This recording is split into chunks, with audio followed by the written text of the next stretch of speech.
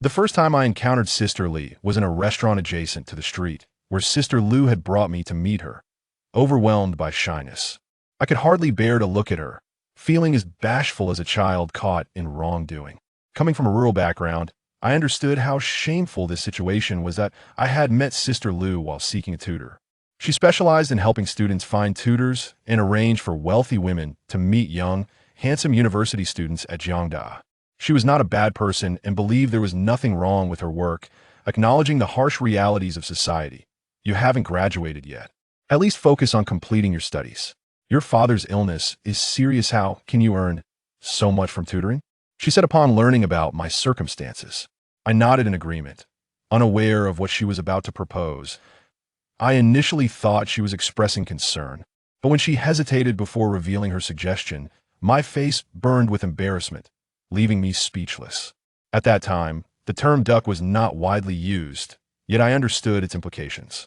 Take some time to think it over. Once you've made your decision, give me a call. 2 days later, upon learning that my father's life was in jeopardy without surgery, I trembled as I dialed Sister Liu's number. That day, I knocked on the door of temptation. The atmosphere outside was thick with the impending new year. The snowy streets were intermittently filled with the sounds of firecrackers, evoking a sense of suffocating festivity. While affluent families celebrated, the less fortunate dreaded the holiday. Through the fogged glass, I glimpsed what appeared to be a beggar kneeling on the roadside, pleading for alms, which stirred a pang of sorrow within me. The cup of tea on the table sent wisps of steam into the air, and my breath mingled with the warmth. The glass was coated with a layer of mist. And the winter in Hangjiang had never felt so frigid. It was rare for a city by the river to experience such heavy snowfall. Ah, Sister Lou, I'm sorry for being late. A bright, clear voice interrupted my thoughts as she entered, addressing Sister Lou. Sister Lou greeted her courteously, and I did not turn to look. She approached me from behind and stood before me, removing her black coat, which Sister Lou helped hang on the chair. She wore a white sweater, revealing a glimpse of her arm.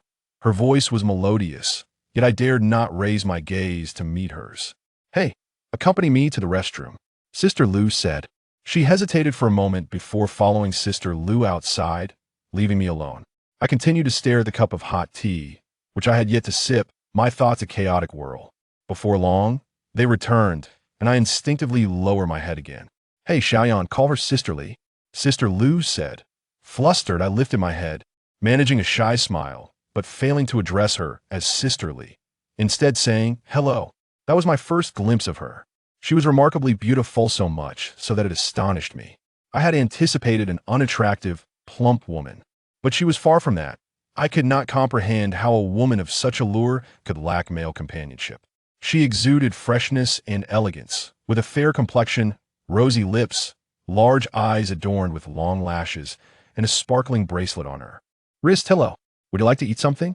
Feel free to order, she said generously, perhaps to mask her own nervousness. She lowered her head to place her bag on the table and pulled out her wallet. When she raised her gaze again, I instinctively averted my eyes. Sister Lou glanced around and then picked up her phone, chuckling. Oh, these persistent souls, saying we're one short looks like I have no choice but to leave. She then turned to Sister Lee, saying, you and Xiaoyan enjoy your meal. I must take my leave. After a few polite refusals from Sister Lee, Sister Lou departed smoothly.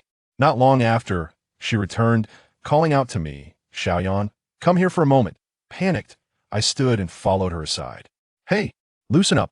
You're acting like a girl. She's nervous too, being her first time. If you don't relax, how will this work?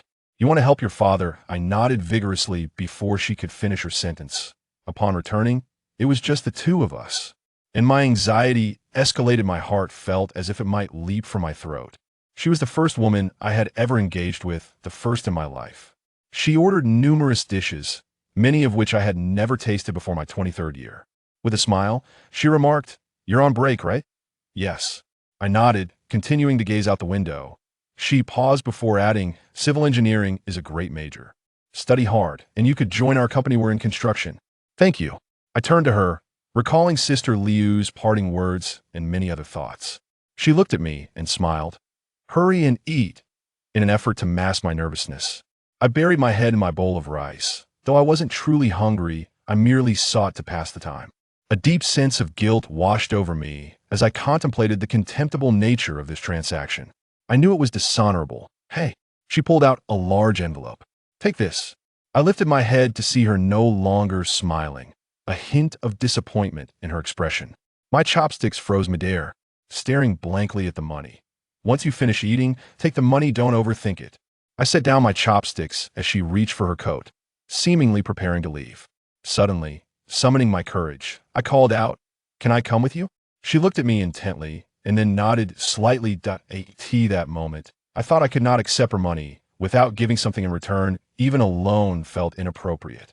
Her disappointment seemed to reveal her longing and the unspoken pain in her eyes.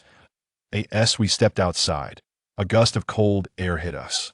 She wrapped her coat tighter around herself and turned to me in surprise.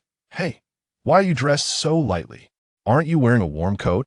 This was the first time I smiled at her, responding, "It's not cold. Wearing too much feels heavy and uncomfortable." I chuckled foolishly. "You look lovely when you smile," she remarked, then walked to a red Audi parked at the door. "It's cold outside."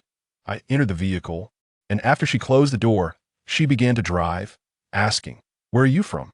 "From north of the mountains. It's quite far from here." "Oh, do you eat a lot of noodles and like spicy food? Are you adjusting to the sweetness here?"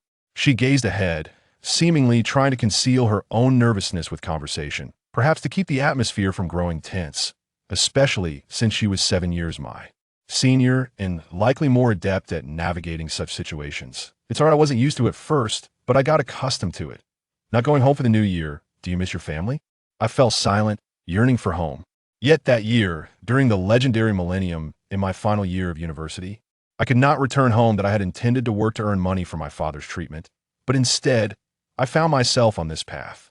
Her words suddenly filled me with sadness, reminding me of my family in the hospital, and the chill deepened within me. She seemed to sense that it was not appropriate to continue speaking, and with a smile, she said, "Don't overthink it. Lucia is not one to speak much." I nodded in acknowledgement. The car came to a halt in front of a shopping mall, and I thought we had arrived. She laughed and remarked, "Let me take a look at you." Feeling a bit embarrassed under her gaze, I was uncertain why.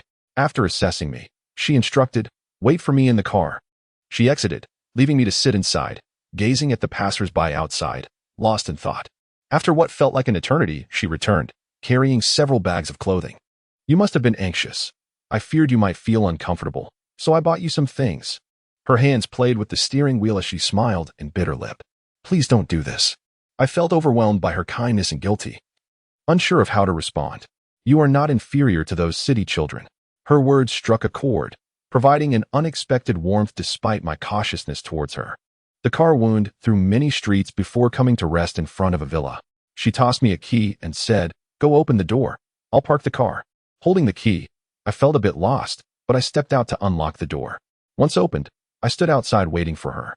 Moments later, she approached through the snow, her hair dusted with flakes. Frowning upon seeing me standing outside, she asked, "Why aren't you coming in? It's so cold out here." I smiled at her, glancing down at my feet, which were covered with snow.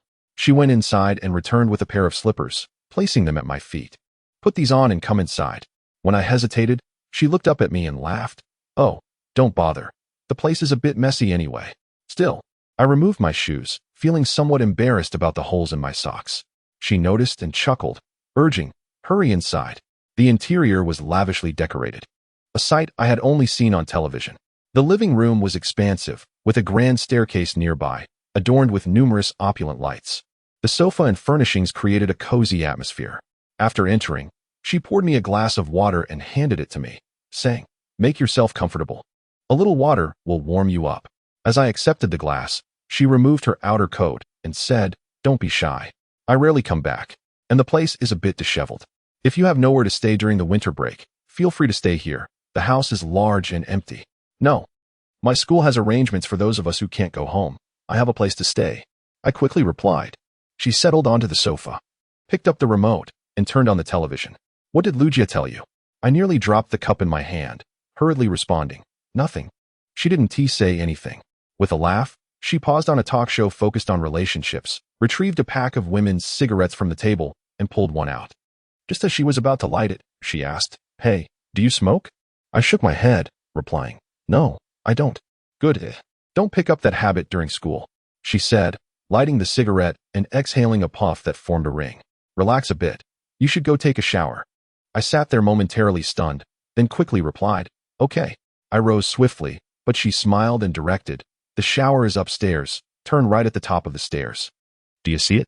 I nodded, but as I was about to leave, she added, oh, here's some underwear, and handed me a bag. Entering the bathroom, I stood frozen as I stripped down to just my underwear, marveling at the luxurious fixtures that I had no idea how to operate. I fumbled with the knobs, but no water came out. Her voice echoed from outside. Hey, Xiaoyan, what's wrong? Nothing s wrong. I called back, turning to find her standing beside me. The warmth from the heating made her don a dress that left me breathless. In my nervousness, I hadn't even closed the door. She stood by the entrance, gazing at me, her eyes fixed on my sturdy physique, resulting from hard work at home, my bronze skin and strong chest evident. She approached me, asking, is the faucet broken? Before I could respond, she pressed a button, and water flowed forth. Standing up, she declared, it's ready. I stood before her, captivated by her enchanting beauty and well-proportioned figure, rendered speechless. She noticed my silence, lowered her gaze and smiled, saying, not as pretty as a young girl. Not at all. I blurted out, flustered. Her face flushed as she looked at me, her breathing quickening. As she stared, the world around me faded, and I was drawn to her, as if by magnetism. In an instant, she became wild, and I, in my ignorance, knew nothing but to kiss her, gasping for breath. Driven by an overwhelming urgency akin to an addict. That first experience left me feeling as if I had momentarily become a woman. Both of us were lost in madness. I had anticipated something dreadful, yet the connection between a man and a woman unfolded swiftly and seamlessly. You haven't been with a girl in a long time, have you? Her question caught me off guard, and I stammered, what? Upon seeing my expression, her eyes widened in surprise. Is this your first time? I nodded, admitting yes. It is. Born in a poor mountain village, I had always been traditional and, due to my circumstances, had never dared to pursue a girlfriend. Despite the affection of many girls whom I had turned away, she seemed puzzled, furrowing her brow before breaking into a smile. Really? I replied with a slight grin. As long as you like it. Realizing my sincerity, she looked at me with excitement, and I felt a wave of embarrassment wash over me. She paused, gazing at me with concern, and I nodded, thinking that I need not assert my will. I would simply follow her lead. She glanced around and said, come on. Get up. She stepped outside, and I followed, both of us silent yet anxious. She opened the bedroom door, revealing a bed that looked incredibly soft, the blankets exuding a fragrant warmth that beckoned me to leap onto it. Once inside, she lay down on the bed and beckoned, come here. I nestled beside her, the bedside lamp illuminating her face beautifully. I moved in front of her, feeling awkward. Intimacy is akin to any craft. Novices tend to be clumsy. Yet instinct guides us even in our first encounter. That night felt like a journey into an adventure unlike any I had experienced before, as if I had entered an entirely different world. I propped myself up, gazing at her, and marveled at her beauty. Noticing my gaze, she furrowed her brow and said earnestly, you shouldn't be getting to know Lu Jie. I vaguely understood her implication and asked a rather foolish question. Did you enjoy yourself earlier? My inquiry felt too purposeful, echoing words Lu Jie had once told me. If you make her happy, she'll naturally give you more. After all, she is the boss. She understood well, pursing her lips and widening her eyes. Yes. She sat up, opened the bedside cabinet, and while retrieving some money, said, I hope you don't think of it that way. You're like a little brother to me. If you ever need anything, just call me, and I'll give you my business card. As she spoke, she pulled out stacks of cash, and once she had enough, she turned to me with a gentle smile, saying, what's wrong? Don't overthink it. You're a good kid, a filial child. It's just that I'm a bit too mischievous. I shook my head, and she pinched my cheek, encouraging, cheer up. I lowered my head and said, sister, consider this a loan from me. Please write an IOU. I promise to repay you in the future. My academic performance is quite commendable. I ranked first in our mountainous region during the entrance examination and after graduation. The school even offered to recommend me for studying abroad. Upon hearing this, she immediately responded, what are you saying? This small amount means nothing to me. It's merely enough for a piece of clothing. You are excelling in your studies. Focus on your education, all right? Set aside your worries and resolve the family matters first, and then concentrate on your studies. Do not dwell on those thoughts. I am not that kind of person. Her words warmed my heart significantly, given our family's circumstances. I often felt isolated at school, especially after my father's accident when I had no one to confide in. Her words alleviated much of my guilt, replacing it with a sense of warmth. As she spoke, she casually produced a cigarette, placing it between her lips, her demeanor effortlessly graceful, as if all her sorrows had transformed into the wind. Exhaling smoke, she inquired, "What illness did your father suffer from?" "It's not an illness. He was struck by falling debris in the mine, causing internal bleeding. He needs a costly operation, but the doctor refuses to perform it." I cried out, unable to hold back the tears. In moments like these, the last thing one desires is the probing concern of others. Merely mentioning it caused the tears to flow uncontrollably. I bowed my head and wiped my eyes. Noticing my tears, she quickly handed me some tissue, saying, "Do not cry. It's all right. A man should not weep so easily." I nodded in acknowledgement. Since my father's accident, I had not returned home even once. It was my sister who informed me of the situation. She had stopped attending school and mentioned that she planned to work instead. "Can working solve your problems?" she asked. Sitting beside me, she gently patted my head and said, "Do not be sad. With me around, everything will be all right." I remained silent, absorbing her words. "Stay here tonight. Tomorrow I will accompany you to send money home." I nodded in agreement. That evening, I stayed at her place, where she held me close throughout the night, her presence providing a sense of comfort and serenity. She preferred to sleep with the lights on, which made it difficult for me to rest. Yet her sleeping form was so beautiful that I couldn't turn away. In the morning, I awoke early, having barely slept, consumed by thoughts of my past actions and seeking self-forgiveness. It was a night of inner turmoil. She remained asleep, and I gently removed her hand from my body and stepped outside. I noticed an unlocked door to an adjacent room and peered inside, discovering numerous banners and certificates adorning the walls, all recognizing her charitable endeavors, including assistance for impoverished orphans. I hesitated to enter and return to her side, only to find her standing at the doorway, gazing at me. I stammered, "I didn't wake you because I saw you were still asleep." She smiled and nodded, her complexion radiant, even more so than the previous day, and the smile at the corners of her mouth exuded a sense of tranquility. The following day, she drove me to send money home. As we traveled, she casually remarked, "So, you didn't sleep at all last night?" I appeared listless in the car. "Oh, you were frightened by Sister Lou, weren't you? I must speak to her when I see her again." "Don't." She didn't say anything. I replied, "I don't know her well, but," she sighed, "she has her own struggles. Her child needs to attend college while her husband, a gambling addict, squandered the family fortune and is now bedridden with a chronic illness." I nodded, realizing that Sister Lou did not seem entirely malevolent.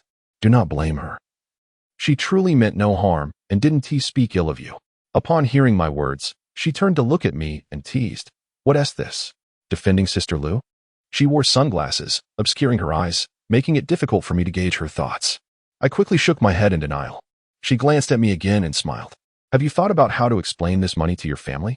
she inquired, displaying her attentiveness. Indeed, I had not contemplated how to articulate it, as the money had come so swiftly.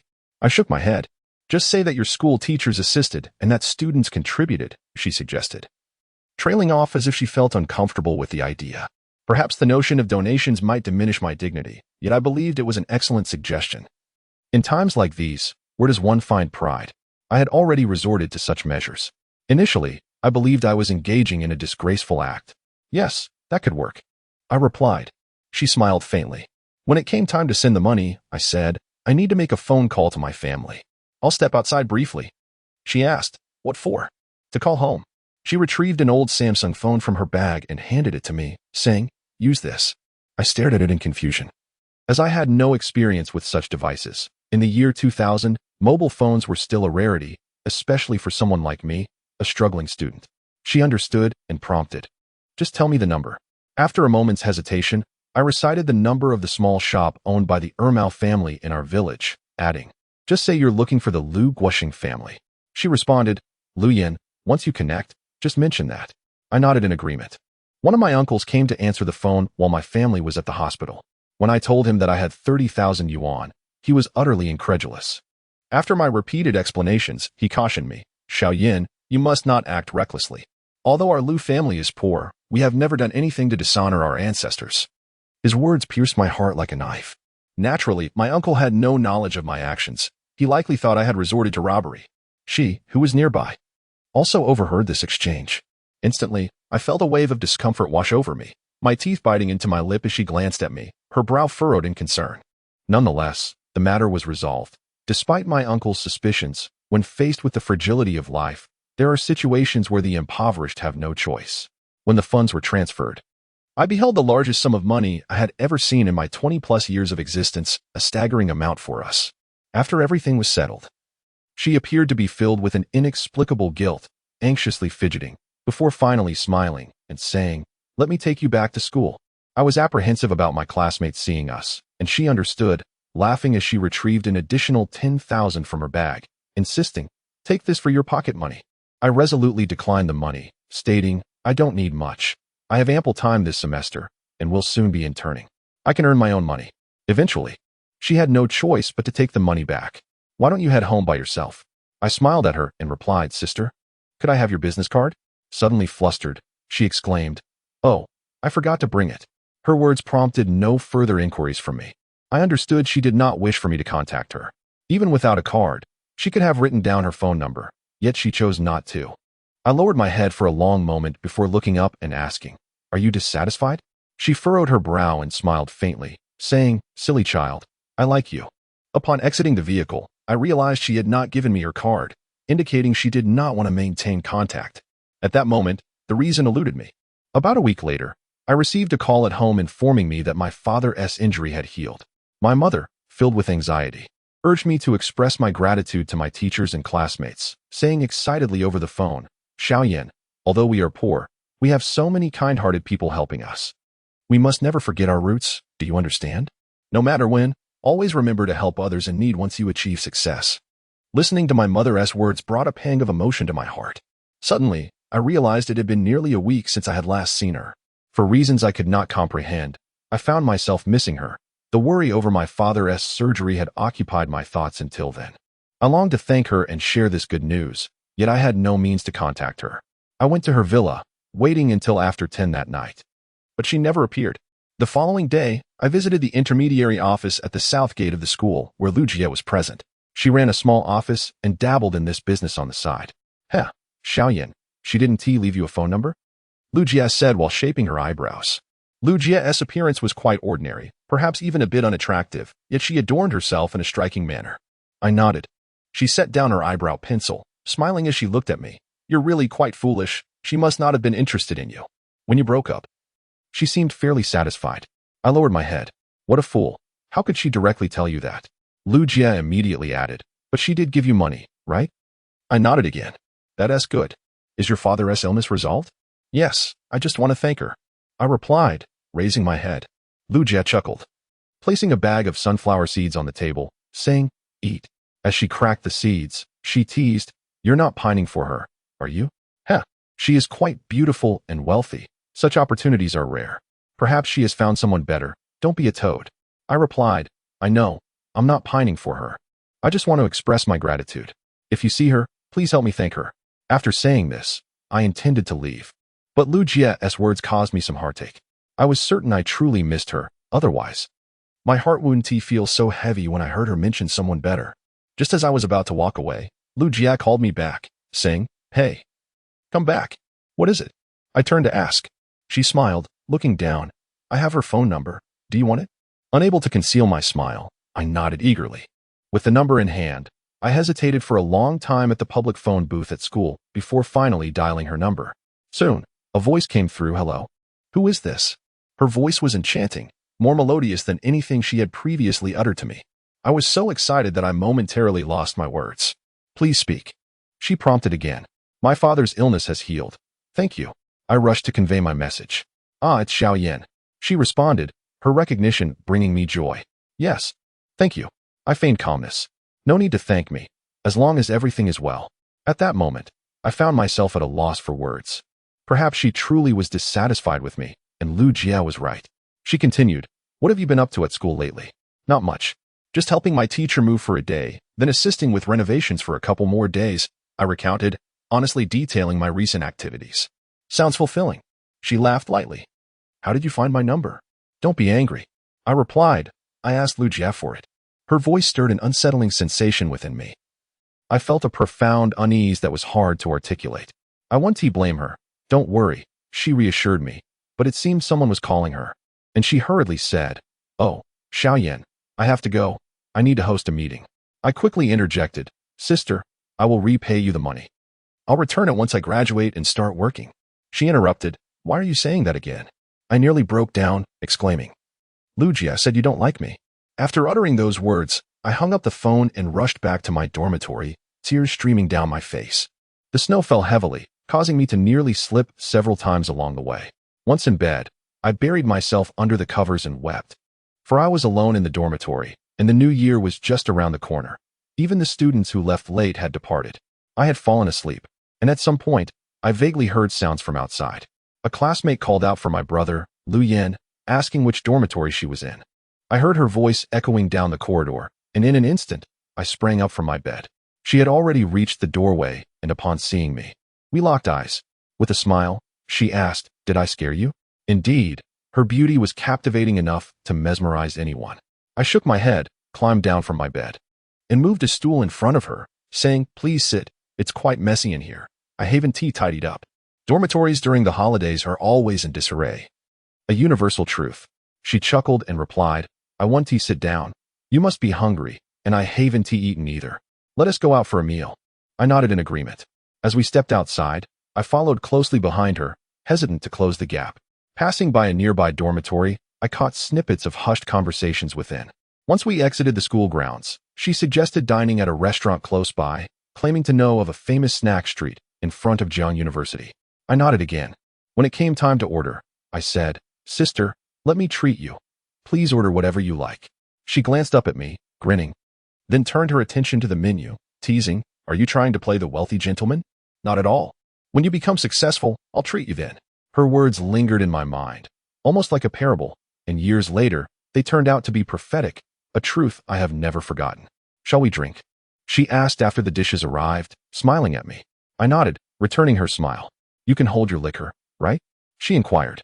"Indeed, I can drink quite well," I responded, buoyed by the fact that my father had recovered from his injury, adding, "I'm the best drinker in my family.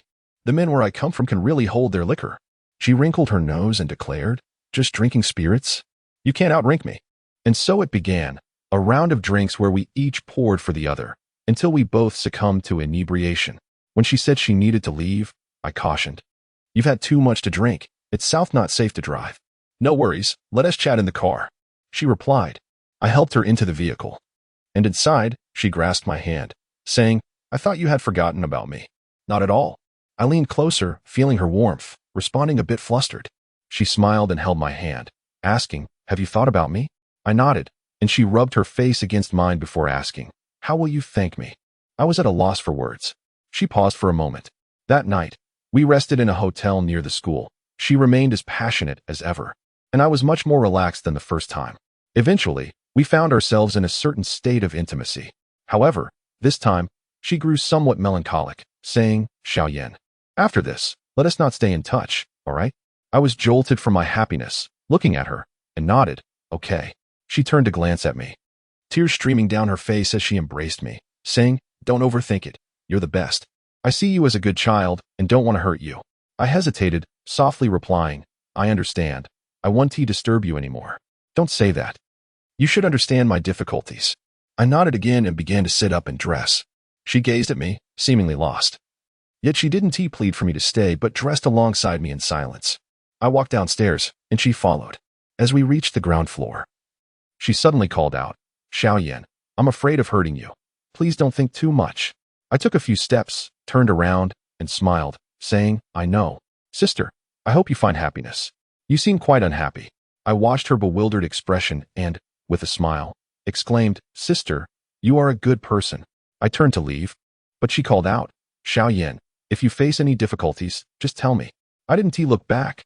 I didn't know if she was crying.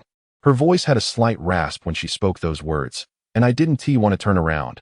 I understood we were from different worlds. I refrained from reaching out to her again. Days passed, and with the spring festival approaching, the festive atmosphere grew stronger. Lugia introduced me to a job at her agency, where they needed people for promotions, like handing out flyers or wearing inflatable cartoon costumes to attract customers. Handing out flyers paid 20 a day, while wearing the cumbersome costume paid 30. Lu Jie reserved the $30 position for me, for which I was quite grateful. She still had kindness in her heart. I worked in that supermarket, dressed as a cartoon character, up until noon on New Year's Eve. As the day progressed, the store became increasingly busy, but a few staff members left to celebrate, leaving only 3 or 4 of us. The boss raised our pay to 40 a day, which delighted me. Despite the exhaustion and the stifling heat, it was a relief that the outside world couldn't see us, sparing me from embarrassment. We swayed, waving at passers-by, putting on various silly antics, like clowns performing. Occasionally, we would playfully tap pedestrians on the head to elicit laughter and entice them to enter the supermarket. Then, I spotted her from a distance as a car parked nearby. My heart raced, yet I thought, she won't notice me. Everything will be fine. However, as she approached, she kept glancing our way, causing my apprehension to mount. I stopped waving, wondering if she knew I was there. She continued walking toward us. And when a clown bumped into her, she didn't smile, but stared at us. Fearing her suspicion, I resumed my antics. She observed me for a while, but I slowly turned and began walking in the opposite direction, unsure if she left or if she recognized me. When I turned back again, she had vanished, allowing a small sigh of relief to escape me. Finally, the day arrived when the supermarket closed. The boss had promised to give us some festive goods, likely expired items from the store. As I changed out of the costume, drenched in sweat, someone brought us bags of free food. Just as I finished changing and headed out for the food with a few colleagues, I suddenly saw her standing at the door, looking at me with a foolish expression. My hand, holding a bag of food, froze as a wave of sorrow surged within me, making it hard to breathe. She gazed at me, her brow furrowed, her face etched with sadness as if she were holding back tears. Without uttering a word, she grasped my hand and pulled me outside, not looking back. 2 of my colleagues exchanged glances. Once outside, she released my hand and, in a secluded spot, said, "If you're short on money, just tell me." I felt scolded, remaining silent, and a hint of anger bubbled within me. Why was she interfering in my life? We had agreed to stop contacting each other. Why had she suddenly appeared? Humph. Lu Jie is no good. Associating with her will only lead to trouble, she said, arms crossed defiantly. I couldn't blame her. I had asked her to find me work. Oh, so you're defending her, are you? Her irritation flared at my words. I remained quiet, thinking I had done nothing wrong, having neither stolen nor scammed. Seeing my silence, she softened her tone, looking down at me and asking, "What's wrong? Are you upset?" I shook my head. "I may not have the right to interfere in your life, but if you're out of money, you should at least give me a call. You said we shouldn't keep in touch." I spoke with a hint of resentment. "Did I not tell you to contact me if you ran out of money?" I remarked. "Is it something shameful? You are deliberately trying to upset me, aren't you?" She retorted. "Is it disgraceful to be with me? I never said that. Why are you angry?" She pressed me. "It's my own business." I lowered my head, wishing to leave. Suddenly, she grasped my arm and said, "You are still angry? Why are you upset?" "I've been running around all day, going to school, and visiting Sister Lu. I was concerned you might have nowhere to go for the new year." She seemed aggrieved. Was she about to cry? "I'm sorry." I turned to her and saw tears streaming down her face. I was the one who should apologize. I despised myself. She bowed her head. Her demeanor made me anxious. As people passed by the supermarket's back entrance, observing us, I frowned and said, "Stop crying. It's my fault. I'm sorry. I won't act this way again." "Why do you always cry?" In comforting her, I experienced a sense of masculinity in her presence for the first time, and I grew fond of that feeling. "Come with me," she said, and she stopped crying. "Where to?" I inquired. "You don't want to go with me, do you? It's New Year's. Where do you intend to go?" she asked. "Well, I'll go with you." I agreed. In the car, she avoided looking at me, her embarrassment evident from having just cried. I was at a loss for words, feeling a heavy heart. In front of an orphanage, she halted the vehicle. That spring festival in 2000, I spent with her at the orphanage, where I learned she, too, was a pitiable soul. The orphanage was not large, yet it appeared quite new, with recently built buildings and excellent facilities. Lanterns hung at the entrance, and couplets adorned the doors, creating a festive atmosphere.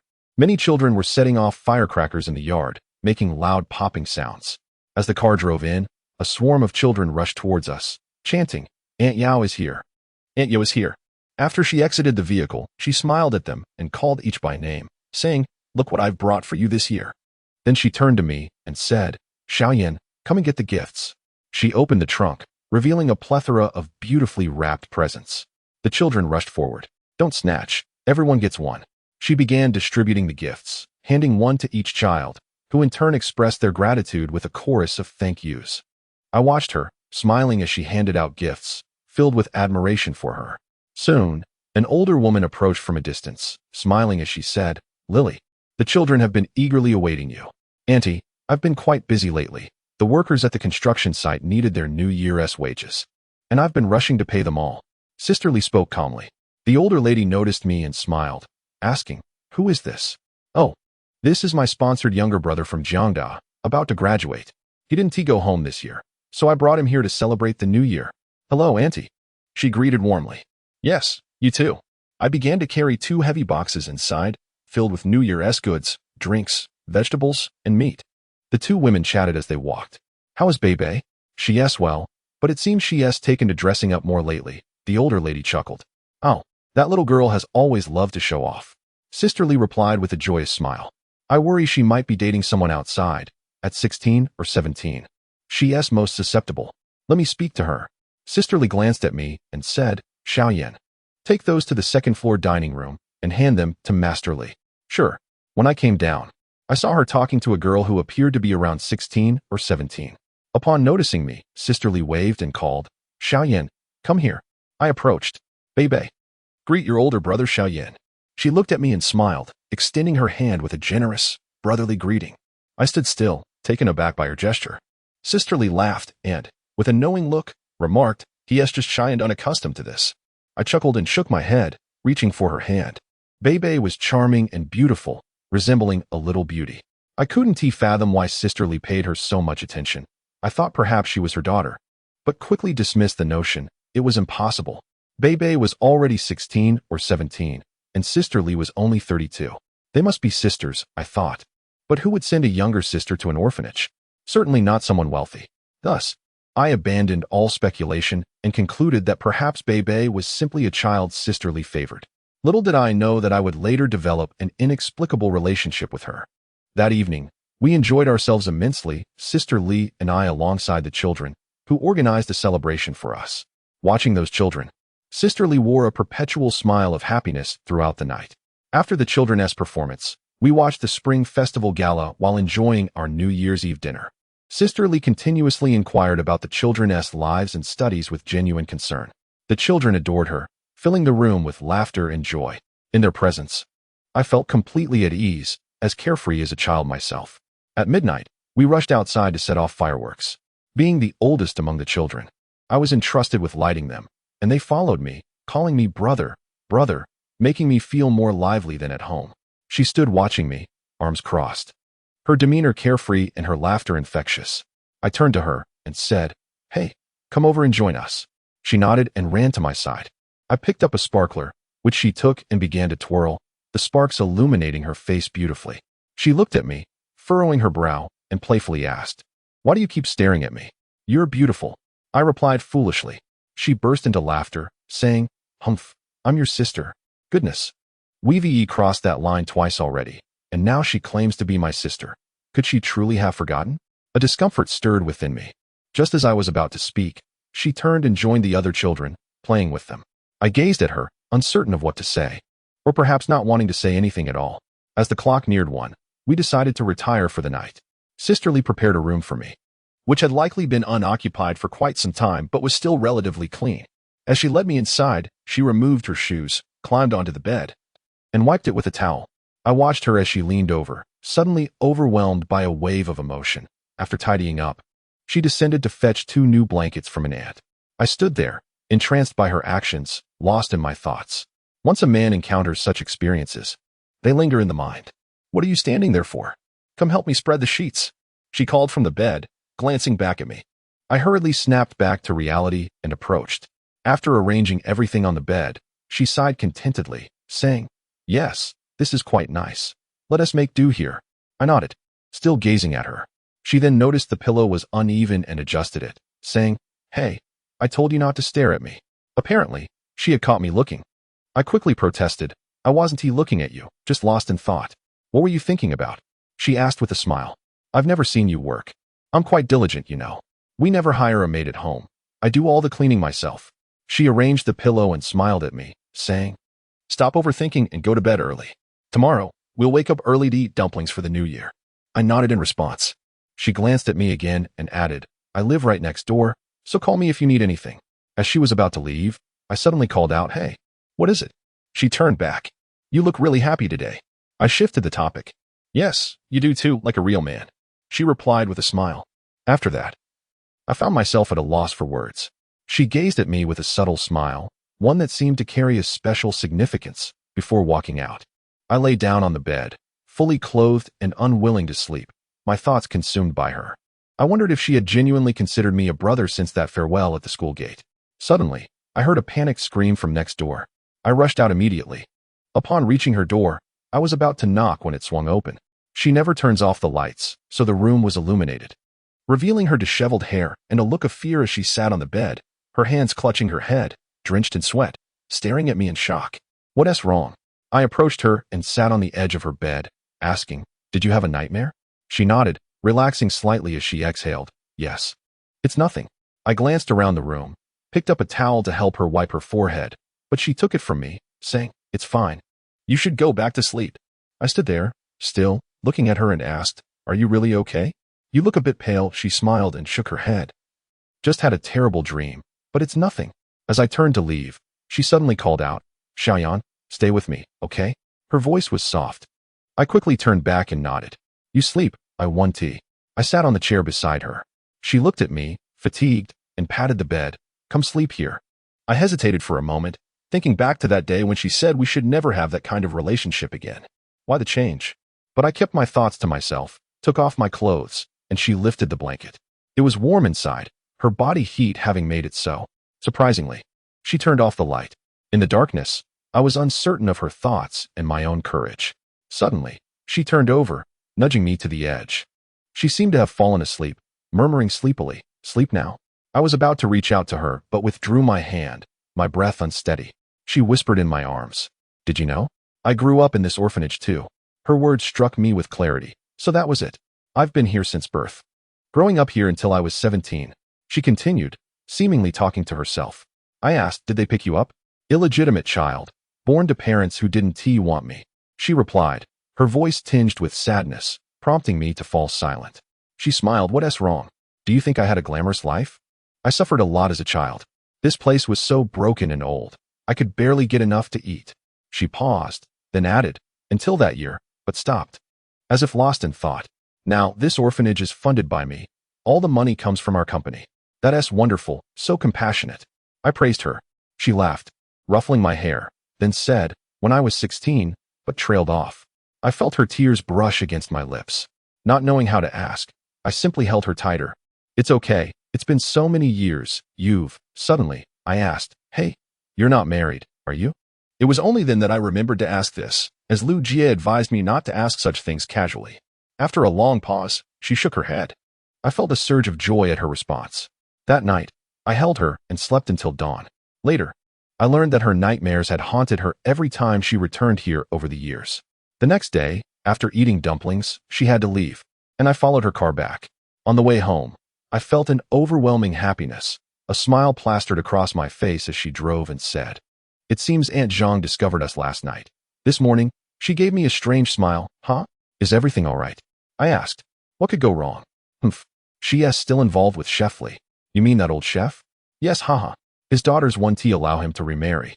So he has to sneak around. She laughed again, and I sensed that her laughter was not mockery but intertwined with happiness. Listening to her light-hearted banter made me feel elated. I suddenly reached for her hand, and she startled, causing the car to swerve slightly. She widened her eyes, exclaiming, you scared me to death. Are you crazy? I quickly withdrew my hand and said, I just wanted to hug you. It was the first time I had spoken so boldly to her. Her face flushed for some reason. It was strange how she showed no shyness when she initiated things. Yet my boldness made her blush. You're getting bolder, she said, gazing at me with a soft smile. You taught me. Oh, I did. She laughed, playfully grabbing my hand. She didn't grip tightly, but I still reacted with a slight yelp. You're incorrigible, she teased. Where's the harm? I replied, slightly embarrassed. Careful, or you might lift the car roof. She joked. We both laughed. With you around, I'm not afraid. I smiled, asking, will we always be together? She didn't respond, but merely smiled. Seeing her expression shift to one of concern, I dejectedly asked, "Do you often keep in touch with Lugia?" My question held deeper implications, hinting whether she frequently changed partners. She immediately understood and retorted, "What do you mean? I've only ever wronged one person in my life. And that's you." I laughed again, saying, "Then you mustn't do anything wrong again. Let us turn bad into good." She chuckled, looking at me. "You seem honest. But deep down, you're quite mischievous. All men are bad." I blurted out. "No, bad is different from bad. Some men are harsh. While you are shy and timid on the surface, but once provoked, you're the worst kind." I found myself at a loss for words against her assertion. Perhaps she was right. One thing was certain. I was inherently timid around women I didn't know well. As we approached an intersection, she suddenly asked, "Where are you going?" "To your place, if that's all right." I replied. She nodded in agreement. That day, as soon as we entered her home, we sat close together, and she nestled against me, saying, "Call me your woman." I was momentarily taken aback. I had never uttered such words before, but my excitement compelled me to say, "You are my woman." She smiled softly. "My little husband, I love you." Hearing her say that filled me with intense joy. I didn't know why being called husband made me so elated, and I instinctively called her wife. She beamed with happiness. I stayed with her for approximately a week. During this time, due to the New Year celebrations, she did not go to work, and we simply cohabited, watching television and cooking together. She even entrusted me with a key, as I would often go out to purchase groceries while she took on the responsibility of cooking. I could visit her place anytime she was away, and the most significant aspect was our shared happiness. On several occasions, we ventured out for an evening stroll, during which she unexpectedly linked her arm with mine, embodying the essence of a blissful woman. She said nothing, yet her gesture caught me off guard. Though I felt a bit anxious, the anonymity of the bustling streets provided me with a sense of boldness, especially since she appeared youthful while I seemed more mature. Thus, we complemented each other well. While shopping, she expressed that those moments were her happiest. She treated me to numerous designer outfits, despite my reluctance. She insisted on dressing me up, proclaiming her desire to transform me into a man of refined taste, yet I was unaccustomed to such attire. Nevertheless, her delight in this endeavor brought her immense joy, as she relished the thought of having crafted her ideal partner. However, we never broached the subject of the future. If she were to propose marriage, I would be at a loss for words, and she never mentioned it either. I found solace in the present, as she radiated happiness each day, her laughter lighting up our shared moments. During our television time, we often playfully fought over the remote, as she favored foreign films while I had an aversion to them.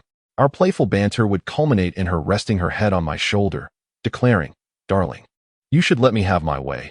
A man ought to cherish a woman." Each time she playfully pouted, I found myself yielding to her whims. Eventually, I began to feign disobedience, hoping to elicit her endearing pleas to call me her husband. I often marveled at her captivating figure, impeccably maintained at 32, with skin that rivaled that of the young women at school, fair and smooth. Those days spent together constituted the happiest week of my life, forever etched in my memory, as I basked in the wonders of love and happiness. One day, I stumbled upon a few videotapes labeled in English, and my curiosity piqued. I asked her if she enjoyed watching them. She laughed and inquired where I had found them. I replied that I had discovered them by chance. With a smile, she suggested we watch them together. As I went to fetch her a glass of water from the kitchen, my hands trembled slightly, nearly spilling the water. She turned to me with a grin, and the scene on the television took my breath away, causing my cheeks to flush. She beckoned me closer, and as I approached, I smiled and furrowed my brow.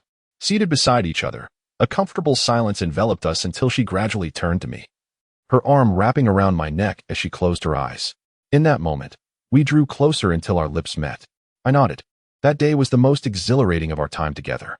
I thought to myself that she had indeed led me astray, yet years later, I would reflect on it as inconsequential. On the evening following the conclusion of that week, while we were watching television, she said, "Xiaoyan, next week I have to go on a business trip out of town. Our company is investing in a property there. For this week, you should return to school. And when I come back, I will find you and bring you a gift." As she spoke, she offered me some money, but I quickly declined, reminding her that I had yet to spend the 1,000 yuan she had given me previously. She insisted, saying, "It has been a week, and besides, that was for groceries." I reiterated that I didn't want her to give me money, as I preferred to maintain some distance in our relationship. She immediately understood, smiled, and dropped the subject. That week, I returned to school. A couple of days later, while passing by a fish stall, I recalled her fondness for keeping goldfish and remembered that the aquarium in her living room was empty. She had mentioned that she had not taken proper care of them, leading to their demise. Overcome with excitement, I decided to surprise her by purchasing several beautiful goldfish, which I carefully placed in a bag before taking the bus to her place.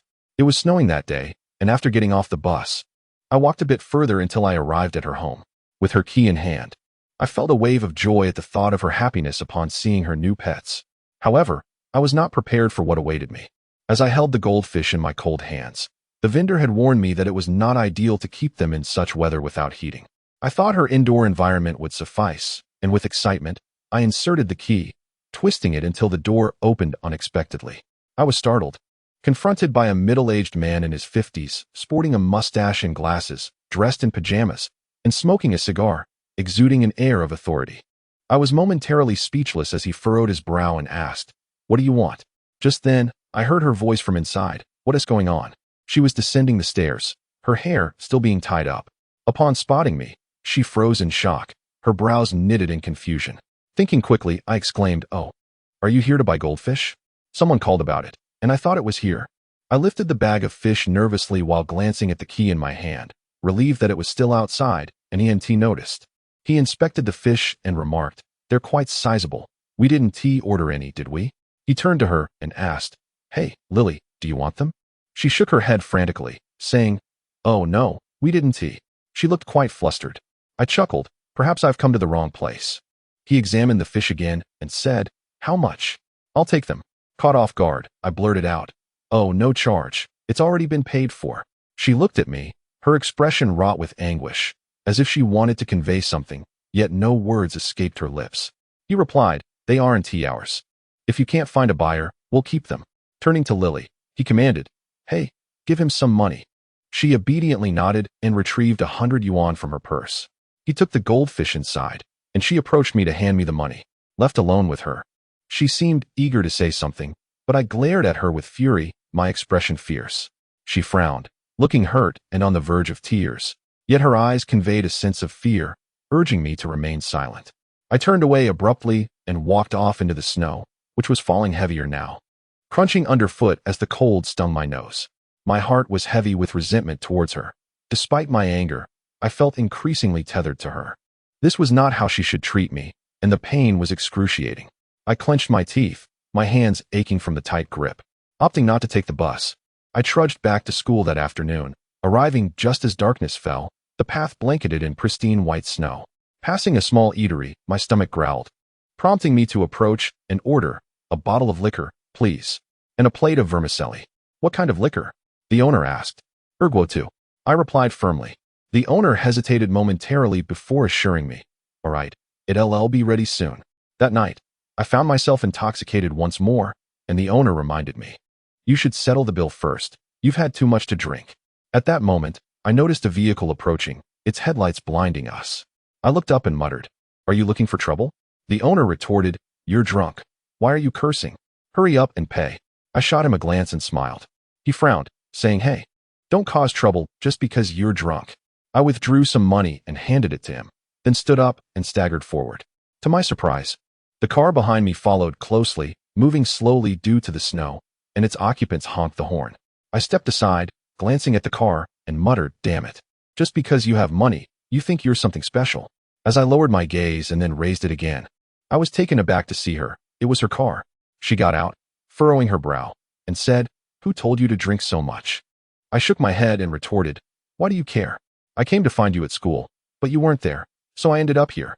She spoke softly. "Why were you looking for me?" I replied loudly, "What do you want?" "Keep your voice down," she admonished, as passers-by glanced our way.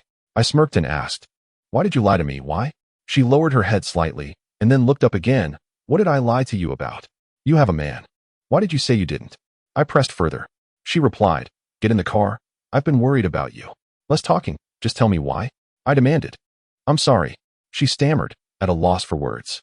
"I don't want your apology, do you know that?" I swallowed my anger and confessed, "I've fallen for you. I love you, do you understand?"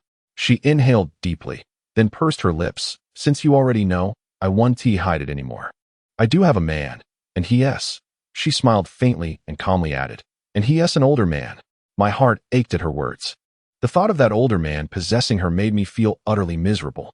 I gasped in frustration, "You really?" But I didn't finish my sentence. She calmly smiled and said, "So I'm shameless, am I?" I didn't respond, but instead gave a cold laugh. My smile seemed to anger her. And just as I was about to speak, she quickly said, "Hey, I might be shameless, but what are you to me? Tell me." I knew I was nothing to her. I widened my eyes and glared at her. She continued, "Tell me, what are you to me? Do you control me? You're just..." She later implied that I was like a brother to her. I chuckled, turned away, and walked off without looking back. After walking a considerable distance, I glanced back at the tavern, illuminated by its lights, and saw her standing there, stunned, by her car. I knew we belonged to different worlds. I thought we would lose contact forever, but fate intertwined our lives once more, all because of Sister Lou. The winter break passed, and school resumed. After enduring much anguish, I had calmed down slightly. I realized she was not at fault. She had taught me many things, revealing that love is not as simple as it seems. There should be no hatred. If I still thought of her, it felt as though the memories were as tranquil as the waters of the campus lovers' lake, devoid of ripples, yet profoundly deep. Ah, Xiaoyan. That day, I walked past Sister Lou's agency, and she called out to me from inside. I turned to look at her. Having not seen Sister Lou for a while, she was eating sunflower seeds and beckoned me. "Come in, I have something to discuss." Once inside, she smiled and asked, "How's school? Are you about to start your internship?" I nodded and replied, "Yes, just another month. After the last 2 exams, I'll be interning. Then Sister Lou will help you find a position," she said politely. I nodded, "Thank you." After a moment of hesitation, she asked, "Xiaoyan, how about joining me for a gathering tonight?" Upon hearing this, I placed my hands in my pockets, feeling somewhat carefree, and looked outside, saying, "Sister, I'm done with that. Once in a lifetime is enough." "Ah, I don't understand," she said, and then added, "Why are you so foolish? Can a woman like that be without a man? It's normal to be attracted to someone. You young folks see a beautiful older sister and fall in love. But she has a family. Why can't you understand this?" She asked, just looking for fun. I didn't want to listen anymore, saying, "Sister Lou, I have some matters to attend to. I'll take my leave." "Hey, don't go, Xiaoyan. Just do me this favor. It's not about that. Just a gathering. There will be a few women together, and they'll bring men for support. I'm not some man who can't get out of bed." Hearing this made me feel a bit sorry for her, seeing her anxiousness, so I smiled and said, "All right, I'll go with you as a favor. But I want to do that again." "Good, don't worry, Sister want to sell you out," she exclaimed happily. That evening, I attended the gathering with Sister Lou.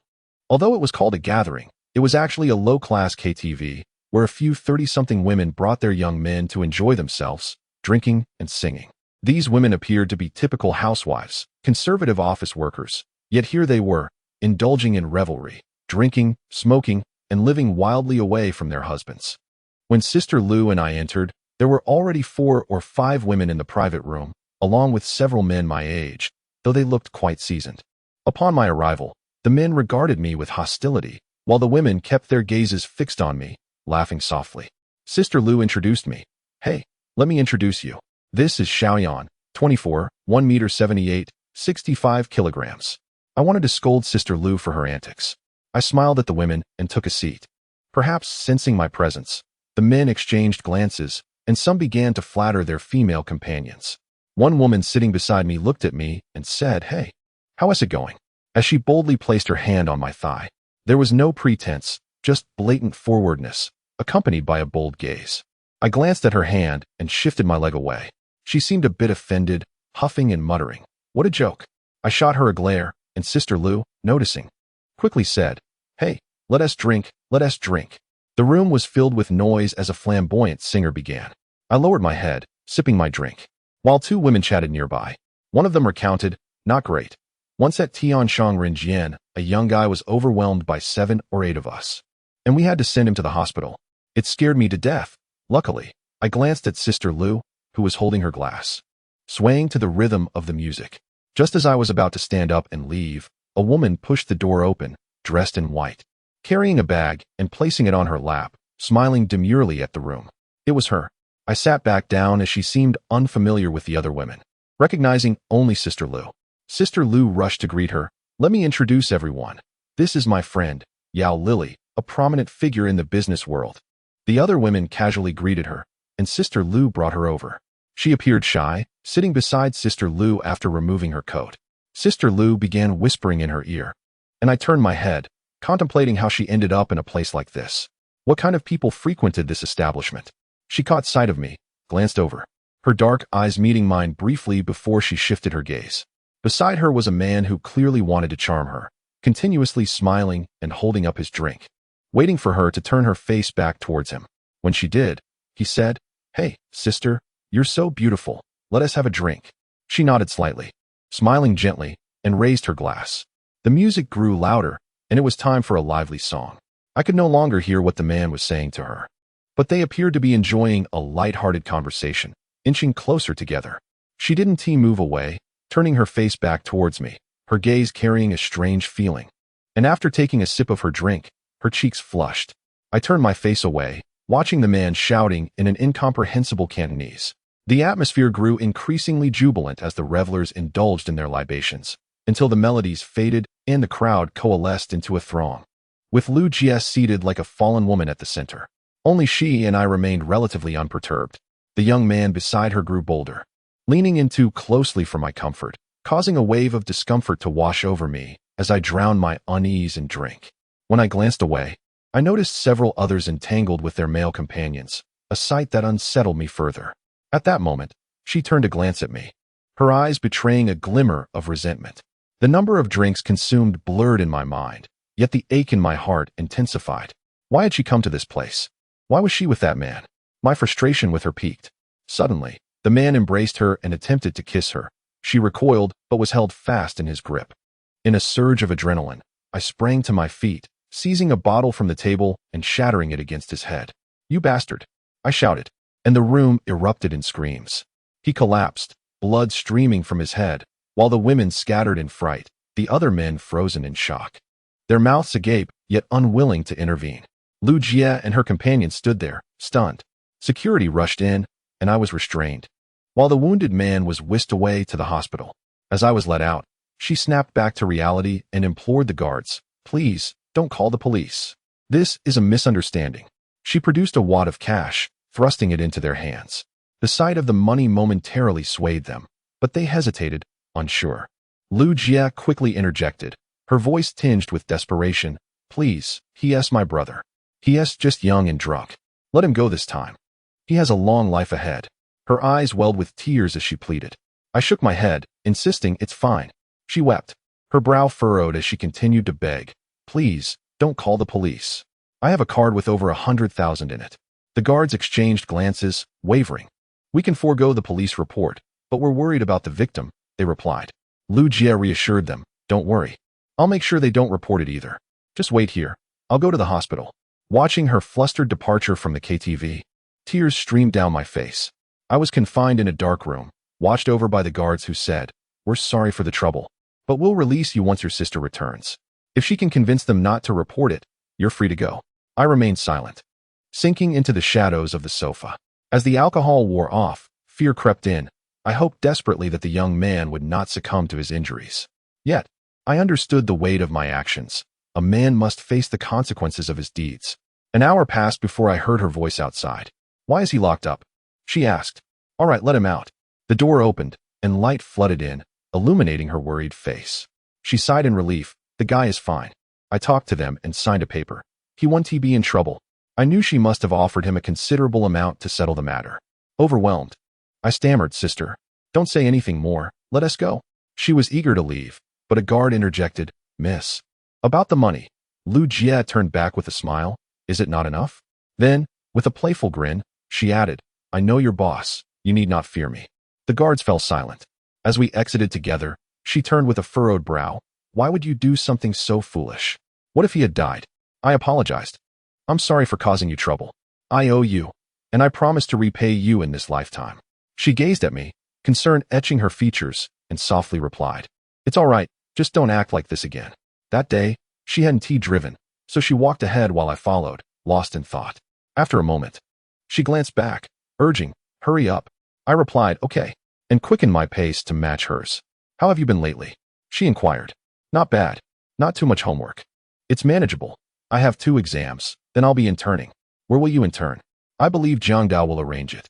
We exchanged pleasantries, her questions guiding the conversation. Suddenly, she turned and smiled. You've changed. You've matured.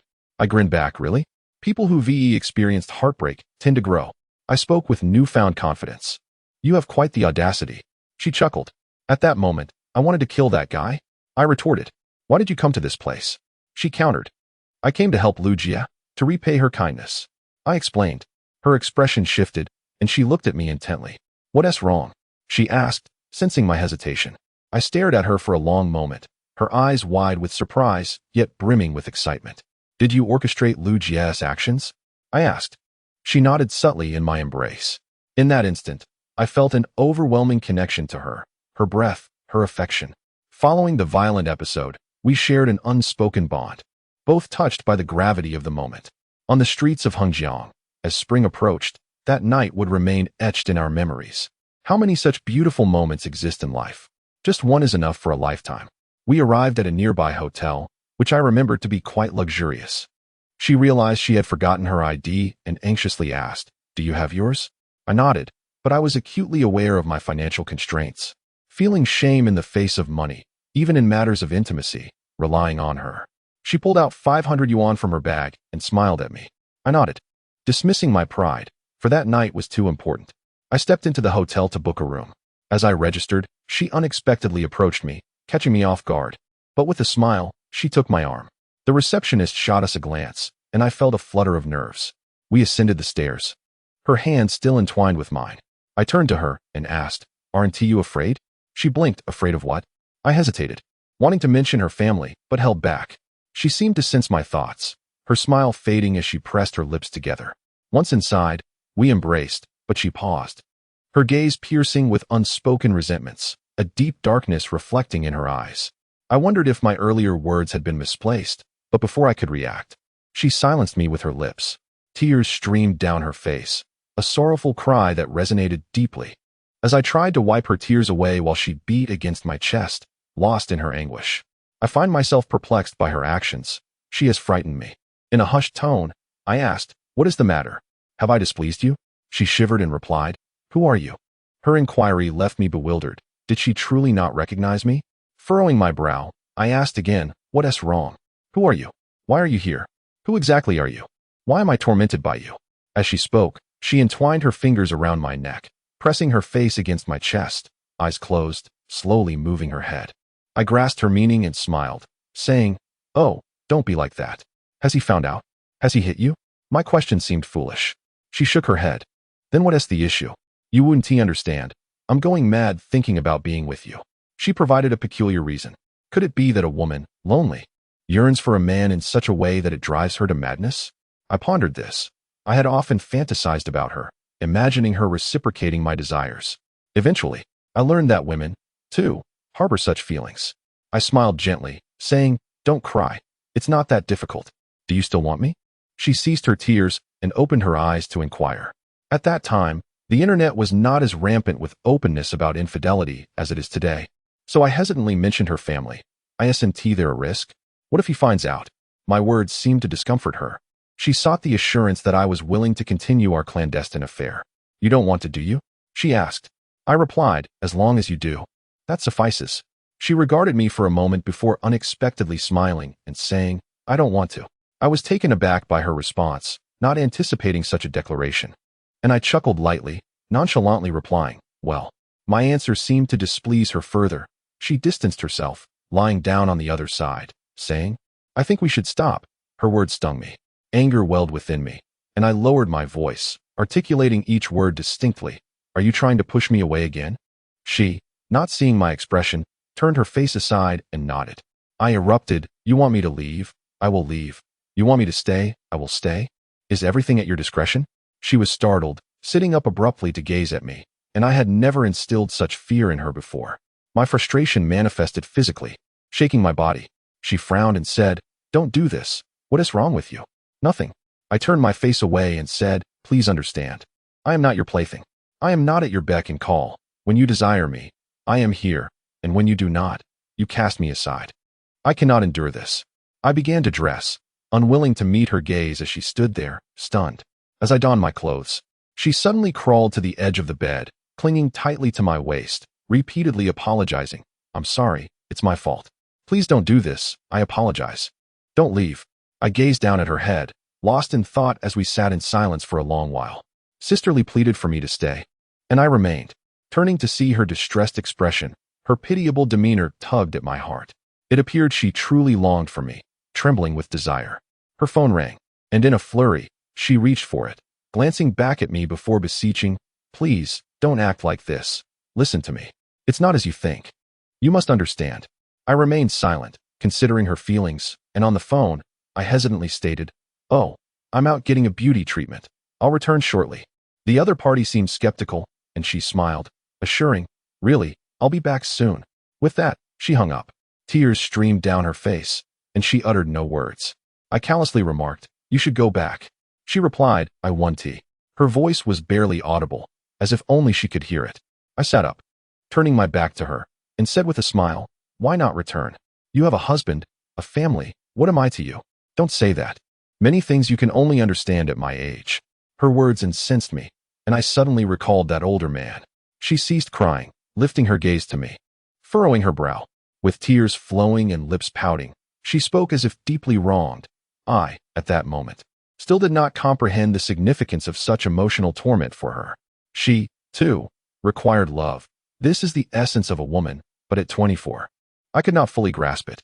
I sheepishly admitted, "I'm a cad. You should hurry back. I haven't kept you." She regarded me for a moment, and I felt as though her eyes were filled with despair from encounters devoid of affection. When I turned back, I saw her dressing in silence, methodically putting on her clothes, tears still fresh in her eyes, attending to her own affairs. I watched her, and at that moment, a wave of guilt washed over me. She seemed genuinely heartbroken. Yet, the thought of that older man with her, of him placing something so ugly inside her, made my heart ache with profound discomfort and even anger.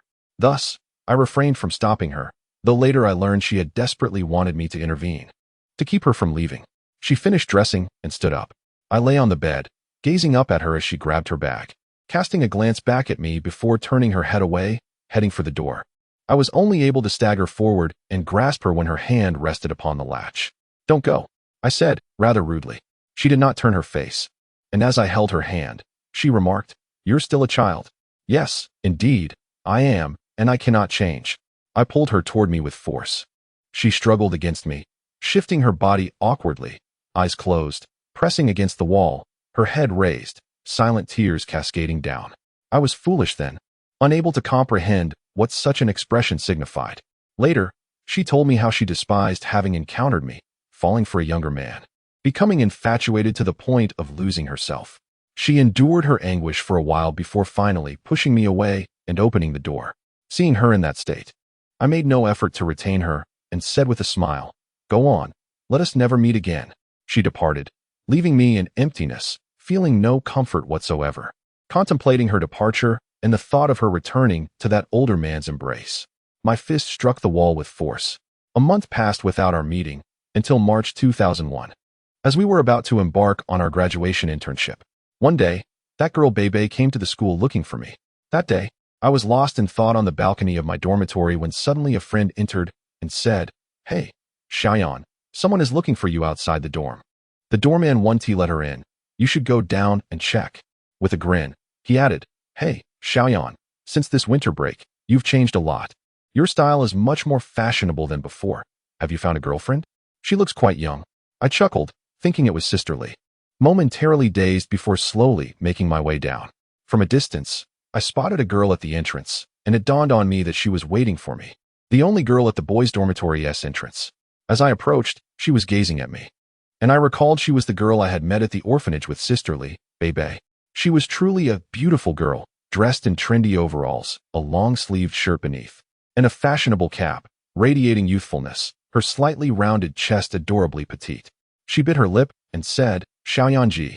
I smiled back, replying, "Yes, hello." Still, I was somewhat puzzled, unsure how she had found me. She approached me and said, "Hey, Xiaoyan, it was Sisterly who informed me you were here. My grades have been quite poor lately, and she suggested I seek your help with my studies. Since I happened to be here with my classmates today, I thought I would find you. You aren't upset, are you?" As she spoke, she flashed a clever smile. I quickly replied, "Oh, not at all. I'm delighted that you came to find me. Have you eaten yet?" She frowned slightly and said, "It's only 3 in the afternoon. It's not time for a meal yet." I chuckled and said, "Well then, let me show you around the school." She nodded in agreement, and we strolled around the campus. I felt a bit awkward leading a 16-year-old girl. Sensing my unease, she initiated a conversation, asking, "Are you in a relationship?" I shook my head vigorously and said, "No." Haha. She glanced at the couples around the school and remarked, "Are they all dating?" I chuckled again and replied, "I suppose so. What about you? Do you have a boyfriend?" She shook her head and said, "Not yet. I'm still young, and Andy and Sister Lee are quite strict. They don't allow me to date. But I feel I'm not so little anymore." I advised, "It's best to focus on your studies and avoid dating for now." She frowned but nodded in agreement. We casually wandered for over an hour, and I asked her if she had grown up in the orphanage. She nodded and replied, "Yes, I've been here since birth. But I'm very happy. They treat me well, especially Sister Lee. She dotes on me more than the other kids, because she picked me up." No wonder Sister Lee inquired about her situation when she arrived. I nodded, pondering why she had come to find me, wondering if Sister Lee had orchestrated something. I asked, "Is Sister Lee doing well?" Bebe responded, "She's fine. By the way, today is her birthday. Did she ask you to bring me?" She paused for a moment, then nodded, saying yes. "Let us go together." I was unaware that Sister Lee hadn't actually asked me to come. It was Bebe who brought it up, taking the initiative. Initially reluctant to go, I didn't understand why I felt compelled to attend. Deep down, I knew I wanted to. That evening, we took a taxi to the orphanage. Bebe mentioned that she had celebrated her birthday there every year, although she didn't want to. The children wished to thank Sister Lee for her care by celebrating her birthday annually. Suddenly, I stopped and said, "Bebe, I want to buy a gift." She nodded, suggesting, "Yes, we should get a small gift." Indeed, it wouldn't do to arrive empty-handed after all the gifts she had given me. We went to the mall, but I was at a loss for what to buy. I had never given a gift to a girl before. I asked Bebe, "What should I get?" She suddenly widened her eyes and smiled. "You look so nervous. Do you like Sister Lee?" I quickly shook my head, insisting no. "I just don't know what to buy." She suggested a hairpin, but I thought that would be too trivial to present. As we moved to a cosmetics counter, I foolishly assumed that a lipstick would be a sophisticated gift. I asked, "How about buying this lipstick, Bebe?" She nodded enthusiastically, saying, "Yes, she will love it." I smiled immediately and told the salesgirl, "Excuse me, I would like to purchase this lipstick." She retrieved it and informed me, "That will be 200 yuan. Please pay over there and take the receipt to collect it." I was taken aback, realizing I had not comprehended the price. It was far beyond my expectations. I stood there, stunned, as I only had a little over 100 yuan on me, almost a week's worth of living expenses. Bebe noticed my discomfort and said, "Come on, let us go pay." As we walked away, I nervously told Bebe, "Bebe, She smiled and interrupted, "I know. You were in a hurry and didn't bring enough money. I'll cover it for you." I protested, but that wouldn't be right. She reassured me, "It's fine, brother. I'll need your help with my studies later. Consider it a tutoring fee." I reluctantly nodded in agreement. When I received the beautifully wrapped small box, a wave of emotions surged within me. I realized how distant the outside world felt. It was a society where money was essential, and a man without it could feel embarrassed for wanting to give even a small gift. As Bebe and I arrived at the orphanage, dusk had begun to settle. The main hall was festively decorated, adorned with colorful ribbons, lanterns, balloons, and a table laden with candles and gifts prepared by the children, most of which were their own drawings. As we entered, the room was dimly lit, and I spotted Sister Lee, who was initially joyfully playing with the children. However, upon catching sight of us, her expression shifted. It was evident she had not anticipated my arrival. Her surprise was palpable, and I sensed a change in her demeanor. She ceased to smile, pursed her lips, and looked at me, while I maintained a neutral expression. She appeared well, with a rosy complexion, dressed casually in a sweater with the sleeves rolled up, revealing her fair arms, paired with jeans. Her slender, rosy lips pressed together, seeing my silence. She turned back to play games with the smaller children. It felt as though I was not welcomed, and I lowered my gaze, sadness swelling within me. Bebe noticed everything and asked, "Brother, what's wrong?" I replied, "Oh, I just need to step outside for a moment. I'll be right back." I discreetly placed the gift into Bebe's hands, saying, "Please give this to her." Bebe looked confused but nodded in response. I stepped outside, wandering through the orphanage as twilight approached, casting a faint glow in the dimming sky. An urgent desire to escape that place surged within me. I felt a profound sense of alienation, as if I were an unwelcome presence. Suddenly, a figure emerged from the building. It was Sister Lee. She glanced around before slowly approaching me, hands clasped over her chest. I turned away, and we stood there, two souls beneath the encroaching darkness. "Do you wish to leave?" she inquired. I was at a loss for words, eventually managing to utter, "Today, Bei came looking for me. I didn't know it was your birthday. So I came." "I know," she replied coldly. "Let me be clear. I did not encourage Bei to do this. I hope you understand." Her words struck me like a blow, yet I responded, "Yes, I shouldn't have been so impulsive. I'm sorry." With a sudden smile, I added, "Happy birthday." After saying this, I stepped back and turned away, my feet carrying me into a run. She did not pursue me. I fled on my own. Later, she confided that she had wanted to chase after me, but was uncertain of my feelings. Upon returning inside, she discovered the gift Bei had brought and wept. Overwhelmed by emotions she could not articulate. Our encounters, it seemed, were destined to be fleeting, each separation steeped in the passage of time. It was Bei who caught up with me, calling out at the orphanage gate, "Xiaoyan Go, what's wrong? Did you have a fight with sister?" I shook my head, smiling no.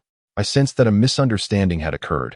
I often disregarded her words, leading to minor quarrels that would resolve themselves. "Let us go back." She said she loved the gift. Bei exclaimed, unaware that she had emerged just as Sister Lee was crying inside. Consequently, I too was oblivious, only noting that she had expressed her fondness for the gift, the truth of which eluded me. I chose not to return, uncertain of the reason. Bei insisted on accompanying me, claiming she wanted to play. I urged her not to, but she was resolute, stating, "I gave her a gift and wished her a happy birthday. I don't want to stay inside." That night, we found ourselves at a night market, drinking by the roadside. Bei kept me company as I became increasingly inebriated. In a haze, I entered into a relationship with Bei that would haunt me with regret for a lifetime. How could I have known the true nature of Bei and Sister Lee's connection? At that time, even Bei was unaware. Bei was 16, while Sister Lee was 32, an incongruity impossible to reconcile. Bei, caught in the throes of adolescence, had ulterior motives for seeking me out. After I had drunk to excess, she persuaded me to accompany her to a midnight movie. In the darkened theater, she leaned against me and asked, "What does kissing feel like?" I glanced at her, my heart racing, realizing the age gap. She was 8 years my junior. What transpired next was absurd and laughable. I often wished I could turn back the clock 7 years, filled with remorse for my actions that fateful night. The midnight screening was sparsely populated, primarily by couples. In the dim light, I inadvertently brushed against her smooth, pale skin, eliciting a soft gasp that was drowned out by the film's sound. Only I could hear it. Years later, I would deem this act sinful, yet for Bei, now an adult, it became an everlasting pain, not a regret for foolishness, but a realization that she, like me, had misdirected her affections. Sister Lee's avoidance mirrored my own towards Bei. Bei, passionate and innocent, bore no guilt. Panicking, I withdrew my hand and said, "Please, don't do this." Bei. She remained with her eyes closed, resembling a sleepy child. Her request was akin to a child pleading for another piece of candy, making me feel like a beast. I turned away, flustered, muttering, "I've just had too much to drink, haha." My thoughts drifted to Sister Lee. I was simply terrified that Bei might unwittingly disclose our secret to her. If Sister Lee discovered I had entangled myself with a girl from the orphanage in such a ridiculous manner, she would surely turn away from me forever. A wave of fear washed over me. Bei looked down, her eyes wide, asking, "Brother, do you have a girlfriend?" I wanted to let her know. My mind spiraled into chaos. I shuddered and stood up, insisting we should leave. I needed to ensure she returned swiftly and kept her silence. She followed me outside, her hands tucked in her pockets. I noticed she had a piece of bubble gum, which she chewed loudly. By the time we emerged, it was already past midnight. Neither of us had a phone. I realized that even if others were frantically searching for Bei, they would have no idea where she was. I hastily remarked, "It's getting late. They'll be worried. You should go back." She seemed slightly annoyed, chewing her gum defiantly. "I'm not going back. They want to know. I spend most of my time at school." I pressed further, "Did Sister Lee know you came out to find me?"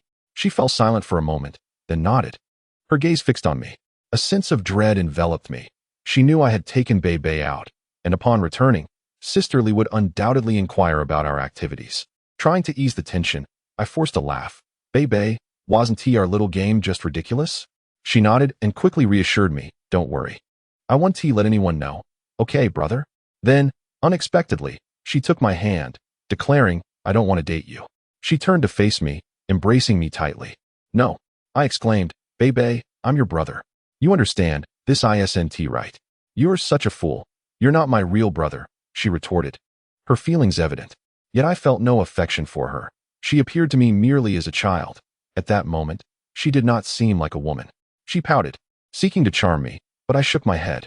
Angered, she turned away and walked off alone. I hurriedly caught up with her, saying, "Can I walk you back to school? Don't worry about me. I can walk by myself." She shot back, continuing down the darkened street. I couldn't bear to leave her alone, so I walked beside her in silence, mirroring her steps.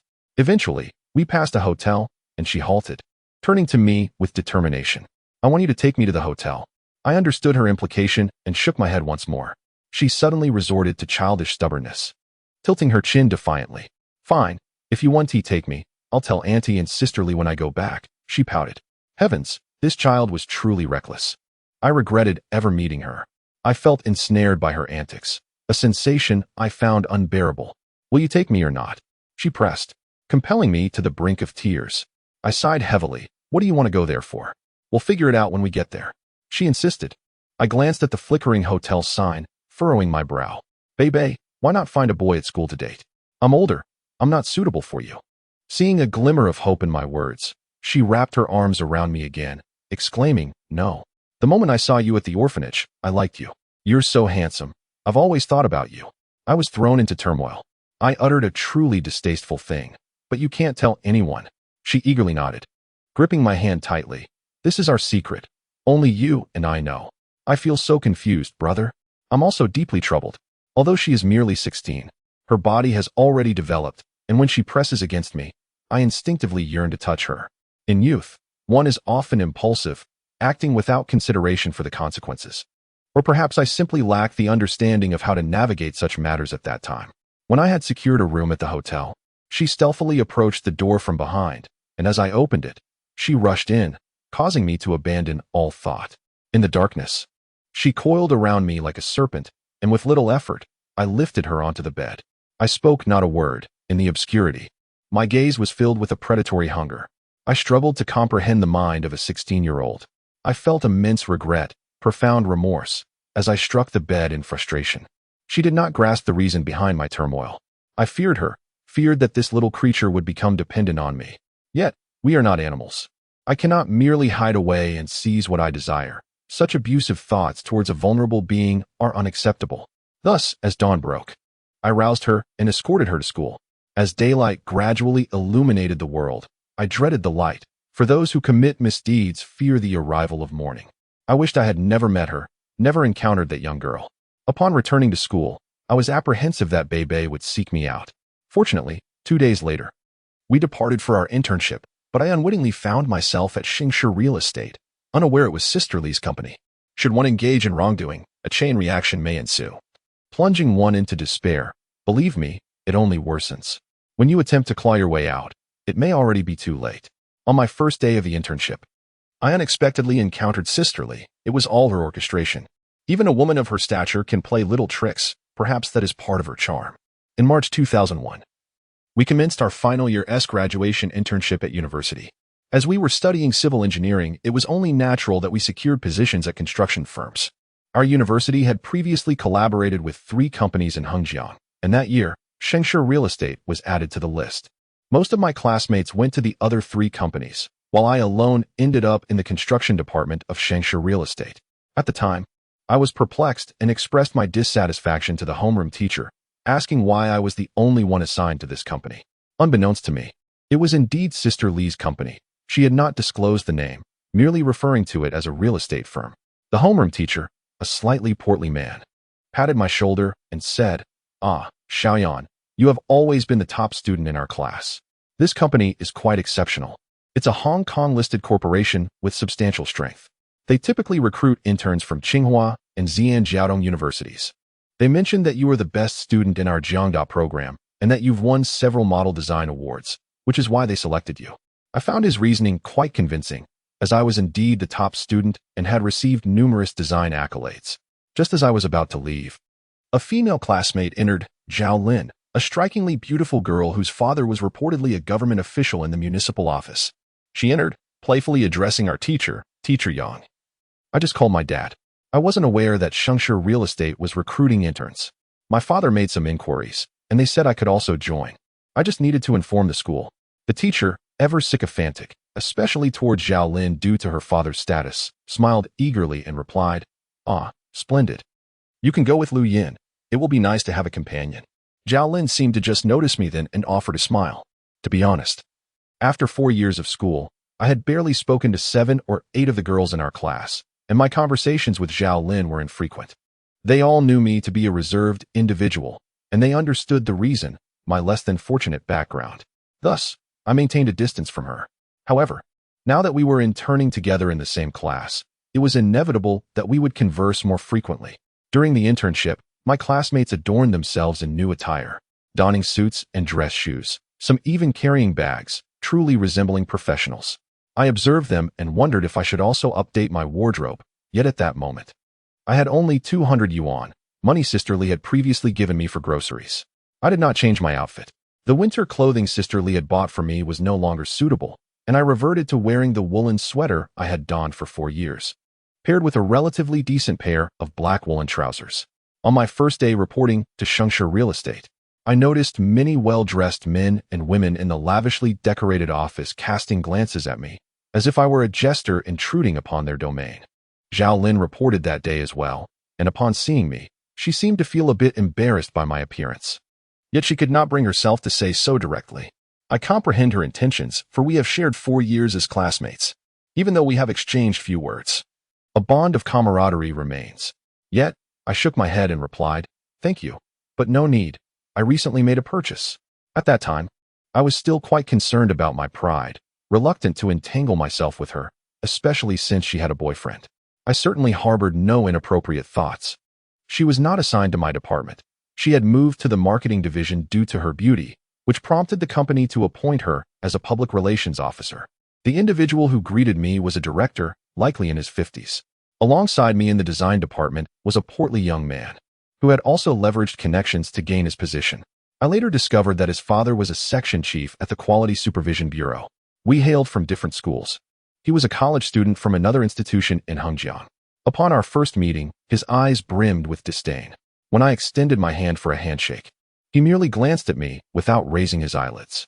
It was my first encounter with social humiliation. I smiled faintly and followed him inside. The director did not exhibit warmth either. I found myself perplexed as to why they had invited me.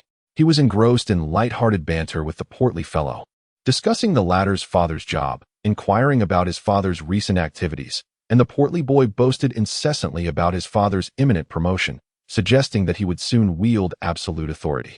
Seated quietly, I pondered what to say, having prepared an abundance of thoughts regarding architecture, yet found no opportunity to express them. Eventually, the director glanced at me and remarked, "Xiao Lu, you will be following Xiao Li under my guidance. If you have any questions, consult Xiao Li. His father oversees our department. If you need to know what to do, just ask him." I nodded respectfully. Although I felt troubled internally, I realized that I was beginning to grasp what was required to navigate the professional world. The portly Li was arrogant and brash, displaying a childlike demeanor. He seemed to harbor some grudge against me, gesturing condescendingly as if he were a wealthy heir. We shared an office desk, sitting opposite each other. Occasionally, he would look up at me and smirk, boasting, "Hey, buddy, what era are we in? Your clothes look like they've been discarded from the past. You resemble an intellectual, honestly, the impoverished type. If you don glasses, you'd be just like the protagonist in a movie. A complete klitsch of a nerd." I merely nodded, refraining from a response. Noticing the room was empty, he leaned back and said, "Hey, have you endured some sort of setback? You always wear such a gloomy expression. My dad says that out in the world, it's all about how you present yourself. If you don't speak up, only one of us will remain at the company. You might as well bow out early." His words ignited a fierce anger within me, yet I said nothing, silently examining the construction drawings the director had brought. I understood that my position required diligence and hard work to earn respect, having grown accustomed to disdain since university. I had become indifferent to it. 2 days later, the company's president came to inspect our department. Li was aware of this, while I was not. He sought to seize the opportunity to embarrass me before the president and hasten my dismissal. He splattered ink on a construction drawing and placed it on my desk just as I returned from the restroom. With only 10 minutes before the president's arrival and over a dozen people in the office, he suddenly called out, "Hey, look. Lu Yin has ruined the recently delivered construction drawing and hidden it in the drawer. Everyone look." Panic surged through me. I furrowed my brow and protested. I didn't do it. I wasn't here when it happened. Yet, he insisted that I was responsible, claiming he had witnessed it. Consequently, the surrounding individuals turned their gazes upon me and observed the damaged drawing, shaking their heads in disapproval. "Ah, just a newcomer, clumsy hands and feet. I think the company should hire fewer of these kids in the future." I later learned that the employees feared the company would continue hiring, as they wished to secure their own positions, and thus they conspired against me. Witnessing this, I could no longer suppress my anger. I exclaimed, "Don't wrongfully accuse me. I've tolerated you for long enough." "Oh, you still refuse to admit it?" "I'm thinking of the company's interests. Do you have any idea how crucial the construction drawings are? One miscalculation could lead to an accident. Do you understand? And you're supposed to be studying civil engineering." My face flushed with rage. Just then, a group of people gathered at the door, and I hadn't noticed. It was Lee who stepped forward, saying, "Hello, General Manager. Look, he has ruined the construction drawing and hidden it away." I was staring down, thinking I was finished. I had hoped to persevere here, but now it seemed all was lost. Just as I turned my face, I saw her. I could never have imagined encountering her in such a manner. Amidst 30 people in the office and under such circumstances, she wore a sleek black suit, paired with silver high heels, her hair elegantly tied back. The collar of her suit revealed a blue shirt beneath, and surrounded by a cadre of well-dressed men, she resembled a femme fatale. I was puzzled as to why she surrounded herself with so many handsome men, yet frequently sought my company. If she were unable to engage with men in the workplace, surely her husband must be exceptional, and he was considerably older. I could only speculate. Her eyes radiated calm and poise, as if she were somewhat numb to the fact that she had orchestrated my predicament. I gazed at her, confronted by the impeccably dressed men, awaiting their judgment.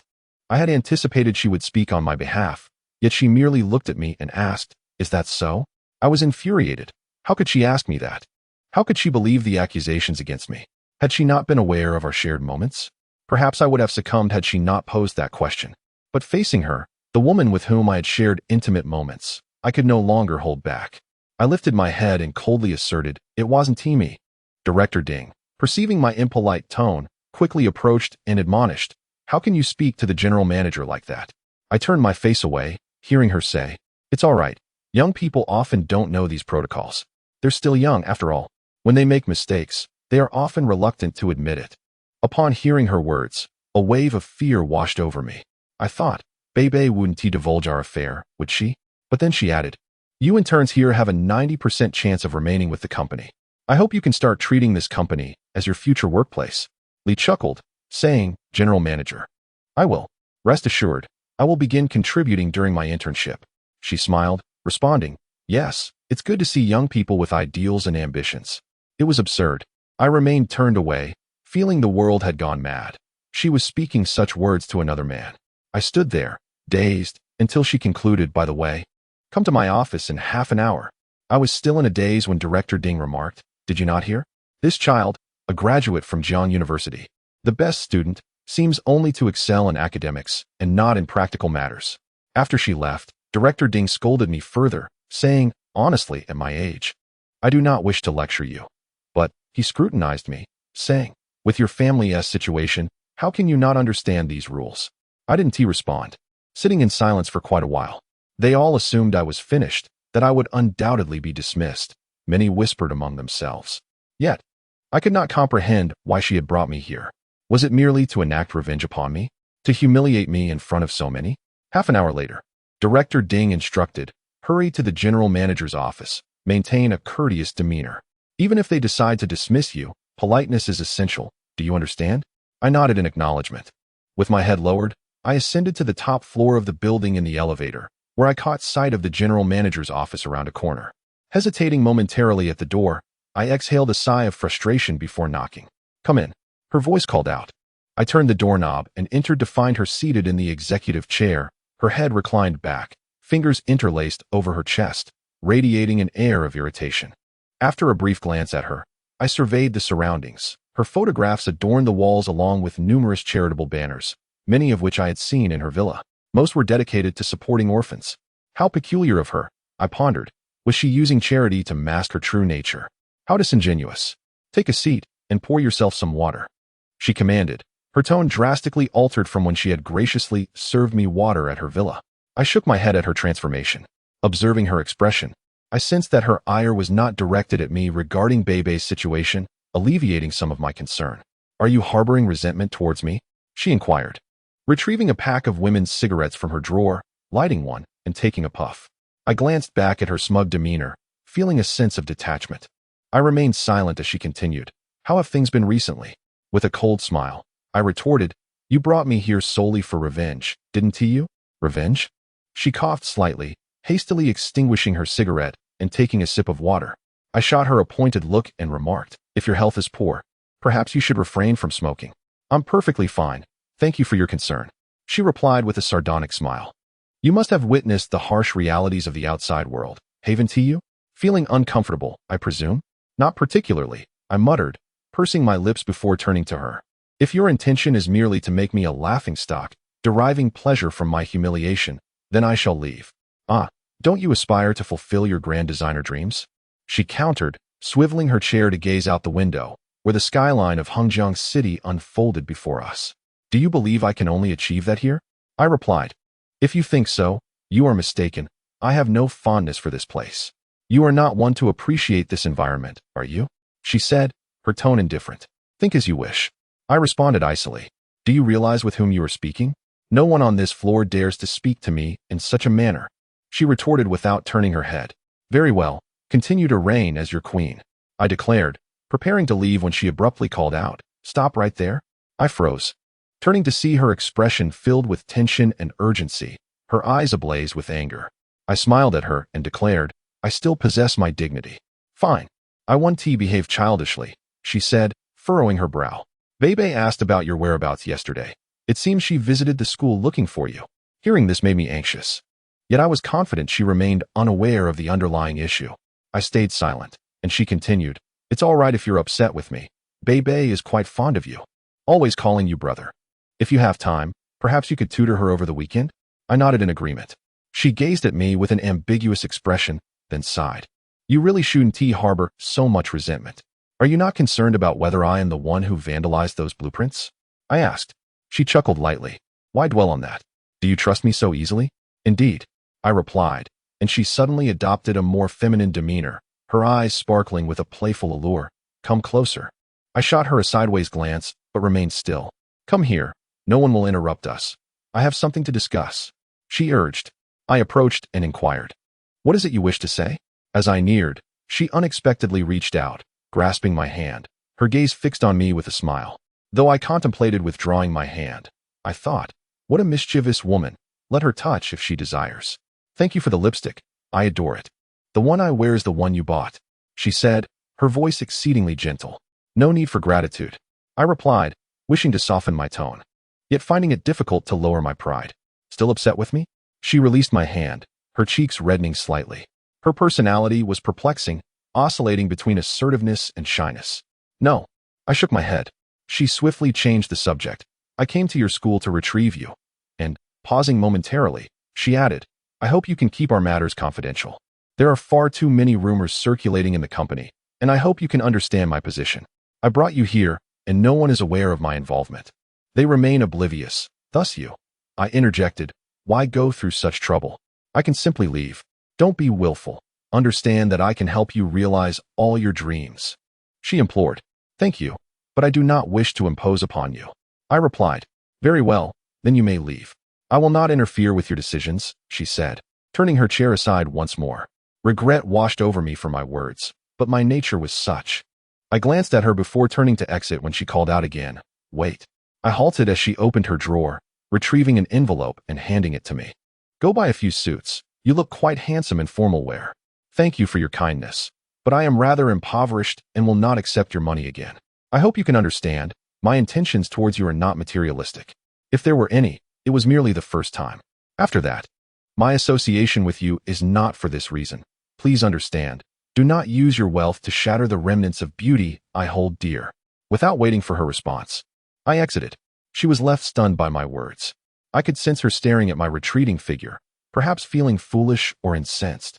I intended to leave the grandeur of Shangshi behind, yet I knew we all possessed vulnerabilities, succumbing to the unspoken warmth within our Cold War.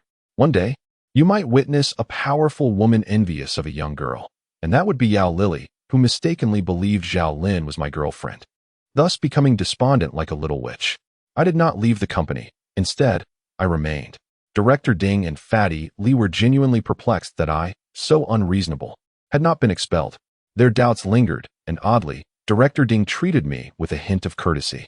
Fatty Li, however, would never comprehend why. His animosity toward me grew. For in the end, only one could stay, and he was a professional who was utterly incompetent, barely able to interpret blueprints. The final decision lay with the upper management, who valued employee capability. Despite his influential father, he remained somewhat cautious. As a designer at Shangshi, one could earn 10,000 in the first month, with annual increases, and a generous year-end bonus. Within 3 years, the company would provide housing. Essentially, entering Shangshi guaranteed fulfillment of one's desires. Thus, everyone worked tirelessly, ingratiating themselves with the boss, fearing that one misstep could result in losing everything. 2 days later, Zhao Lin from the marketing department sought me out, requesting to meet in the lobby. She mentioned wanting to lend me her brother's suit. Initially, I declined, but she assumed my reluctance stemmed from embarrassment and insisted on bringing it to me. When I arrived in the lobby, she approached with a large bag, smiling as she inquired, "Lu Yan, how has your work been?" "I'm thriving in the marketing department. I've already sold 2 sets of houses." I gently touched my head and smiled, saying, "Yes, it's quite good, but," I continued, "it won't be about selling properties in the future, given our field of study." She replied, "Oh, no, that's just during my internship. My father has already pulled some strings. Once I graduate, I'll stay on and work in the office." After saying this, she chuckled, adding, "You'll do wonderfully as well. I believe in you. Although you weren't much of a talker before, we girls all know you're the top of our class. You'll surely succeed." I shyly nodded in acknowledgement. She then laughed and said, "Here, take this. It's something my brother never wore. Please don't despise it." I found it difficult to refuse her kind gesture, as doing so would hurt her pride, and I didn't want to cause her any embarrassment. In truth, we had previously thought that the daughters of wealthy families were aloof and disinterested in conversing with us, but Zhao Lin proved otherwise. She was quite amiable. However, just then, a group of people passed through the hall, and both Zhao Lin and I turned our heads to look. To our surprise, it was her. She didn't pause her stride. The scene shifted as she glanced at us before slowly entering the elevator. I looked over and saw her in the elevator, regarding me with an unusually intense gaze that seemed to harbor resentment and sadness, though it was subtly concealed. She always exuded confidence and dressed impeccably. The person I encountered at work was entirely different from the one I knew in private. Her ability to switch roles was remarkable. Once she was inside the elevator, Zhao Lin suddenly nudged me, saying, "Did you see those people just now? That woman is the CEO of our company. She's stunning. I've heard from my father." She glanced around to ensure no one was listening and whispered, "She owes her position to a man, an elderly gentleman from Hong Kong. He is the chairman of our headquarters and oversees several companies. She is the chairman's mistress, so," Zhao Lin continued, "if we ever see her alone, we need to greet her warmly." I nodded in agreement. Listening to such talk, I felt convinced. They say one should not heed gossip, yet there is often truth behind the rumors. This thought left me somewhat disheartened as I pondered for a moment. I began to understand. It aligned with everything I had observed before. Perhaps she truly was someone else's mistress, and that elderly man was not her husband. Noticing my daze, Zhao Lin suddenly said, "Lu Yan, please do not share what I've just told you with anyone. I was too chatty just now. If you say anything, I'm finished." I hurriedly smiled and assured her, "Rest easy. I won tell a soul. You can trust me." She smiled back, saying yes. I sensed that while we were still in school, which is why I confided in you. I thanked her for the gift she had given me, to which she replied, "It's nothing. If you ever need anything else, just let me know." I realized that I should not overthink Zhao Lin's kindness. Her boyfriend came from a wealthy family, picking her up daily in a luxurious car, which made quite an impression. However, I hadn't anticipated that Zhao Lin's gesture would lead to trouble. As I returned to my office, contemplating how Sister Li might feel seeing me with Zhao Lin, the phone on my desk suddenly rang. I answered, and after a brief pause, The voice on the other end instructed, "Come to my office." Understanding the implication, I hung up, glanced around to ensure no one was watching, and made my way to her office alone. Upon entering, I found her smoking, one hand holding the cigarette and the other resting on her arm. She looked at me coldly and asked, "Who is she?" I replied, "She is my classmate." "Classmate or girlfriend?" she queried directly. I fell silent. She extinguished her cigarette, coughed slightly, and took a sip of water before saying, "Did she bring you clothes?" Having noticed the packaging, it was obvious to her. I remained silent. She suddenly looked at me with a soft smile and remarked, "She is quite beautiful, really." I knew she was feeling jealous, so I quickly clarified, "She is not my girlfriend." "Huh, I never said she was. Don't get anxious. Whether or not it concerns me is irrelevant," she retorted, pursing her lips and adding, "I just wonder why you would refuse clothes from me, but accept them from some young girl. Please, do not misunderstand. It is different," she exclaimed with a hint of defiance. "How is it different? I am an older woman, and she is a young girl. Is that not so?" she continued, her tone rather petulant. I found myself at a loss for words. Perhaps she had grown accustomed to such behavior. She reached for a cigarette, lighting it with a casual flick, and remarked, "Well, it's only natural for someone as handsome as you to attract female attention. Do not get the wrong idea. I would never compete with a young girl for your affections." Turning to me, she smiled wryly.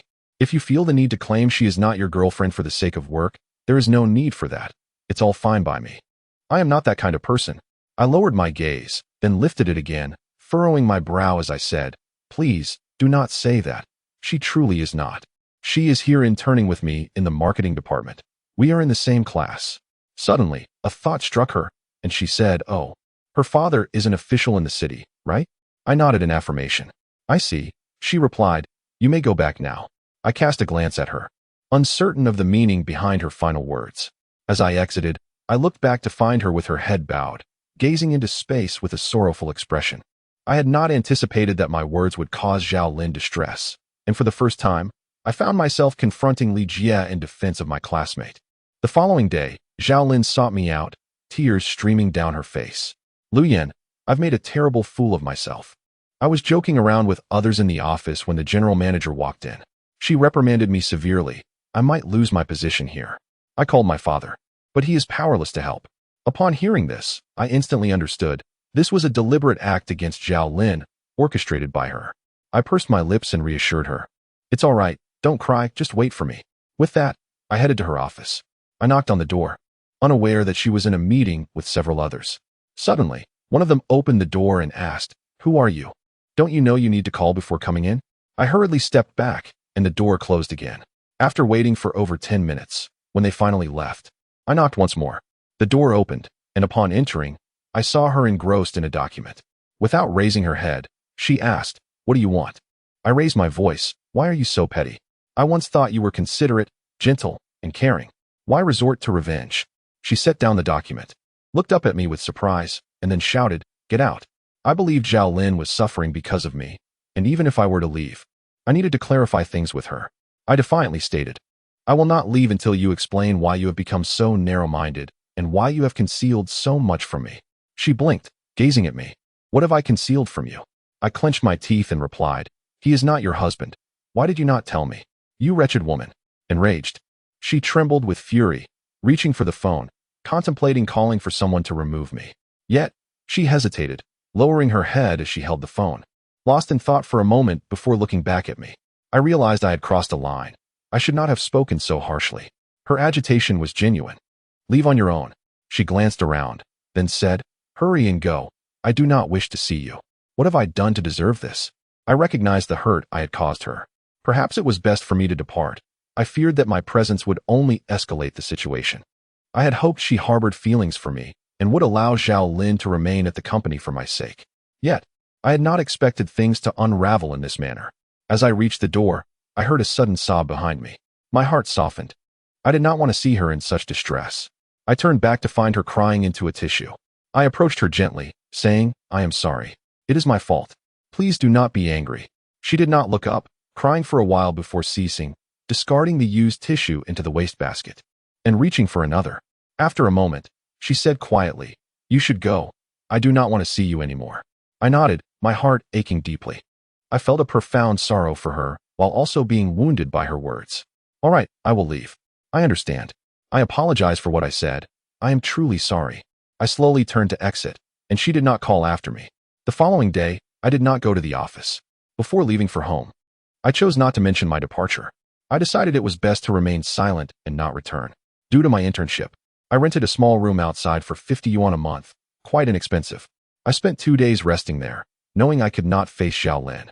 It was all my fault that she was in this predicament. That afternoon, unexpectedly, Xiao Lin came to visit me. Upon seeing me, she exclaimed, "Lu Yan, why haven't you been to the office?" Her face was alight with joy. I felt embarrassed and replied, "I have not been feeling well, so I stayed home." She handed me a bag of fruit and added, "You may not know, but the general manager has a temper." She apologized to me later and even had me sign with the company, assigning me to manage 2 or 3 employees. She furrowed her brow slightly. It truly is strange. I asked my father, and he found it odd too. At first, when he called the company, the general manager was cold, but then suddenly, she treated me kindly. I nodded, offering a faint smile. "Congratulations." She did not enter the room, saying her boyfriend was waiting for her, and then she left. After she walked away, an overwhelming sense of sadness washed over me. Hearing her mention the general manager's apology pierced my heart, and I longed to see Li Jie, to hold her tightly. Acknowledging my wrongdoing, a profound guilt enveloped me, and my love for her surged forth with unprecedented intensity. I even contemplated running to her villa, but I refrained, knowing there might be an older man present. Reflecting on these thoughts shattered my heart further.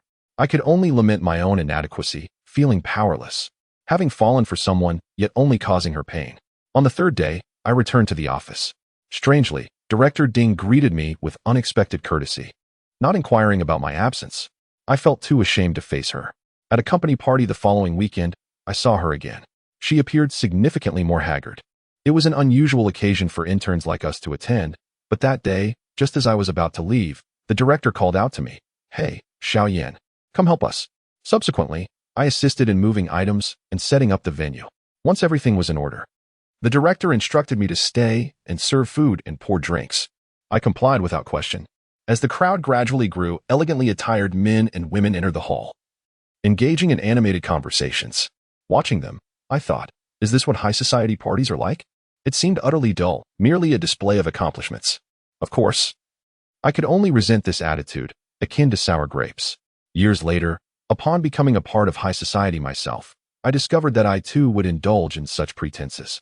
Then, the lights dimmed, and singing began. On stage, the spotlight twinkled, transforming the room into a dance hall, with couples swaying to the music. Regardless of body type, be it stout or slender, they embraced one another. Certainly, some women appeared strikingly beautiful, yet they were merely playthings for wealthy men. After a song concluded, someone unexpectedly took to the stage and announced, "Guess who has arrived today?" The audience turned their gaze toward the entrance, where a woman entered, accompanied by several individuals. On that day, she donned a shimmering purple silk gown that revealed her fair arms and thighs. Her face, framed by hair elegantly swept up, exuded a tall and enchanting presence. The air conditioning inside contrasted with the coolness outside, yet it seemed that a woman's beauty was paramount above all else.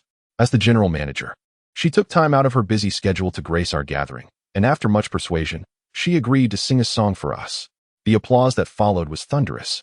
With measured grace, she approached the stage, took the microphone, and offered a gentle smile, addressing the audience. "Hello, everyone. I've been quite busy and haven't had the chance to gather with you all. Today, I will sing a song to make amends." With a hint of shyness, she added, "I hope you'll forgive me if my singing is not up to par." The crowd erupted in supportive exclamations, many chiming in, "Oh, the general manager sings the sweetest." I couldn't help but smirk inwardly, thinking how she fancied herself a star, too busy to grace us with her presence. How amusing. As I looked up again, I noticed her purse her lips before the melody began, and she transformed before our eyes from a corporate leader into a captivating songstress, reminiscent of a Hong Kong pop diva crooning love ballads in a lounge. With emotion coursing through her voice, she sang, her expression tinged with a bittersweet melancholy. The song was exquisite, truly captivating, and it painted the hues of an era, one dark and laden with sorrow. In that moment, I felt I had discovered the voice of a time I was destined to share with her. On a certain day in a certain month, it resembled a fragmented visage, difficult to utter farewells, allowing everything to drift away. It was not an easy endeavor, yet we shed no tears. Let it come softly, let it depart gracefully. As the years rolled on, I found myself unable to cease reminiscing, yearning for her, yearning for the past. I wished for the sea breeze to rise again, the splashes of waves echoing her gentleness. Later, I learned that the song was by Tsai Chin, and she sang it beautifully, infusing it with her own essence. The melody flowed tenderly, interwoven with sadness and acceptance. I pondered why she chose such a poignant piece for this occasion. Was it a reflection of her true self? Through this song, one could glimpse the tender side of the formidable woman, revealing an intricate layer of sorrow that seemed unfathomable to others. At the conclusion of her performance, she bowed deeply, leaving me perplexed. Why such a gesture? This gentle demeanor contrasted sharply with the pride and aloofness she exhibited in the office. What emotions lay concealed behind her graceful actions? It was undoubtedly mesmerizing. Years later, when I recall those moments, I often envision her singing, for I found her gentleness and femininity far more appealing than her role as a company manager, an unfit title for a woman whose heart harbored stories. The audience was moved. The authenticity of their sentiments was uncertain. Yet, Sister Lee's heartfelt words illuminated her intentions. Thank you all for standing by me all these years. For your dedication to the company. Yao Lily appreciates you. Another bow followed, reminiscent of a star bidding farewell to the stage. She appeared on the verge of tears, and I noticed some in the audience wiping their eyes.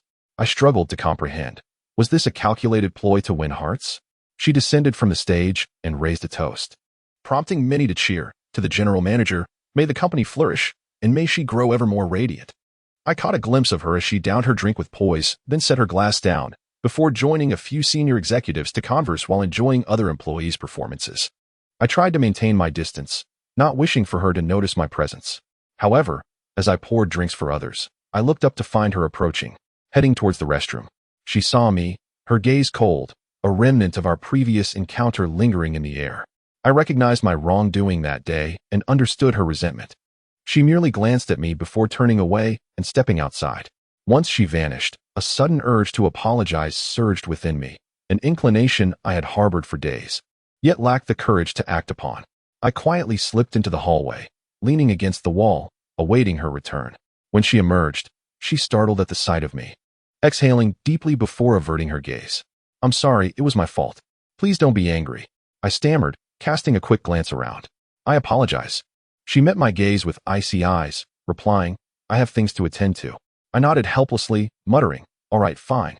She shot me one last frosty look before departing, leaving me feeling immensely dejected.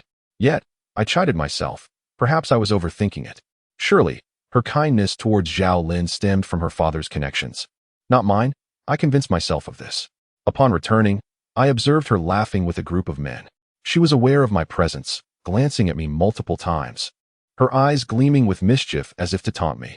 I averted my gaze, contemplating the enigma of this beautiful, petty, and noble woman whose nature was so difficult to decipher.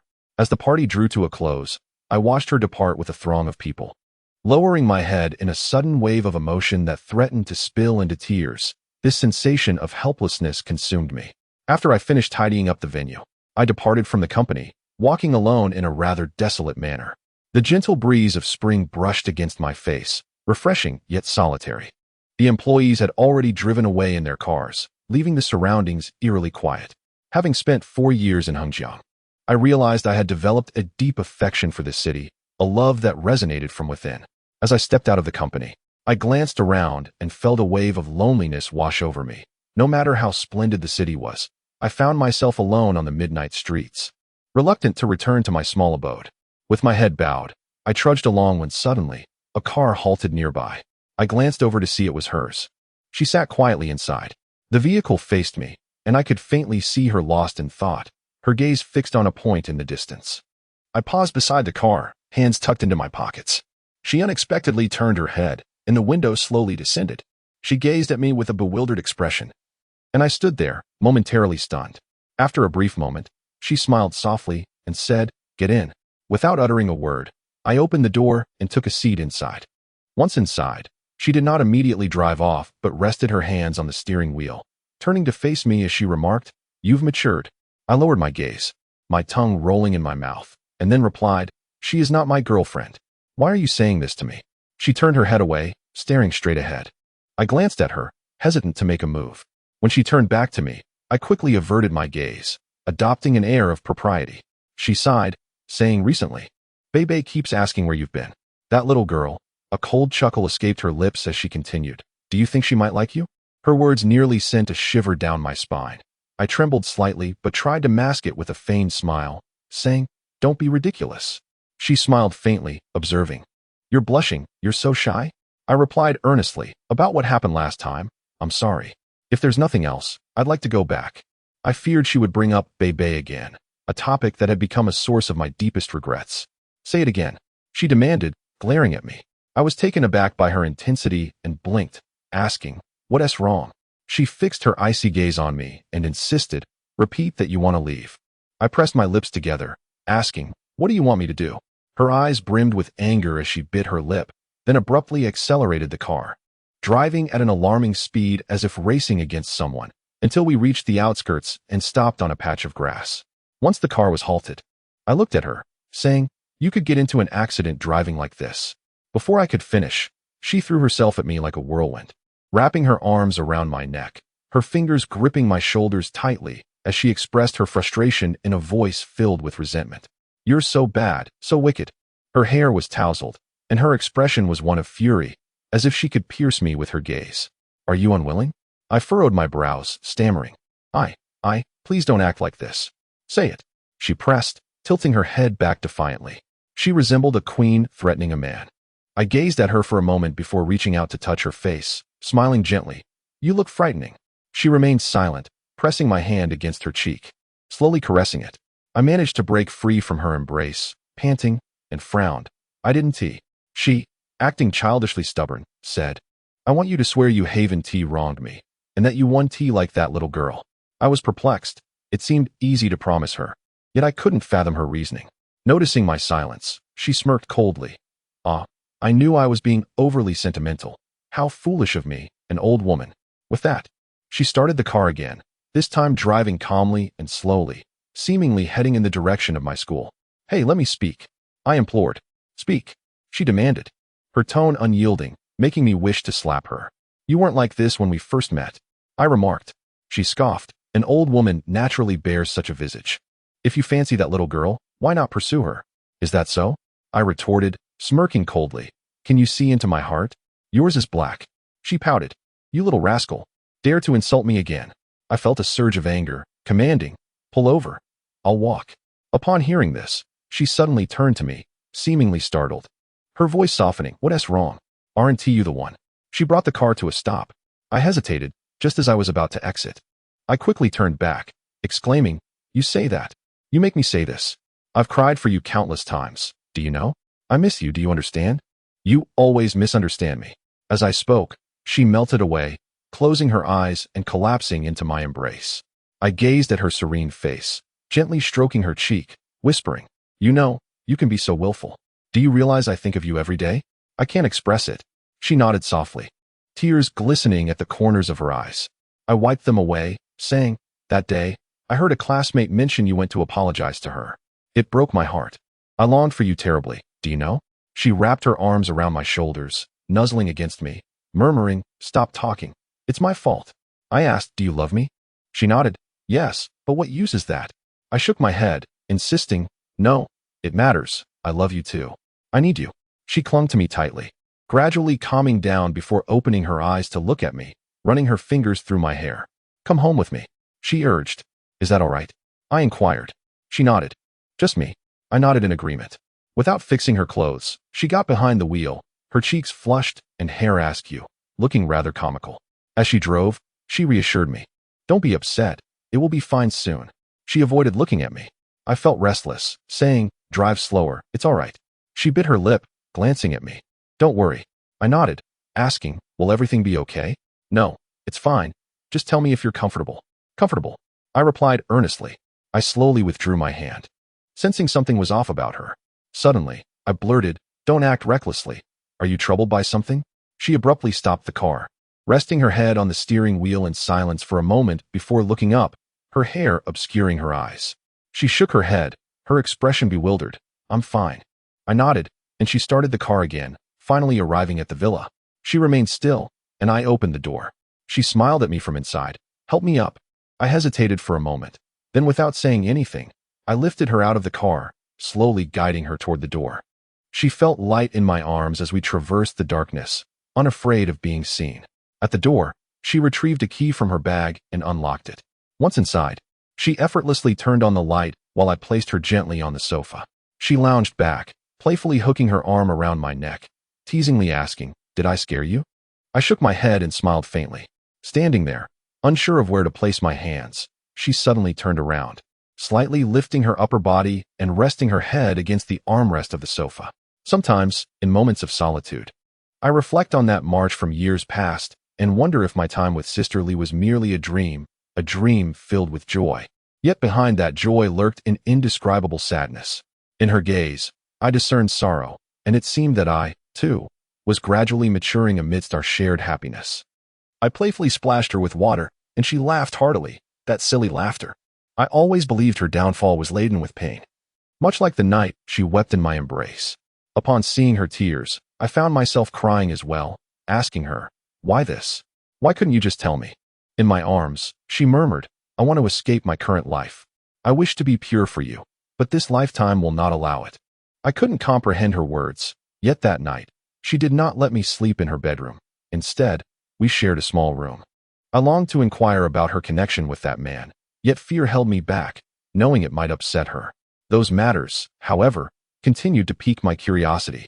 Sister Lee and I reconciled and resumed our relationship, but that was a later development. The following morning, she awoke early, and as I descended the stairs, I found her preparing breakfast, wearing an apron, her hair neatly tied back, looking refreshed. Upon seeing me, she turned her head and said, "I didn't wake you. I thought you might want to sleep a little longer. Go wash up. I've set out a new toothbrush for you. Breakfast will be ready shortly." I nodded and walked to the bathroom to brush my teeth and wash my face. Once I was ready, I slowly made my way to the kitchen, where I could hardly recognize the confident woman I knew from the office. She appeared simply as a homemaker, a young woman. While frying eggs, she asked, "What are you staring at?" I replied, "It seems this isn't the real you." "Not me?" She laughed. "Come here and see for yourself." Sometimes I thought Sister Lee was rather mischievous, treating me like a child to tease, even though I felt quite masculine inside. I approached her from behind and embraced her. As she cooked, she asked, "Isn't this real?" I responded, "You are entirely different from the person I meet at the office. I can't tell which version of you is genuine." "Fool." She pouted, then softly added, "Those are merely facades. Otherwise, who would heed your words? The office is quite complex." I observed her adorable demeanor and nodded, realizing she could indeed play the role of a strong woman. "Then what did you mean when you yelled at me that day?" I queried. She lowered her head and chuckled coldly. "Who told you to accept gifts from other girls? What do you need me for?" I asked. "You claim you weren't jealous. Were you or weren't you?" She swayed in my arms, saying, "Are you foolish? Women always feel jealousy, even the elderly." I chuckled. During breakfast, I yearned to pose a question regarding that old man from Hong Kong, yet I refrained, fearing it would ruin her good mood. She looked at me elegantly as she ate, then placed 2 or 3 eggs onto my plate, saying, "Eat more. You seem to have lost weight lately. I offered you money, but you refused. Why overthink it? Am I not generous enough for you?" I replied, "You know, it feels different, strange, really, when love enters the picture. I find I can't do it." Upon hearing this, she paused chewing, gazing at me with a silly expression. "What's wrong?" I asked. She slowly smiled and shook her head, saying, "Nothing." Her smile revealed her emotional state, yet she wished to conceal her feelings. I smiled subtly, saying, "You look best when you are gentle. The role of a strong woman doesn't suit you." She took a bite of her food and nodded emphatically, saying, "Only you would say that. Everyone else claims I'm perfect for being a strong woman." I remarked, however, "The only thing slightly positive about that time was how serious you appeared." Upon hearing this, she suddenly pouted, her lovely face revealing her pearly whites as her eyes squinted playfully. "You little rascal, what do you mean by that? Do you think I was never serious?" I shook my head, insisting, "I never said that. You deny it, yet you deny it." She playfully grasped my arm, asking coyly, "Am I truly that wicked?" I shrugged and nodded. Sitting beside me, she draped her arm over my shoulder and gazed at my chest, saying, "I only tease you. I adore your shyness mixed with masculinity. I like you and want to let go. I want you by my side." She leaned in, kissing my neck and gradually moving to my face. I frowned suddenly, asking, "Why do you act like a man?" She extended her tongue, licking my lips, exclaiming, "I want to be like a man and tease you." I found myself both exasperated and delighted by her demeanor. I adored her assertiveness, as it brought an indescribable thrill.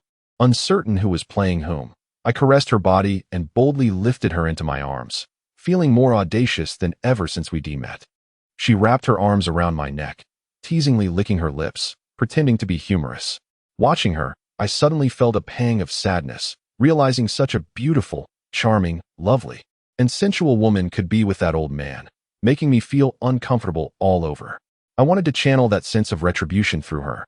So I ceased smiling and coldly set her down on the sofa. She lay back, still laughing, assuming I would make a move, but I didn't. Instead, I turned her over with a swift motion, startling her. Yet she quickly understood, kneeling on the sofa with her back to me, glancing back. Puzzled by my sudden cold demeanor, she furrowed her brow, asking, "How am I to know? Sometimes I feel like a fool. You're just a child. Why do I like you? But then again, does liking someone require a reason? I don't need wealth or status. None of that matters. Do you understand?" I nodded and smiled gently at her. In the morning, she drove us to the company, knowing we couldn't enter together. As we neared the intersection, she stopped and said, "Xiaoyan, you should get out here. I'm afraid the others at the company might see us. I hope you understand. They can be quite gossipy." I nodded and smiled. It's fine.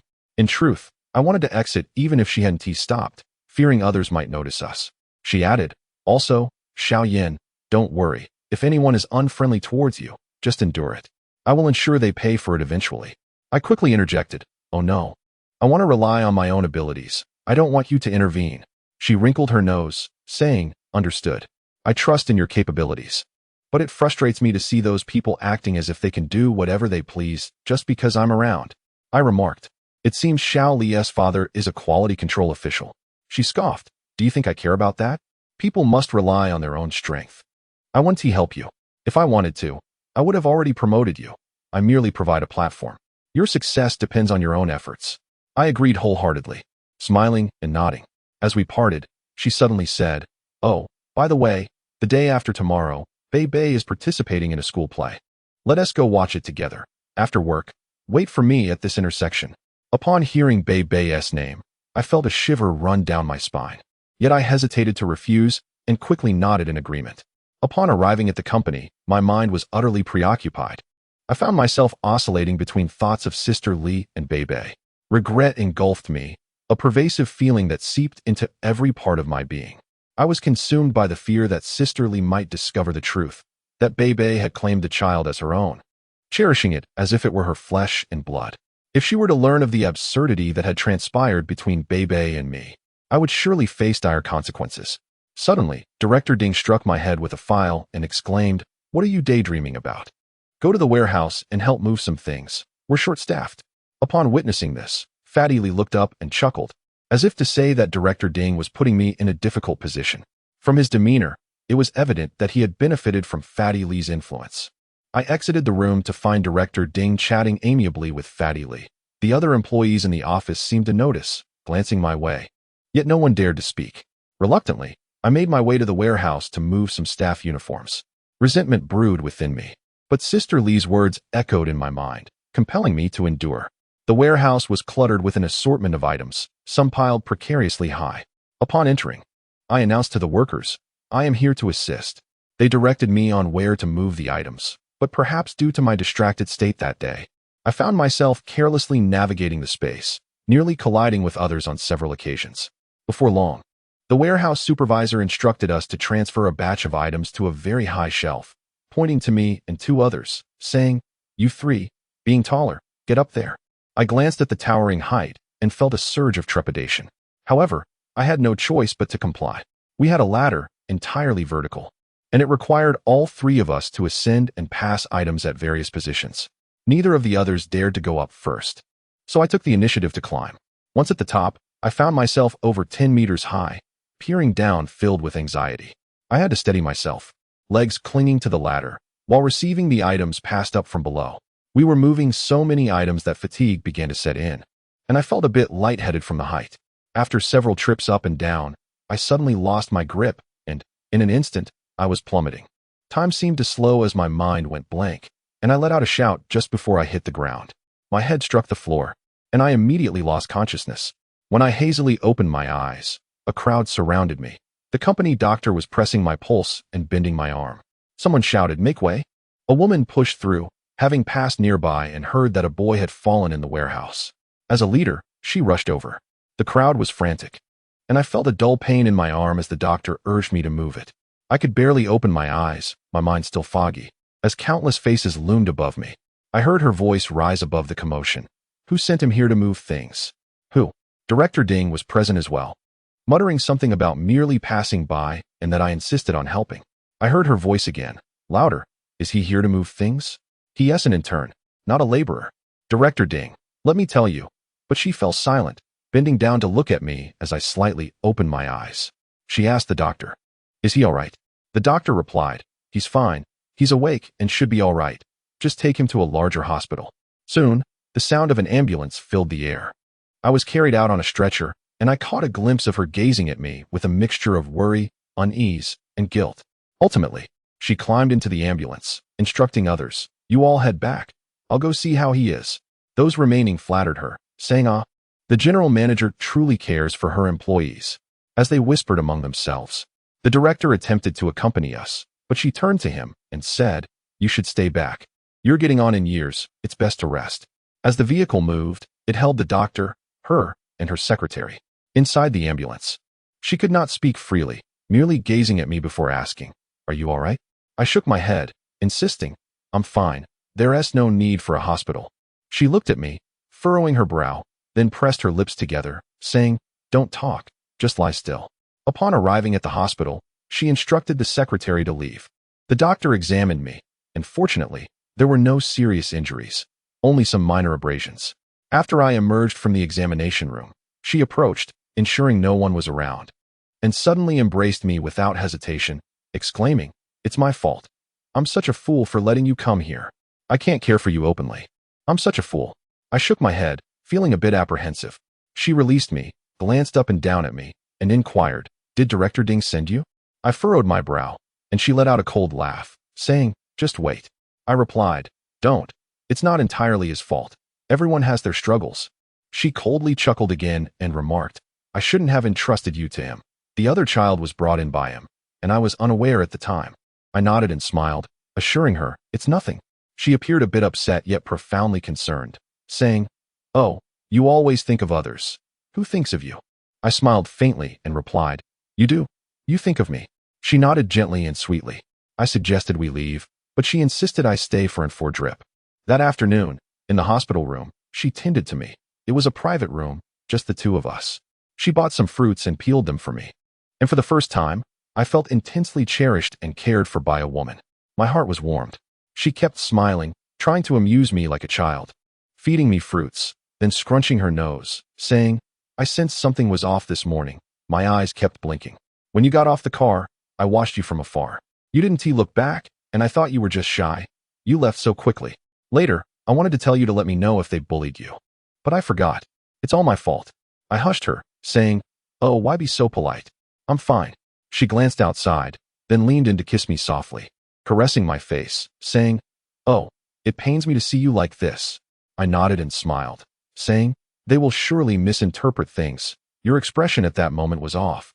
And you said those things. Humph, who cares about them?" She replied, sitting down, looking around, then coldly smiling. "These people do nothing productive, always flaunting their age. They should have been gone long ago." I urged her not to, cautioning that if anyone discovered our relationship, it would be troublesome. She pondered for a moment, seeming to understand, and nodded with a hint of resignation. She brought me to the company but couldn't openly care for me. I understood her fears, that the internal gossip might reach her man in Hong Kong, the chairman. I comprehended her daring, yet perhaps she had overstepped. One cannot walk by the river without getting their shoes wet. The next day, upon arriving at the company, nearly everyone treated me exceptionally well. The other employees smiled at me, including Director Ding, except for the overweight Li, who remained unchanged. Their friendliness both delighted and concerned me. However, when one is ensnared in the flames of passion and desire, one seldom contemplates the consequences. If one day divine retribution were to strike, it would be deserved. Wouldn't he it? Yet that afternoon, basking in the sun, lying warmly in bed, with sisterly caring for me, feeding me, cheering me up, kissing me, and her anxious eyes when I encountered trouble, these moments I shall never forget. No matter when, I will forever hold them in my heart. On the day Sisterly took me to see Bei Bei's performance, I donned the suit Zhao Lin had gifted me, wanting to present myself well for her. As I anticipated the presence of many others around us, I didn't wish to bring her shame, for she always appeared so noble and elegant. That morning, upon entering the office, Director Ding approached me congenially, smiling. Xiaoyan, are you all right from yesterday? That suit looks splendid on you. You're quite handsome. Make sure to work well with me from now on. I shook my head, assuring him, I'm fine truly. Li, the overweight man, glanced my way, visibly displeased. Director Ding's attitude towards me had significantly changed since that incident. I sensed the underlying motives, and other employees greeted me, echoing Ding's concern about my fall. They, too, were becoming amiable towards me. I suspected they were aware of Sisterly personally escorting me to the hospital. These individuals are not fools. They can connect the dots. I felt a bit awkward, realizing that in a suit, I seemed out of place, unsure of how to walk, as if my legs were wobbly. That afternoon, after work, I waited for everyone to leave. In the restroom, I looked in the mirror, dampened my hair, scrutinized myself. While I considered myself reasonably handsome, I felt an overwhelming sense of nervousness. I descended the stairs, ambling towards the intersection, which was quite distant from the company and somewhat secluded, with few cars passing by. From a distance, I spotted her car. She had switched to a red BMW sports car that day. I noticed a delicate, pristine hand resting outside the window, a cigarette dangling lazily from her fingers. I glanced at myself, then slowly approached. She seemed to have seen me in her rearview mirror. She leaned out the window slowly, turning her head back. Wearing sunglasses, she was adorned in a blue silk-fitted dress, paired with casual wide white trousers. Peering at me through her shades, I could not discern her expression. I stood before her, feigning indifference, trying to appear natural. I pursed my lips and smiled slightly, saying, I just finished tidying up and rushed down. Have you been waiting long? She stared at me in disbelief, then slowly removed her sunglasses, frowning, and laughed, looking at me as if I were a stranger. She appraised me from head to toe, then smiled, gesturing with the hand holding her glasses. Get in.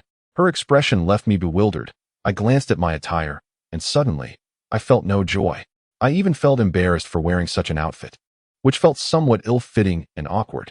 I entered the car, avoiding her gaze, staring ahead as she looked at me, smiled again, and then drove off. She took the car to an international shopping center. I thought she was there to buy a gift for Bei Bei. I remained seated as she exited the vehicle, instructing me, get out. I nodded, feeling an overwhelming dread at the thought of being seen in this attire. Following closely behind her, I noticed every man's gaze was upon her, and I felt like a fool. She led me to the second floor, to a store selling suits, where she perused the selection, quickly picked several outfits, and without greeting the salesperson, urged me to try them on. I felt obliged not to refuse, fearing her displeasure. So I hurriedly went to try on the clothes. After quite some time, she called out, little brother, hurry up and come out. Let me see. I hastily replied, okay. The salesperson outside smiled, commenting, your brother is quite handsome. She chuckled, responding, our family is full of handsome men and beautiful women. He just graduated and started working. As she spoke, I sensed her intent to spare me any embarrassment. When I emerged, she scrutinized me, nodded approvingly, and encouraged me to try on 2 more suits. Clearly satisfied with my appearance. While trying on the second outfit, I overheard her laughing with the salesperson, my little brother is just shy and doesn't talk much. To which the salesperson replied, that is precisely what girls find appealing. She laughed heartily. After trying on all 3 outfits, she instructed the salesperson, wrap up the other 2. Then, turning to me, she declared, you'll wear this one. I nodded. Only then did I think to check the price tag. It nearly made my heart stop. 12,000 yuan. I wanted to protest, but she shot me a look, signaling me to refrain from causing her embarrassment. She produced a card, handing it to the salesperson for payment. Upon exiting the shopping mall, an unsettling feeling enveloped me. Although the garments I had just purchased fit exquisitely and were quite comfortable, a sense of discomfort lingered within me, a sentiment I found utterly foreign.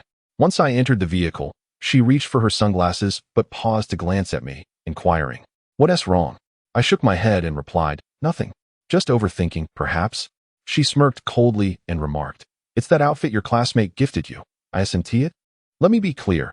I do not wish to see you clad in attire given to you by another woman, understood? Frowning slightly, I acknowledged, I know I may appear unsophisticated, but that is simply who I am. I feel no particular discomfort.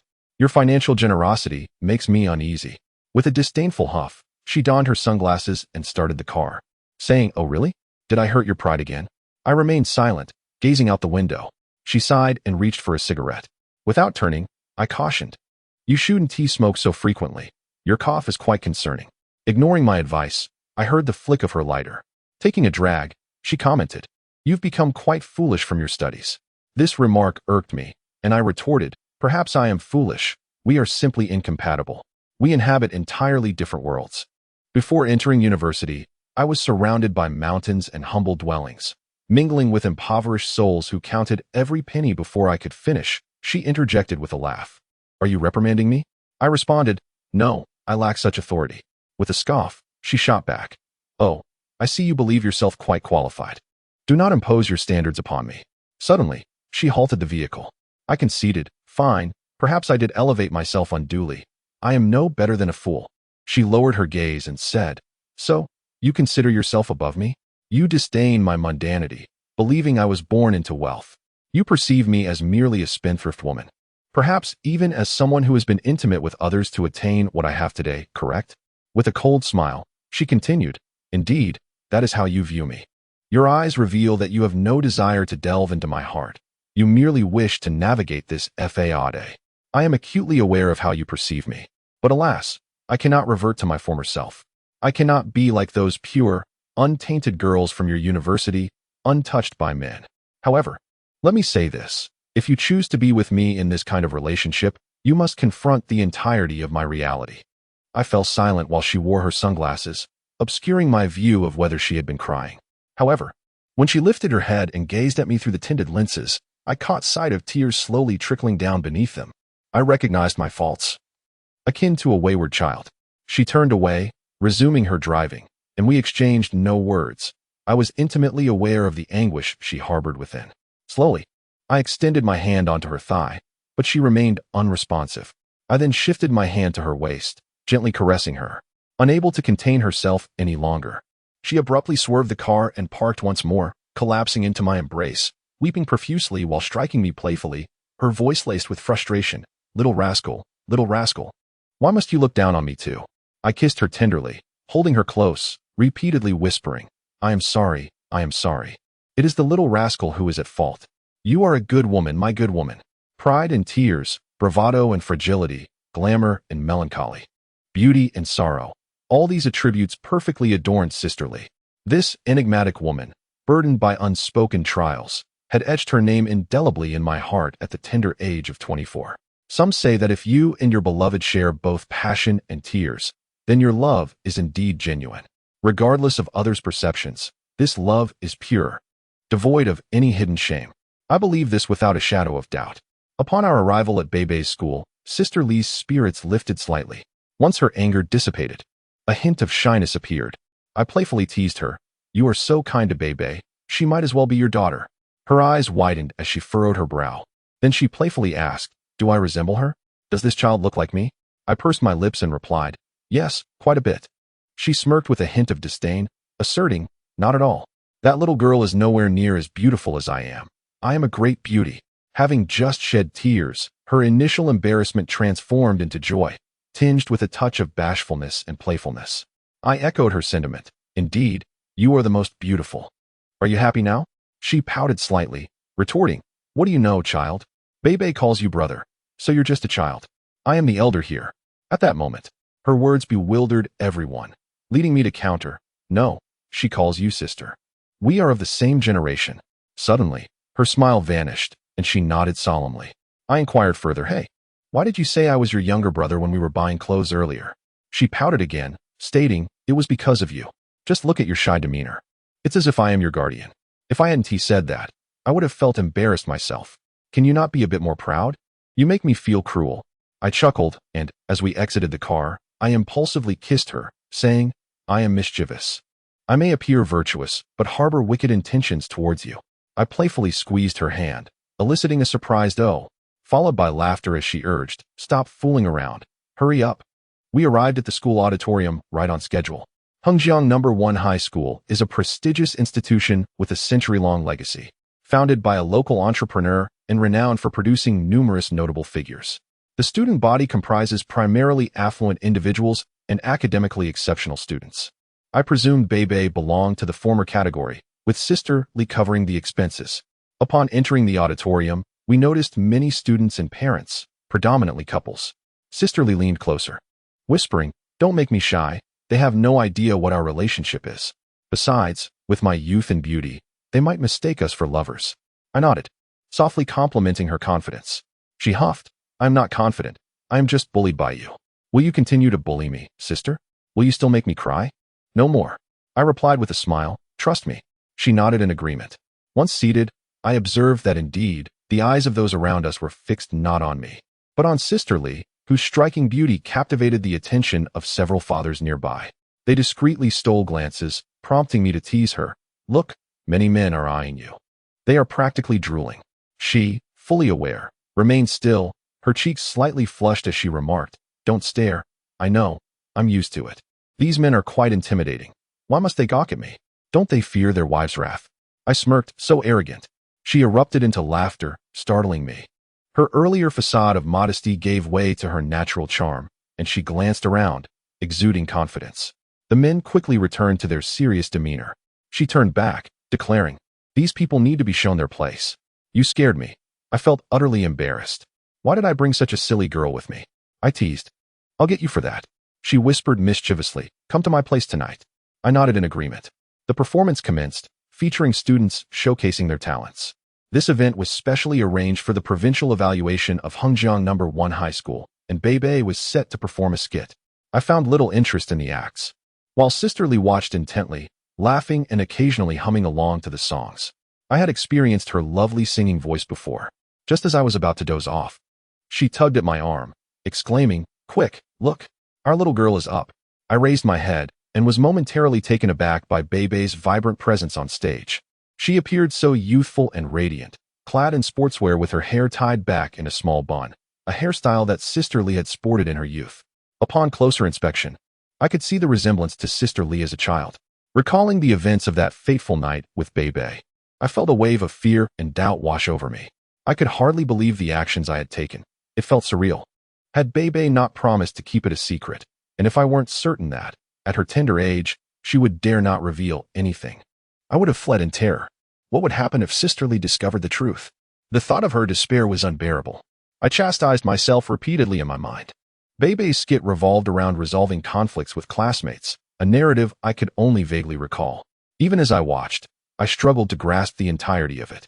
However, Sister Lee was wholly engrossed, her eyes wide with emotion. During the poignant moments of the performance, she mirrored the expressions of sadness, and when the skit culminated in reconciliation, she beamed with joy, clapping enthusiastically. She looked like a child, filled with pride, then turned to me and exclaimed, "She was amazing, so talented." I nodded in agreement, joining her in laughter. Once Bebe's performance concluded, Sister Lee stood and said, "Let us go see Bebe." We made our way backstage, where Bebe was drinking water. As she spotted us, her face lit up with a delighted smile, radiating joy and surprise. Sister Lee, oblivious to the hidden emotions on Bebe's face, approached and embraced her, planting a kiss on her cheek. Bebe smiled back, her gaze turning toward me, beaming with happiness. Sister Lee turned to me and smiled. "Oh, Xiaoyan. He isn't turning at our company and happened to be here today, so I brought him along. Didn't you say you wanted to see your brother?" She chuckled. Bebe appeared slightly shy, furrowing her brow. I stepped forward, grinning, and said, "Bebe, you performed wonderfully. Congratulations." She feigned nonchalance, responding graciously, "Yes, thank you." Then Sister Lee said, "Let's go eat and have some fun to celebrate Bebe." We proceeded to a luxurious hotel where we reserved a private room. Sister Lee was quite familiar with these establishments and effortlessly made arrangements with a simple phone call. Once in the room, the three of us sat down, and Sister Lee invited Bebe to order. Suddenly, Bebe handed me the menu and said, "Brother, you order." I quickly shook my head, insisting, "No, you should order. Today is a celebration for you. After all, you are the star." Sister Lee chuckled and remarked, "Oh, Look how much Bebe cares for her brother. I'm feeling a bit envious. Bebe playfully pinched Sister Lee's arm and said, Sister, don't be jealous. Bebe cares for you the most. Sister Lee glanced at me with a smile, and I felt a strange sensation. That day, we all indulged in drinks, with Sister Lee drinking the most. I was uncertain what had gotten into her. When she excused herself to the restroom, Bebe looked outside and, with genuine affection in her eyes, asked, Brother, why did you leave school without telling me? I've tried looking for you many times. I felt anxious about being alone with Bebe and quickly replied, Oh, I left in a hurry to start my internship and rented a place outside. I'm sorry. She frowned slightly, a hint of disappointment crossing her face as she said, Brother, I miss you. Her words left me at a loss for what to say, and after a moment of fluster, I took a sip of my drink. She looked outside again and then reached out to touch my arm, saying, Can I wait for you at your school gate tomorrow? Just as I was about to respond, Sister Lee returned, prompting Bebe to quickly adjust her expression. Sister Lee entered with a smile, asking, What are you two so happy about? Bebe shook her head and replied, Nothing, just chatting. Sister Lee looked at me and smirked, and I nervously smiled back. Sister Lee then began to drink heavily, all the while encouraging us, Listen, you two, strive hard. If you need anything, just let me know. She wrapped her arms around Bebe and continued, Bebe, you must study diligently, understand? The Beijing Film Academy is not easy to get into. Being an actress requires not only beauty, but also true talent and culture, got it? Bebe nodded and added, Sister, you shouldn't drink so much. It's not good for your health. Sister Lee gazed deeply at Bebe and said, Xiaoyan just said I resemble your mother. Do you think we look alike? Bebe giggled and replied, Yes, we do. My classmates used to think you were my mom. They said we look alike. And we're both beautiful. Sister Lee leaned in closer to Bebe and exclaimed, I am indeed. Then she laughed and added, I am the mother of all the children in the orphanage. Bebe nodded, and I sensed that Sister Lee had so much more she wanted to express, but felt unable to articulate it. Sister Lee glanced at me again and said, Xiaoyan, you should keep in touch with Bebe and help her with her studies. She turned to Bebe and added, Your brother Xiaoyan is the top student in his major. He is remarkable. He has endured much hardship, and only through suffering can one truly excel, understand? Bebe nodded again. I felt overwhelmed by Sister Lee's words. Just as she was about to pour another drink, I pressed down on the bottle and said, Don't drink so much. What is the point? She gave me a flirtatious smile and, after a moment of hesitation, withdrew her hand, sighing, all right, I won't drink anymore. At work, those rascals beg me not to drink, but today is a celebration. Bebe suddenly chimed in, Sister, will you let Xiaoyan stay at the company? Promote him. Sister Lee laughed and said, Little rascal, why are you so kind to him? Do you like your brother? Auntie says you've changed lately, becoming more beauty conscious. Bebe quickly shook her head, insisting, No, he is my brother. If it weren't for Sister helping him go to university, I wouldn't have met him. Sister Lee nodded, pinching Bebe's nose and saying, You're quite understanding. Are there any boys pursuing you at school? Bebe glanced at me and shook her head, saying no. I don't like them. Those boys use foul language, and I don't like that. It seemed she was saying that for my benefit, and after speaking, she pursed her lips and glanced at me. I remained silent, merely listening to their conversation. Sister Lee looked at me and remarked, Look at your brother. With his shy personality, he might never find a wife. He is like a big girl. They both laughed, and Bebe added, Yes, brother. You can't keep being so shy. We girls are much more outgoing than you. I smiled faintly, nodding in agreement. That evening was awkward for me. It was a particularly painful moment, being with both of them, and the feelings within me were indescribable. One was a mature woman, the other a young girl, both of whom I had been entangled with. I thought about how sinful I was, questioning how I could be in such a situation, pondering my worth. Even years later, I remained baffled. As an ordinary, impoverished student, how did I come to possess such fortune? If I were to dismiss the notion of fate, it would be impossible. There are countless things that defy explanation. I regretted knowing these two women at such a young age, yet I was also grateful. Without them, I wouldn't have grown or learned so much. That night, we went to Sister Lee's villa, and Bebe accompanied us at Sister Lee's request. She playfully told us, You two kids should come over. Xiaoyan hasn't been to my place yet, and you haven't been for a long time, so tonight let us go. I have plenty of rooms. Bebe smiled and nodded. After returning, the three of us enjoyed an abundance of fruit that Sister Lee had peeled for us, watched television for a couple of hours, and eventually retired to our respective rooms. As Sisterly tidied up, Bebe suddenly asked, "Can I come to your room at midnight?"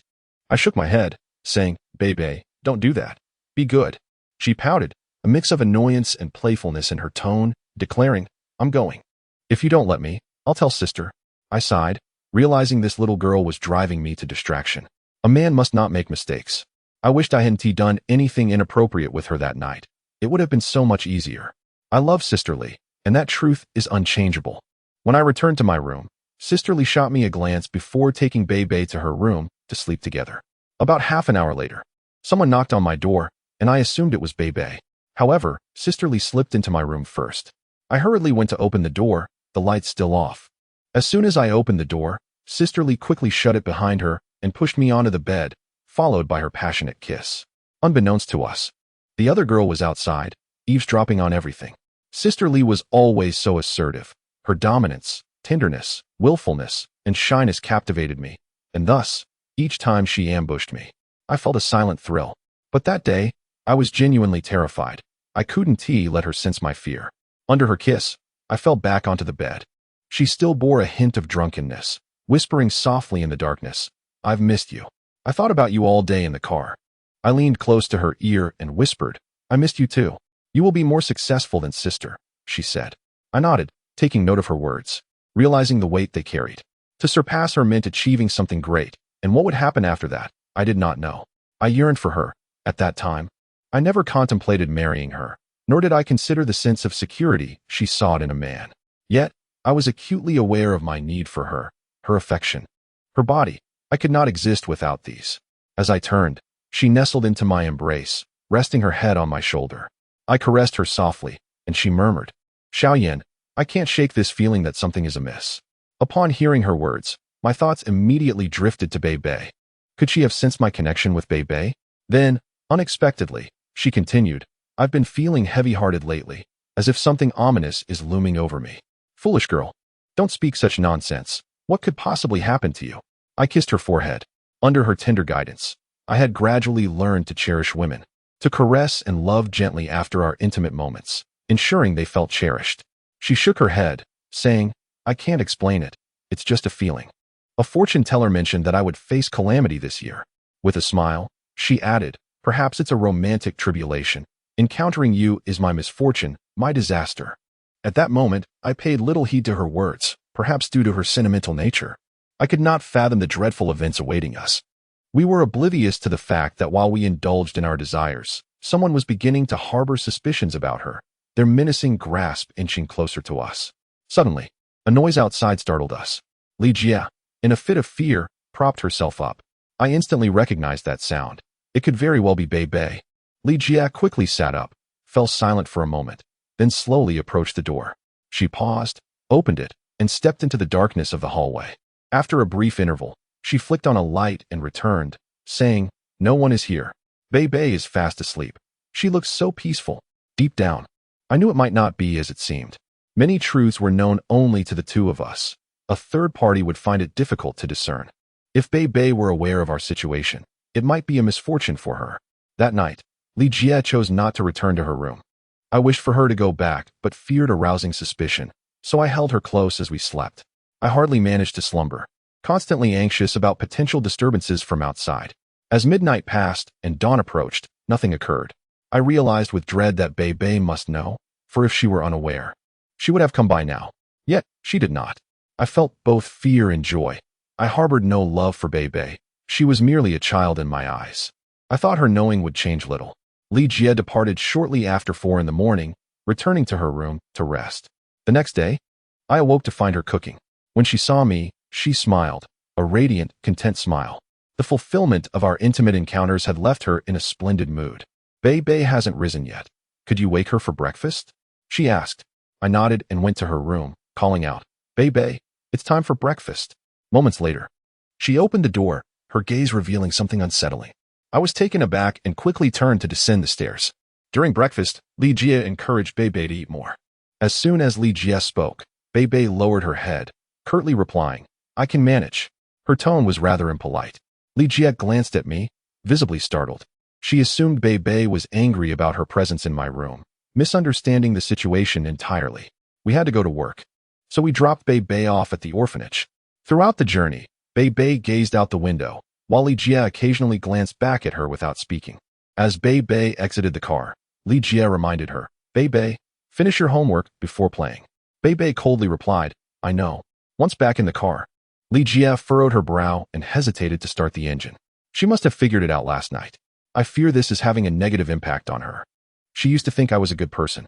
I shouldn't have. Noticing her distress, I reassured her, it's fine, don't overthink it. Children are oblivious to such matters. She nodded in agreement. Bei Bei seemed to be aware of the situation but did not act out in any troubling manner. For the following week, Li Jie brought Bei Bei to her place, feeling the need to make amends. She personally took her to school each day and picked her up in the evening. During that week, I was unable to visit her. After 3 or 4 days, she could no longer contain herself and summoned me to her office. It was lunchtime, and the other employees were away eating, while I remained in the cafeteria. She beckoned me into her office, where she was exuberant. We were both ensnared by our desires, lost in our addiction. When I donned a suit for work, they appeared somewhat astonished, yet no one broached the subject of my attire, merely casting occasional glances. Chubby Lee, with a sly grin, remarked, Is that suit rather expensive? Have you caught the eye of some wealthy woman? His words unsettled me, but I had learned to stand my ground. I smirked and replied, Indeed, should I report to you if I were being supported? He nodded, chuckled, and, at a loss for words, finally shot me a disdainful look, saying, Just wait. I returned his smile coldly, the underlying implication of his words eluding me at the time, only to become clear later. It was a game of fate already predetermined. That afternoon, having just returned from the cafeteria and yearning for a brief nap at my desk, my phone rang. Upon answering, I recognized her voice. She, upon realizing it was me, cheerfully exclaimed, Hey, come over. I inquired, What's the matter? She teasingly replied, Can't I call you without a reason? You're getting a bit arrogant, aren't you? Be careful lest you get fired. Her words delighted me, prompting me to head to her office. Although we worked in the same building, without her reaching out, I would remain oblivious to her activities. I longed for her but dared not initiate contact, as she was, after all, quite the busy executive. As I approached her door, I hesitated briefly before knocking. Upon entering, I noticed she wasn't smoking but was meticulously applying her eyebrow makeup. As she did so, she elegantly beckoned, Come in. Moving further in, she set down her compact and flashed me a subtle smile, her understated beauty enhanced by the light touch of makeup. I glanced at the door and asked, Aren't you worried about others seeing you? With a confident smile, she picked up the phone, shushed me with her finger, and commanded, Xiao Wang. No one is allowed in without my permission. After hanging up, she rested her hands on the desk, lifted her gaze to scrutinize me, and remarked with a smile, looking quite manly, I must say. Feeling a touch bashful, I smiled back and furrowed my brow. You are indeed quite bold. Upon hearing this, she stood up, approached me, and playfully wrapped her arms around my neck, pressing close, and childishly pouted, Don't you like it? I must be daring. What do I have to fear? Initially, I struggled to gauge her intentions, whether she genuinely believed we were in the clear or not. She leaned in, gradually kissing me, her hands roaming over my body, her eyes meeting mine with a teasing glimmer. As I reached to caress her head, tilting my face towards her, she suddenly adopted a childlike demeanor, whining, What should I do? By day I'm a good woman, but now I'm a wicked one. Who told you to come? Her playful banter was evident, though she also appeared slightly bashful afterward. I retorted, You invited me. She countered, You little rascal, do you think I just summon you at will? If so, I might as well leave. I feigned indignation. Humph, after enjoying yourself, you forget me. Pretending to depart, she rushed forward, embracing me, exclaiming, Don't go. I was just joking. I've been dying to see you. Bei Bei is at my place, and it's inconvenient. I've been socializing every day, but today I just can't take it anymore. Am I not wicked? I smirked, nodded, and replied, Maybe a tad, but it feels rather good. She chuckled, pinching my nose. You're quite impressive, physically fit, and strong around the waist. I like it. You little minx. I kissed her. She laughed, Indeed, just your little minx. Your minx. She seemed to revel in being called that, perhaps a longing to reclaim some semblance of youth. Glancing at the time, she appeared to realize the workday was drawing near. She hugged me and planted a kiss, saying, Darling, you should head back now. Come see me again tomorrow. I opened my mouth. Will I still come here? She nodded yes. I frowned. There won't be any trouble, will there? After everything, I regained a semblance of rationality. Furrowing her brow, she reassured me. Why would there be? Who would know? Here, I call the shots. Just be cautious and check if anyone is following you when you arrive. Hee hee. I exhaled, nodding. At that moment, I followed her lead. If she was unafraid, why should I be? After all, visiting her brought me immense joy. Being with her, kissing, embracing her, even just witnessing her elegance filled me with satisfaction. With our initial encounter paving the way for subsequent ones, we indulged in our secret rendezvous for nearly a month, engaging in playful escapades within the office. Initially, we felt untouchable, convinced that no one would discover our clandestine affair, and we reveled in our stolen moments. Unbeknownst to us, a pair of sinister eyes was fixed upon me. Chubby Lee had been trailing me without my knowledge. Years later, Sister Lee revealed that it was that boy's father who had informed the man from Hong Kong. 2 months passed, and by May, the company decided to retain certain employees. Chubby Lee learned that I was among those chosen to stay, while she was not, a decision made long before, unbeknownst to us. Disheartened, he contemplated revenge. That morning, I awoke feeling unusually anxious. Reflecting on the exhilarating months spent with Sister Lee in the office, filled with both thrill and a hint of trepidation, I found myself falling deeper for her, yearning for her presence. A single day without her felt unbearable. Yet, on that fateful morning, I sensed an impending misfortune, my heart racing for reasons unknown.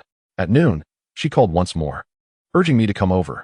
That very afternoon, the devil finally arrived. When one is enveloped in bliss, intoxicated by the pleasures of the flesh, reason often eludes the mind. At that moment, Sister Lee was as childlike as ever, lost in the ecstasy of passion. As for me, I remained oblivious to the lurking dread. Thus, if she desired, I could only indulge this youthful spirit. Should calamity strike, it would seem destined. The terrifying older man from Hong Kong, her lover, approached our office as we lay entwined in each other's arms. None of us could have anticipated the events that would unfold. In retrospect, that encounter was inevitable.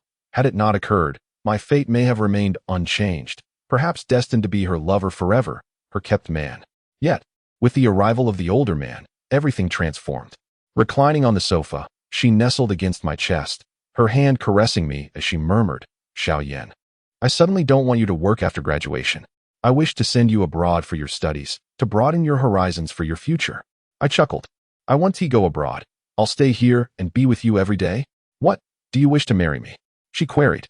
I replied, "What good would that do? Would you really marry me?" She pouted dramatically. "Your family would never approve. If they found out about us, they would certainly disown you." She laughed, then playfully pinched me, demanding, "Tell me, if you marry in the future, will you think of me? Speak." Her grip was firm, her playful intimidation palpable. I frowned. "You silly girl, why marry at all? I want to ever marry. I love you." I gazed at her with a foolish intensity, and she returned my stare. We lingered in that position for quite some time, until suddenly, her brow furrowed, as if tears were about to spill. I quickly exclaimed, "What is wrong? I cannot bear to see you cry." She furrowed her brow again, then gently caressed my face, exploring it with her fingers before leaning in to kiss me. The kiss was oddly ticklish, yet I smiled for a moment before the smile faded. She appeared earnest, a sense of melancholy clouding her dark, luminous eyes. I inquired about her distress, but she merely shook her head and murmured, "It feels like a dream." "Why is it a dream?" I teased, pinching her nose. "I don't know." To my astonishment, tears began to cascade down her cheeks. Alarmed, I attempted to console her, and after a considerable time, she lowered her head, her eyes brimming with tears, and plaintively confided, "I don't understand why I'm crying, nor what the future holds." Her expression conveyed a poignant helplessness, for indeed, she may not have known how to proceed. Yet, there was no need for her to worry. Others would ensure that things continued forward. I held her close, feeling a profound tenderness for her. Witnessing her tears, I sensed that, despite her strength, she resembled a forlorn orphan in her moments of sorrow. It was perhaps then, as we were both lost in thought, that the door swung open abruptly. The scene was terrifying, akin to a calamity. Both of us were momentarily paralyzed. I bent forward and glimpsed an elderly man accompanied by 2 tall, sunglasses-clad henchmen standing behind him. His eyes blazed with fury as he stood there. Sister Lee was utterly frightened, her expression one of horror as she frantically grasped at her clothing beneath her. I was equally disoriented, trembling uncontrollably, unsure of how to react. Before long, the old man shook his head and waved his hand, and the ensuing events were all too predictable. I felt a torrent of pain as the two men seized me, surrounding me with their fists and feet, each blow delivered with brutal force. After enduring a barrage of strikes, I finally heard Sister Lee's piercing scream as she tumbled from the sofa to the floor, desperately clinging to the old man's leg, pleading, "It's my fault. I deserve this. Please let him go. He is just a child. Someone could get hurt." I initially did not shed tears, but upon turning back to see her crawling in desperation to plead with him, my tears began to flow. Her clothing and hair were in disarray. It was better when she remained silent, but as soon as she spoke, the old man glanced at her and kicked her away with force. Her head struck the sofa, causing her to wince before collapsing onto the ground. Subsequently, the old man seized her hair, shaking her violently before slamming her against the sofa. I found myself shouting, "Release her, it is not her fault." I forced her. I was astonished by my own foolishness in saying such things. I knew it was futile, yet witnessing her suffer at the hands of that old man shattered my heart. She, too, felt sorrow for me, even amidst her torment, still imploring the man, "Let him go, he is just a child. I can endure anything, just let him be." They did not relent, continuing to beat me. The pain in my body gradually dulled, replaced by a sensation of being tossed around, my ears ringing, my mind becoming hazy. Yet, my eyes remained fixed on her suffering, our tears flowing in parallel, separated by distance. I understood it was all in vain. I felt as if I were descending into hell, their curses echoing alongside their blows. I noticed blood trickling down her face, and suddenly, a surge of defiance propelled me to resist. I cried out, only to be struck on the back of my head, rendering me powerless and unable to open my eyes.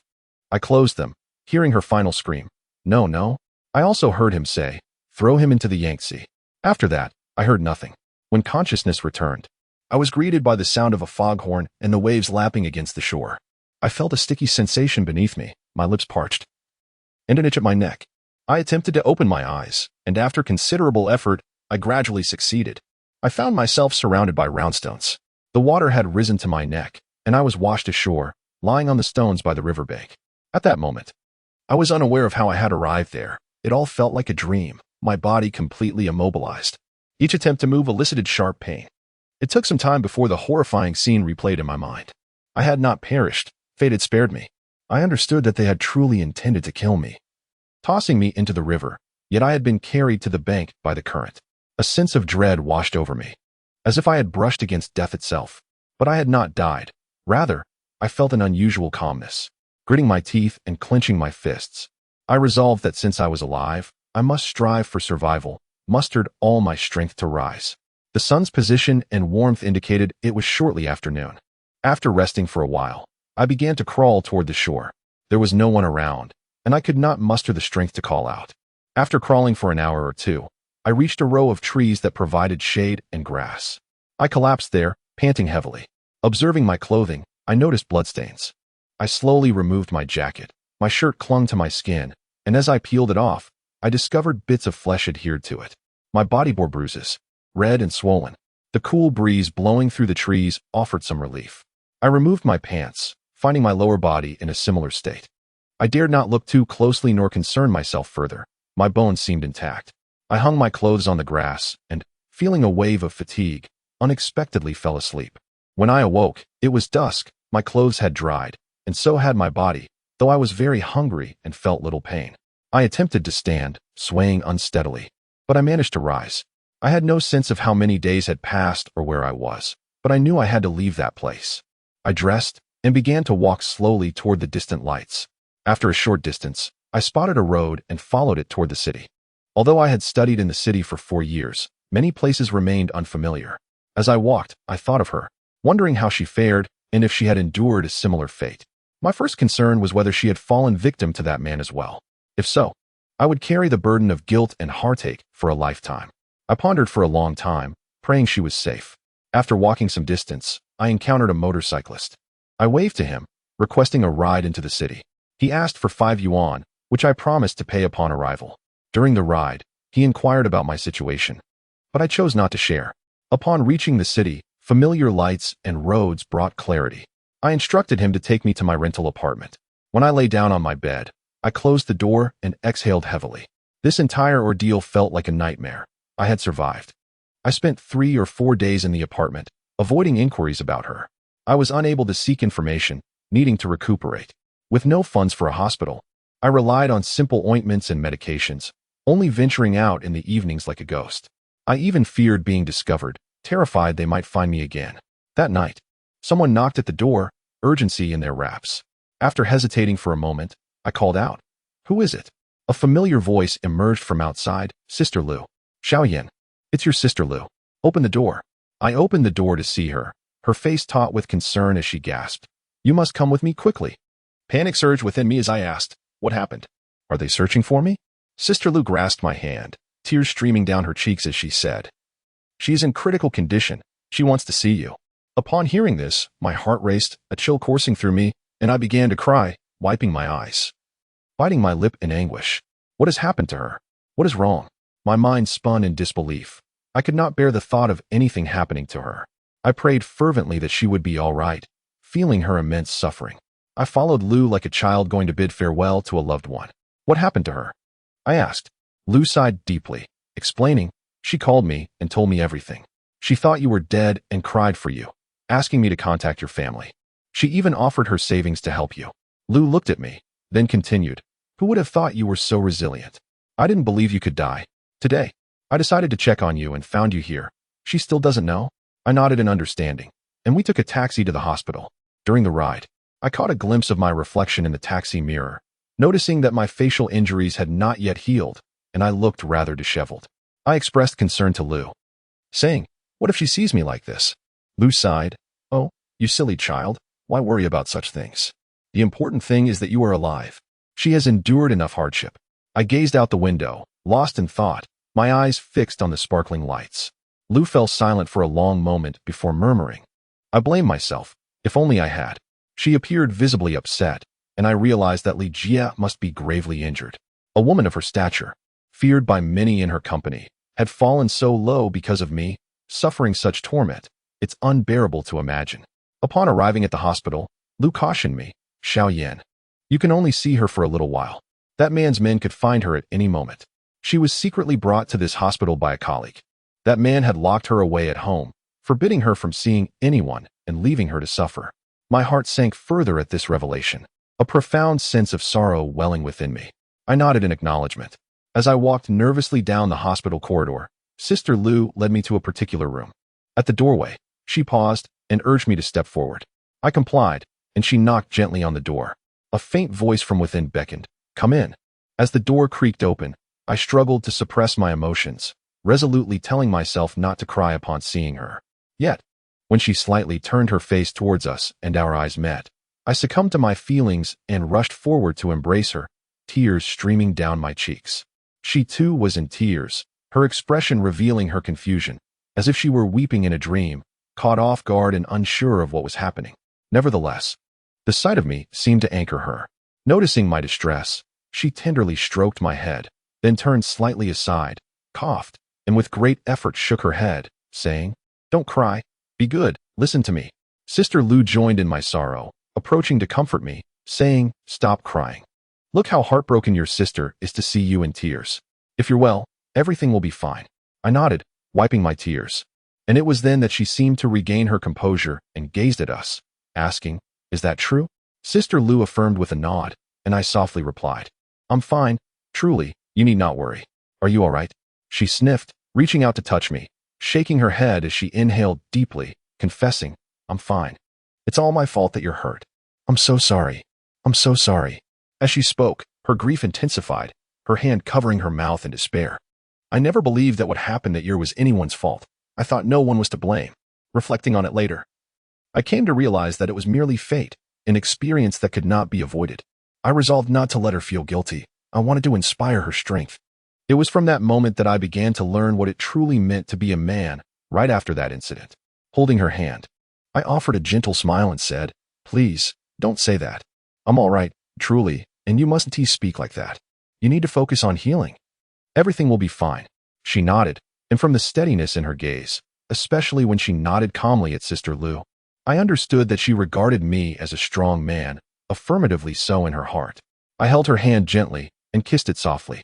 I was not overwhelmed by the specter of life and death. Truly I wasn't. Perhaps many would consider it a terrifying ordeal, yet when faced with such circumstances, fear dissipates. You come to realize that since you have already encountered life and death, there is little left to fear. I smiled at her, attempting to evoke laughter from her with the most fragile sorrow of my existence.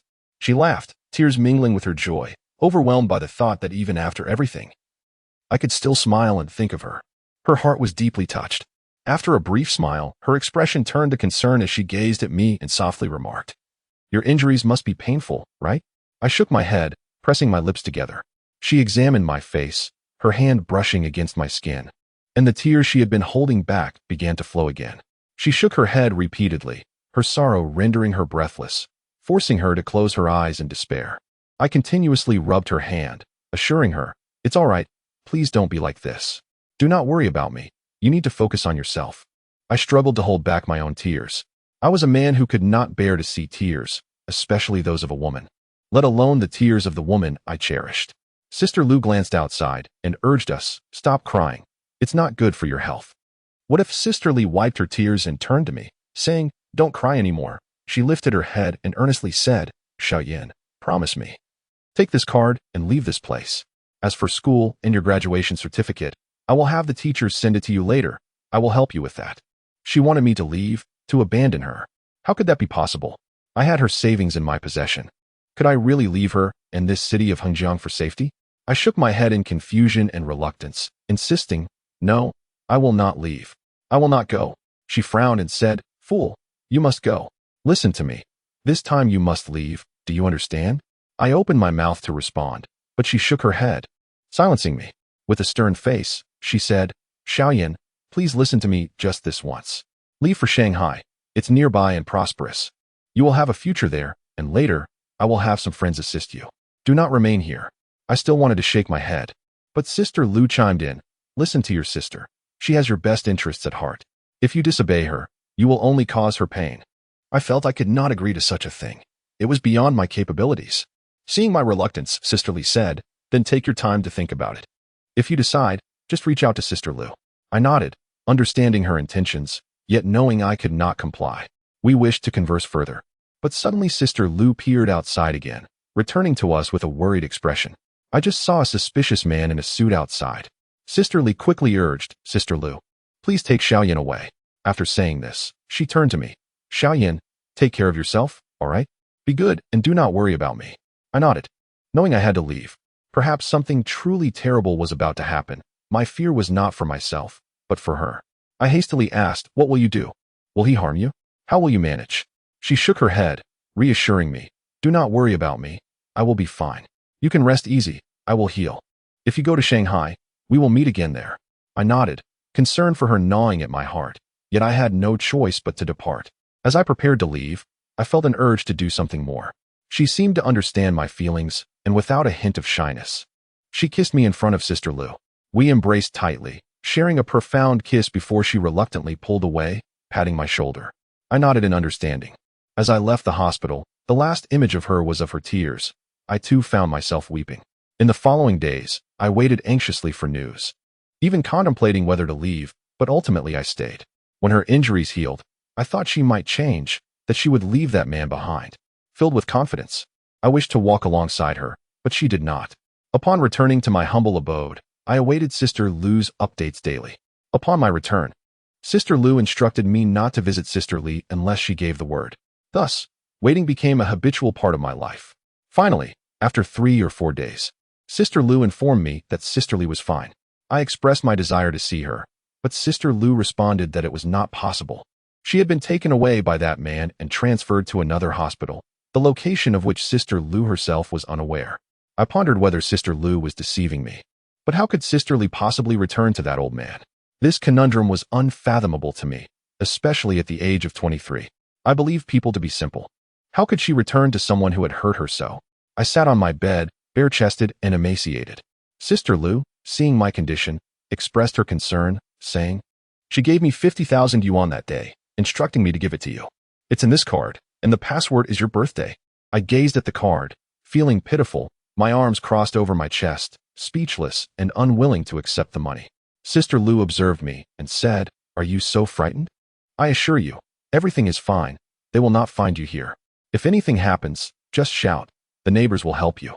Take the money and go to Shanghai. Listen to your sister. She has been through a lot too. I slowly lifted my head and asked, what did she say? Sister Lu sighed and began recounting Sister Li's tragic story as if she were narrating the plight of a sorrowful woman. She never told you, did she? Don't be fooled by her outward appearance of confidence. She is truly kind-hearted. She has helped me on numerous occasions. When my husband fell ill and I needed money, she lent me 30,000 without hesitation. Later, when my child needed college tuition, she supported my child for 2 years, covering all expenses. Who could say anything bad about her? She is truly a good person. I nodded, feeling a pang of sadness. She truly was a good person, and I knew it well. As Sister Lu continued, tears welled in her eyes, and she wiped them with a handkerchief, saying, that day, she sat on the bed, feeling very unwell and in great pain. She grasped my hand and lamented, Sister, what is the purpose of life? I have done nothing wrong. My suffering is bearable. But I feel I have burdened that child, and it pains me. I watched her, feeling a rush of empathy as she confided in me about her misfortunes. And I could not hold back my own tears. Sister Lu recounted, she told me she grew up in an orphanage, unaware of her birth parents, and believed she was an illegitimate child. That orphanage was funded by that old man from Hong Kong, who inspected it annually. One year, when she was 16, that old man visited and took an interest in her. One night, he assaulted her. She was only 16. The orphanage was under his control, and no one dared to speak out, so everyone turned a blind eye. Imagine how pitiful she was, a girl so innocent and unaware, left only to cry. After the old man left, she found herself pregnant but was too frightened to tell anyone. She desperately tried to rid herself of the child, but no matter what she did, the child remained. Ultimately, she fled the orphanage to work and earn money, eventually giving birth to the child. Upon hearing this, I suddenly asked Sister Lu, is her child's name Bei? Sister Lu suddenly remarked, she said the child ultimately passed away, failing to survive. I nodded in acknowledgement, and at that moment, I could no longer contain my emotions. I wept uncontrollably. My heart ached for her suffering. Yet I pondered why she subsequently chose to be with that older man. Sister Lu cast a disdainful glance and said, that man is truly despicable. Later, he returned to the orphanage, and by then, your sister was 18, allowing him to possess her without consequence. He employed every means possible, threatening to withdraw all financial support from the orphanage if she refused to be with him, which would force all the children to leave. Your sister, possessing a kind heart and lacking in worldly wisdom at the time, thought, if I must, then so be it, and thus became the mistress of that Hong Kong old man. She was studious, intelligent, and capable. Whenever he encountered difficulties, it was often her suggestions that salvaged him. Her ascension to her current position is a testament to her own abilities. I nodded in agreement. Listening to Sister Lu recount these events filled me with profound sorrow. That night, a fierce wind swept through the Hongjiang region. After she left, I clutched my blanket and sobbed. Eventually, rain began to fall outside, and I ventured out to gaze at the downpour, reflecting on her story, tears cascading down my cheeks. During the days without news from my sister, my heart felt as though it were being sliced apart. Yet, amidst this turmoil, another calamity befell me. I was expelled from school. I understood the reason behind my expulsion. Although the institution did not provide a clear explanation, I was certain that the Hong Kong old man knew I was alive, and thus, he likely sought to exact revenge through his connections at the school. On that fateful day, Zhao Lin visited my dwelling. Upon seeing me, her face registered shock. She did not immediately reveal the school's notification, but instead inquired about my fragile state. Embarrassed, I managed a faint smile and responded, I've been unwell lately. My health has not been good. She advised me to take care of myself, and then asked why I had left the company, mentioning that she had gone to my department only to be told that I had resigned voluntarily. I hesitated for a moment, uttering vague remarks about the lack of prospects and unclear directions. Then I inquired about her company, to which she replied, it's quite strange. It seems something significant has occurred. Many people are discussing how the chairman from Hong Kong intends to dismiss our general manager, and there are rumors that the general manager is suffering from cancer. In short, it's all rather peculiar. I nodded in acknowledgement. Zhao Lin glanced at me, hesitated briefly, and then cautiously asked, Lu Yen, there's something I'm uncertain whether I should ask. I reassured her, it's all right, you can ask. After a moment's consideration, she inquired, people are saying that you have an unusual relationship with the general manager. That you were. She trailed off, frowning slightly. I pursed my lips in silence, choosing not to respond, and she did not press further. She looked at me with a sympathetic expression, and as she was about to leave, she pulled out a notice. As she revealed it, tears streamed down her face. And she said, "Please don't be upset. We all despise the school. When we ask for explanations, they merely say it's a directive from the Education Bureau." Upon reading the word expelled, I was stunned into silence for a long time. Just like that, 4 years of my education had gone to waste. My first thought was of my family. I feared the pain they would feel if they learned of my situation. My mother worked tirelessly, waking at dawn to gather firewood and sell it in the county town to support my studies. If they found out that all her sacrifices had led to this, they would be heartbroken. I thought of my mother's struggles, my father's inability to perform physical labor after his accident, and my sister who had given up school to help with farming. My heart shattered as I realized the gravity of my mistake. I felt like a despicable fool, staring at that notice, tears welling in my eyes without falling. It was at that moment that I began to grasp the enormity of my blunder. I recalled my time with Sister Lee, our reckless intimacy, and the numbness that accompanied it. Perhaps this was my retribution. I loathed myself for the harm I had caused, not only to Sister Lee, but to my family and the future they had hoped for. Zhao Lin consoled me for a long time, and eventually, I wiped my tears, managing to keep my sobs silent. I urged her to return home. Once she left, I clutched my blanket and wept openly on my bed. That era, that day, in that humble abode, left me with an indelible pain that I would remember for a lifetime. Yet, upon reflection, I found that there was no longer any regret or fear. As one matures, looking back at those experiences becomes simply a part of life's journey. Nothing is insurmountable. Life must go on. If being expelled from school was a pale wound, then my desperate attempt to reach out to Sister Lee, to leave Hengjiang with her, brought forth an even more excruciating pain.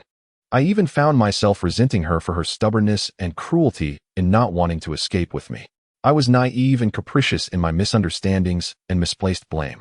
A week later, I finally had the chance to meet Sister Lee, which would be the last time before our reunion in 2004.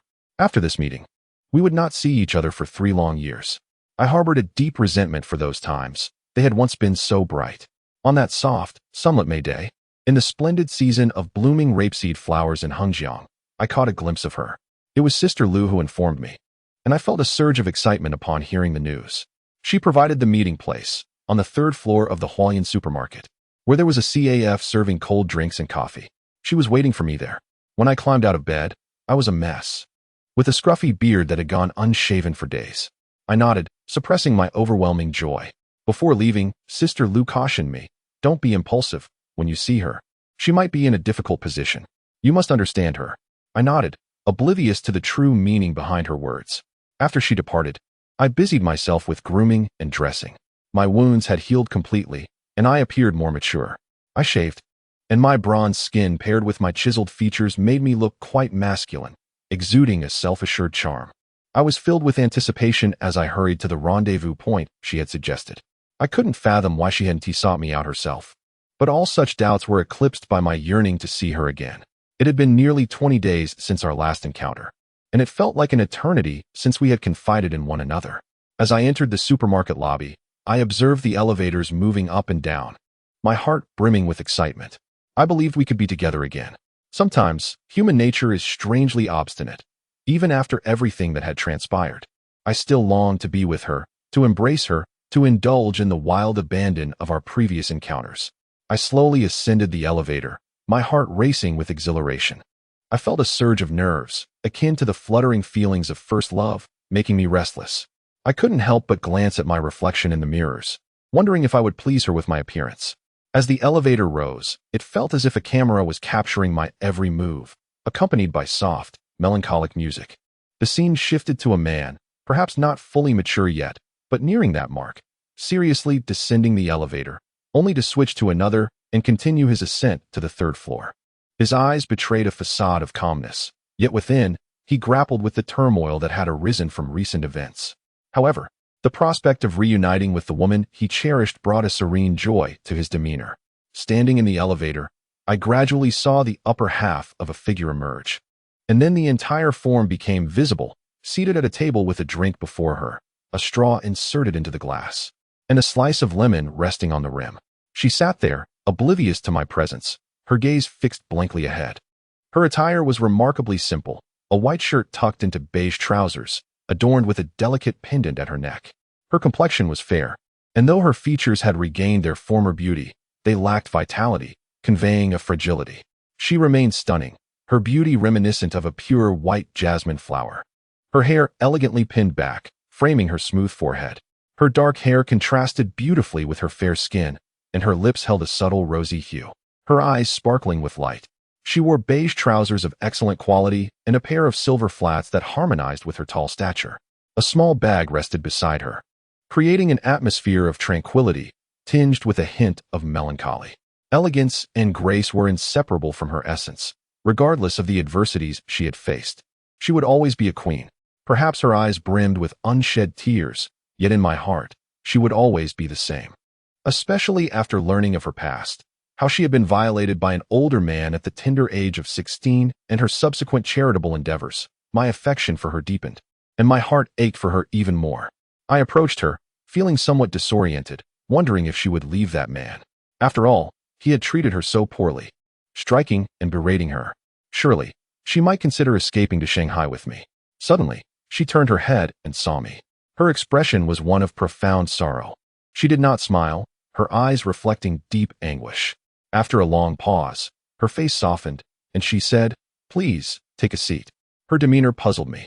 I had anticipated an enthusiastic embrace, or at least a more fervent exchange of words. Instead, it was all so tranquil. I nodded and sat down. I gazed at her, longing to embrace her, to express my concern. Noticing her lack of exuberance, I managed a faint smile and asked, "Are you doing all right?" She pursed her lips and nodded slightly, then suddenly lowered her head, clutching a tissue as tears streamed down her face. As she wept, I hurriedly said, "Please, don't cry. I am perfectly fine, really." The sight of her tears filled me with dread. She wiped her eyes and murmured, "I'm sorry. It's all my fault. I have brought this upon you. I apologize." Her words were sincere, reminiscent of a child, filled with guilt and a sense of injustice, evoking deep sorrow. I shook my head and glanced at her hands, cautiously extending mine in an attempt to comfort her. I grasped her hand, but she slowly withdrew it. Her action momentarily stunned me, yet I stifled my sadness and smiled, saying, "Please don't cry. It pains me to see you like this. Truly, I am well. Look at me." She wiped her tears and lifted her gaze, her eyes glistening with unshed tears. Gradually, she retrieved a card from her bag with one hand and pushed it towards me, insisting, "Take it. You must take it. Otherwise, I will feel unbearably guilty. I am powerless to aid you. I am to blame. Those people have been bought off. Here, there is 500,000. Take it and leave this place." I stared blankly at the card. 500,000, an amount beyond my wildest dreams, something our family had never encountered across generations. However, the card failed to pique my interest. My gaze shifted back to her. She avoided my eyes, a hint of fear sparked by my indifference causing her to turn her head away. Biting her lip as she said, "I'm sorry. This is all I can do. Please try to understand." I looked upwards, then lowered my head, at a loss for words. After a long silence, I faced her again, filled with anguish, despair, and helplessness, and asked, "Why? Why not leave him? Shall we not escape together?" I awaited her response, hoping she would offer a satisfactory answer. Yet, she responded, "I'm sorry, I cannot leave. You must go alone. Be obedient." My mind felt clouded, and I stood there, bewildered by her words, lost and at a loss. I blinked, furrowed my brow, and asked why. "Do you still wish to return to him? He is so terrifying." "I have come to know your situation," Sister Lu told me. "Please do not blame her. I do not want you to return to the past. Come with me. I beg you, come with me." As I uttered those final words, my voice revealed a desperate plea, my demeanor pitiful as I reached for her hand, urging her to leave with me. Yet, she remained icy and resigned, shaking her head as silent tears streamed down her cheeks. She said to me, "You should go. I have made my decision. I am so sorry. I will never be able to repay you. I cannot go with you. Moreover," she astonishingly added, "if you truly care for me and wish to spare me further pain, you should leave this place. Does he threaten you? Is it that if you leave him, the orphanage cannot reopen? Please, tell me. Just tell me." Upon hearing my words, she cried again, shaking her head. I lowered my gaze, feeling defeated and pitiful. No matter how much I pleaded, that day she refused to accompany me. She evoked a sense of pity within me, yet she was so resolute and heartless. She would not agree to leave. The question of why she wouldn't go with me, why she wouldn't depart, haunted me for years.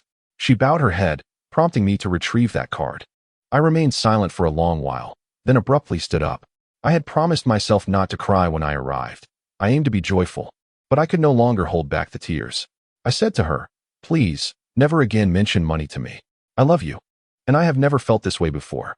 This is not a fleeting fancy. It is genuine love. I hope you understand that you mean more to me than 500,000 or even 5 million. As I spoke, I turned away, and she called out, "Xiaoyan, please don't do this." I glanced back to see her in anguish, her tearful gaze fixed upon me. With a heavy heart, I turned away and slowly walked towards the elevator. She did not pursue me. As I stepped into the elevator, I suddenly felt as if I were adrift. Unsure of where I was headed, engulfed in confusion, my mind a blank slate. One last glance back revealed her curled up, her head in her hands.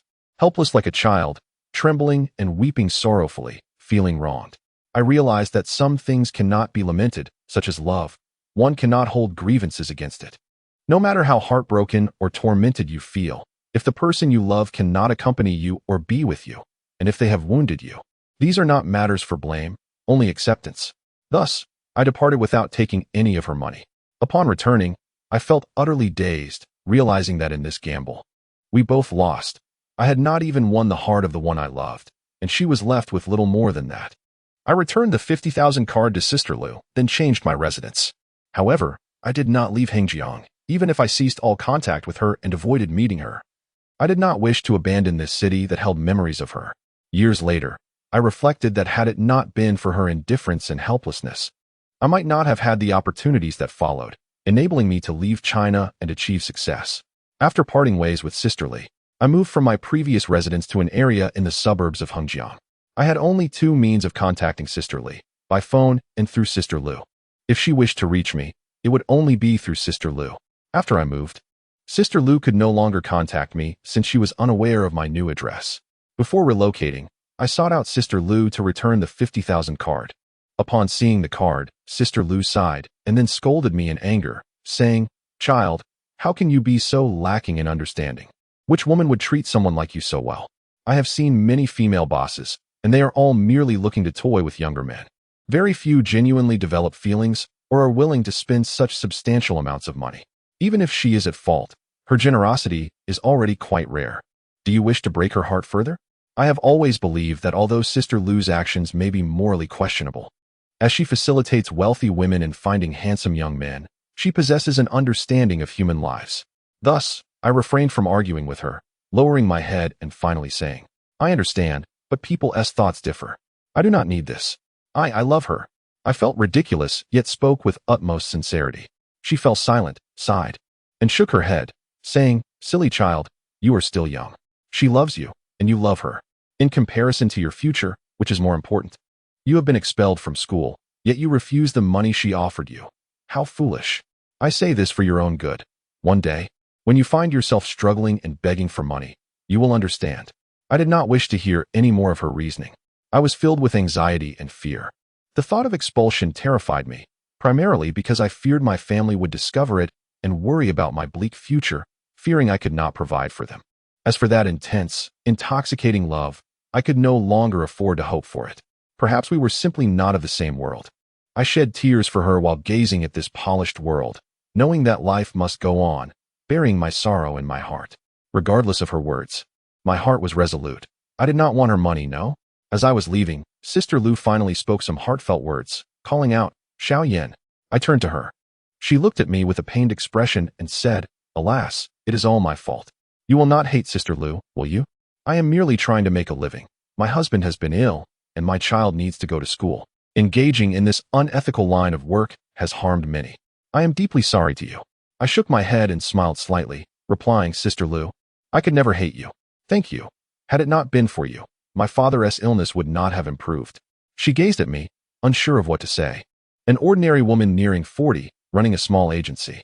It was a modest establishment where she lived and worked, with a red sign outside, appearing rather shabby. After relocating, I moved to that suburb, a place primarily inhabited by migrant workers from the city. At that time, Hengjiang was undergoing development, despite being a port city for many years. Its progress had been slow. As the new millennium approached, Hengjiang began to accelerate its construction efforts, with the building industry becoming its leading sector, gaining national and even global recognition. After residing there for a while, I began to worry about making ends meet. Surrounded by many laborers engaged in construction, they often lacked diplomas and could not find good jobs, forcing them to start from the bottom. Having endured hardship since childhood, I was not averse to working alongside the laborers on construction sites. I even feared revealing to them that I was a university student, for in my view, their qualities were no worse than mine. They felt like brothers to me.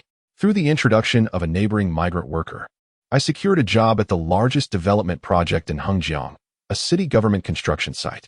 This project was under an American construction company, SKS Real Estate, well known in both the United States and China. The company where Sister Lee had once worked, Shengshi Real Estate, was not as prominent. Merely a leading Chinese enterprise in Hengjiang, but unable to compete with the likes of SKS. I could never have imagined I would have any ties with this company. Reflecting upon it, it seemed entirely unrelated. Yet, everything unfolded in such curious ways. The situation arose from a construction flaw.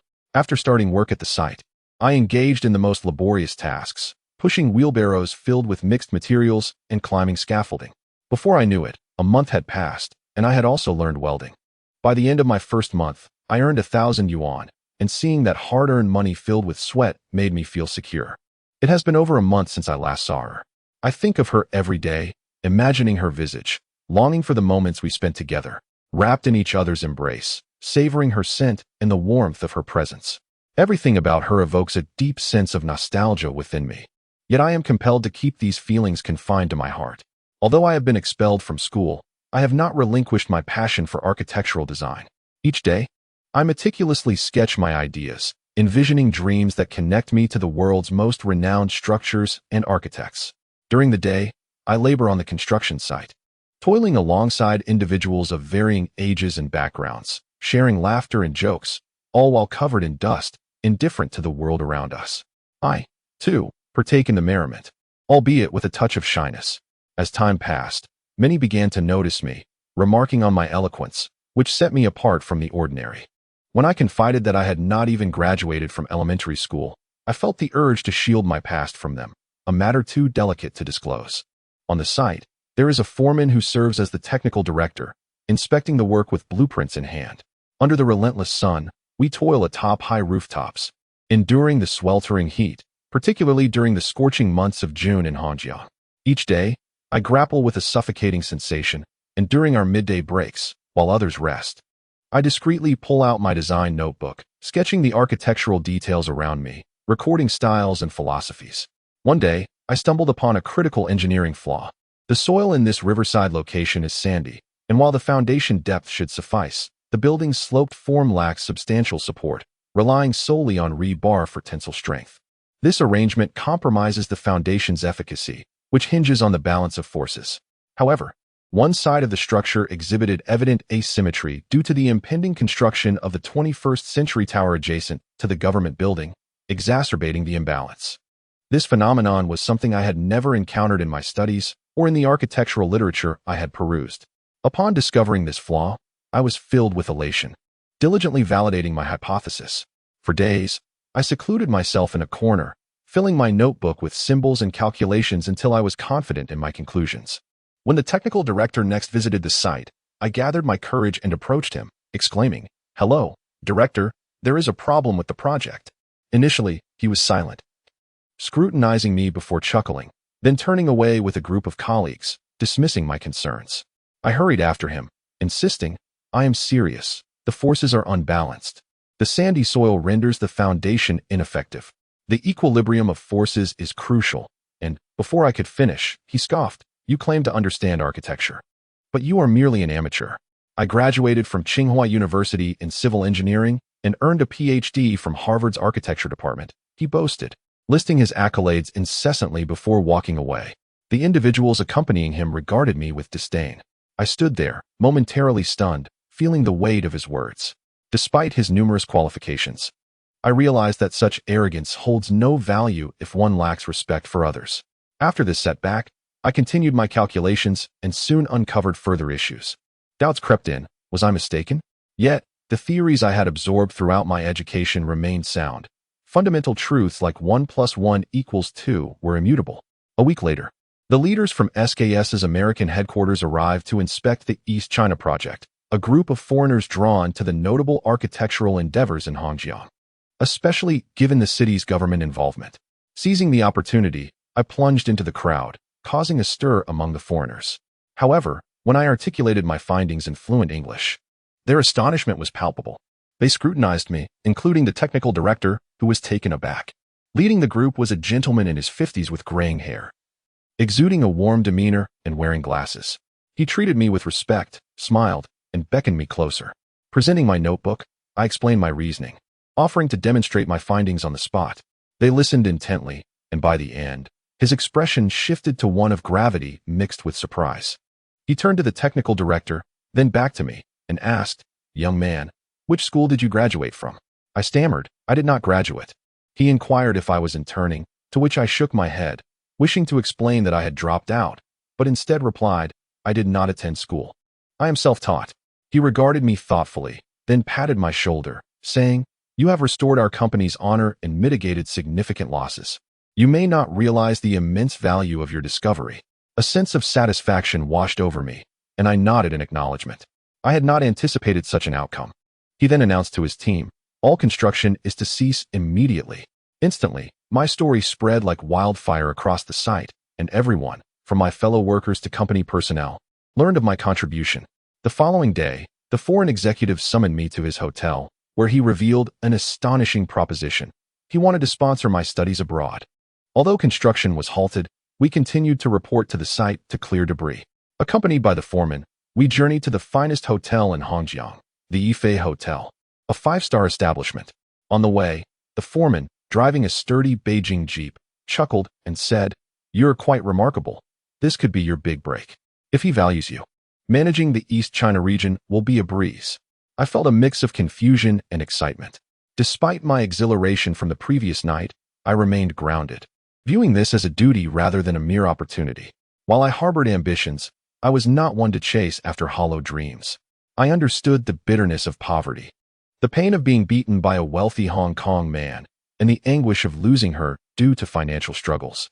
As I entered the opulent hotel, many gazes fell upon me, clad in work attire, my clothes caked in dirt.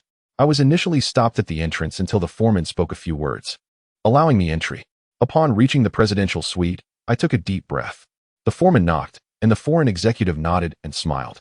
The foreman respectfully acknowledged him, conveying that he had brought me. I nodded in greeting, and he was exceptionally courteous, inviting me to sit. After the foreman departed, I found myself alone with him. I noticed he was working on his laptop, and he gestured for me to take a seat. I smiled and glanced at my soiled attire, but he shook his head with a smile and said, "Never mind." Upon taking my seat, he moved aside to pour me a cup of coffee. He treated me with utmost formality, regarding me as an equal, which instilled within me a profound sense of respect and an unprecedented comfort. I feigned maturity, nodding appreciatively as I expressed my gratitude. After settling down, he observed me for a moment before stating, "Yin, I wish to discuss a matter with you. I wonder if you would entertain such an opportunity? By the way, I am Lawrence Peter, a director at SKS Corporation, headquartered in the United States." His urgency nearly caused him to overlook the introduction of his name. I pursed my lips, nodded, and replied, "Hello, Mr. Peter, please go ahead." He continued, "Our company has long been dedicated to nurturing young talent. Your situation has captivated and excited me. I perceive you as a rare talent. Despite lacking formal education, your self-taught achievements have left many of our professional engineers in awe. I am exceedingly eager to assist you by sponsoring your studies in the United States. I shall cover all your tuition and living expenses, and upon graduation, you will enter our company directly." This revelation was a monumental surprise, one that might bewilder the average person. Upon noticing my bewildered expression, he smiled and remarked, "Yin, I believe this is a rare opportunity for you, one that countless individuals yearn for. Given your passion for this field, I hope you will accept my proposal." Although he was over 50, his sincerity in conversation left no room for condescension. I smiled and responded, "Mr. Peter, this proposition comes rather suddenly." He nodded, saying, "Indeed. I wish to take you with me as soon as possible. Upon my return, you can accompany me to the United States. Rest assured, I will provide you with an initial sponsorship, allowing you to support your family. Do not worry about them. We will ensure everything is handled appropriately." I was reluctant to let this opportunity slip away. Having been expelled from school, I felt desolate, yet now I found myself confronted with this extraordinary chance. I envisioned my family's reaction upon learning that, despite my expulsion, I would be studying in the United States. They would find solace in that. For any young person, this prospect was exhilarating. He studied me once more before standing up and stating, "Thus, Yen, I grant you 2 days to consider this. And I hope for your prompt response." I nodded, and he then casually engaged me in conversation, inquiring about my family's circumstances and how I had achieved such remarkable self-taught accomplishments. I could comprehend most of the English he spoke, which he found astonishing. He continually praised. "Children from China are not as we perceive. They possess immense talent." That evening, upon returning home, my thoughts remained in a whirl. I deliberated whether to pursue my studies in America. I placed great faith in Mr. Peter's words. His gaze and sincerity conveyed the authenticity of his offer. Doubt should not cloud my mind. This felt akin to a grand dream, one that awaited my affirmation. Yet, a persistent thought lingered in my heart, the woman. She haunted my thoughts day and night. Everything I aspired to achieve seemed to revolve around her. My desire to succeed was, in part, a bid to prove myself to her and to those who had wronged me, to reclaim what I had lost. On the evening of the second day, I made my decision. I would accompany Mr. Peter to study in the United States. The final act of my indecision was to place a call to her. My heart raced with excitement, yet I refrained from immediately divulging my plans to study abroad. When the call connected, I felt a rush of emotions. Despite the remnants of past hurt, I bore no resentment towards her. Instead, I found myself longing for her. This formidable woman who had endured life as trials while appearing to lead a life of affluence. Her voice, when she answered, was calm, markedly different from the vibrant tone I once knew. It seemed to lack the joy and confidence of the past, replaced instead by an ordinary woman's tranquility. Hearing her say hello nearly compelled me to hang up, but I persevered, leaning against the telephone booth as I softly inquired, "Are you well?" Upon hearing my question, she stammered and quickly asked, "Xiaoyan, where are you? Tell me, I have been searching for you." Her words brought me comfort. Perhaps she regretted leaving me. Thus, I replied, "I am well. How about you?" With a hint of tears in her voice, she asked, "Are you truly okay? You have no money, no acquaintances. How are you managing? Are you still in Hengjiang?" I affirmed, "Yes, do not worry." I had intended to ask her one question. If she would leave Hengjiang with me to live in a place where no one knew us, I would abandon my plans for the United States, awaiting her answer. She probed, "Where are you? What do you want to say? I am very worried about you." Summoning my courage, I spoke earnestly, like a child. "If I were to ask you to leave Hengjiang with me to an unknown place, would you consider it? Would you come with me?" After I spoke, I anxiously awaited her response. She remained silent for what felt like an eternity before finally saying, "Xiaoyan, please do not say such things. I miss you dearly." Her tone was tinged with fear, as though she dreaded my next words. I pressed further, "Please answer me. Would you leave your comfortable life to live a tranquil existence with me? I will take care of you, sister." Again, silence enveloped our conversation.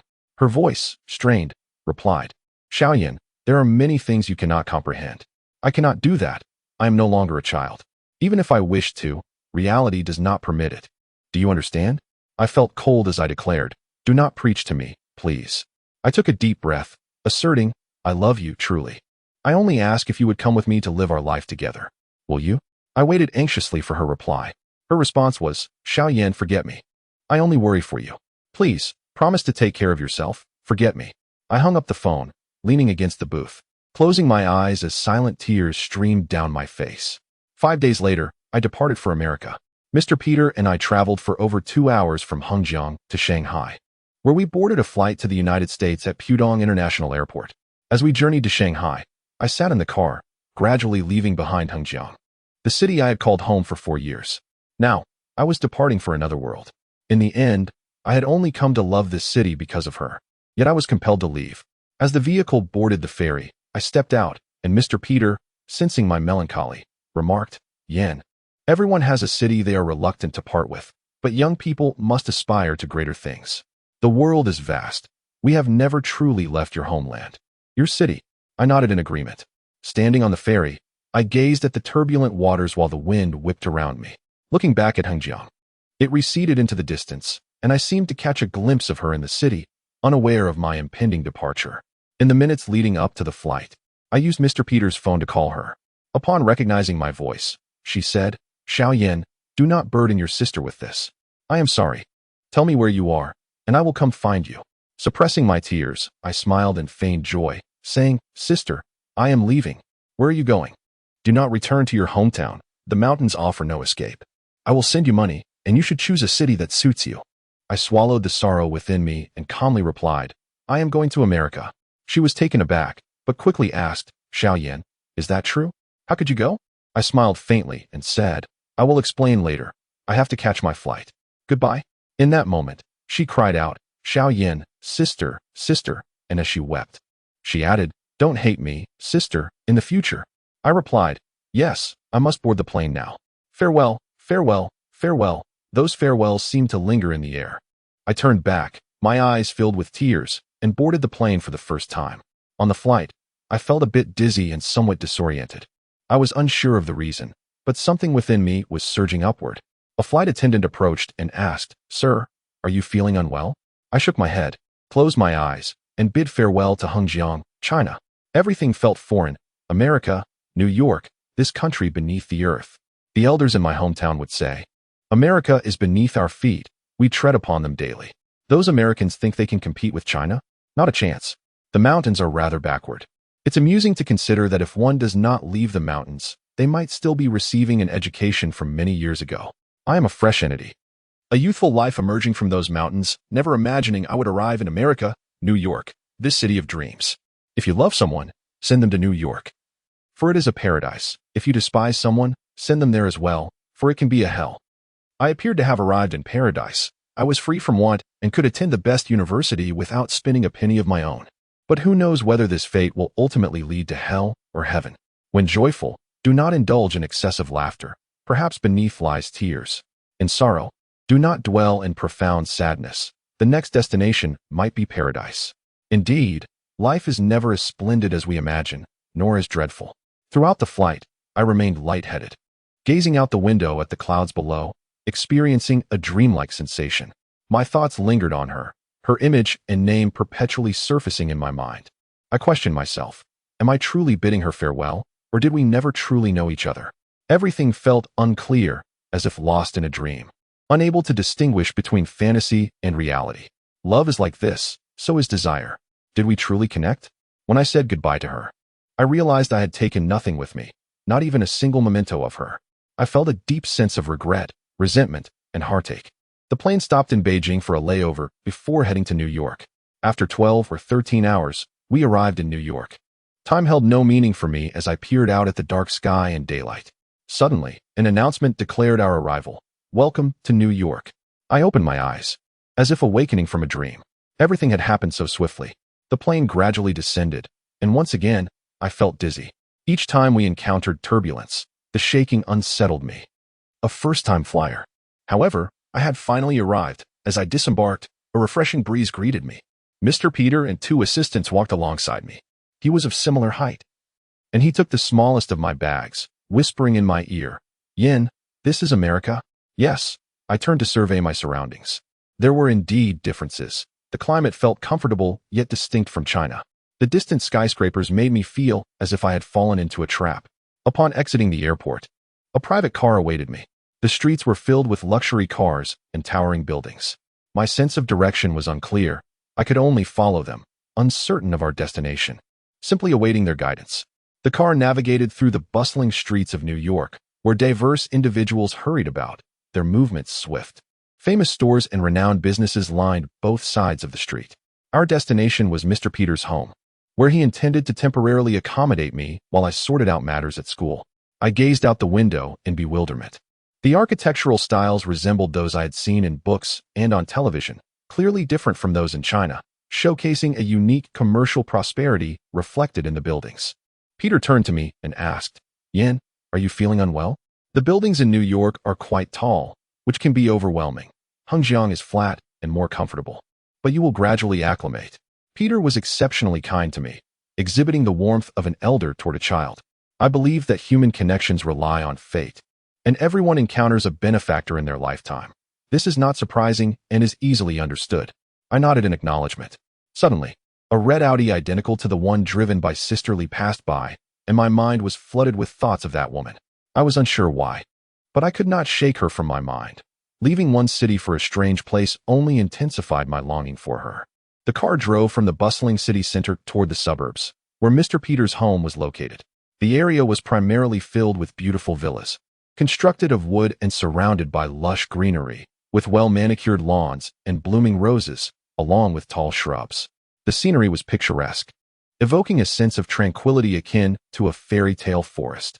Mr. Peter explained everything to me in English, assuring me that he would make me feel at home and that everything would be prepared for my arrival. I was deeply touched, and my gratitude manifested as a subtle smile, a gesture acknowledging the kindness of others. The car finally halted in front of an imposing villa. Mrs. Peter, a middle-aged woman of Jewish descent with dark hair, had been eagerly anticipating my arrival as the guest from China. We disembarked, and the driver handled the luggage while I followed closely behind Peter. He embraced his wife, and I greeted her politely. She then approached me for a hug, which caught me off guard, but I quickly composed myself and accepted the friendly gesture. Mrs. Peter smiled warmly, saying, "Welcome. Please come in." Upon entering, I found the living room to be cozily decorated. I glanced around, taking in the warmth of their hospitality. Suddenly, Mrs. Peter called upstairs, "Susan, come quickly. Your Chinese friend has arrived." I turned around in haste, and slowly, I saw a girl pushing a wheelchair into view. She appeared unremarkable, lacking a smile, with long, curly hair. She looked at me, seeming somewhat older, but I later learned she was only 22, younger than I had assumed. She gazed at me vacantly, and I smiled back, though she did not return the gesture and wheeled herself out of sight. I was taken aback by this revelation. I had not anticipated that Peter's daughter would be disabled. The names Susan and her appearance first registered in my mind. Little did I know that 3 years later, I would marry her, sacrificing my loveless marriage for wealth, riches, and an unending journey back home. In July 2001, after Mr. Peter had arranged everything for me, I enrolled in the master's program in architecture at New York University. While not the most prestigious institution in America, gaining admission there filled me with excitement. Before starting university, I lived with the Peters, who had prepared a separate room for me. Their family welcomed me warmly, though Susan remained withdrawn, rarely speaking to me or anyone else. I later learned her leg had been amputated due to a childhood car accident. Since that time, she has never experienced joy again. Her temper has become quite irritable, and the Peter couple speaks to her with utmost caution. Frequently, I find myself in my room, hearing her engage in loud arguments with Mrs. Peter, often over trivial matters. Susan seems displeased with my presence, once shouting at her mother, "Get that Chinese person out of here." Of course, I endured all of this silently, waiting for the start of the school year. The Peter couple treated me as their own child, which made it difficult for me to bring up Susan. Once school commenced, I resided on campus, occasionally returning to the Peter household for dinner once a week or every 2 weeks. I did not wish to trouble them. I found solace in solitude, wandering the campus with a book or scribbling down thoughts. I often thought of the formidable woman back in China, sisterly. My classmates hailed from various countries, and we seldom conversed, as cultural differences often led to misunderstandings. A South Korean student once got into a fight with a local over some unflattering remarks about Korea, so we generally avoided political discussions. As I was naturally reticent, my classmates tended to keep their distance. After studying in the architecture department for a while, Mr. Peter sought a lengthy conversation with me. He mentioned that the situation of their company in China was rather unusual, with several high-ranking officials dismissed due to financial issues. Following this discussion, he encouraged me to attend some business courses, as New York University's business school is renowned in the United States. At that moment, Mr. Peter envisioned me as the successor for SKS Company's operations in mainland China. I had never considered an interest in business, but after attending a few classes, I found myself enamored with the subject. During my 3 years at NYU, I oscillated between the realms of art and business. 2 months into my studies, an event occurred that shocked the world. On September 11th, terror enveloped New York as Al-Qaeda crashed planes into the Twin Towers. The resounding explosions echoed even within our classrooms. We were all in class when the school alarm sounded, prompting us to rush outside, unaware of the unfolding tragedy. Moments later, a few American students drove through the campus waving flags and shouting slogans proclaiming terrorist attack. And suddenly, we comprehended the gravity of the situation. Shortly thereafter, I witnessed American girls weeping in despair. The atmosphere was harrowing. As panic spread, it felt as though the world was on the brink of war. Not long after the event, Mr. Peter called me. The SKS headquarters in America was situated not far from the explosion site, and employees had been evacuated to safety.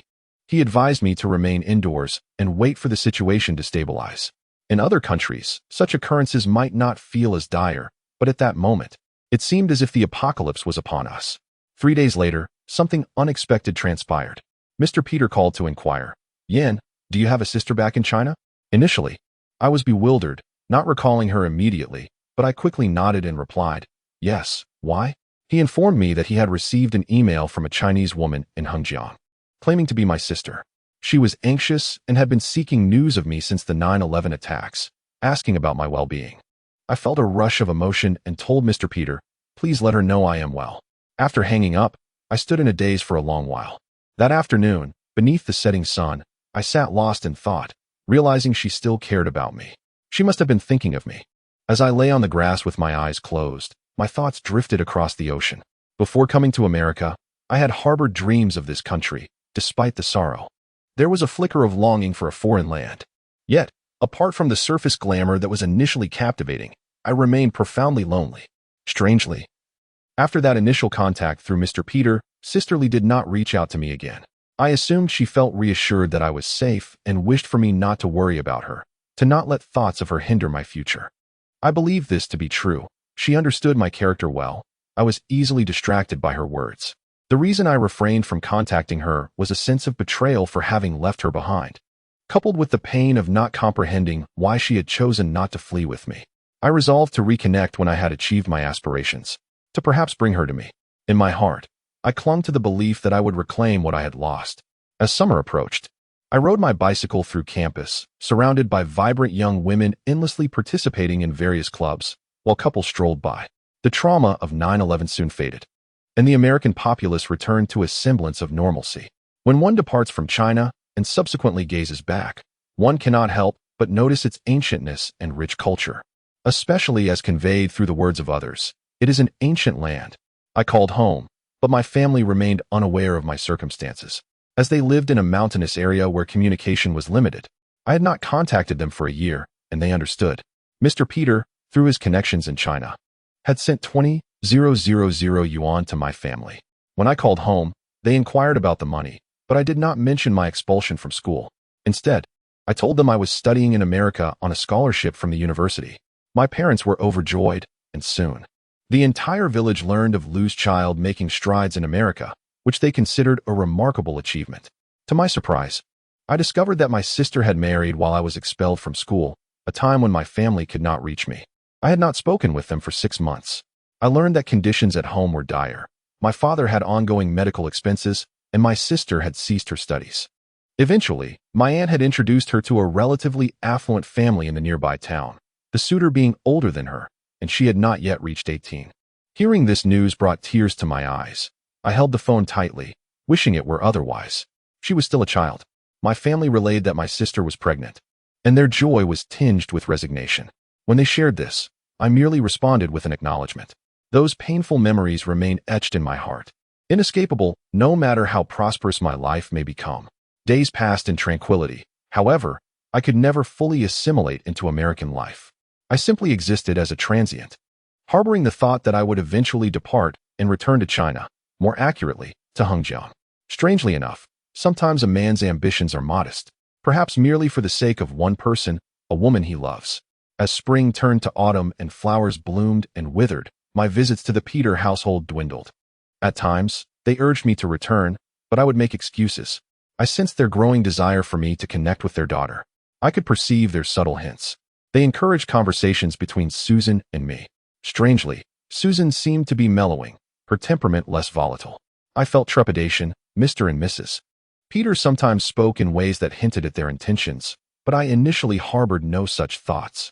In fact, I was afraid and sought to escape. Thus I chose to avoid the situation altogether. If they claim to bestow upon me a favor that comes at a cost, such a notion is not entirely unfathomable. At times, I can even sense their excessive kindness towards me. Yet, I am acutely aware that in America, it is indeed quite challenging for Susan to encounter a genuinely affectionate man of good standing, should it not be by mere chance. She is not beautiful, and her temperament leaves much to be desired, which makes this situation easily understandable. As for myself, despite my humble beginnings, I have excelled academically, achieving remarkable grades in my field of study. By my second year, I joined a research group focused on the fusion of postmodernist styles with American commercial prosperity, aiming to transform the congested business landscape of the United States. This initiative received funding from the U.S. government, and over the course of 6 months, we developed numerous project designs, some of which were adopted. I even had the honor of representing our group in a meeting with the New York government. These accomplishments, while they granted me a semblance of success, could not wash away my sorrow. I had once succumbed to despair over matters of the heart. However, upon returning to my studies, I dared not falter. I understood that countless eyes were upon me, and I had to succeed. For this opportunity might never present itself again in my lifetime. I was caught in a perpetual struggle between personal emotional turmoil and academic diligence. In September 2002, I received an email from China. It was from a girl, and I refrained from responding, wishing to evade the matter. The email was from Bebe, filled with tears and emoticons of sorrow. She had found my email address through Ligia and shared that she had been accepted into the Beijing Film Academy, achieving first place in the province at just 17. In her letter, she inquired about my feelings for her and whether my affections were directed towards Ligia. Through her words, I discerned the growth of a young girl, yet she retained her innocence. She professed her enduring love for me, which frightened me, prompting my silence. I hoped she would forget. I knew that as she entered university and society, her perspectives would inevitably shift. I believed that if I did not reply, she would eventually relent. Yet, in the following year, she continued to write to me, sharing snippets of her life at school as if they were diary entries, unaware if I would ever receive them. One day, she mentioned a boy who was pursuing her, and I felt a slight sense of relief. Thus, in February 2003, I finally replied to her first email. She later wrote back, asking if I had received it, to which I replied that I had not checked my email in 6 months and had only seen one message. I encouraged her to focus on her studies and to not dwell on me, and she seemed to have moved on, viewing me more as an older brother, often confiding in me about her romantic endeavors. Yet, traces of her affection for me lingered, though she chose not to mention it. This, in turn, lightened my burden. A month after that exchange, I received devastating news from Bebe. Ligia was getting married on May 1st, and her husband was the older man from Hong Kong. Upon reading those words, I felt as though my world was collapsing. All my efforts and aspirations in America over the past 2 years seemed to shatter in an instant. How could she marry him? I could not allow her to marry, especially not that elderly man. My heart was in turmoil. If she had chosen someone else, I might have understood, but choosing that man was a grave injustice. I lost control and attempted to call her long distance, but she did not answer. For that entire month, I was consumed by despair, desperate to halt her wedding and proclaim that I would achieve success and care for her. I even sought Peter's assistance to facilitate my return, but in April 2003, the outbreak of SARS in China thwarted my plans. As May arrived and the epidemic lingered, I could not return, and she wed without me. On Labor Day, May 1st, I lay on my bed, tears streaming down my face, unable to sleep. After Ligia's marriage, I ceased all communication with her and cut ties with Bebe, drifting through life like a living ghost. My words grew sparse, and my demeanor turned increasingly cold. After relocating to America, I underwent a significant transformation. My physique became more robust, my attire evolved, and my appearance grew more handsome. Yet, I yearned to forget her. My naive belief was that I should no longer disrupt her life or inflict pain upon her. She had changed from a lover to another's wife. As for the reasons behind that man's divorce and subsequent marriage to her, I was oblivious at the time. I thought to myself, let it go. I had my own life ahead of me, and it would be best to forget the damp, outdated memories beneath the sun's warmth. I endeavored to do so, yet I discovered that I had not forgotten. Rather, I had transformed that love into a different sentiment, one that remained tranquil and nestled within my heart, seldom brought forth. If left undisturbed, it was unlikely to surface. A year after Ligia's wedding, I graduated from university, earning dual bachelor's degrees in business and architectural design from New York University. Mr. Peter expressed great satisfaction with my accomplishments. On my graduation day, he drove his family and me out for a celebratory meal, presenting me with a gift, and offered to manage the operations of the Hengjiang branch as its general manager, while I continued my role in the Shanghai East China region. I was taken aback by this significant offer, feeling somewhat unworthy. After a moment of hesitation, Mr. Peter assured me. No, Yan, you must believe in yourself. You are entirely capable. The previous manager of Hengjiang was dismissed due to economic issues, and a new Riverside Villa project has just commenced. The situation is urgent. I need your help. After careful consideration, I refrained from giving an immediate answer, requesting some time to think. Mr. Peter consented and shifted the conversation. That day, emboldened by drink, he glanced at the silent Susan and remarked, Yan, my daughter may have physical limitations, but she has always held affection for you. She is simply too self-conscious to express it, which is why she has been unkind to you. I hope you. At that moment, a realization dawned upon me. I fell silent, and Mr. Peter patted my shoulder, saying, Yan, this is not an exchange. I hope you understand. I merely wish to convey that if you are willing. He continued, you Chinese often prefer to speak indirectly. So I hope my intentions are clear. I nodded, comprehending his implication. However, I could not fathom marrying someone I did not love. My naivety was almost pitiable. Mr. Peter added, over the years, I have aided you greatly. Your current success is attributable to my support. If you consent, I will grant you half of the company's shares in the China division. You may choose any position you desire. Additionally, he leaned closer and whispered, if after marriage you find yourselves unhappy, everything is still open for consideration. I will not impose upon you. Yet, I have observed your steadfast nature and competence, and I wish for you to be my heir. Do you understand? I nodded again. My silence seemed to bolster Mr. Peter's confidence. He interpreted it as guilt or obligation. I could not help but think of the woman who had left me for another, realizing that our future was forever severed. Contemplating this alongside the prospect of half of the company's immense fortune, calculated in the billions, all in dollars, weighed heavily on my mind. I felt a surge of emotion, a pang of guilt, as I recalled that elderly man who had the power to bring me to my knees. Memories of my impoverished beginnings flooded my mind, along with everything that accompanied it. Mr. Peter remarked, all you need is the title of a spouse. If you encounter someone better in China, you may bring it up, and I will agree. Beyond that, I ask little of you, Yan. You must understand that this arrangement is necessary for me to bequeath my estate and business to you. I hope you can assist me. If you are unwilling, then, Yan, everything you possess. I lifted my gaze to him and nodded, acknowledging, yes, I understand. A week later, after much contemplation, I acquiesced. If it was merely a matter of a marital title, it seemed manageable. I aspired to ascend the social ladder, to acquire wealth that would afford my family an unparalleled standard of living, to elevate my sister and others, and to gain the admiration of those around me. I yearned for these things. I recognized it was a mistake, a venture that might not reflect well on me. Yet only through personal experience can one truly grasp the nature of society. During times of hardship, the significance of money becomes painfully clear, what I had lost and how to reclaim it, how to spend extravagantly, how to live with flair. I craved glory, secretly desiring to stand out, to exact retribution, to return to China. Thus, I consented to Mr. Peter's proposal, entering into a nominal marriage with Susan without any formal ceremony, merely obtaining a marriage certificate with our signatures. We could not engage in a marital relationship and remained as two individuals with no real connection, a mere faade. After signing the marriage agreement with Susan, I received everything I desired. I spent another week in America, during which I shared a room with Susan on 2 occasions.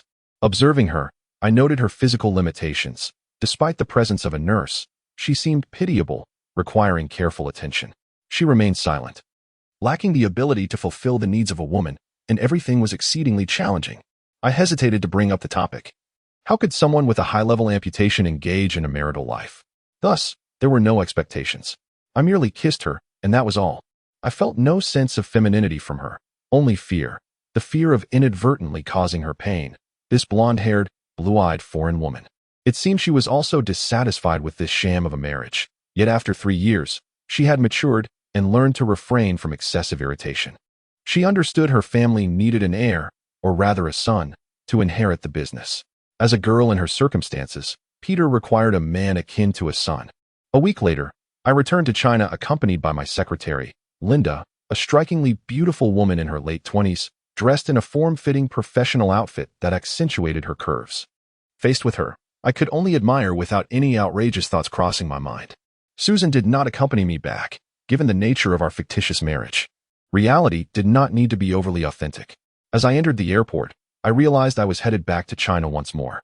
After 3 years, I returned in a tailored suit, exuding confidence, ready to reclaim my vast fortune.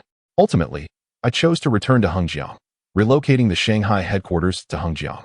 With all of China's SKS now under my command, a smile rarely graced my face, maintaining a calm demeanor.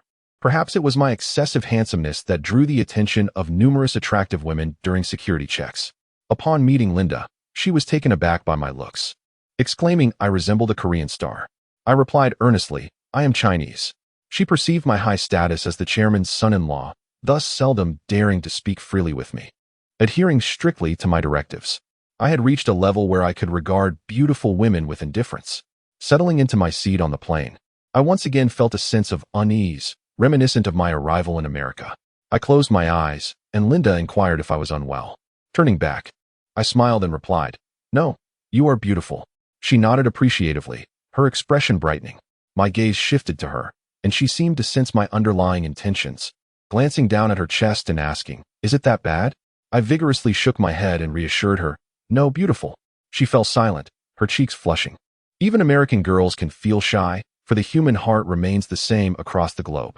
Leaning back against the seat, I gradually drifted into slumber, feeling as though I had never truly left, as if I had just departed from China, with all the stories and memories flooding back, those hardships, youthful innocence.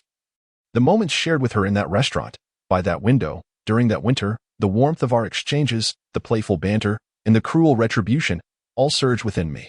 At some point, I abruptly awoke and asked Linda, Could you find out the name of the company collaborating with us on the Riverside Villa project in Hengjiang? After some searching, she pronounced it with difficulty, Shengshi. I exclaimed, What? She showed me, revealing the company logo beneath the English name. Suddenly, it dawned on me, it was Shengshi Real Estate. Closing my eyes, a wave of heat surged within me, a sense of restlessness taking hold. Why? Why could I not escape this fate? Why did I have to encounter you, the woman I longed for at night? Surely, you would not recognize me, nor remember all that transpired. My English name is Annie. Have you forgotten the impoverished, timid Lu Yen of yesteryears? I can only hope you have not forgotten. Yet perhaps it would be better if you had completely erased me from your memory. The plane gradually descended at Shanghai Pudong International Airport in August 2004. I had returned to China. In my slumber, Linda gently roused me, tapping my arm as she exclaimed, China, China. It was her first visit, and her curiosity was palpable. I looked out the window, recognizing Shanghai and its iconic skyline in the distance. I knew I was home. Stepping off the plane, I was greeted by the warm embrace of summer, the August heat enveloping me. Feeling slightly unwell from the flight, I had declined the welcoming party from Hengjiang. I preferred to return alone, weary and desiring to avoid an immediate round of dining obligations. Linda and I stayed at the luxurious Shangri-La Hotel, an extravagant suite that felt surreal despite my newfound wealth. The power of money was palpable as the staff's exceptionally friendly service enveloped me like never before. The room was comfortable and inviting, and after entering, Linda and I shared the space. I loosened my tie, sank into the sofa, and turned on the television. Linda poured me a glass of red wine, and I hesitated, unfamiliar with such scenarios despite her being my subordinate. I took the wine, set it aside, and instead lit a cigarette, savoring the moment. Linda sat beside me, pulling out her notebook to discuss upcoming arrangements. She spoke at length, while I listened with an air of disinterest. Suddenly, she asked, Mr. Liu, are you listening? I responded with an oh and a smile, realizing I had drifted. Taking a breath, I inquired, Do you have a boyfriend? Aware that she was unmarried, I was curious. She smiled, closed her notebook, and nodded, saying, He works in real estate on Wall Street. He is 5 years older than me. A humorous and considerate man. I nodded in agreement, took a sip of my drink, and gazed into the glass, asking her, May I pose a question? Yes, go ahead. She replied. I exhaled softly and inquired, If you love someone, would you marry another man? She pondered for a moment, then chuckled. It's possible, but I don't wish to get married. I was momentarily taken aback, then looked at her as Linda suddenly gazed at me intently, her eyes teasingly playful. She asked, If you love someone, can you get close to other girls? Her question left me somewhat unsettled, yet I felt the need to contemplate. A man and a woman alone in a hotel room. Both so enticing, her meaning began to dawn on me. She looked at me with a flirtatious gaze, leaning closer, her cheeks slightly flushed from the drink. I lowered my head, smiling, and shook it gently, saying, Perhaps yes, perhaps no. She laughed heartily, having never encountered such a devoted Chinese man before. I joined her laughter, realizing I could indeed be casual, do anything I pleased. Yet, at that moment, I simply could not. My thoughts were solely of her. For 3 years, I had been consumed with longing for her, a pure and innocent affection, a secret admiration that could last 3, 5, 10 years, or even longer. If I wished to be intimate with Linda, it would be an uncomplicated affair. But that night, my yearning remained tender, my thoughts never straying from her. It felt as if, upon returning to China, I would soon see her again, allowing her to witness my success. I would no longer trail behind her like a hapless youth, dependent on her kindness, affection, and care. This longing, this nostalgia, felt so warm and comforting. After Linda finished her shower, she approached me in her sleepwear, revealing nothing beneath. She sat beside me, watching television, while I smoked several cigarettes. She asked, "Are you missing your Chinese girl?" I nodded and offered her a gentle smile. She gazed at me for a while before slowly returning to her room, leaving her door ajar. I stayed awake late into the night, standing by the window to admire the stunning nightscape of Pudong, so beautiful and radiant. I stared out, losing my sense of direction in Shanghai, unable to discern north from the opposite bank or where Hongjiang lay, or where she was. It was only at midnight that I finally fell asleep. The next day, we drove back to Hongjiang, and having a beautiful foreign lady with us attracted much attention. As we boarded the car, many turned to gaze at Linda, who appeared childlike and whimsically proud. I found her somewhat silly. I closed my eyes, regretting not having sought her out the previous night. As Linda and I grew more familiar, she incessantly asked about the many trees, why the houses were so small and tall, and posed countless questions I could not answer. Eventually, I, out of exasperation, replied, "Only God knows." As we neared Hongjiang, I recognized the road along the river. However, this time, we bypassed the ferry and took the Jiangyin Bridge. Once we crossed, we were nearly at Hongjiang. The city had not changed much. It remained languid as ever. We headed straight to the company, where some leaders were already waiting to welcome us. The headquarters had been relocated from Shanghai to Hongjiang, a decision met with considerable dissent. Many believed my recent graduation and lack of experience rendered me unfit for the role. Yet, Mr. Peter assured me that decisions would be made on my behalf, and even if I faltered, support would be readily available. The SKS company did not conduct extensive business in China. Even if I stumbled, the impact would be minimal. Perhaps this would serve as my testing ground. Besides, I possessed 1/3 of the company's shares, an undeniable fact. A celebratory gathering was held to honor my arrival. Many local employees were eager to learn about my background. Intrigued by my return from abroad after graduating from Jiang University, a story they deemed legendary. Initially, they were unaware of my status and how my family fortune had been acquired, merely speculating. However, once the truth surfaced, opinions shifted, with some dismissing my achievements as merely marrying the chairman's paralyzed daughter. Yet, who would dare speak against me? I felt the weight of the authority first wielded by Sister Lee. Those who wished to jeopardize their jobs could certainly offend me, yet they would find themselves dismissed. My heart felt fragile, burdened by my vanity and cruelty. I bore the scrutiny of others, my heart weeping for my past, present, and future. The company had already arranged my accommodations and travel, and all matters were meticulously organized. The following day, we were to sign the contract for the Riverside Villa project with Shengshi Real Estate. In the foreign enterprise, I went by ANY, as few knew my Chinese name. To everyone, I was merely a mysterious figure, with little information available, not even a photograph. Mr. Peter sought to evoke curiosity through my anonymity. That night, I was particularly exhilarated, unable to sleep, aware of the extraordinary nature of my situation. After 3 years, I was finally to see her again. Who could have predicted this? Neither she nor that old man from Hong Kong would have anticipated it, nor the school leaders. I had returned, having lost everything over a matter that seemed trivial. Yet now I was back. Sisterly, how I longed to call your name, to meet you gently, hoping you still remembered me, that innocent young man from long ago. Regardless of my newfound prominence or the esteem in which I was held, before you, I remained a shy child, for you had aided me during my most challenging times, helping me weather the storm. For this, I loved you, missed you, and would do anything for you. If you held any warmth in your heart, remember the moments we shared, the happiness and tears. We were once happy, and that is enough. The next morning, I arose early, with the signing scheduled for the upscale conference room at the Yifei Hotel. The shares of Shengshi Real Estate had all been transferred to the mainland, entrusted entirely to Sister Lee, as I had discovered that the old man from Hong Kong was unwell and had left her to manage affairs. The signing was set for 9 o'clock. I arrived first at the hotel lounge, and when the time came, I entered with a group of attendants. Dressed sharply in a well-tailored suit, I exuded the charm of a mature man. In our company's eyes, Shengshi Real Estate was not as formidable as we were. As I entered, all eyes turned to me, and there she was. After 3 years, I finally saw her again. She looked at me, and in that moment, time seemed to freeze.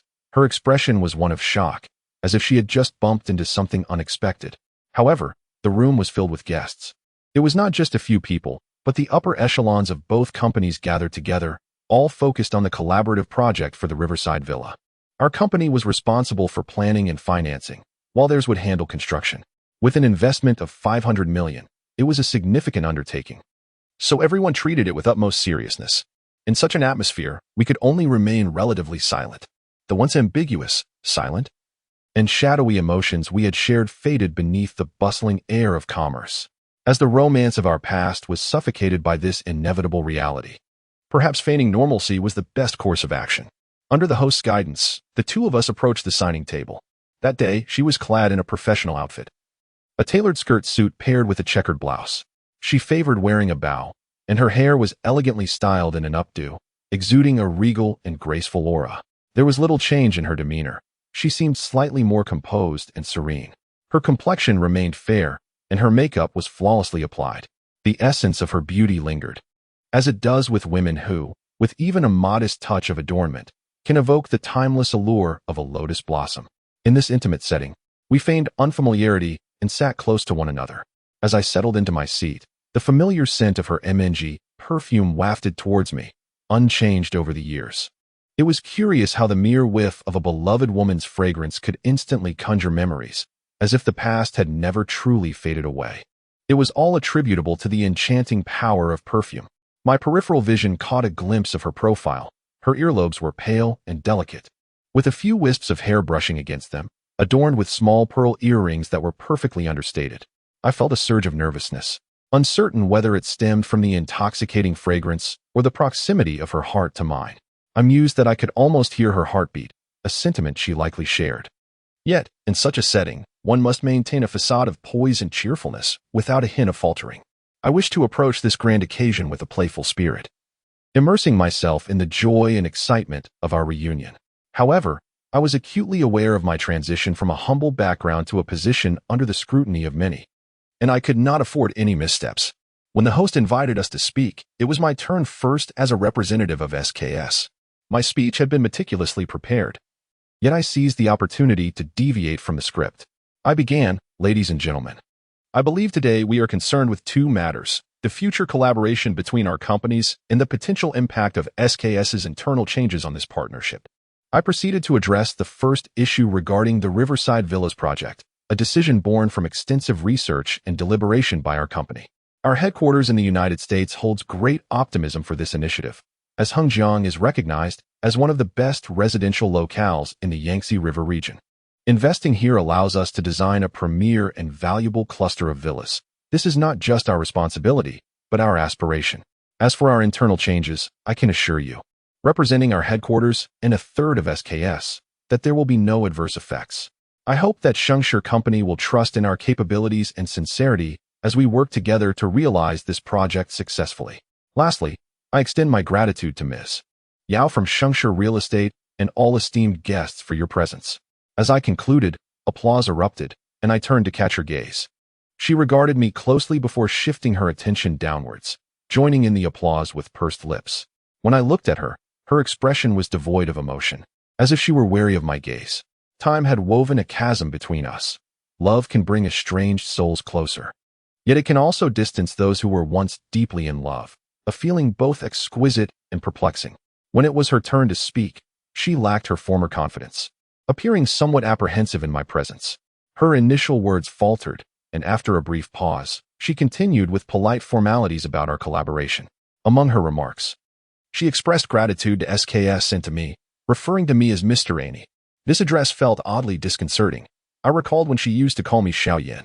In those days, she was often by my side, tender and playful, calling out my name with joy. Those colorful exchanges had vanished, leaving behind a sense of absurdity. After her speech, the signing commenced.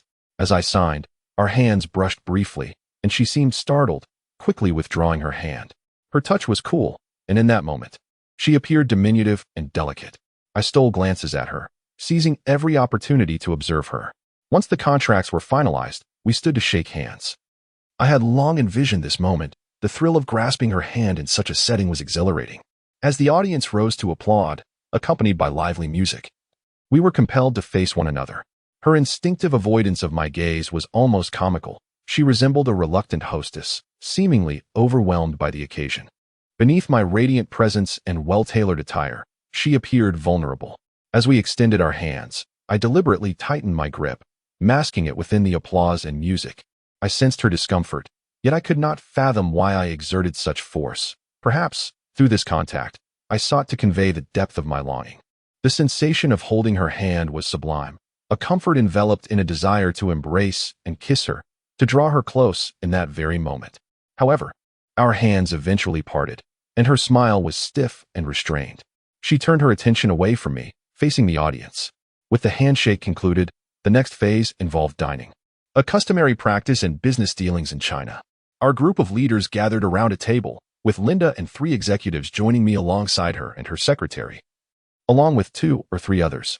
As we descended from the stage, I unexpectedly spotted a familiar figure, Fatty Lee, who had somehow risen to become the head of the construction department at Shengshi Real Estate. I couldn't fathom how this villain had received such a promotion. Likely due to his father's position as the director of the construction bureau, a necessity in domestic enterprises. He recognized me, and with an exaggerated tone, he approached, exclaiming, "Ah, you," and clapping his hands. In that moment, he audaciously remarked, "You're Lu Yan, right?" I merely nodded with a smile, choosing to ignore him as he continued. "You've made quite the success of yourself, huh? Head of the China region now. Impressive. Must be some connections at play." I refrained from engaging further, smiled, and walked away, dismissing such small-mindedness. We entered the VIP room upstairs, where I found myself seated next to her, the table dividing us. It was an awkward situation, yet I cherished the opportunity. As the drinks and dishes arrived, she gracefully lifted her glass, smiling, albeit unnaturally. Before addressing me, "Mr. Aney, I would like to propose a toast on behalf of our company." I raised my glass in response, saying, "Thank you. I look forward to our fruitful cooperation." As she relaxed, reverting to her previous demeanor, I suddenly felt timid, my voice scarcely above a whisper. In her presence, I remained the bashful Xiao Yan. She downed her drink and raised her glass, encouraging, "Everyone, please enjoy the meal. Miss Linda, do indulge. Feel free during your time here, as we, your hosts, are at your service." As soon as we gathered around the dining table, the atmosphere transformed into one of amiable warmth. There was no need for pretenses. We were all just ordinary individuals. Suddenly, Linda, in a rather clumsy attempt at Mandarin, exclaimed, "Mr. Yao, you are truly beautiful." Her compliment elicited a smile from the woman, and the other 4 men, including 2 executives from her company, joined in the laughter, exchanging flattering remarks. In response, she chuckled and quickly retorted, "You are even more beautiful, Miss Linda." Her inherent kindness shone through, yet this time, there seemed to be an unusual glint in her gaze, as if she were scrutinizing my connection with Linda in a manner that felt unsettling. I raised my second glass and toasted, "I wish your company great success and prosperity." She nodded and clinked her glass with mine, drinking in unison. The others sensed a shift in the ambience, but dared not speak up. We all raised our glasses, and as we drank, the atmosphere grew even more convivial, leading to casual conversations among us. Yet, I remained preoccupied with my own thoughts, feeling a sense of disorientation and anxiety that made it difficult to engage her in conversation. Just as I gathered the courage to speak, she turned towards me, her gaze dreamy, and asked, "Mr. A.N.Y., how are you finding the cuisine of Hangjiang? Is it your first visit?" Her question rendered me momentarily speechless. Had she forgotten me? A surge of frustration welled within me. I longed to seize her and whisper softly, "Do you not remember me?" "It is I." I managed to compose myself and replied, "I find it quite agreeable, thank you." A brief silence enveloped us, thick with unspoken tension. What would transpire next? I yearned for the others to vacate the space, leaving just the 2 of us. Yet, I was uncertain if that opportunity would ever arise. Perceptively, she detected a hint of ire in my response and smiled faintly, pausing before saying, "As long as you are accustomed to it, that is what matters." Her words struck an odd note, leaving the others puzzled. Yet they remained oblivious to the secret that bound us. a secret from 3 years past. I had first met her while seeking funds for my father's medical treatment, and, to put it bluntly, she had once been my benefactor. Now, having ascended to a position of unexpected prominence, I wondered if she was pleased to see this once small man rise to success, or if she harbored doubts about my current circumstances, including my marriage to Mr. Peter's daughter. I pondered whether she was aware of my marriage and how she might perceive me if she were. Would she look down upon me for having pursued her initially for financial aid, only to marry another woman for the same reason? I forced a smile and asked, "Miss Yao, do you have any thoughts regarding our upcoming collaboration? Please feel free to share any requests or opinions." I wanted to convey that I would grant her any terms she proposed, out of gratitude for the kindness she had shown me 3 years ago. She smiled slightly and looked at me, questioning, "Is that so? You are quite articulate for someone so young. Where is your hometown?" I recognized her feigned ignorance and replied softly, "From the north of the mountains, a rather impoverished place, quite far from here." The familiarity of my words echoed our first encounter 3 years ago, when I had shyly expressed the same sentiment. "Impressive. It is admirable to achieve so much at such a young age," she remarked, her eyes betraying an inscrutable mix of confusion and discontent. Her tone carried an undertone I could not decipher, yet I dared not dwell on it, for contemplating it was terrifying. I had once believed she should not be with that older man from Hong Kong, yet had I not also traded my integrity for wealth and status? Had I not followed the very path she once trod? If she were to discover the truth, it would surely displease her. I restrained a smile and replied, "I am doing well, just average." I raised my glass, joining the others in a toast, adding, "Perhaps you all have many questions about me. But whatever you may think is inconsequential. I shall prove myself through my actions." I felt the effects of the drink weighing on me. 3 years had dulled my capacity to endure the strong spirits of the mainland. The others chimed in. "Oh, what are you talking about? Not at all. We have high hopes for you. Young, talented, a distinguished graduate of New York University." I chuckled inwardly, dismissing their praise. In these 3 years, I had obtained everything I desired. Yet here I stood before the woman I longed for, and she treated me with such indifference. Was I at fault? My fate had never rested in my own hands. I did not believe that effort always yielded reward, nor that kindness was always repaid, nor that suffering had inherent meaning. I even doubted whether all I had achieved would ultimately lead to happiness. As the alcohol took hold, I felt more liberated and gazed at her intently. As others toasted me, I accepted their drinks without hesitation, and when my colleagues raised their glasses, I downed those as well. Beside me, Linda, in her naivety, mimicked the others, raising her glass and uttering a simple, "Cheers." I chuckled, then spoke to her in English, conveying that she was among friends and need not join in their antics against me. She blinked, then curiously asked in Mandarin, "Why?" I merely laughed, refusing to answer. My gaze shifted to her, and I noticed her expression had hardened, as if she believed I was flirting with Linda. Her eyes bore into me, icy and laced with resentment. I turned away, feeling an urge to provoke her jealousy, hoping she would indeed feel a tinge of it. As someone raised a toast to Linda, she drank hastily and coughed, prompting me to pat her shoulder and say to the men, "It's Linda's first time in China. Many dishes are quite spicy, and she's not used to drinking much. Please bear with her." My concern seemed to be met with indifference. I glanced back at her, and she wore a frosty smile, lifting her head slightly and frowning as she downed a glass of her own. I observed everything, and just then, her phone rang. She stood, saying, "Excuse me, I need to step outside for a moment." As she exited, the alcohol coursing through me intensified. I felt restless and announced, "You all enjoy your meal. I need to step outside as well, my apologies." Upon leaving, I found the corridor empty and began making my way toward the restroom. As I approached the corner, I distinctly heard her voice. She was laughing, saying, "Rest assured, for that project, we are using." Yet, I paid little heed to her words, slowly creeping closer until I reached the corner and caught sight of her. She seemed to sense my presence. Turning sharply to find me, her expression frozen in surprise. Faced with my cold demeanor, she held her phone, momentarily bewildered as the caller repeatedly inquired, "Hello?" She quickly regained her composure and resumed her conversation. I exhaled deeply, then approached the sink to wash my hands. Once inside the restroom, I frequently glanced outside, hastily finishing my business. When I emerged, she was washing her hands, and I joined her at the sink. I suddenly asked, "Do you not recognize me anymore?" She remained silent for a moment, staring blankly as the water splashed. My face burned from the alcohol, and my head spun as I pressed on. "Do you truly not remember me?" She bowed her head, gradually reaching for a paper towel. I stood there in silence, my heart heavy with sorrow. How could she feign ignorance? This was unjust. Did not the past 3 years serve as my penance? Was it I who initially wished to part ways with her? I inquired if she would accompany me, to which she replied that she wished to remain, urging me to leave. Subsequently, she married that man. The one who ought to feel wounded is I. Why must I endure this pain? I suddenly turned around and grasped her arm. She was startled. With great intensity, I repeated my question. Why? Why? She attempted to turn away, but my grip held firm. She pushed against me with her other hand, pleading, Please, Mr. Any, respect my wishes. How utterly absurd to demand my respect. I shook my head defiantly and insisted, Answer me. Let go of me. Please, do not act this way. We are both individuals of standing. Her brow furrowed in anguish as she turned back, her expression one of despair. The sight of her suffering filled me with dread.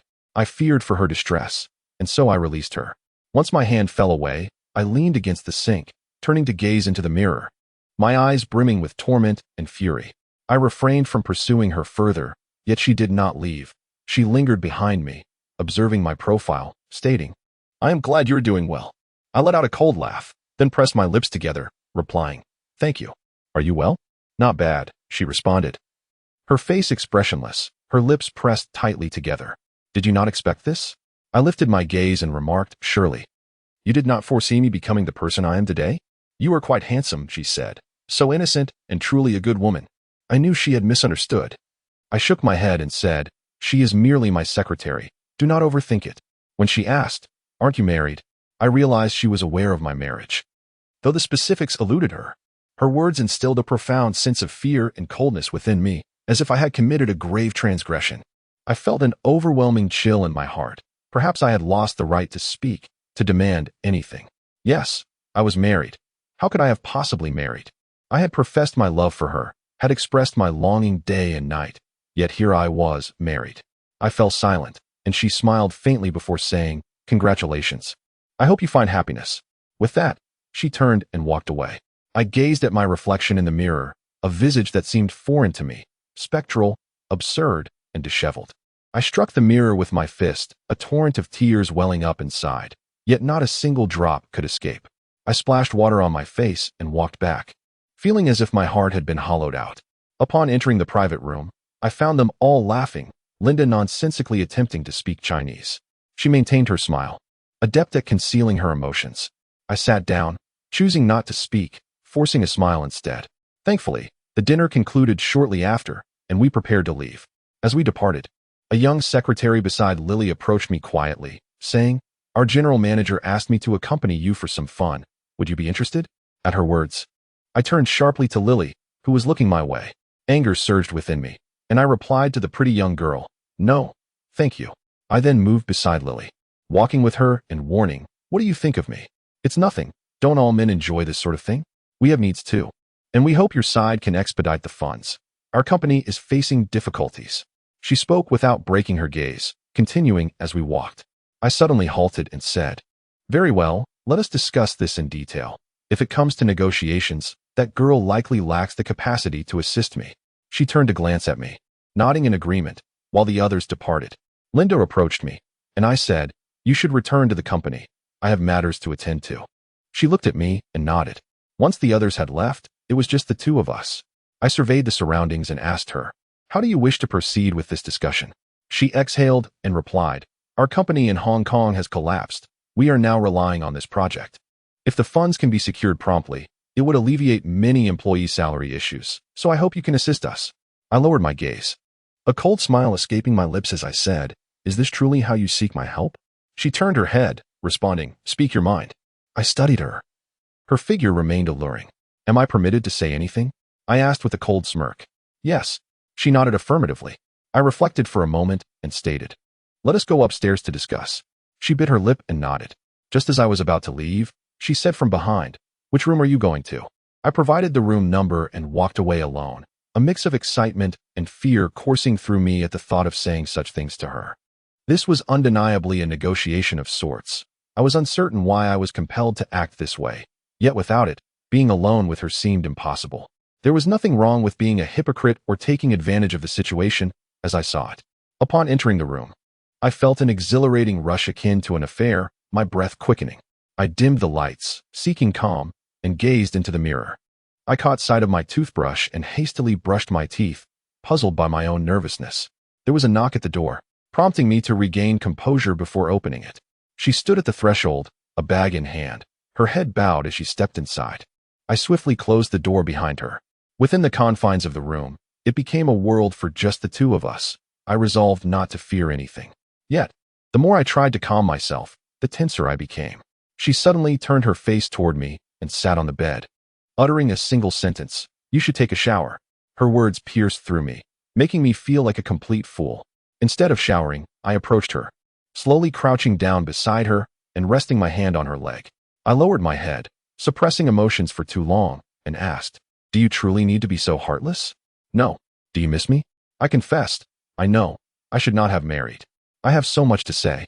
I shook my head, lifting my gaze to meet hers, tears brimming in my eyes. I whispered, "Sister, do you truly not remember me? Is it true?" I broke down, and she looked at me, closing her eyes as tears streamed down her cheeks.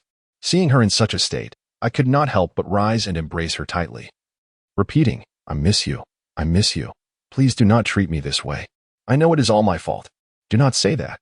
She held me back, and as I leaned in to kiss her, her body trembled, as if in convulsions. She held me tightly, her grip fierce, emitting sounds of distress and perhaps rage.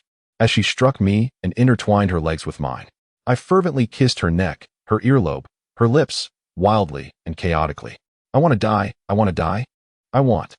Yes, I truly want to die for this woman," she cried, eyes closed, rubbing against my chin.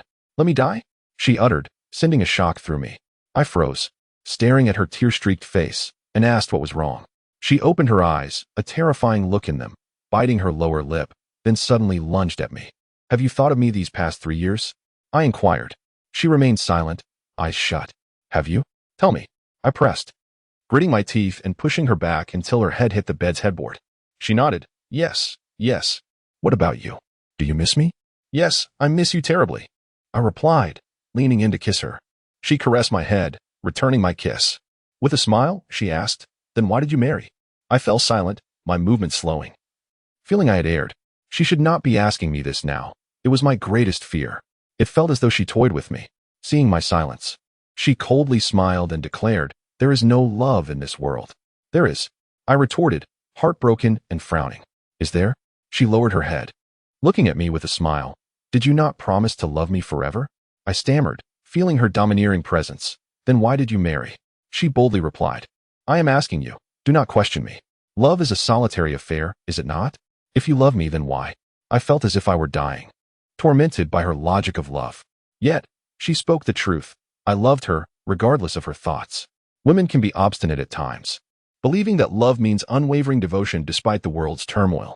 I suddenly halted, engulfed in profound humiliation and guilt. These words had likely lingered in her mind, brought forth during the most provocative moment. I felt like a helpless, shameful child, pathetically pausing. I lowered my head, supporting my body, avoiding her gaze, my heart heavy. To my surprise, she smiled slightly, stroking my arm. "Are you still so shy, even as the CEO of SKS?" I kept my gaze downward as she caressed my back, saying, "Be good. Do not be sad. You must act like a man, understand? The world is harsh. One must fight like a man. I do not wish for you to be weak, shy, or to squander your youth on women like a child. When troubles arise in one's career, one can easily become mired in despair, much like our company at present." I suddenly lifted my head, furrowing my brow as I gazed at her, and said, "I will transfer the funds to you tomorrow. Please cease your words. I do not wish to continue." Abruptly, she did not mean it that way, seeing my distress. She wrapped her arms around my head and embraced me, asking, "What troubles you? If you face difficulties in the future, confide in me. I shall assist you." "I do not want it," I exclaimed as I turned abruptly and lay on the bed. A profound silence enveloped us both. I looked at her, observing her expression, which bore a semblance of a smile, yet also hinted at pain and helplessness. She restrained my movements, placing my fingers in her mouth, sucking gently, before asking, "Are you happy? Am I good? Am I better than foreign women?" I regarded her coldly. She seemed to have changed, no longer speaking to me earnestly, now veiled in pretense. I refrained from responding, yet she placed my hand upon her chest, questioning, "Do Do you still like me? Yes, I nodded in affirmation. You've become quite handsome, a true man. Is it comfortable to do this with an older woman? She asked suddenly, her smile fading. You are wonderful. Do not utter such words. I replied. In what way am I wonderful? She twisted her body insistently. 3 years ago, were we not like this? I nodded again, my heart heavy with sorrow. You have always thought of me as a bad woman, haven't you? She inquired. No. I shook my head. I truly like you, no? I love you very much. I declared. If a woman is sullied, do you still love her? She lifted her head, falling silent. Then, she clung to me desperately, her grip frantic, and she spoke no more. Ultimately, she lowered her head, her face a ghastly shade, wide-eyed as she looked at me, before collapsing onto me, holding me tightly, and weeping. Then she said, Be good, come here. I shook my head and replied, No, please do not cry. I cautiously uttered, Be my lover, stay with me, I will assist you, do not leave me, be mine. With each word, I observed her reaction, for I dared not speak those particularly bizarre phrases abruptly. Before I could finish, she interjected, I am yours, serving you daily, catering to your desires, at your beck and call, to be your woman. Her words instilled a sense of fear within me. I replied, All right then, for Xiaoyan, I will help you, to be your man. You can rely on me in the future. Her final statement shattered my composure. How about serving you alongside your wife? I felt a surge of excitement. Do not say such things. I protested. Are you hoping to be my mistress? She inquired. No, do not say that. It will make me angry. I retorted. Tell me. How do you interact with your wife? Tell me. She pressed. I was engulfed in anguish, reluctant to disclose my feelings. She persistently urged. Come on, I won't be angry. Just tell me, all right? Also, have you been with Linda? No, stop asking. I exclaimed as I turned away from her. She chuckled and leaned closer, teasing, Little man. What is there to be embarrassed about? You are still young. Perhaps those women have seduced you. Do they wish for you to treat them similarly? I have checked your information. It states you are married. Huh, you even cried. How foolish of me. Her relentless questioning tormented me, and I confessed, she is disabled. With a high amputation. The chairman's daughter. After uttering that, I laughed softly and distanced myself, sitting at the edge of the bed. Are you satisfied now? She fell silent, her expression furrowing in confusion and anger as she exclaimed, Why must it be this way? Why? I, too, was uncertain. I knew she detested my behavior, and her anger was palpable. Is this all you can do? Do you not possess any strength? How will your family manage if you marry someone like this? Do you need money? Is selling your body acceptable? You will regret it. I couldn't fathom the source of her fury, and I felt sorrowful, her words cutting deeply. I sat there, weeping solely for her. She began to dress, continually stating, You should not be the way I envisioned. When we first met, that was not your intent. It wasn't for money. But do you truly not understand love? For status, for fame, you are willing to sell everything, even your body? Once dressed, she seemed ready to leave, turning to me with a parting remark, Do not think I am cruel. Have I not endured well these past 3 years? Did I not think of you? I do not wish for you to ruin yourself. You have a future ahead.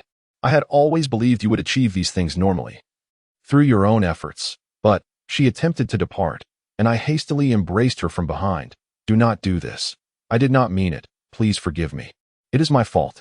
I held her tightly as I cried, and she remained still, stating, Do you think this will lead to happiness? I do not have a brother like you. My heart grew cold, and I slowly released her, nodding, Yes, it is my fault. I am not a man. I am despicable. I have no prospects. I do not want you to demean yourself. Take care of yourself, she declared before opening the door. I did not stop her. She turned, casting a terrifying glance my way, and added, I do not want you to become a person who sells their body. Take care of yourself. She departed. I collapsed onto the bed, weeping as a woman would, wounded by her actions. Why did she treat me this way, with such anger? I had merely walked the path she once traversed, yet I wondered where I had gone wrong. As my tears dried, I felt numb. After that day, I became cold. I knew she looked down on me. I contemplated extensively, yet I resolved to persist. I ascended the heights of my circumstances, undeterred by her disdain. All that love had transformed into a cold, piercing pain. Our collaboration must continue, yet upon encountering her again, we felt like strangers. Do you know the agony of being misunderstood by a beloved? It is profoundly painful. In late July to early August of 2004, I was thus misinterpreted by Sisterly. I believed her life was filled with disdain for those who sold their bodies. and she certainly did not wish for her little man to follow the path she once took. Hence, she ignored me, and we silently engaged in a cold war. I fully comprehended all of this. Bored, I sat in my office, gazing out at the bustling city of Hengjiang. I rested my legs on the desk, rotating in my executive chair, smoking carelessly. I was perpetually lost in thoughts of her. Her disdain rendered my life seemingly devoid of hope. Observing the opulence surrounding me, I acknowledged that what I possessed had come too easily. Such easily acquired things are often fragile. Perhaps I would pay the price for it.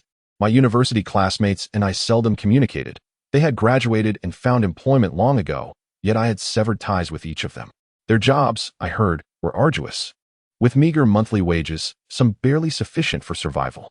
Contemplating this, I felt the absurdity of fate, with fortune and misfortune continually swirling in my mind. August in Hengjiang was always oppressively hot. Linda entered with documents for me to sign. I barely glanced at them before signing. In the end, I learned a lesson from this American woman, who lectured me extensively. No, you must concentrate. Do not allow distractions. I chuckled at her, responding, no here, I am in charge. As she left, hands on her hips, shaking her head, she remarked, you are not a movie star. I was puzzled by her words. After she departed, I fled the office, yearning to visit a familiar place. I drove towards Jiangda, feeling the need to revisit my school. 3 years ago, I had left in a whirlwind. Those leaders, those wretched people, everything seemed laughable now. I once lamented that incident to the point of despair. Yet, all of that was in the past. When you overcome hardships and look back, everything appears so trivial, so insignificant. Therefore, one should not despair in adversity. Things will improve. Everything will eventually pass. Even the greatest suffering pales in comparison to death. I parked my car at the south gate of the school, sitting inside, watching the younger students emerge from the campus.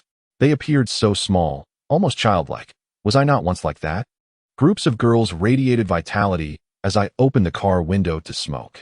Smoking is akin to certain indulgences. Once you engage, it becomes addictive and difficult to quit. Observing the various vendors outside, selling pastries and barbecued treats, I recalled how, during my school days, even a few yuan felt extravagant. I had subsisted on plain steamed buns and pickled vegetables for 2 years. Those street snacks had once seemed a luxury, yet now, seated in a BMW, everything felt surreal. The campus remained unchanged, yet I hesitated to enter, still feeling a twinge of embarrassment. After all, I had been expelled, which left me with a sense of never truly belonging there. Many students admired fine cars and glanced at mine as I drove past.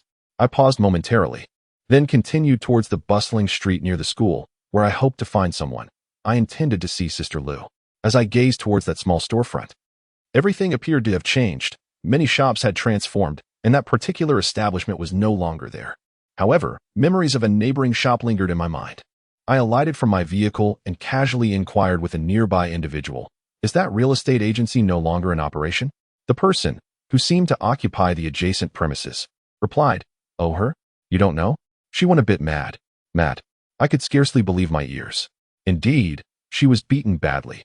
Ever since then, she's been quite unhinged. How did that happen? I pulled out a cigarette, and upon noticing it was a Zhonghua, the person regarded my car and spoke to me with newfound politeness. Well, she wasn't very discreet before, helping men find affairs with other women, mostly those young lads from the school. When it was discovered, she got a severe beating. Hearing this, a wave of fear washed over me. Could it be that Lu Jia had also faced the wrath of that older man from Hong Kong? I hesitated for a moment, my heart brimming with anger, and I dialed her number. My first question was, "Is Lu Jia in trouble because of us?" "No," she replied in a calm tone. "She's involved with a married man, someone from the underworld. She was beaten quite severely. I tried to help her, but she couldn't be cured. She was terrified. Her body was burned."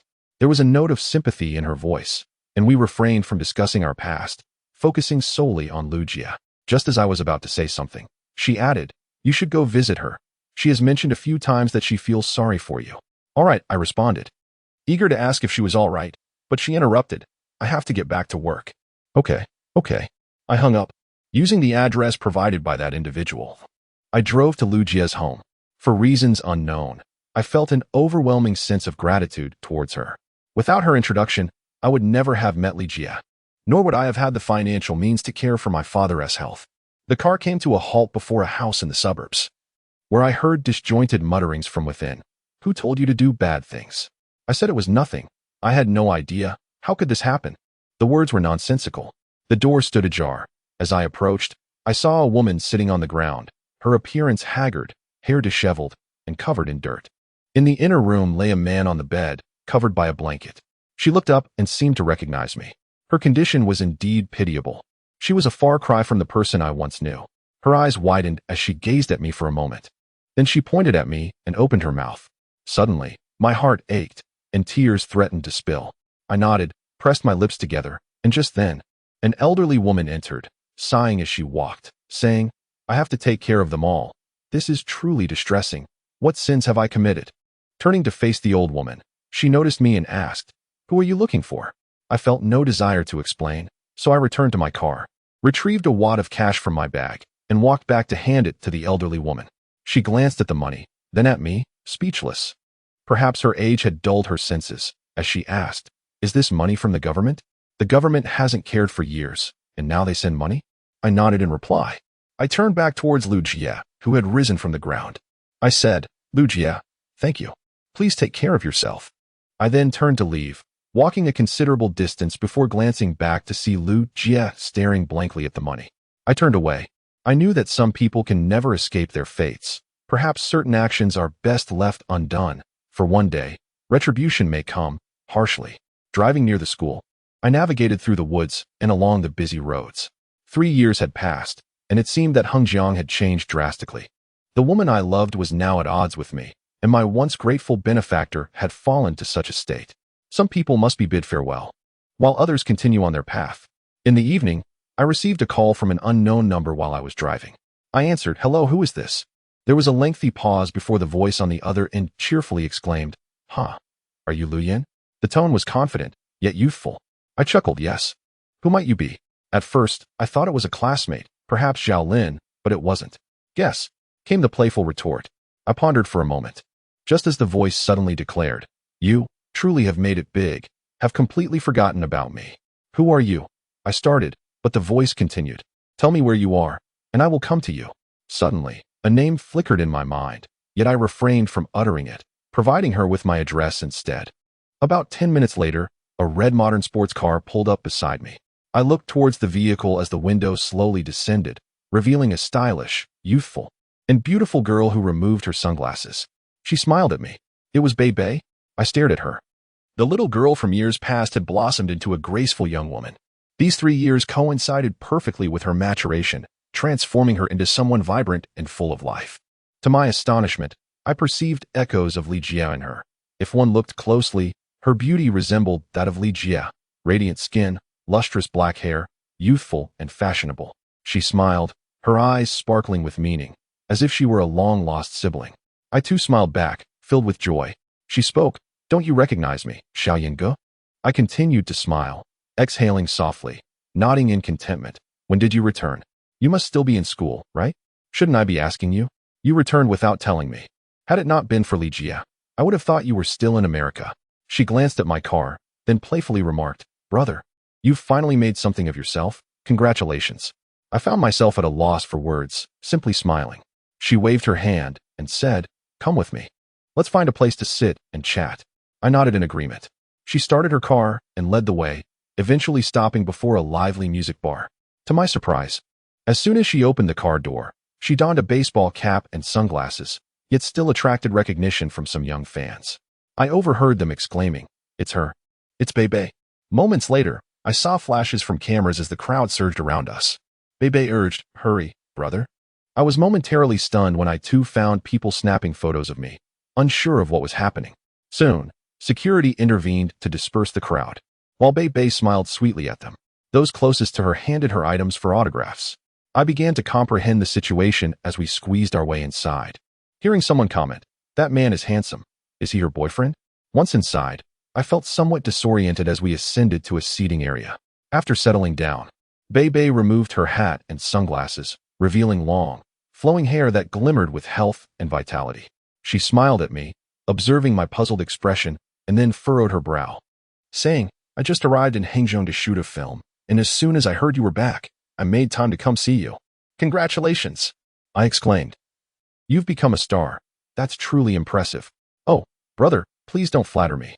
She propped her chin on her hand and gazed at me, saying, in your eyes, am I not just a drop in the ocean? Even your little finger surpasses us. She sighed, this feels like a dream. I chuckled softly as we ordered some drinks, then lit a cigarette and asked, is it all right if I smoke? She nodded and replied, yes, you can. You are truly handsome. Far more than those male actors we know. It's a pity you aren't a star. I felt a bit bashful at her compliment and responded, honestly, I'm quite ordinary and don't understand your world at all, but I'm genuinely happy for your success.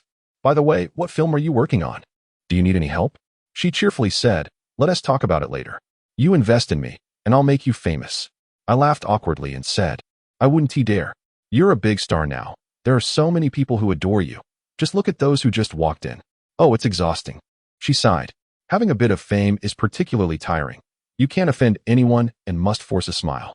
They followed us here from the set, where we were filming a youth idol drama funded by Sisterly. Bebe glanced away with a smile and continued, actually, I've always been quite naive. She treated me well. When I was in school, I would watch others filming and sometimes cry, wishing to act.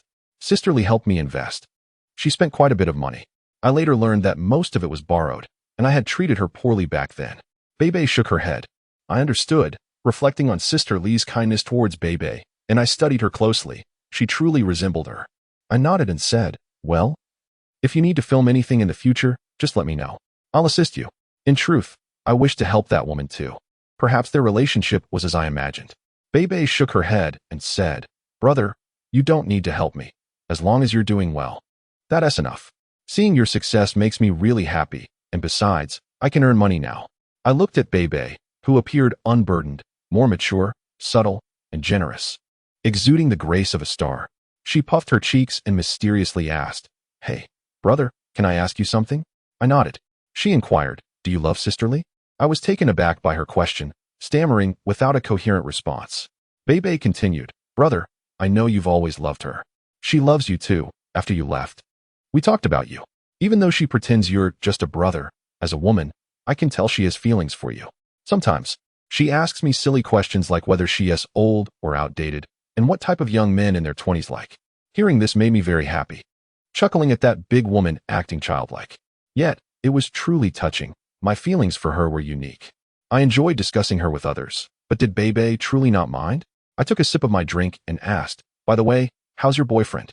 She paused at my question, her eyes darting before she replied, well, he comes from a prominent family, studying to be a director.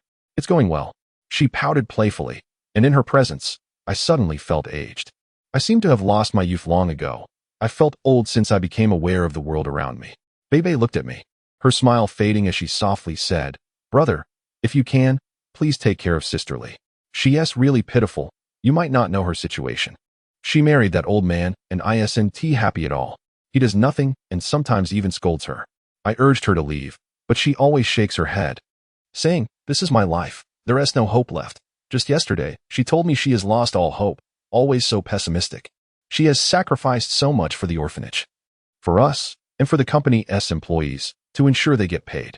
This past year, her health has been deteriorating. Once, she even fainted at the office and had to be hospitalized for emergency treatment. Hearing this deeply saddened me, a pang of sorrow swelling within. I lowered my head and asked, why did she marry him in the first place? That old man had a gambling problem, losing everything in Macau, leading his wife to divorce him. His children no longer recognized him, so he came here, pleading with Sisterly daily. Being soft-hearted, she felt obligated to help since he had once invested in our orphanage and done some good deeds. Upon hearing this, I suddenly inquired, has the prosperous Hong Kong fallen into bankruptcy? Oh, Bebe fell silent, lowering her head, and after a moment, she said, brother, please don't tell Sisterly. She forbids me from speaking about it. In fact, on this side of the river, Bebe paused, exhaling deeply. I nodded, seemingly grasping the situation, and I recalled our collaboration. The materials we received were utterly dissimilar. They had deceived us. That afternoon, we indulged in a few drinks, and soon after, Bebe's phone rang. She had to rush to the set. As we parted ways, she shook my hand, and I felt an odd sensation. This girl, upon whom I had once acted foolishly, had matured, and I was genuinely pleased to see her this way. Yet, I yearned to ask Sisterly 2 questions. After Bebe departed, I called her, asking, is the prosperous Hong Kong merely a fade? We had yet to transfer the 100 million in funds, and upon hearing this, she fell silent for a moment before candidly replying, "Yes, Mr. Liu, the other side of the river is also a shell. Do as you see fit." Her tone carried a hint of despair. My thoughts were not on our collaboration, nor on the risks we faced, but on other matters I wished to inquire about. She misinterpreted my intent once more. "Please, don't be like this. That is not what I meant." I retorted. "What do you mean, Mr. Liu? If you need to accuse us of fraud, you may proceed." She was obstinate. I felt at a loss for words, furrowing my brow, and said, "Let us not discuss this any further. I will have them transfer the funds immediately. I need to ask you something else." "What is it?" she queried. "Is Bebe your daughter?" I exhaled. "Does this pertain to our collaboration?" She countered. I sighed in resignation. "It is unrelated. I would like you to answer me, please. I care about this, and perhaps only I know the reason. Bebe wouldn't understand." After a moment of silence, she responded with a cold smile. "Are you still harboring thoughts about her? She is beautiful and charming. If you harm her, I will never forgive you. She sees you merely as a brother." I replied, "Very well." My heart raced with unease, and when I pressed further, she coldly declared, "It's fine." Before hanging up, after the call, I leaned against the car, engulfed in inexplicable despondency. I felt a heavy cloud of sorrow pressing upon me. I had returned, seemingly triumphant, only to realize that the riverbank had never belonged to me.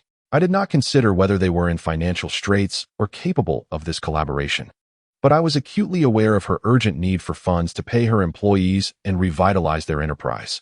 I transferred the money. Once the funds were received, she sent me a text message that read, "Thank you." Those 3 words stirred a wave of emotion within me, yet when I responded at length, she began to evade me. I understood that perhaps some matters were unforgivable, and the Cold War between us continued. After the project commenced, I visited the construction site and encountered an even more dreadful situation. Fatty Lee was plotting against me. Following the project's initiation, the leaders from both our companies went to inspect the site. That afternoon, I drove myself while others from the SKS engineering department followed suit. The sun blazed fiercely. Upon arrival, as I stepped out of the car, someone approached with a fan to cool me, a treatment I found disconcerting. Yet there would always be those eager to curry favor in China. I surveyed the construction site, which had already broken ground, and accepted the hard hat handed to me. Just as I turned, I spotted her approaching with a group from another direction. Wearing a hard hat and black suit, she was gesturing earnestly, with Fatty Lee at her side. She exuded professionalism and responsibility. As they drew near, we stood opposite one another. She pressed her lips together and, in front of so many, had no choice but to formally greet me. We shook hands, followed by the others, and I refrained from delving into personal matters. Standing side by side, I inquired, "How many months until the first phase of the project is completed?" "Approximately 3 months," she replied. "The villas near the riverbank will emerge soon. Progress cannot be too swift, as we are aiming for next year's housing exhibition. However, quality remains paramount." I glanced back at her.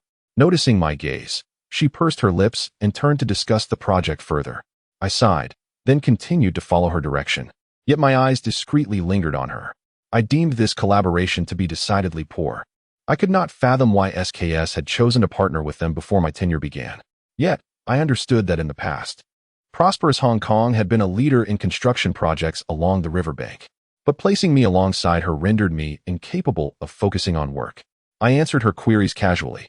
But when the topic of construction quality arose, Fatty Lee interjected with a sly grin, saying, "Lu Yin, rest assured, you needn't question our work.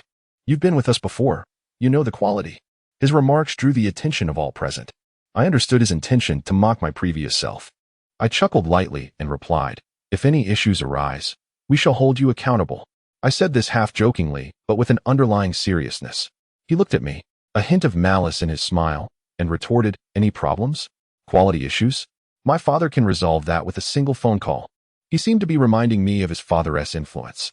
I nodded and replied, "Well then, I'll rely on your Director Lee's connections in the future." He boasted, "Of course, one word from my old man, and even the mayor must give face." I had little desire to entertain his boasts, so I turned my attention elsewhere. I noticed an issue with a high scaffold and led the way towards it, with her following closely behind. While others lagged far behind us, we were in close proximity. I refrained from looking back when she suddenly whispered, "Thank you for transferring the funds." I lowered my head, placed my hands in my pockets, and turned to face her. The sunlight made it difficult to open my eyes, and I replied, "It's nothing." She responded with a cold laugh. "You find me ridiculous, don't you?" I was unsure of her meaning and frowned, asking, "What are you angry with me about?" "I'm not angry. You have your own choices. What am I to you?" She replied childishly, "I know you look down upon me, but let me tell you, if you keep considering others before yourself, it will only bring you suffering. Don't you see how haggard you've become?" I asserted, "Thank you for the reminder. I am indeed aging." She retorted sharply. I understood her temperament. She shouldn't be this upset. It was uncharacteristic of her. The others caught up with us, and just as I was about to speak, she suddenly raised her voice to discuss the project, fearing others might discover we were discussing personal matters. She concealed her intentions well, masking her emotions adeptly. We continued forward, and upon reaching a certain spot, I stood beneath the scaffold, looking up.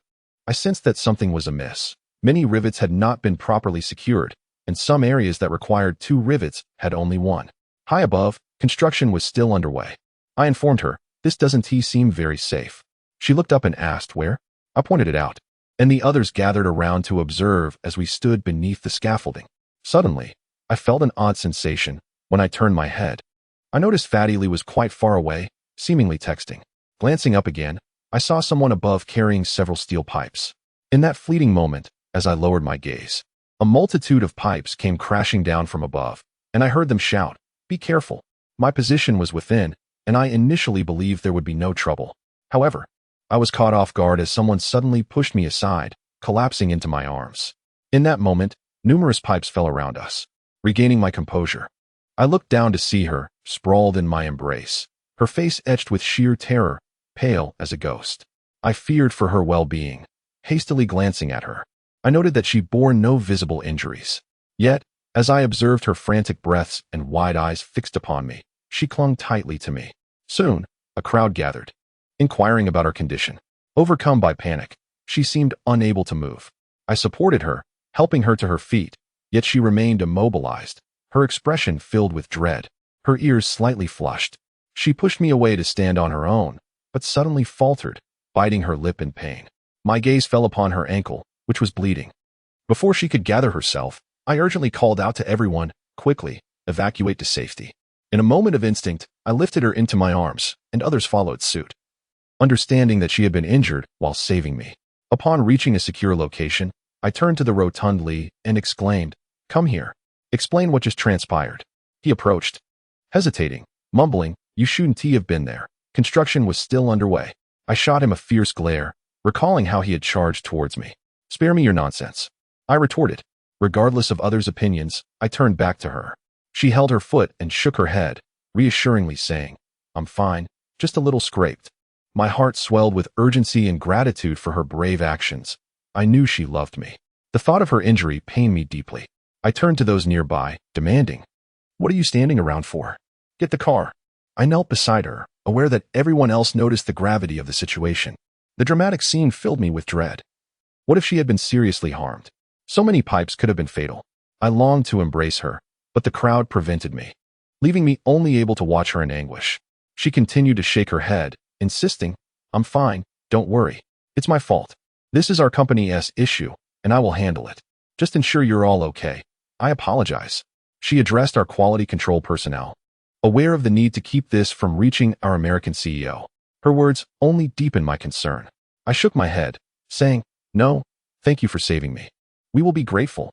In such circumstances, we both felt the necessity to conceal our affection. As the vehicle arrived, I assisted her inside, and she appeared embarrassed, anxious about what others might think.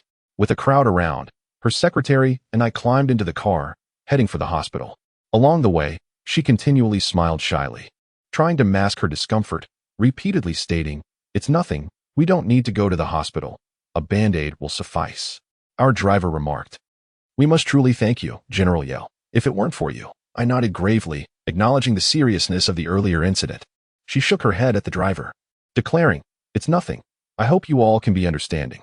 I will address this matter promptly and ensure all risks are identified to prevent future occurrences." I recognized her motivations for saving me. Perhaps it was partly for the sake of our collaboration, as this was a rare opportunity to revitalize her company. Hearing her speak this way evoked a sense of sympathy within me. Discreetly, I placed my hand behind her, gently touching her. She coughed slightly, and I understood. Upon arriving at the hospital, after an X-ray confirmed no broken bones, only superficial wounds, the doctor applied medication and bandaged her, suggesting she receive some anti-inflammatory fluids.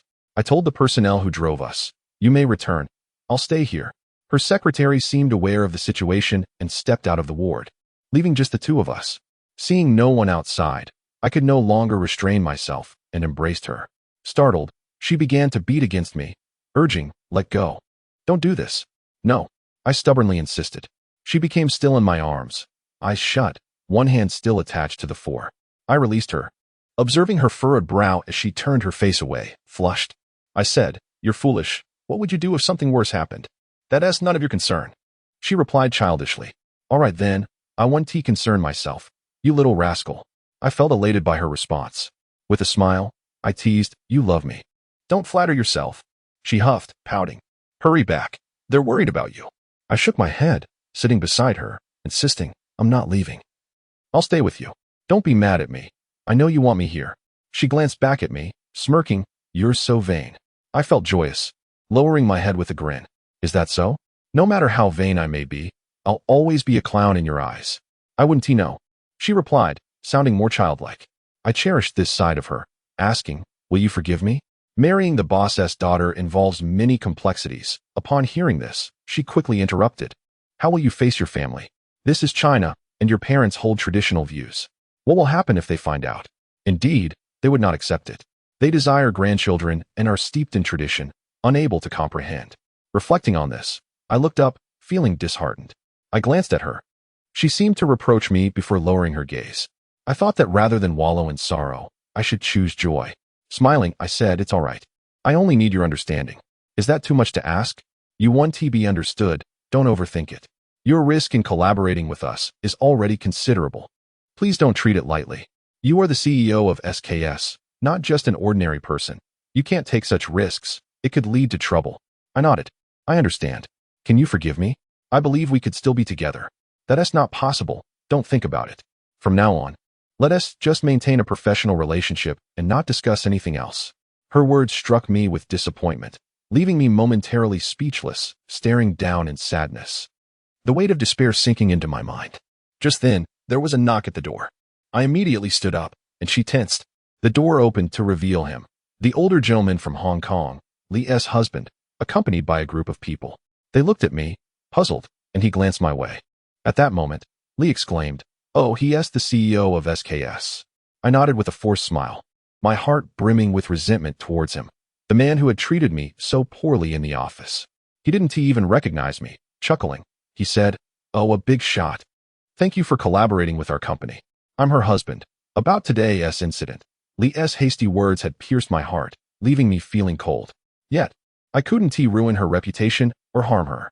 I shook his hand, desperately wishing for revenge, but the absurdity of the situation was overwhelming. If it weren't for her, I might have struck him. Memories from 3 years ago flooded my mind, preventing any warmth from returning to my heart. Just as he began to speak again, I interrupted. "All right then, let us plan to visit you another day." He nodded, an odd sensation washing over him. He approached, and the few people behind him gathered around the hospital bed. I caught her glance at me before she shifted her gaze to them. My heart felt as if it were being sliced by countless blades, and I slowly withdrew, traversing the hospital corridor, my heart heavy with sorrow. Each step was accompanied by a deep breath, as though I had lost all sense of direction in leaving the hospital. The sunlight outside was glaring, and as I emerged, an overwhelming urge to weep surged within me. Yet, I would not allow it. I clenched my fists, knowing you was a calamity from which I could not extricate myself. As I sat in a small tavern, drinking one glass after another, I imagined many patrons eyeing the BMW parked outside. Its presence before this dilapidated establishment felt utterly mismatched. If I were to be labeled a nouveau riche, it would be of little surprise. I scarcely recognized myself as a wealthy individual. Money, so strange in its essence, felt foreign when not earned through one's own toil. I still bore the habits of my impoverished days. I wished to laugh it all off, to dismiss it as inconsequential. 3 years ago, I was broke, yet I dared to love. Now, with wealth in my possession, everything had transformed. She had rekindled her connection with that man. Who was he? The scene from 3 years ago in the office lingered in my memory, and upon seeing him again in the hospital, I felt an urge to confront him. I sought closure, but it eluded me. I could not simply laugh away this enmity. It was not merely a trivial grievance, for it involved the woman I cherished deeply, and I could not dissolve this hatred. The animosity towards Fatty Lee was something I could easily disregard. He could stab me in the back and defraud me of millions, and I would find it within myself to forgive him. But this was different. Reflecting on everything she meant to me, the alcohol dulled my senses, and a bittersweet smile graced my face, tinged with unshed tears. I received a call from Linda, who inquired about my whereabouts. She informed me that headquarters had learned of the recent incident, and Mr. Peter was aware of it as well. He demanded a clear explanation from Shengshi Company regarding the cause of this mishap. I understood that Americans are meticulous in their dealings. No mistakes can occur, or Shengshi would find itself in dire straits. The funds we had provided were merely a fraction of the total. The rest would depend on our standing. I rambled on, intoxication blurring my speech, mixing English with Chinese in a haphazard manner. Linda discerned my inebriation and asked where I was. I glanced outside, provided her with the address, then hung up, continuing my drinking. I felt utterly pathetic, reduced to this state for the sake of a woman. I drank excessively, and when I awoke, I found myself in a hotel room, groggily opening my eyes to see Linda assisting me with my clothing. She swayed before me, and I shook my head. Noticing I was awake, Linda exclaimed in exaggerated English, "You're a drunkard." I chuckled and reached out to caress her face, the intoxication igniting a desire within me, particularly in the presence of this alluring blonde. She gazed at me, gradually settling down, her breath rapid. I felt discomfort yet lucid, caught in a haze. Suddenly, I embraced her tightly. Her figure was exquisite, and she fell beside me. Without a second thought, I engaged with Linda in a manner I had never anticipated. Foreign women are different. While they may appear reserved on the surface, they possess an untamed spirit that takes control. Afterwards, she sniffed and remarked, "Chinese boy." I understood the implication of her words. Compared to her fervor, I felt woefully inadequate. I turned away, engulfed in profound regret, realizing I could find no semblance of my feelings for sisterly within her. Loveless intimacy was exhausting. I lit a cigarette, inhaling deeply before glancing back to see her propped up, gazing at me, her words a stream of English pleading for another encounter. I exhaled and said, "Linda, in the future, if anything happens at the company, do not report it to Peter. Also, help me resolve this matter." "Resolve?" She blinked in confusion. "Prevent Peter from pursuing responsibility against Shengshi." I stated coldly, "Why? This was an accident." She replied innocently, "No reason," was all I offered. Without this, Shengshi would face ruin. After all, I had to heed Peter's directives. After being with Linda, for reasons unknown, I never approached her again, regardless of her numerous advances and hints. That incident instilled a profound sense of guilt within me. I even felt sorry for her, which was absurd. I was at a loss, especially after her treatment towards me. Later, I perceived that I might have used my body to placate Linda. She returned several favorable reports, appeasing Peter. The next day, the two companies convened to discuss the incident, and there she was again. That day, I felt utterly disinterested, sitting there without focusing on anyone. She sincerely and humbly apologized. I sat there, twirling a pen, harboring resentment. Occasionally, I cast furtive glances at her, and she noticed, quickly redirecting her attention to the others, continuing her apologies, beseeching us to forgive the incident, suggesting that if we pursued compensation, they would have to pay at least $5 million according to the contract. When it was my turn to speak, I looked at her and simply stated, "Get that person out of the company." She was taken aback, stuttering, "Who?" "The head of the engineering department, surnamed Lee." I replied fiercely. She frowned, and I observed her shift back slightly, her expression contorting with concern. "Yao, this is quite difficult," she said. I inhaled deeply and replied, "You saved me. Our company will not pursue this matter further, and I thank you. However, I have but one demand. Remove that scoundrel." Others in the room turned their gazes towards me. She glanced at them, seeming to feel the weight of my humiliation. Appearing genuinely helpless, she pursed her lips, looked at the others, then addressed me again, "Mr. Any. His father is the director of the city's construction bureau. We rely on him in many aspects. If we offend him, it will complicate our future projects," she began to explain. I crossed my arms, smiling subtly, then lifted my head, fixing her with a steely gaze. "Two options. Either terminate the contract and pay the penalty, or remove him. You decide." With that, I stood and declared it settled. Meeting adjourned. I turned and exited, indifferent to how others perceived the abrupt end to the meeting. My demand was not unreasonable. As I walked down the corridor, someone pursued me from behind. It was her. Her brow furrowed. She hurriedly approached with documents in hand, pleading, "Please, don't do this. You can afford to offend him. We cannot. If I proceed this way, the project will face immediate issues, and we won't meet deadlines.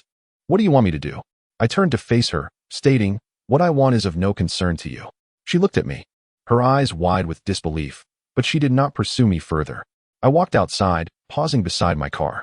I glanced back to see her slowly emerging, head bowed, exuding a sense of being utterly drained. She stole a glance at me, her eyes filled with helplessness and frustration. She looked at me just once, said nothing, and then gradually walked away. In that moment, I noticed she had an injury on her foot, limping slightly. She must have felt pain when she rushed towards me. After she entered her car, I turned away, sitting in mine, remaining still for a long moment, lighting a cigarette as tears welled up in my eyes. Only two choices remained: terminate the contract or dismiss Fatty Lee. She could decide. Returning to my hotel alone, the villa prepared for me was undergoing renovations, so I temporarily resided in a 5-star hotel. Upon returning to my abode, I found myself reflecting on the words exchanged between her and me, a twinge of regret gnawing at my conscience. Perhaps I should not have treated her in such a manner, especially in front of those individuals, stripping her of dignity. The gaze she cast upon me as she departed lingered in my mind, tormenting me and rendering me restless. I lay upon my bed, smoking a cigarette, acutely aware of the exhaustion that enveloped both my body and spirit. I picked up my phone, contemplating her number, my heart racing with indecision. As if ants were scuttling about on a hot pan, an uncomfortable sensation that I could not shake off. I set the phone aside, reasoning with myself that I bore no fault. The responsibility for this predicament lay squarely with Fatty Lee. Was it a crime to ask you to handle him? Was it too difficult? Were you afraid of his father? Humph. Yet, finding solace and absolution for my guilt proved elusive. The weight of remorse remained heavy in my heart, and my pride prevented me from reaching out to her. After smoking a dozen cigarettes, a sudden knock at the door startled me. I initially assumed it to be Linda. I approached the door slowly, and the moment I opened it, I beheld her standing there, clutching a bag, her face a portrait of grievance, resignation, and even self-abandonment. She bit her lip, eyes cast downward, and uttered, "I'm sorry, it's my fault." I leaned against the door frame, looking down at her, and replied, "It's fine." She pursed her lips, visibly distressed and anxious, and asked, "Can I come in?" I nodded, turning to walk away, my back to her, my heart racing with trepidation. But I had to maintain my composure. I could not afford to lose my dignity. I poured her a glass of water and observed her seated on the sofa, still clutching her bag, her head bowed. I placed the glass beside her, and she clasped her hands together, mustering the courage to plead, "Please, don't be like this." I stood before her with a smile. What have I done? We found ourselves in a precarious situation. The construction bureau was continuously benefiting from our endeavors, and we could not afford to offend them, for doing so would spell our ruin. I exhaled deeply. "Tell me, why are you afraid of Shingshi's downfall?" She turned her face away, silent. I nodded coolly and remarked, "I understand. You fear that old man's bankruptcy. You are loyal to him, aren't you?" "No," she snapped. Her eyes filled with resentment. "It's not as you think." "Then leave him. I will provide you with everything. I can help you care for the orphanage, assist Bebe, elevate her status. I can do it all. Would that not suffice?" I gazed at her earnestly. She shut her eyes, biting her lip, shaking her head, and uttered, "I cannot say. You can give me everything, but can you provide me with a home?" I lowered my gaze, pondering, and then lifted my head, declaring, "I can." "You cannot," she countered, looking at me. "Do you not realize? You are not the person you once were. You are a man, a very wealthy man. Do you understand women? They are quite ordinary. They are afraid, they grow old, and they fear being with a wealthy man. They lack security. They would rather love a man from afar than marry him. You will never comprehend my love for you." As I listened to her words, I sighed and turned away. She remained behind me, silent for a moment before saying, "I only ask that you do not force me to drive that man away. I will agree to anything else." "I can," but her words trailed off. "Can what?" I inquired. "If you do not despise me, you may treat me however you wish," she responded. Her words brought me no joy. I closed my eyes, feeling a profound sadness. She continued, "You are unwilling, aren't you? You find me too old? If you desire, I can find you someone younger, Those city officials adore young girls, don't you? Be quiet. I snapped, turning to glare at her. Tell me, have you been bullied by them for your company? Her words sparked an immediate surge of anger, fear, and concern within me. I could not allow that to happen. No, she whispered. Is that truly the case?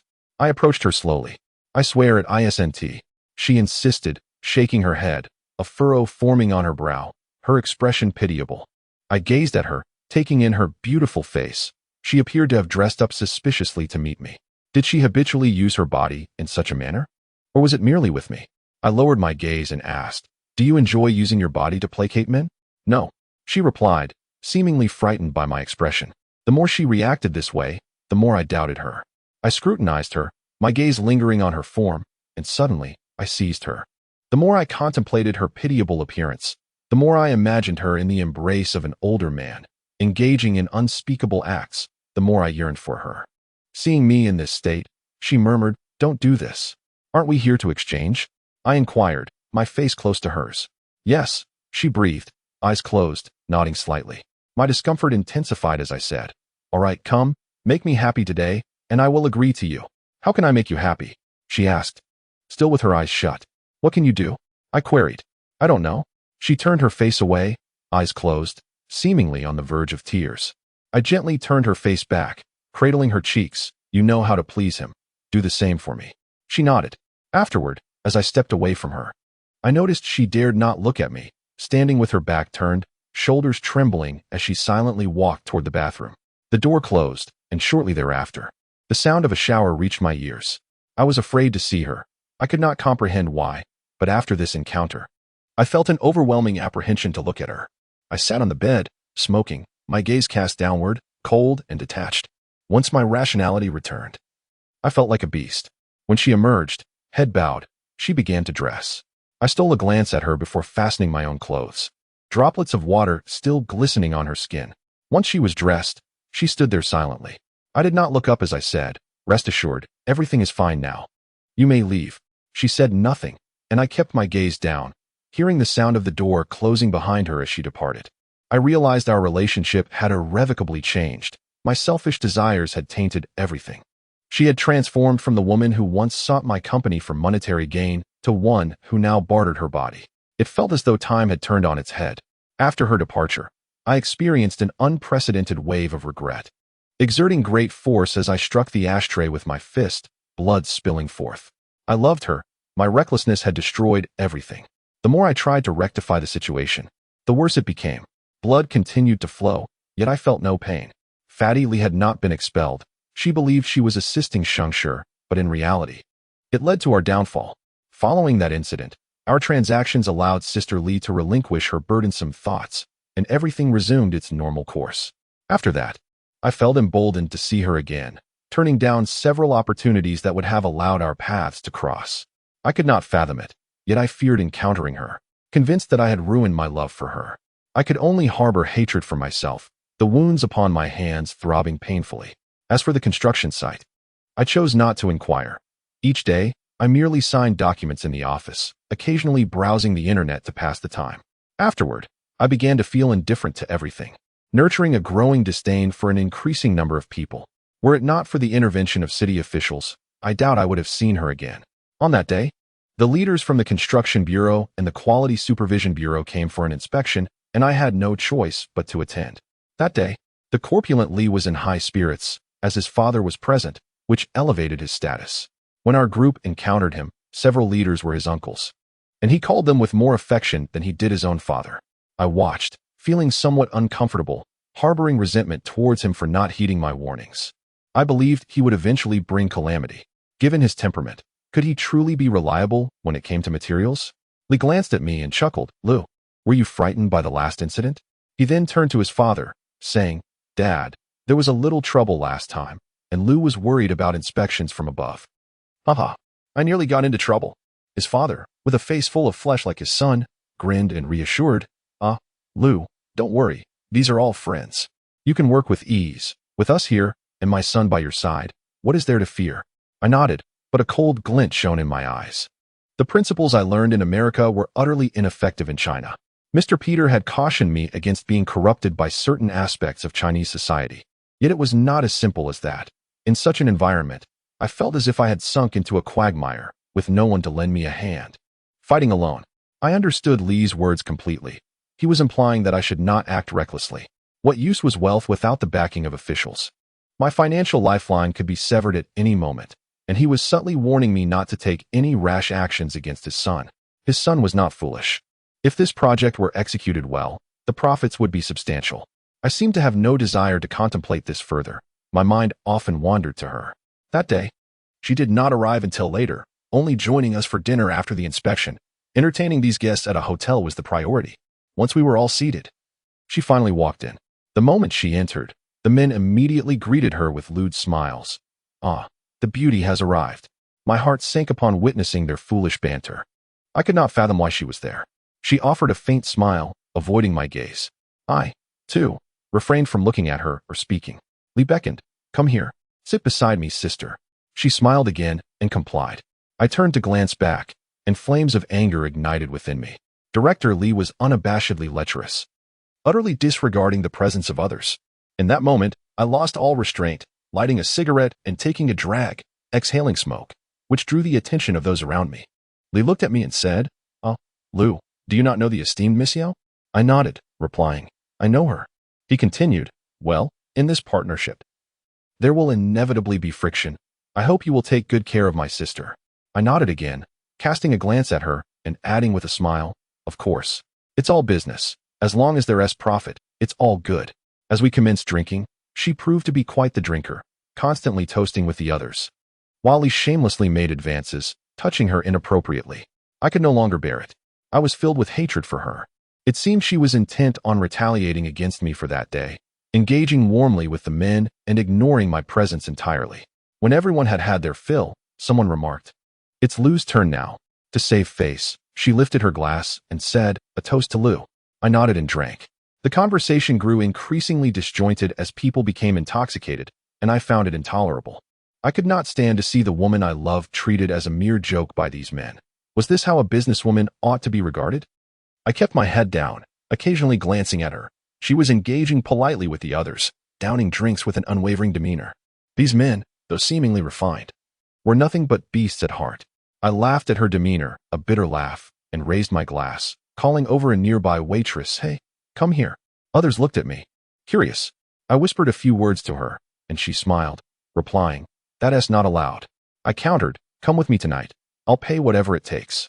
Everyone laughed, with the leaders exclaiming, "Ah, Lou is quite the character. Such a free spirit." I chuckled. If she refuses to accompany me, then so be it. We had all indulged in drink, and thus spoke without care. I was being deliberate in my provocations. The others laughed, and Lee remarked, "You have no idea how much I adore my sister. It's just that she refuses to acknowledge me. This girl has high standards." I retorted, "Is that so? Director Lee, are there no women you can't have? Just ask, and there will be plenty." She shot me a glance that seemed filled with resentment. I continued, "By the way, after dinner, let us head to Donga. American girls, Japanese girls, even African girls. If you fancy, I'll pick up the tab." They paused, glancing at her, then erupted in laughter, perhaps realizing I had crossed a line, considering her presence. But I was seething inside, ready to throw caution to the wind. My discomfort was mounting, and I felt like flipping the table. Someone quipped, "Lou, you seem to have a taste for women from all over, huh?" I nodded, saying, "Indeed. Women are all the same." Lee chuckled, "I want to be joining. I'm only interested in my sister. If you can get her to spend a night with me, I'll agree to anything." I looked down, sneering, "Is that so? Let her set her price." Suddenly, Lee's demeanor shifted. He grew serious, asking, "What do you mean by that?" He looked at me, no longer smiling. I twirled my glass in my hand, replying, "What do you think I mean?" He retorted, "You have a prejudice against my sister, don't you? Don't think just because you have money, you can act as you please. In Hengjiang, I call the shots." My glass ceased spinning, and I froze, as did everyone else. Slowly, I lifted my head to meet his gaze, then said, "Repeat that. You intend to have her?" She looked terrified, frozen in place, her eyes pleading for me to relent, to avoid confrontation, to endure. He laughed, "You little brat, you hold a grudge against my son. And I haven't settled the score with you yet. I came here today to teach you a lesson." I chuckled, "Is that so? Director Lee, please don't be angry. You're of a certain age, after all. Here is a toast to you." I raised my glass and approached him. He looked at me, Bewildered, what are you doing? Screw you. I splashed the drink in his face and then threw a punch. They were all taken aback, frozen in shock. And then someone threatened to call the police. I pointed at him, shouting, "You better not say another word about wanting her." He clutched his face, yelling for help. Get someone, get someone." The waitress fled in fright. After striking him, I glanced at her. She stood there, stunned. I chuckled softly and began to walk out. She chased after me, saying, "You're coming with me." I turned to her and shouted, "Who the hell told you to come here? Can't you run your company without causing trouble?" She cried and grasped my arm, saying, "It's my fault. Please don't overthink this. I swear on my life that I've had nothing to do with these people. I don't care anymore. Come with me. I beg you. Let South leave this place quickly." I looked at her, exhaled deeply, and said, "I hope you remember that someone truly loves you, someone who is indifferent to everything else." As we stood there in a standoff, a group of security guards arrived and forcibly subdued me, regardless of her desperate pleas. Soon after, the police came, and I was taken away in a police car. I glanced back and saw her crying, her hands covering her mouth. Sitting in the police vehicle, I gazed out at the ostentatious city of Hengjiang, suddenly feeling an unprecedented wave of nausea. I was not worried at all while in the car. Instead, I was puzzled about why Director Li dared to be so arrogant and what enmity existed between his son and me. They seemed to take immediate dislike to me upon sight. 3 years ago, I would have been too intimidated to even glance at such a person. But now, I had changed. I was aware of all my actions. I said, "I want to make a phone call." The officer replied, "That's not allowed." "Do you know who you injured?" "He is the director of the construction bureau." I nodded with a smile and said, "All right, I want to call, but remember your words. You will bear the consequences." They looked at me and warned, "Don't think he is just a director." This statement made me feel like I was beginning to understand the gravity of the situation. Why was he so arrogant? Upon arriving at the police station, I was taken inside, where several officers began to interrogate me. Before they could say anything, I declared, "You need to be accountable for your actions. Do you understand?" One of them stammered, "What is your name to dare hit the director?" I sighed and said, "I don't wish to elaborate. Let me reiterate. You must take responsibility for your actions." They seemed to sense something amiss and softened their tone, saying, "Please show us your identification." I didn't bring it. I replied, "Call the American embassy in China and have them verify my identity." They were taken aback. Upon hearing this, their expressions changed. Shortly after, someone came and removed my handcuffs. I stated, "Go ahead. My name is Anylu, the CEO of SKS in China." Upon hearing this, a woman nearby, who was entering data on her computer, quickly searched online and exclaimed, "It's him." The officers hurried over, smiling, and said, "Ah, Mr. Liu, this is a misunderstanding, simply a misunderstanding. Why didn't you mention it earlier? Someone reported you, and you should have made it clear at that moment. We apologize for the inconvenience." I sighed and said, "It's all right. They never gave me the chance to explain. I also do not wish to escalate this matter. He insulted me first, and I will not let this go. You deal with it as you see fit." Upon hearing this, one of the leading officers paused, then offered me a cigarette, saying, "Mr. Liu."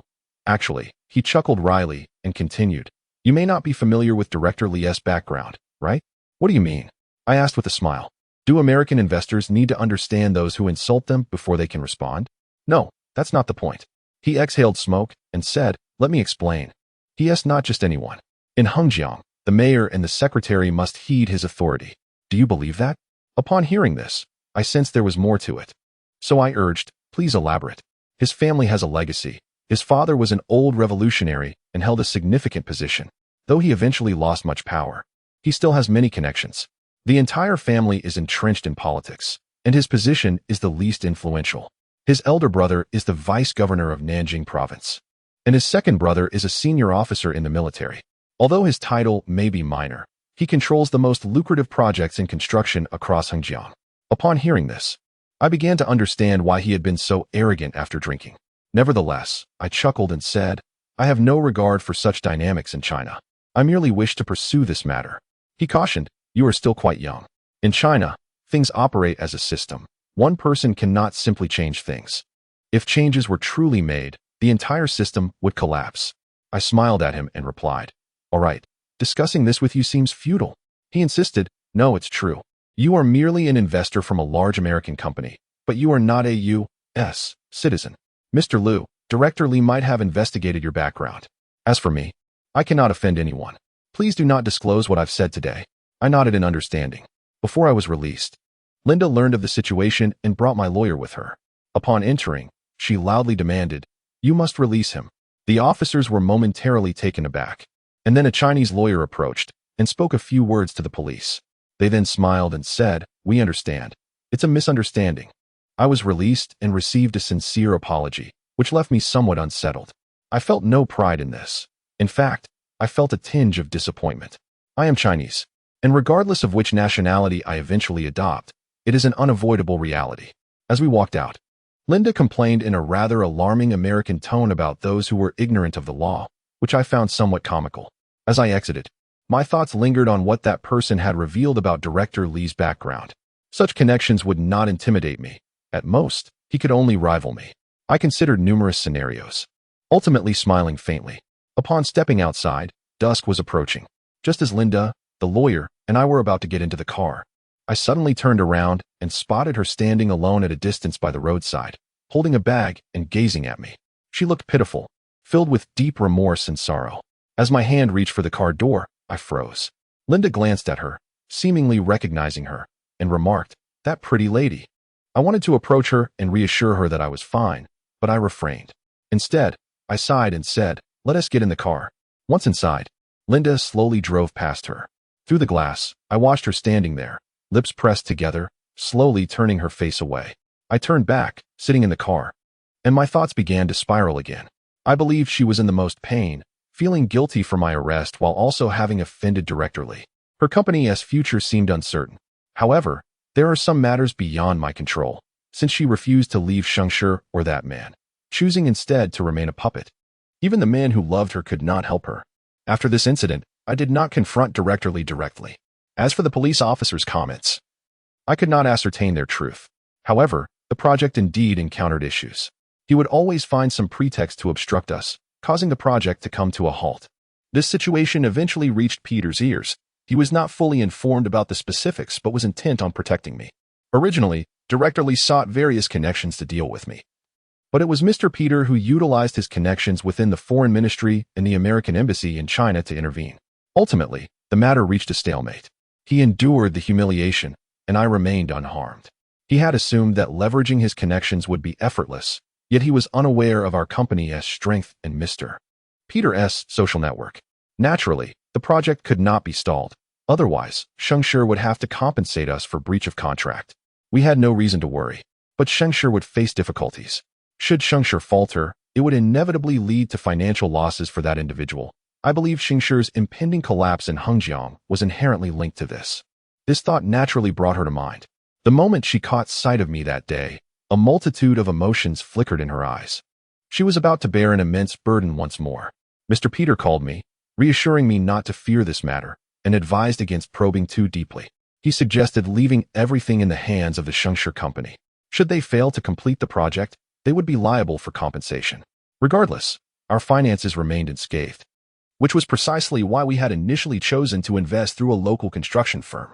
Mr. Peter seemed to consider everything, as foreigners often do, with a degree of cunning that surpasses that of their Chinese counterparts. Yet, he remained oblivious to my feelings. I genuinely did not wish to see her in distress. She did not seek me out, perhaps believing that this was a problem beyond my help. I was unaware of the events that transpired in those few days. However, after about a week, the project commenced smoothly once more. This rekindled my suspicions, leading me to contemplate the intentions of that old man during their meal together. That day, I called her, my mind racing with unfounded thoughts, unable to find peace in the office even for a moment. When she answered, I inquired, "Are you well?" "Yes, I'm fine. What's the matter?" She responded, perhaps thinking it was work-related, or perhaps she intentionally framed it as such. "Has anyone troubled you?" I asked. "I don't wish to discuss this. I just hope you won't involve yourself in our work anymore. We will complete the project on time." She replied with a noticeable chill in her tone. I grasped the deeper meaning behind her words. She feared for my safety, urging me not to entangle myself further, perhaps understanding the intricacies of the situation better than I did. Given my recent emergence from academia, armed only with youthful bravado and little comprehension of the complexities at play, I almost broached a sensitive topic, but ultimately refrained, realizing it would be unwise. After all, my earlier actions had been rather rash. To my surprise, she asked, What do you want to know? I smiled faintly, responding, nothing in particular. Just take care of yourself. I won't pry into your work matters anymore. Rest assured, we will transfer the subsequent funds after the first phase is completed. Thank you, she said. Please don't be so formal with me, all right? I replied, understood, just take care of yourself. She concluded before hanging up. I remained there, phone in hand, perplexed by her unexpected coldness. What could have transpired? My suspicions only deepened. I resolved not to dwell on it. Overthinking was exhausting. I could not continue to torment myself with her personal life. It was simply too draining. If it weren't for Bebe's deliberate arrangement, meeting her might prove challenging. Bebe had indeed changed. She had learned the virtues of tolerance and generosity. However, perhaps she no longer held affection for me. Those were merely youthful impulses. She seemed intent on pairing me with Sister Lee, fully aware that Sister Lee had a partner, yet still wishing to play matchmaker. One day, Bebe called, saying, "Hey, brother. I've been particularly busy shooting lately. I'm free tomorrow. Do you have time?" I agreed to meet her, and she invited me to accompany her to the Hengjiang water park. I perceived this as an opportunity to unwind, and I knew that seeing Bebe, a vibrant and beautiful star, would undoubtedly elevate my spirits. The next morning, I awoke early, dressed in a suit worth 38,000, adorned with a watch worth 200,000, and drove my BMW. The only advantage wealth afforded me was the ability to present myself elegantly and tastefully. Following her instructions, I arrived at the water park entrance at 9 o'clock. Yet she was nowhere to be found. I sat in my car, smoking and attempting to reach her by phone, but she did not answer. I remained there, waiting. Before long, my phone rang. It was Bebe inquiring, "Have you arrived?" "Yes, I'm here," I replied, turning to see her bright red Hyundai pull up. Exiting my vehicle, I sauntered over, cigarette in hand. I had assumed Bebe would be alone, but to my astonishment, she emerged first, spotting me and furrowing her brow before glancing at Bebe. Bebe quickly interjected, "Oh, it's Xiao Yin. Don't you recognize him?" She seemed to hold Bebe somewhat accountable for not informing her of my presence. Clad in sporty and fashionable attire, she and Bebe both donned white athletic wear and baseball caps, appearing remarkably harmonious together. Their beauty contrasted distinctly. Sister Lee embodied the allure of a mature woman, while Bebe radiated youthful vibrancy. They resembled sisters. However, she seemed slightly self-conscious about her youthful ensemble, perhaps even a tad embarrassed. To alleviate the awkwardness, Bebe cheerfully declared, "Come on, let's go. I've heard it's a lot of fun inside. Hengjiang's best, just opened last month." I nodded, captivated by her, somewhat dazed. She lowered her gaze, pursing her lips, and took Bebe's hand, their closeness striking. The arrangement of two women and one man felt rather peculiar, especially as we drew attention from the crowd. I feigned a gentlemanly demeanor, one hand resting in my suit pocket, while Bebe teased, "Look at him trying to act cool. Now that he's wealthy, he thinks he's above us. That outfit must cost 50,000. I felt a twinge of embarrassment. After all, the items I wore were simply a product of circumstance. At that level, luxury brands were ubiquitous, gifts from friends, purchases made by others, or company-issued items, each adorned with international prestige. Sister Lee did not glance my way, her focus ahead. Yet I caught a hint of a smile on her lips. Her eyes mirrored Bebe's sentiment, perhaps perceiving my penchant for ostentation. Her expression brought me some joy. It seemed she bore no resentment towards me. I surmised that although my actions that night had frightened her, they had undoubtedly touched her heart, showing her that a man cared enough to act in such a manner. However, she could not immediately shed her icy facade. She required a degree of ambiguity. With a slight smile, I teased, "You always know just what to say. You're a big star now, so mind your words." "Haha. Look, sister," Bebe jested, tugging at Sister Lee. "He's blushing." Sister Lee smiled faintly, avoiding my gaze, while I stole a deep look at her. In that moment, I felt an overwhelming urge to embrace her, to hold her close. From behind, I admired her athletic shorts, which accentuated her alluring waist, igniting a desire within me. As I followed them, I couldn't help but steal glances at Sister Lee, my thoughts entirely free of Bebe. The two evoked different feelings. No matter how radiant Bebe appeared, it was love that stirred my heart, while Sister Lee enveloped me in a sense of affection. The sun shone brilliantly that day. Everyone's faces beamed in the warm air, filled with the fragrance of sunshine and greenery, providing a delightful sense of comfort, especially in her presence. We commenced our yacht excursion, with Bebe leading the way. Despite her petite stature, she possessed remarkable organizational skills, and both Sister Lee and I complied with her every suggestion. Once aboard the yacht, I settled beside Sister Lee, drawn near by her enchanting scent. She appeared more vibrant than in recent days. Perhaps the oppressive weight she had been carrying was lifted by Hengjiang's sunshine. I preferred this lively version of her, not the one consumed by work, clad in suits and overwhelmed by responsibilities. As the yacht set sail, the river breeze swept over us. Bebe stretched out her arms, exclaiming joyfully, like a child freed from restraint, while Sister Lee seemed apprehensive, knitting her brows and clutching her chest as if to shield herself. I longed to comfort her, yet I hesitated to make any move. I experienced the nervousness of a youthful crush on a girl. Amidst the echoes of our screams, I stealthily placed my hand behind her back, barely touching her, uncertain if she noticed. She exhibited no reaction. I swallowed hard, my lips pressed tightly together, my heart racing with anxiety. It is indeed rare for someone like the CEO of SKS to feel such trepidation and shyness towards a woman significantly older than himself. Ultimately, I lacked the courage to fully place my hand there. After disembarking from the yacht, their faces were flushed from the wind, and it seemed Bebe was thoroughly enjoying herself. In the distance, a roller coaster loomed, and she eagerly tugged at Sister Lee, saying, "Let us go over there for something more thrilling." I furrowed my brow, initially reluctant to join, for fear gripped me. However, seeing Sister Lee move forward, I felt compelled to follow suit. I skipped along behind them, filled with a childlike delight. Laughing foolishly, Bebe turned to us, teasing, "Afraid, are we? So timid." Sister Lee pouted, her voice tinged with a childlike innocence. "It's so high and scary. I went on it long ago, remember? I took you when you were 8. Bebe nodded before turning to me. "Hey, man, don't tell me you're scared. You absolutely must go today?" I nodded, lips pressed together, glancing at Sister Lee, eager to engage her in conversation. As I began attempting to flatter her with my words, she unexpectedly turned away, exclaiming to Bebe, "Come on, sister will accompany you." My brow furrowed. I feared being left behind. Thus I chimed in, "Let us ride together." Bebe glanced back at me, smiled, and said, "Then come on." We three ascended together, with Sister Lee situated between us. A clear arrangement by Bebe. The ride was thrilling, and I secretly reveled in the close proximity, feeling exhilarated. Just as we were about to take off, to my surprise, Bebe decided to exit, causing Sister Lee to gasp, "What are you doing?" Bebe chuckled, "Ah, I'm just teasing you both. It's too terrifying. I can't do it." Sister Lee frowned, appearing slightly spoiled and deceived. I observed her, filled with joy. She caught my gaze and quickly masked her expression, revealing a hint of reluctance to be with me.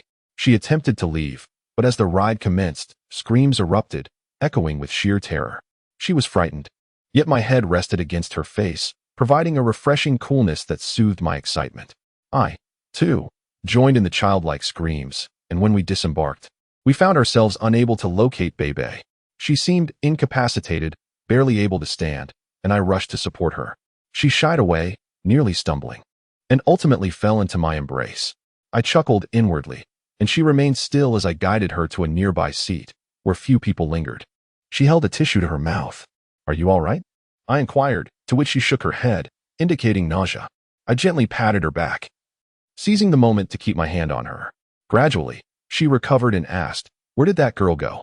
Just then, my phone rang. Upon answering, Bebe's laughter resonated. "Haha, I've returned to the set. Take good care of her, and don't bully her, all right?" I nodded with a smile, ending the call.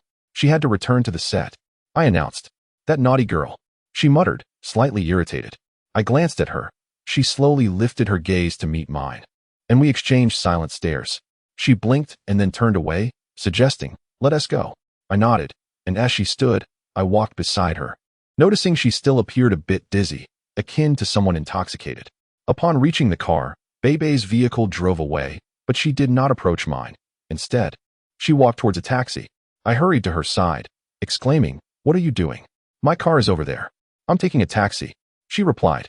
I paused, contemplating her retreating back, and swiftly grabbed her arm, exclaiming, "Come back." She was startled amidst the crowd, yet I pulled her into the car. Once inside, she glared at me, brows knitted in displeasure. I rolled up the window and, without waiting for her response, enveloped her in a tight embrace. Caught off guard by my sudden advance, she froze, arms motionless around me, resting her head against my chest, submissively accepting my affection. The atmosphere within the car ignited with passion. She became lost in the moment as I kissed her, my hands exploring her form. Suddenly, she gasped, pushing me away, her brows furrowing as she exclaimed, "There are people." Her voice trembled with fear. I glanced outside and indeed spotted onlookers, some even peering into the car from a distance. I straightened up, started the engine, and as she adjusted her attire, she unexpectedly leaned against me, wrapping her arms around my waist. I stole a glance at her. She appeared so adorable and gentle. I focused on the road, steering the car towards the outskirts, where it bordered a riverside. I recalled a time during my school years when we had a barbecue by the river, a secluded spot overgrown with dense weeds. My heart raced, anxiety coursing through me. The car gradually approached the outskirts, devoid of any passers-by. After 10 minutes, I arrived at our destination, where the weeds had grown even taller, nearly engulfing the vehicle. From the outside, only the roof was barely visible. Once parked, I glanced at her. She bit her lip, surveying the surroundings before looking back at me. I gazed at her, slowly, with delight, breathing heavily as I leaned closer. My urgency faded. I understood that I could take my time. I cradled her face in my hands. I gazed at her and asked, "Do you love me?" This question felt rather special, and at that moment, it surged forth from my heart. Without a moment's hesitation, she nodded and replied, "Mm." Witnessing her affirmation filled me with joy. I was utterly smitten by this darling of mine. When she professed her love, it was as if I had consumed nectar, sweet and delightful. However, given the confined space of the car, I paused and suggested, "Shall we step outside?" She glanced out the window, and I nodded in agreement. "But what if someone sees us?" She furrowed her brow in concern. "It's all right, just be obedient," I urged, opening the car door. Slowly, she descended, and as I exited, I enveloped her in my arms, our heads barely peeking out amidst the dense grass. We began to kiss passionately.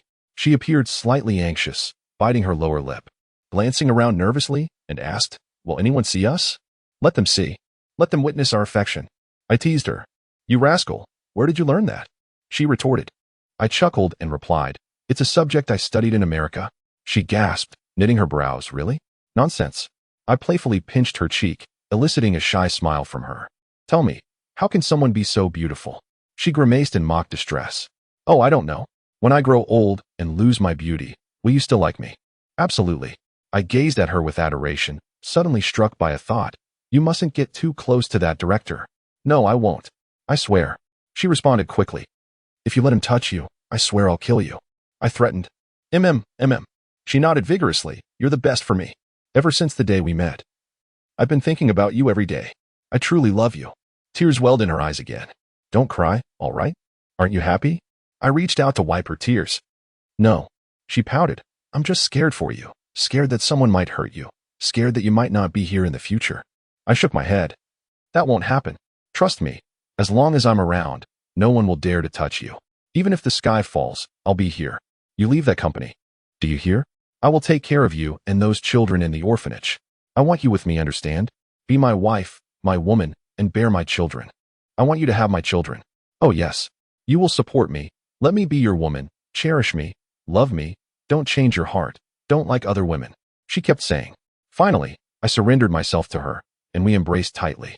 After what felt like an eternity, we released each other and straightened our clothes before sitting back in the car.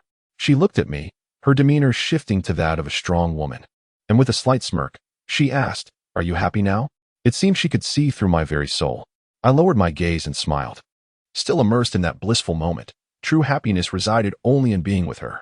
I lifted my gaze to her and asked, "You're not angry anymore, are you?" "I don't have a childish temper like you. You're still the CEO of SKS. How could they be so foolish?" I laughed and kissed her again. "Aren't you too? Come here, let me hold you." She nestled into my embrace, and I said, "Promise me, leave that company." "How can it be that easy?" She sighed. "Take your time." I reassured her. She murmured, "You must have been with women from all over the world, right?" "Who said that?" I chuckled. "You mentioned it at the dinner table that day."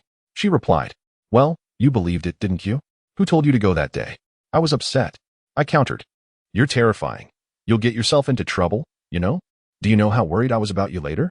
Did you cry?" She nodded. "You forgive me for this, right?" I inquired. "Yes, I've been thinking about you a lot these days. You make me feel so impulsive. Your love overwhelms me. You can feel this way for me. And I worry for you. I know you truly love me," she confessed. I patted her back. "Good girl. I know I love you. Then I asked, by the way, did he give you any trouble afterward? He did. She replied. Did he threaten you directly? No, really, he didn't. She shook her head. So how did you settle it? They can't possibly not love money. I laughed, feeling slightly relieved. I embraced her again and began to caress her. She shyly exclaimed, You're incorrigible. I can't handle you like this. We gazed at each other, and she began to cry once more, clinging tightly to me. We held each other like that. Lost in time. Our relationship grew more harmonious after that day in the grass by the river. The next day, she invited me to join her at the orphanage. And I gladly accepted. Observing those unfortunate children, I understood why she was so dedicated, and I empathized with her even more. The following day, Sister Lee arranged for me to accompany her to the orphanage. I offered to pick her up, and she asked us to wait at the entrance. I understood her intentions. She was cautious, as she had a family now. The night before, I had Linda prepare a trunk full of food and clothing. When Linda inquired about the purpose of these items, I refrained from telling her, fearing she would want to accompany me. I felt an overwhelming urge to comply with Sister Lee's wishes. No matter how mature I became, I was still apprehensive of her. I arrived early, anxiously anticipating her arrival. The night we parted, we had kissed for a long time, rekindling our bond. That night, returning to the hotel, I felt elated, my heart brimming with happiness. Sitting in the car, my face glowed with joy. Before long, I heard her honking the horn, then she drove ahead of me, and I followed her. Upon reaching the orphanage, we stepped out, and I opened the trunk. She looked radiant and, seeing me, pouted, What's all this? I replied, Just some clothes for the children. Different sizes, along with food. When she saw the items, I could tell she perceived me as a compassionate man, which brought her happiness, satisfaction, and gratitude. Her expression fueled my determination. Receiving praise from the woman I admired was an unparalleled joy. At that moment, I felt utterly captivated. Sister Lee called ahead, saying, Aunt Lee, I've arrived. Don't mention it to the children yet. Let a few staff members come down to collect the items. After hanging up, Sister Lee noticed me carrying several bags and chuckled, Be careful not to ruin your fancy suit. I sensed a teasing tone in her voice. While the suit was indeed high-end, in her presence, it felt no different than a bargain purchase. Moments later, Aunt Lee emerged. She hadn't changed much, and I remembered her well. Behind her was a staff member whom I had forgotten the name of, but Sister Lee had mentioned they were involved with each other. The staff member approached, smiled at me, and began to help with the items. I returned his smile. Aunt Lee seemed not to recognize me. She looked at me and then inquired of Sister Lee, Who is this? Sister Lee held Aunt Lee's hand and said, Guess. He has been here before. Aunt Lee squinted, and I stepped forward, saying, Hello, Aunt Lee. I've been here before. I'm Xiao Yan. She still couldn't recall, and Sister Lee added, P.S. that university student who came with me before. Recognition dawned on her, and she suddenly looked me up and down, exclaiming, You've changed. You've grown tall and become an adult. Lily appeared quite eager to speak of her successful young man in front of others. She remarked, Yes. He has done well for himself. It was I who supported him through university, and now he has come specifically to see me, expressing his desire to visit the orphanage. Aunt Lee looked at me with a sense of satisfaction and said, It's good that he remembers his sister. She has had quite a tough time for the sake of you children. I nodded in acknowledgement and glanced at her. She smiled gently and turned away. Upon entering the orphanage, we found that many of the children were still asleep due to it being a Sunday morning. A few older children were awake, studying. When they saw Lily, they greeted her enthusiastically, Hello, Aunt Yo. Her face lit up with joy, and she inquired about their studies, recalling each child's name. As she spoke, many children gathered around her, each showing affection. She lovingly patted the heads of the little girls and offered words of encouragement. Some lively boys chimed in, Aunt Yo. I scored full marks. Lily beamed with delight and exclaimed, That's wonderful. You shall be rewarded. I felt a deep sense of warmth and contentment as I witnessed her maternal affection towards the children, embodying the role of a mother to them all. My thoughts drifted to this woman, my beloved, who had been so spirited with me just yesterday on the grass. Yet, this was her genuine self. She was not extraordinary, but rather akin to every kind-hearted, caring, and beautiful woman. Aunt Lee stood beside me, and we observed her with the children. Aunt Lee remarked, Xiao Yan, look how wonderful your sister is. She has invested so much care for these children. Food, clothing, education, daily expenses, all of it costs money. She has struggled these past few years in her business, and it has been hard on her. We wish we could help, but without money, nothing can be done. She has truly suffered. Hearing this, I felt a pang of sadness and nodded silently, then asked, "Does the government not provide any funding? With so many children, how can she manage alone?" Aunt Lee sighed. Initially, it was just a title. The leaders and investors aimed to achieve some political gain. They did not anticipate the actual work involved. Over the years, Lily took it to heart and expanded the initiative. It's been 2 or 3 decades now.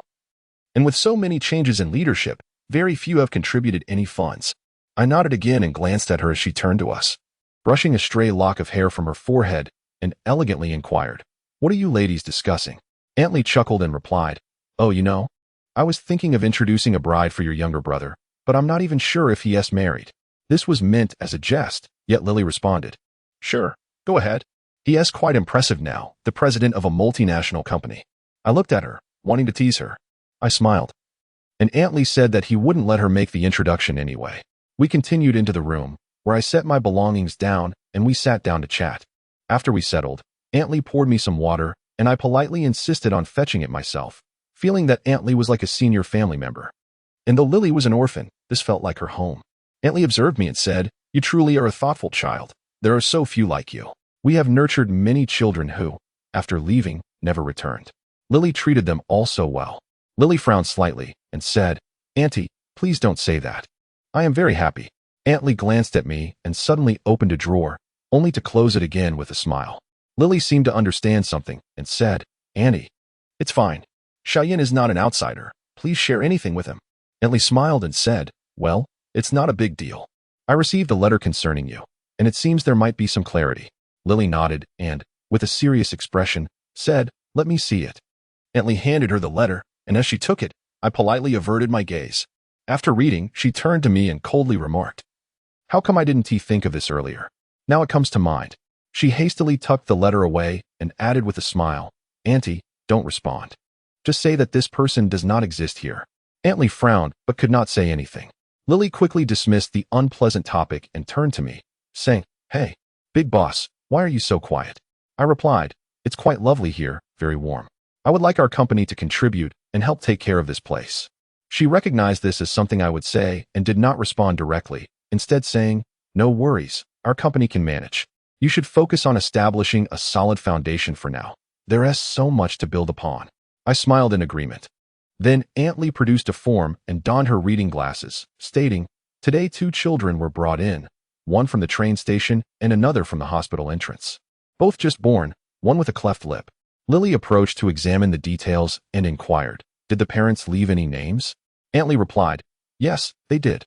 She took off her glasses and lamented, "Look at these parents who don't want their children. If they leave a surname, what does that signify? Flesh and blood, and to cast them aside so easily." This was directed at me, as they had certainly grown accustomed to such occurrences here.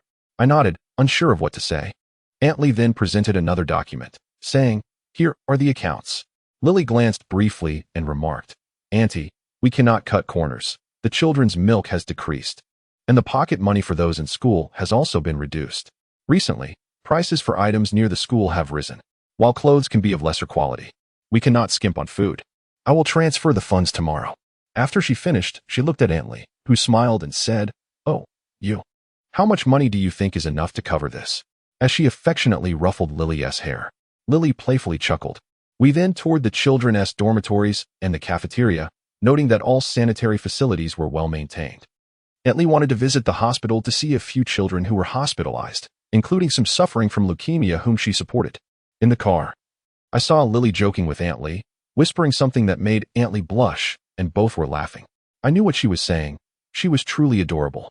Upon arriving at the hospital, we encountered the children, and Lily began to cry.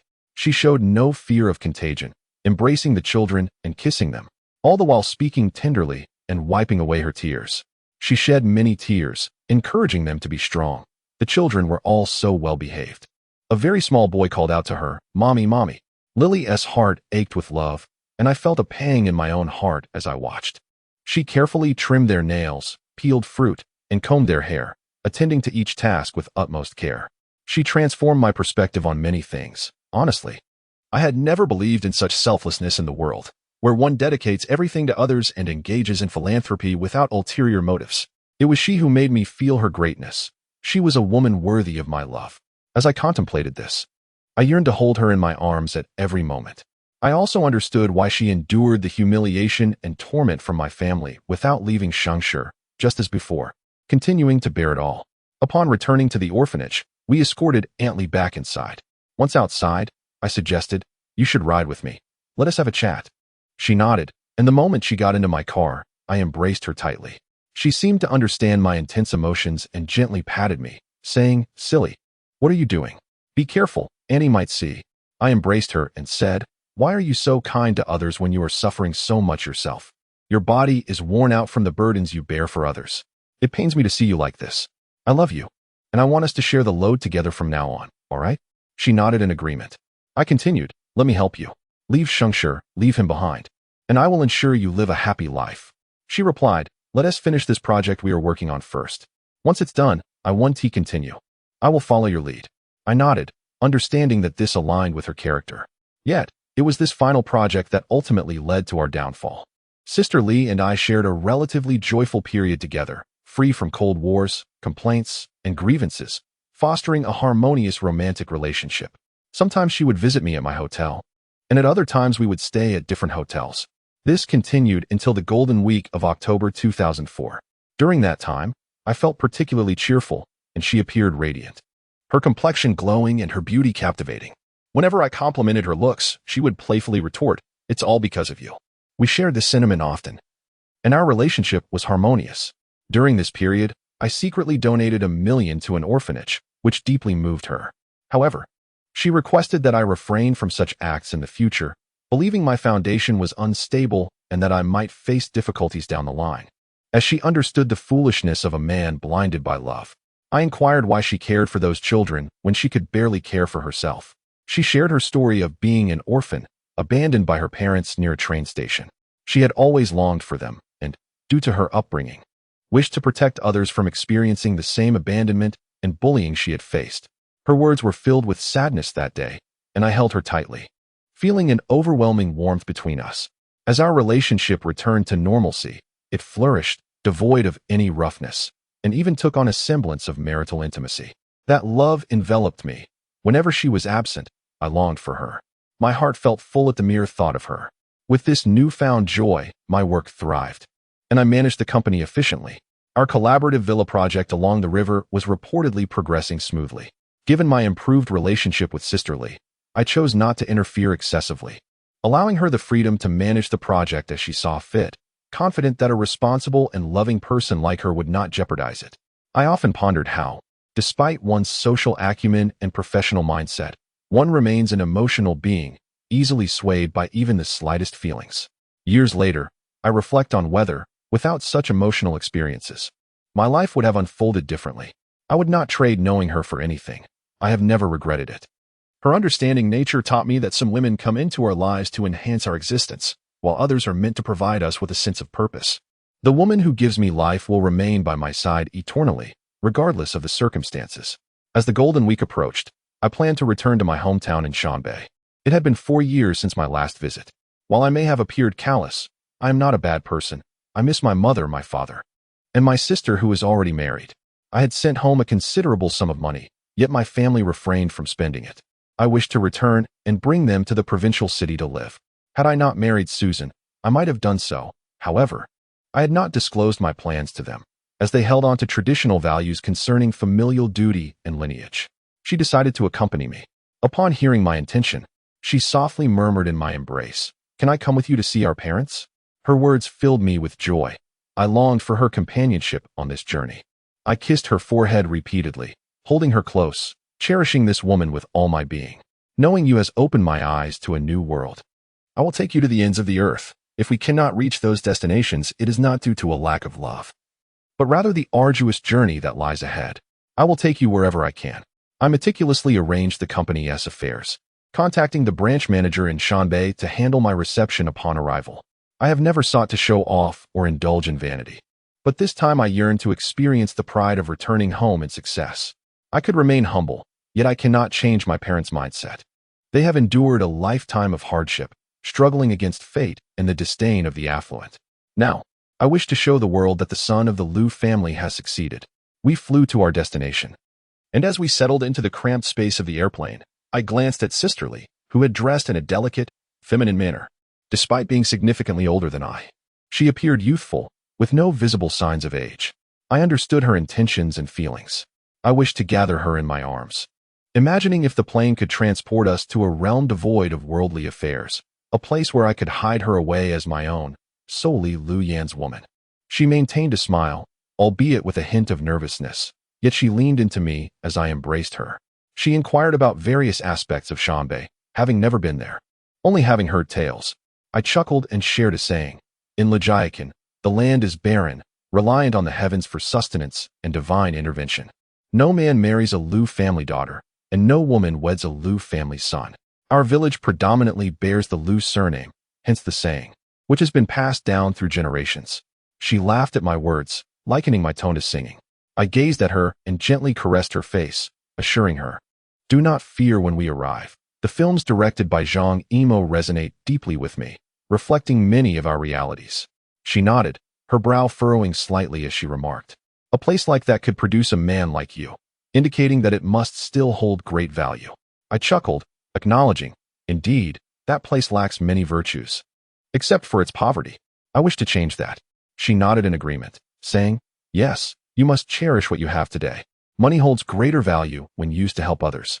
I nodded in understanding. With each passing moment, I felt we were nearing my hometown, and my longing for my parents intensified, especially for my mother. I loved her dearly.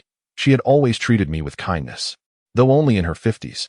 The burdens of life had etched deep lines on her face, rendering her appearance heart-wrenching to behold. She is a kind-hearted woman, enduring hardships without complaint, always thinking of her children, a woman who smiles through her struggles. The thought of her brings a profound sadness to my heart. A man will love two women throughout his life, one who awakens him from dreams with tears, and another who enters his dreams with sorrow, from possession to loss. Sister Lee softly expressed, "I truly wish to meet your mother." Her words, innocent and childlike, stirred something within me. The complexity of man is often juxtaposed with its simplicity. Witnessing my woman refer to my mother as mom evokes an indescribable excitement, akin to the deep sympathy I feel for children who have lost their mothers and can no longer call anyone mom. They have lost so much. Upon disembarking from the plane, we were greeted by a dry climate, starkly different from the south. The wind that caressed our faces was not gentle, but rather harsh and unforgiving. Lily felt a sense of novelty, gazing around her, realizing this was the city where I had grown up. Yet, the city felt foreign to me. I had always felt estranged from the urban areas of Shanbei province since my birth. Had it not been for my acceptance into university, I might never have encountered the grandeur of a metropolis, let alone the local city. The provincial head of Shanbei came to pick us up, and upon meeting me, he was exceedingly courteous and respectful, especially upon learning I hailed from this very place, as if my presence lent him a sense of support. As we exited the airport, a wave of tranquility washed over me. I was no longer apprehensive about confronting the city I belonged to. The stark contrast between the city's opulence and the backwardness of the mountainous region had long instilled a sense of inferiority within me. But now, that feeling dissipated. We boarded a car, and the provincial head inquired if I wished to stay in the city and enjoy myself. I shook my head, requesting their assistance in purchasing gifts to take back to the mountains, as I had numerous impoverished relatives who would expect something from me. Lily was meticulous in selecting items, considering whether each would be suitable for the elderly, checking production dates, and displaying a level of care akin to that of a devoted partner. As the vehicle departed the city for the mountains, the provincial head continued to express his admiration for me, exclaiming, "Ah, Lu, you're truly remarkable. I've lived in the mountain city for most of my life, yet I would never have imagined that such a distinguished individual could emerge from this impoverished region. To escape from here is nothing short of legendary."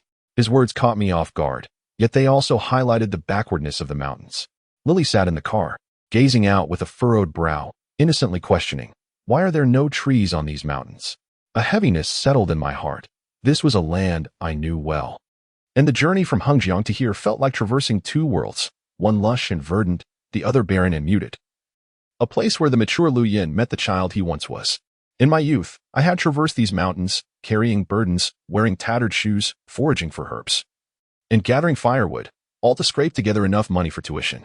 I remembered how I once walked 2 days with my sister to sell herbs in the city, unable to indulge in even the cheapest drink, all the while watching her with those pitiful eyes, buying her a morsel to eat. How many times had I witnessed my mother weaving baskets at home, her hands battered and bleeding? I had once vowed to leave this place behind and achieve something greater. Our struggles were not born of hatred, but rather a discontent with our circumstances. As a human being, I had no reason to live a life of mediocrity. My eyes grew moist, and Lily sensed my sorrow, gripping my hand tightly, her gaze mirroring my grief. Suddenly, I inhaled deeply and smiled. Everything feels smaller now. As a child, the countryside seemed vast, the river, the road, the clay fort. But now, it truly feels so diminutive. She nodded in agreement, adding, "Yes, I feel the same about the orphanage." Her words resonated deeply with me. While my childhood was fraught with hardship, at least I had the embrace of the expansive mountains. Her homeland was that orphanage, and her love for it was utterly understandable. As we neared home, familiarity washed over me. The surroundings had not changed, for impoverished areas evolve slowly. I felt a twinge of fear. Having been away for so long, I worried that the villagers might misunderstand, thinking that the Liu family's son, had ventured out and would not return, perhaps even believing I had fallen afoul of the law. My heart raced as I clutched her hand. She offered me encouragement, squeezing tighter, assuring me, "Do not fear. They will understand, I promise." My family was aware of my return. It seemed the entire village knew, and I felt a pang of embarrassment at such overt displays of backwardness. In the distance, I could see people banging drums and gongs. This was the village's most extravagant welcome. I had donated money to the local school, and they were aware of it, yet I felt out of place. Liu family village was filled with relatives, uncles and aunts everywhere. The two cars halted in front of the village.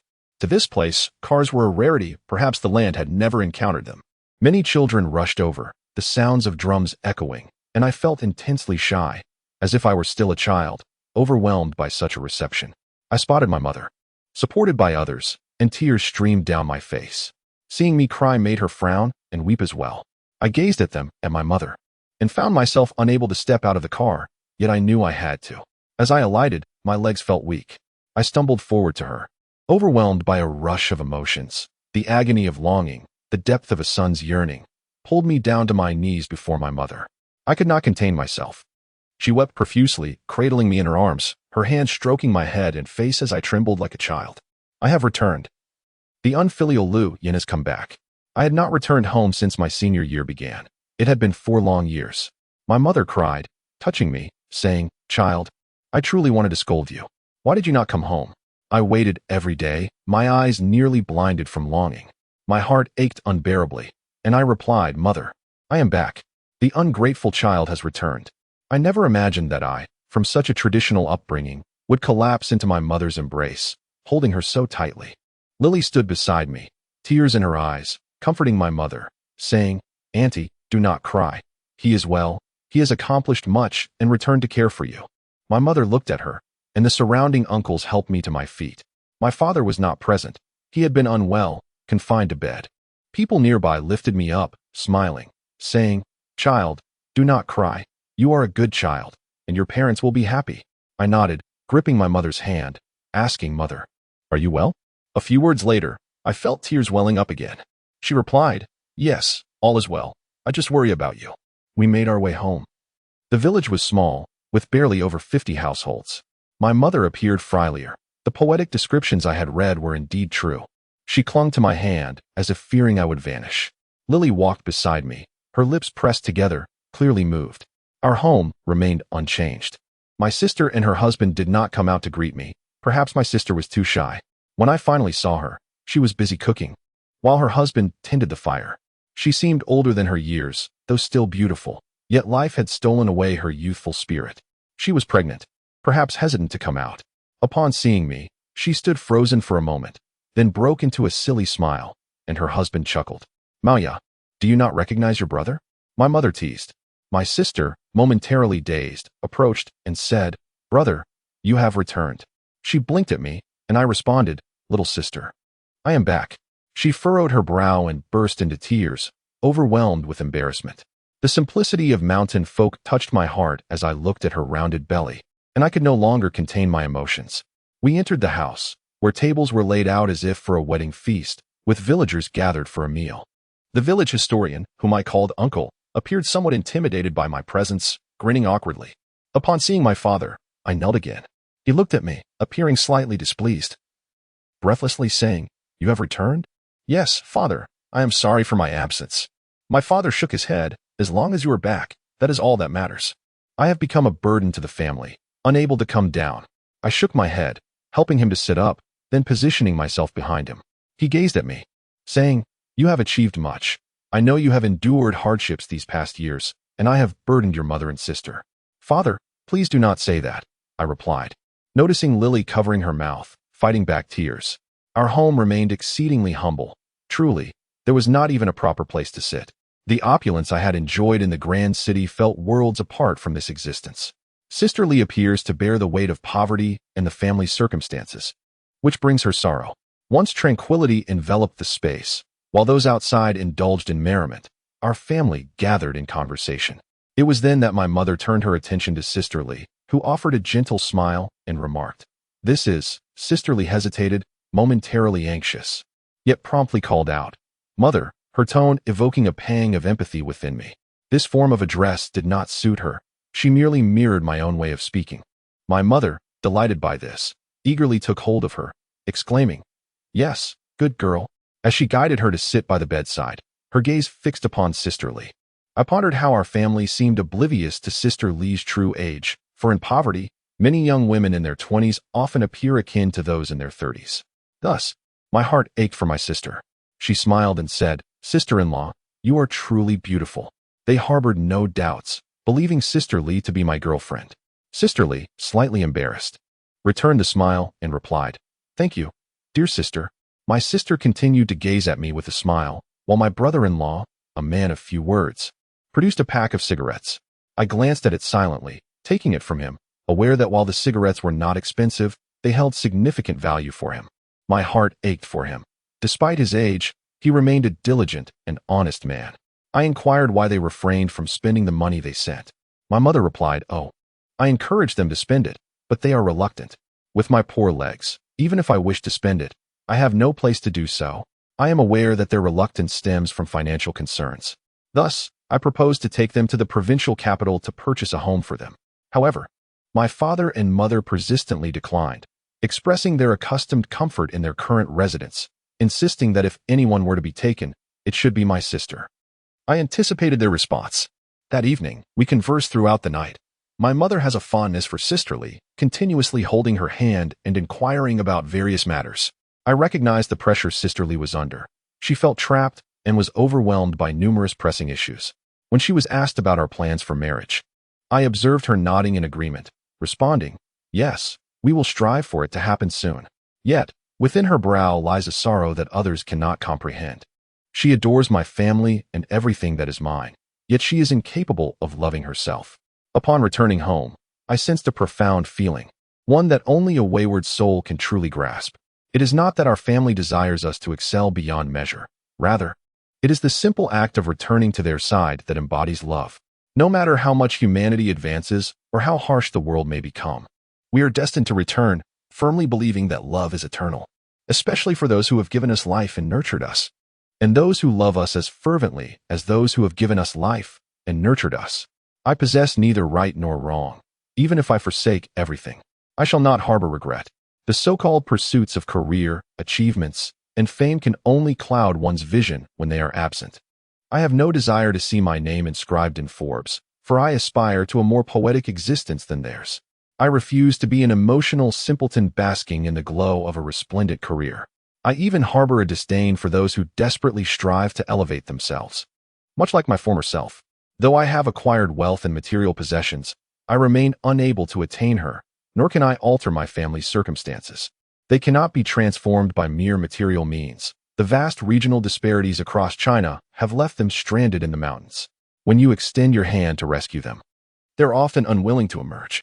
That evening, due to the impracticality of staying at home, I considered that my dear sister has never resided in a place like ours. You would find no trace of cement, glass, steel, and stainless steel, along with floors and wash basins, are foreign to that environment. Yet, when I suggested to my sister that I should stay in a hotel in the urban city, she gently shook her head, saying, "No, I will stay here to keep our mother company." With a smile, she added, "I will share her bed." My mother is filled with joy. Yet she fears that we may not have the opportunity to share intimate moments together. In her eyes, a couple is meant to be together every day, sharing the same bed. She said, "My dear, whether you choose to stay here with me or live outside, it brings me happiness. You truly have a tender heart. And for Xiao Yin to have met you, it is indeed a blessing for him." Sister Li is the kind of woman who feels immense joy and fulfillment when praised by others. She smiled modestly and said, "Oh, truly. He is also very kind and attentive." My mother suddenly inquired, "By the way, my daughter, what is your zodiac sign?" Sister Li suddenly fell silent. I believe this is what she feared the most. In truth, my mother's inquiry was innocent, merely a customary practice among rural folk. I observed Sister Li's apprehension akin to that of a guilty child. Her face flushed, and she hesitated, even furrowing her brow. I chuckled softly and said, "Mother, she is 3 years my senior. Surely you wouldn't disapprove, would you?" My mother, bustling with joy, exclaimed, "Wonderful. They say a woman 3 years older brings fortune. This is indeed a blessing for my son. She is splendid, nurturing, and compassionate, qualities I truly admire and appreciate." Sister Li nodded with a sense of contentment and happiness. I observed everything keenly. I believe that women, regardless of the era, endure their share of suffering. In my mother's generation, the anguish was not born from love, but rather from the burdens of survival, driven by the necessity to secure a morsel of food. Although Sister Li has led a life of privilege, her trials stem from matters of the heart. That evening, we resided in a few dilapidated earthen houses. I pondered whether all women accustomed to 5-star accommodations could endure such conditions. Yet, Sister Li harbored no discontent. On the contrary, she appeared genuinely joyful. That night, she slept in my mother's bed, embraced tenderly by her, resembling a beloved little child. This is the most harmonious way for mothers and daughters-in-law in our culture to interact, sharing heartfelt conversations. Sister Li is undeniably happy. I am convinced of it. Having been an orphan since childhood, she confided to my mother, "Mother, I am an orphan, without parents since I was young. From now on, I shall be your child." Though she is in her 30s, her heart feels pure, delicate, and blissfully innocent. My mother is very fond of her, continuously caressing her face and saying, "Yes, dear, from now on, I shall cherish you. If that child, Xiao Yin, gives you any trouble, tell me, and I shall break his legs." Mother is a benevolent yet formidable figure. My love for her springs from a heartfelt obedience, for she embodies the essence of divinity. Sister Li smiles blissfully, and I sense she is truly enchanted, lost in the sanctuary of my home. Forgetting all about her past in Hengjiang, disregarding her identity, and the fact that we are merely lovers, fleetingly entwined. Contemplating the moral constraints and societal norms feels utterly despicable, as they shatter countless beautiful aspects of life. How many nights have I awakened abruptly from dreams, haunted by memories of past joys? Those scenes linger in my mind, yearning for a chance to relive them. Those nights spent with mother and beloved, so tender, so sweet. Yet, the harshness of reality pierces my heart with sorrow. Parting may be effortless, but reuniting is fraught with difficulty. The following day, she and her mother rose early to prepare breakfast. She tended to the fire while her mother cooked. I observed a spirit in her mother that I had never witnessed before. Together, they collaborated to prepare a meal for the men. I too awakened early, while my sister returned to her own home. After rising, I tidied up the surroundings and chopped the uncut firewood. Armed with my axe, I engaged in tasks I had performed daily during my youth. Despite the passage of many years, nothing had changed. In the city, coal stoves have become the norm, and gas stoves have taken their place. Electric induction cookers are a modern convenience. Yet here, the traditional earthen stove remained, still fueled by firewood. However, I harbor no aversion to this place. I cherish it deeply. Though this way of life may be arduous, it possesses a unique beauty that is intrinsically tied to my roots. After so many years of not engaging in such labor, I picked up the axe once more, still possessing strength, yet my technique had evidently deteriorated. Under the gentle morning sunlight, Sister Li gazed at me with a soft smile.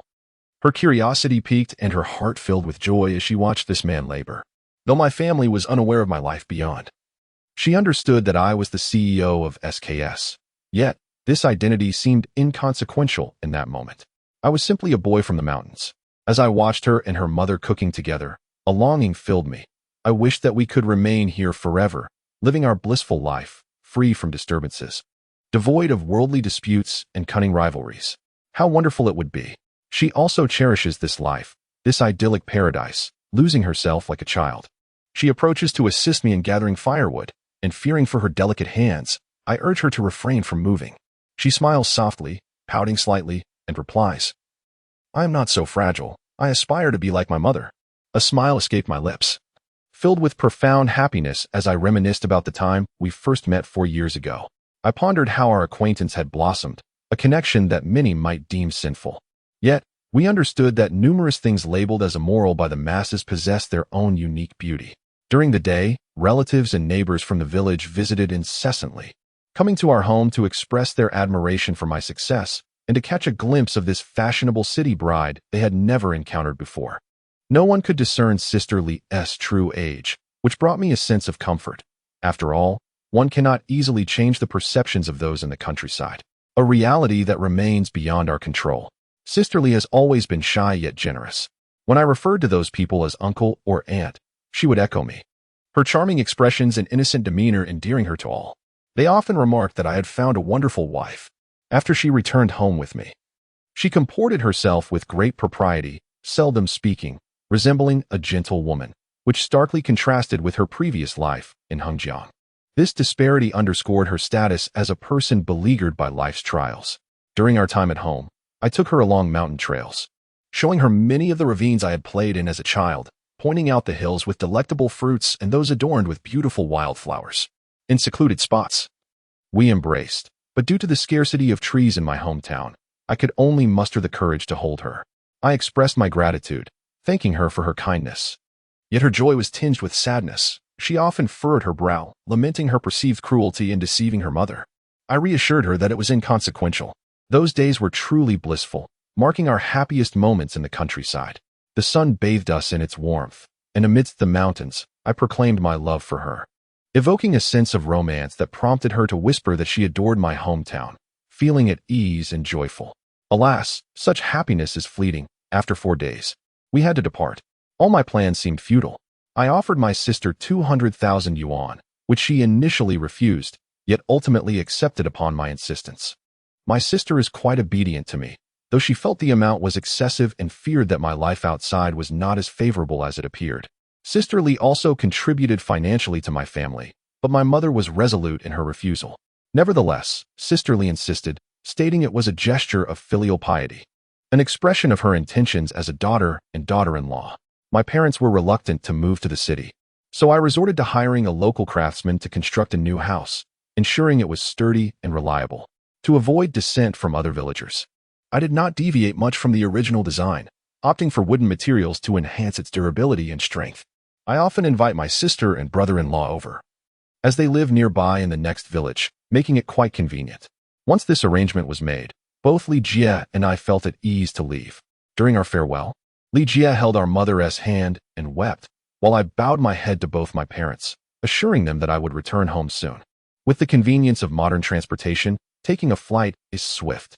In those 4 fleeting days, I suggested driving my mother into the city for a visit, but she declined, expressing her comfort in the countryside and a lack of curiosity about the outside world, fearing to inconvenience the driver.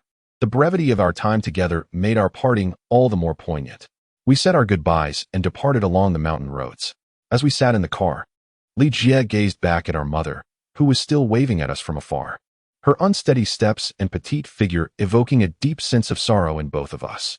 Li Jie cried uncontrollably, and I held her close, my own tears flowing freely. These 4 days, due to the circumstances at home, offered no opportunity for us to be together. Upon arriving at the provincial city, we went out for a meal, guided by the local coordinator. After dining, we hurried to catch our flight. We were both fatigued once aboard the plane, leaning against one another as there were others nearby. Overwhelmed with emotion, missing her intensely, I whispered softly, "Darling, have you missed me?" She nodded, her quiet response revealing her longing. "I want to return to Hengjiang immediately." I replied, "Yes, when we arrive in Hengjiang tonight, come back to the hotel with me. Be obedient." She feigned ignorance, asking, "What for?" I gently caressed her and said, "To cherish you, to care for you all night long. Is that all right?" She seemed nervous, her urgency palpable. I understood her feelings mirrored my own. Finally, we landed in Hengjiang. Upon disembarking, we took a taxi, and I smiled, instructing the driver to take us to the Yifei Hotel. In the dim light of the car that evening, I held her close, whispering, "We will arrive soon." She furrowed her brow, yet I sensed her anxiety. Her grip on my hand tightened. Upon reaching the Ife Hotel, she followed closely behind me as we hurried upstairs. In the elevator, noticing no one else was present, I impulsively embraced her. Startled, she pointed at the elevator, laughing as she teased, "You rascal." Once we exited the elevator, we quickly made our way to my room. However, just as I inserted the key card, the door swung open to reveal a terrifying scene. Linda was there, along with Mr. Peter, and even more alarmingly, Susan was present. They all stared at us, and Li Jie nearly fled in fright. I knew that Linda possessed the key to my room, and she had orchestrated this encounter. Linda, with a mischievous glance, raised her eyebrows as if to convey her innocence. Mr. Peter, upon seeing me and the woman behind me, appeared momentarily taken aback, his expression shifting. Susan slowly wheeled herself over, her eyes filled with a dreadful intensity as she fixed her gaze upon me. Li Jie, flustered, stammered, "Oh, he brought some things, and I happened to run into him, so I helped deliver them. I'm with Shengshi Company. We're just ordinary friends." With that, she placed her belongings down and forced a smile. I maintained a stoic expression while Mr. Peter cheerfully invited, "Hello, come in and sit." Li Jie shook her head, saying, "No, it's fine. I have to go. You all chat. It's nice to see you."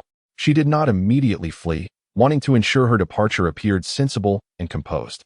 After saying her piece, she turned and walked away slowly, her hands empty. I noticed her gait was slightly unsteady, and I knew that the moment she entered the elevator. Just as the doors closed, she must have been weeping profusely.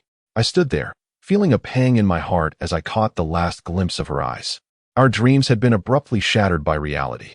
I yearned to reach out to her, to offer her everything within my power, but no matter how beautiful the dream, one must eventually awaken.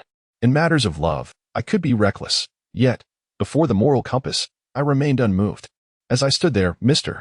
Peter approached and patted my shoulder, smiling. "I heard you returned home, so I didn't let Linda disturb you. We arrived yesterday." He glanced back at Susan and continued, "Susan wants to visit China for a while. Don't worry about company affairs. Spend some quality time with her." I nodded, moving towards Susan, offering her a slight smile. Susan, frowning, inquired, "Who is that Chinese woman?" Mr. Peter said nothing, yet her question startled me. I found myself at a loss for words, having completely forgotten Li Jie's earlier fibs. At that moment, Linda seemed to sense the tension. She approached Susan, smiling. "Oh, she's the head of our partner company. She lives not far from here, and we often run into her. She's very kind. She helped me carry a large package last time." Linda's support left me feeling grateful. She was aware of the unusual bond between Li Jie and me. Her words made me perceive her as a genuinely kind-hearted woman. Susan, however, was incensed, her anger boiling over. She turned away from us, gripping her wheelchair, and spat, "Traitorous devil." Relying on our poverty. I stood silently, my gaze unwavering on Susan, suppressing my emotions. Mr. Peter, understanding the implications of her words, quietly said, "Yan, she's just upset. Please understand." I nodded in acknowledgement and replied with a gentle smile, "It's all right. I'll make sure she has a good time." Linda regarded me, offering a slight nod, as if to remind me not to be disheartened. I chose not to dwell on whether her comments had affected me. All of this was not something I had sought. Susan had no right to speak of others in such a manner. Did the Jesus you believe in not teach you how to comfort others' souls and seek your own redemption? That evening, Mr. Peter discussed work matters with me before inquiring about my family. I shared a few details, and eventually, we broached the topic of Susan. Mr. Peter smiled and said, "Yan, I've mentioned that I don't have any demands of you, but that doesn't negate our prior agreement. Everything is your choice. You still have the right to make any decision. If you no longer wish to be with Susan, our agreement will be nullified. I can provide you with the financial support you deserve. Of course, I hope you will care for her. Despite her temper, she is my only daughter, and I don't want her to feel different from other girls or end up with someone unsuitable." I pondered his words, but did not dwell deeply on them. I understood perfectly what he meant. Noticing my contemplative demeanor, Mr. Peter patted my shoulder and said, "Yan, I hope you can assist me. You could be my successor. I don't know why, but I feel a special connection with you. You're not the typical workaholic elite, yet I have great faith in you. It's an indescribable feeling." I nodded again, though my thoughts lingered on the moment Li Jie had turned away. I wondered how she was coping and if she was weeping bitterly. That night, Mr. Peter returned to his hotel, leaving Susan behind. once everyone else had departed. Susan shouted at me, her eyes wide and fierce. "You cannot betray me. You've received so much money, so you must remain loyal to me." I approached her, lowered my head with a faint smile, and then sat before her, gently stating, "Susan, I hope you can understand that my way of speaking to you is not due to you or your father, but because you are a life. Do you comprehend?" She utterly failed to grasp the essence of my words, chattering incessantly, her speech laced with sarcasm and arrogance, due to her physical limitations, regardless of her demeanor towards me. That night, I still tended to her needs and lifted her into bed. I did not sleep in the bed, but rather on the sofa, and that night, my heart was heavy with self-loathing. I truly despised myself. I imagined that Sister Lee must have felt a similar contempt, having sold herself for her own desires. We are, after all, quite insignificant in this society, engaging in actions we ought not to have undertaken. Such a humble spirit, yearning for mere survival, appears utterly ridiculous in the eyes of outsiders. If I were to extricate Sister Lee from that old man, I would need wealth. Yet, if I were to abandon Susan, I would lose everything. Thus, when love intertwines with money, I find myself with nothing, neither love nor wealth. Sleepless nights were filled with tears, my thoughts consumed by my beloved and the melancholy of my journey. I understood that no one could be blamed. The path we tread is our own, and I would not shed tears of regret upon it. I must remain steadfast, for I am a man, and I have no right to wallow in despair. In the following days, I accompanied Susan in Hengjiang for 2 days. Despite the presence of servants, I felt compelled to remain at her side as we traversed China together. It was then that I truly recognized the terrifying nature of one's gaze, and how dreadful it is for both body and spirit to be disabled. After she departed, she did not contact me. I attempted to call her, but her phone remained off. I grew increasingly worried and anxious, unable to cease my thoughts of her. I enlisted help to inquire after her, and the individual reported that she had not been to the office recently and had remained at home. She had a family, and I was unable to visit her home. I called Bei Bei, who was busy filming in Jiangnan and could only reach her by phone. But she too could not get through. 2 days later, Bei Bei returned from Jiangnan and sought me out while I was at the mall with Susan. Bei Bei waited at the entrance, and although I had instructed her to wait for me to come down, she unexpectedly approached us.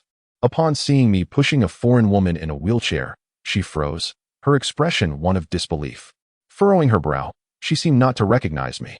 Susan glanced at Bei Bei and, feeling perturbed, maneuvered her wheelchair away.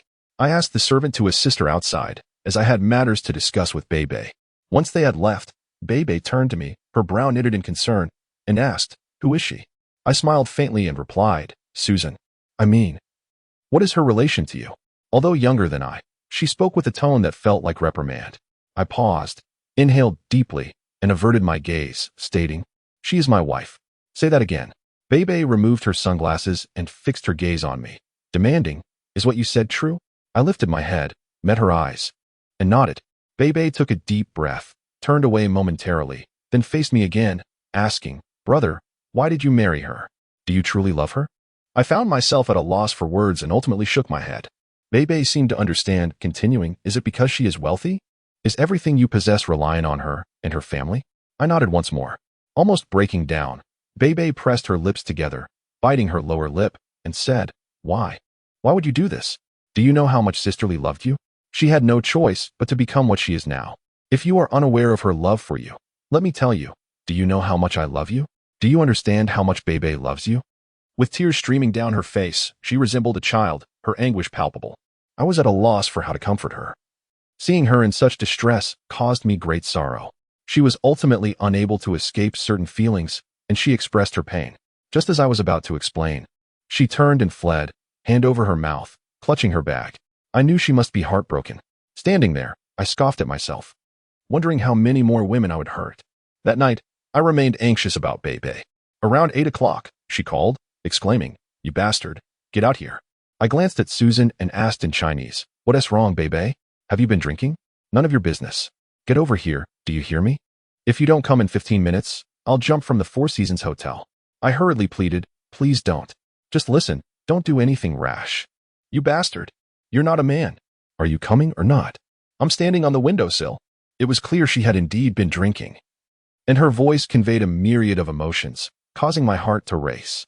"Wait for me. I'll be right there. Don't do anything foolish. I'll come find you. Come on, room 1068. She hung up. Susan was engrossed in her computer, and as I gathered my clothes, she coldly remarked, "Going to rendezvous with your lover?" I replied, "There is something at the company I need to attend to. I hope it's a major issue." "And my father throws you out." I pushed aside my thoughts, exited the hotel, and drove swiftly to Bebe. Upon arrival, I rushed into the elevator, my breaths quickening. I feared for her. I knew she was capable of anything, especially after consuming so much alcohol. I exited the elevator and hurried to room 1068, knocking urgently, "Bebe, Bebe, open the door, it's your brother." She opened the door, her hair disheveled, staring at me blankly before wrapping her arms around me and biting my neck. Pushing me toward the bed, I stumbled back onto the bed, overwhelmed by her unexpected strength. Her breath reeked of alcohol. She had clearly consumed a significant amount. As she kissed and nibbled at my face and neck, her legs entwined with mine, her hands roamed my upper body. Despite her petite frame, she managed to render me utterly incapacitated. "You're biting me?" I gasped, pressing my hands against her shoulders. Bebe held onto my neck, nipping at one side before looking me in the eye and demanding, "Tell me, you bastard, why did you marry someone else? Why not find a woman better than me? Why marry her for her money? Do you know I've liked you for 4 years? Until now?" She burst into tears, striking me and grabbing a nearby pillow to hit me in the face. I was utterly taken aback. I never imagined Bebe would react so violently, her petite frame exerting force upon me. I raised my hands to shield myself from the pillow while pressing her shoulders down, urging her to calm down. "Bebe, what are you doing? I thought you liked Sister Lee. She liked you too. I wanted to facilitate your happiness, yet you act this way. I want to consider anything else. I want you." As I spoke, she continued to kiss me. I furrowed my brow, feeling as though I were a woman caught in a whirlwind, allowing her kisses to envelop me, and finally murmured, "Let me go." She paused, gazing at me with a light chuckle before saying, "Do you think I look handsome? Let me tell you, I've encountered many charming men, and countless people adore me. Even our director is fond of me. If I wanted fame, I could easily pursue older men." Then she smiled and added, "But why the hell would I do that? I think of you. Do you know how significant a woman's first time is to her? The man who gives her that moment will forever remain etched in her memory. Do you understand this?" With another smile, she continued, "Perhaps you only care about acquiring wealth, right?" Her words stirred a mix of emotions within me, both touched and ashamed. Overwhelmed, I closed my eyes and said, "Bebe, I'm not what you think. Please don't say that. I've always liked you, but I see you as a sister." "Sister?" Bebe scoffed. "For years ago, did you consider me your sister?" I struggled to find the words, knowing I had erred 4 years prior. I was too young then, unable to control my impulses, and acted foolishly out of momentary desire. I remained silent. She widened her eyes, and when I turned to look at her, she mischievously smiled and asked, "What are you staring at?" I replied, "Nothing, just nothing," as she smoothed her disheveled, thick, long black hair. She grinned and teasingly said, "Are you craving something? Bebe can feed you." She burped, the scent of alcohol wafting around us. Her eyes reddened and her body burning from the drink. The likeness to Liliji became increasingly apparent as I observed her features, especially her ears. She laughed heartily, and I instinctively recoiled, quickly attempting to sit up. She nearly fell off me, teasingly tempting me to misbehave, but I managed to compose myself. I lowered my head and sat on the edge of the bed, saying, "Bebe, please don't act this way. You're intoxicated. Hurry and put on some clothes. You hypocritical man. You're so insincere, you little lecher. You were just staring at me. Do you realize my appeal? Many male fans fantasize about me." Bebe retorted, burping once more. "Our director wants to have an affair with me.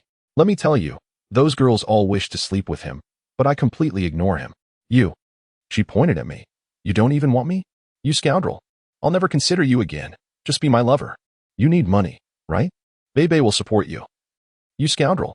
I smiled faintly and replied, "Oh, stop it. I'm sorry, but so many fans adore you. You should focus on your acting, understand?" Bebe fell silent, no longer smiling, her expression cold as she looked down, rolling her eyes at me, immobile and frightening. I asked, "What's wrong with you?" She pressed her lips together, her expression growing pained, as if she might vomit. I rushed to pat her back, but she unexpectedly threw up on me and collapsed onto the floor. Looking at the mess she made on my clothes, I helped her up. In my arms, she began to push me away, exclaiming, "Stop taking advantage of me. I'm Bebe. Everyone else, step aside. Why should I care if I smoke? I slept with the director. Does it concern you?" As I assisted her toward the bathroom, she waved her hands, continuing to speak. Her antics were amusing, and as I sighed, I carried her into the bathroom and set her on the toilet lid. She leaned against the wall, opened her eyes slightly, squinting at me and frowning, asking, "What do you want?" I replied, "What do you think I want? Just sit still." I turned on the faucet, adjusting the water. Both of us were covered in her vomit. After preparing the water, I urged her, "Come on, let's get you cleaned up." I pulled her into the shower area and instructed, "Stand still and wash." I refrained from entering, allowing the water to cascade over her body. She closed her eyes, suddenly sitting on the floor, nearly toppling over. I rushed in to support her, her hair soaked. Turning off the faucet, I called out, "Bebe, Bebe, are you trying to drown me? I can't swim." While holding her, I let the water wash over her, and as it flowed, her white silk nightgown clung to her form, revealing her stunning figure. However, I had to remain virtuous. She seemed to regain some clarity from the water, turning to embrace me, collapsing into my arms, soaking me as well. She held on to me, adorably compliant. I stood there stunned. Suddenly, Bebe asked, "Am I her daughter?" I was taken aback, replying, "Whose daughter?" "That old man's." She stated, "What are you talking about? I don't understand." "Bebe, you're drunk. Hurry and wash up. Then go to bed." She lowered her gaze, entwining her fingers with mine, saying, "Help me wash." I sighed, "Bebe, I think we shouldn't go there. We're adults now. Stop saying so much. Are you going to wash or not?" I suggested, "Shall I help you take off your clothes?" She nodded, lifting her arms and closing her eyes. With a smile, she murmured, "Hold me, brother." I lifted my head and replied, "Bebe, stop joking around. Wash yourself. I know you're not drunk. Do it yourself. And I'll help you dry off before you go to bed." "No, I want you," she insisted, wrapping her arms around my neck. I held her arms, warning, "If you keep this up, I'll leave." "Go ahead, leave if you want." She replied confidently, "Don't do anything foolish." I cautioned, "Be careful when you leave, or I might just drop you." Bebe smirked coldly, reaching for me, saying, "Old man, what are you doing?" I pushed her away, causing her to stumble slightly. With a cold smile, she remarked, "Lu Yen, you've hurt 2 women, me and her. I knew you slept with my sister when I was young, and she still denies it. One night at her villa, I heard you 2 together." Huh. I recalled that night and realized I remembered it clearly. I was at a loss for words. "Just go. Leave, leave, leave." As I turned to walk away, Bebe nearly stumbled again. Suddenly, her body began to tremble violently, her face turning pale, lips white. Alarmed, I carried her out of the bathroom and used a clean towel to dry her off. She remained silent. I placed her on the bed and covered her with a blanket, asking beside her, "Bebe, are you all right? Do you need to go to the hospital?" She shook her head, gazing at me, and suddenly burst into tears, pouting as she said, "Brother, I know your family is poor. But why did you marry such a woman? I don't want that. I want you to be happy, marry a beautiful woman, and have lovely children." I wiped her tears and replied softly, "I know you care about me, Bebe. Over the years, I've realized you've always thought of me. However, some matters are difficult to discuss. I regret my actions from the past and hope you can forgive me. I do not blame you. Truly, brother. I do not harbor any resentment, regardless of how famous I become or the magnitude of my stardom. My affection for you remains unchanged. You are still my beloved. I cannot forget the moments we shared, and I long for them deeply." She spoke with a hint of vulnerability. I raised my head, unsure of how to respond, and then turned to her, saying, "Beloved, I am not a good man. There are many admirable men outside. You will surely find someone who genuinely cherishes you. Oh, I am aware, I know. You are fond of her, yet I have always harbored suspicions that she is my mother. If that were the case, well." Beloved smiled at me and said, "She would loathe you." I nodded in acknowledgement. That night, I did not engage in any intimacy with her. I held back, knowing I could not revert to my former self. Despite her beauty, grace, and enchanting figure, which epitomized the ideal woman desired by men, I refrained from touching her. Later, she succumbed to sleep, intoxicated, drifting into a deep slumber. As I observed her, my thoughts shifted. She seemed more like my child. I pondered the possibility that she might indeed be her daughter. If that were true, the consequences of such knowledge would be dire. That evening, I washed my shirt while she slept and used a dryer to hasten the process. As I sat on the sofa, smoking and contemplating myriad thoughts, I noticed her tossing in bed, discomfort etched on her brow. I contemplated leaving, yet the fear of her potentially coming to harm kept me rooted. Eventually, fatigue overcame me, and I fell asleep. In the morning, I awoke groggily, blinking to find her still asleep. I rose to brush my teeth, wash my face, and dress, ensuring I looked presentable.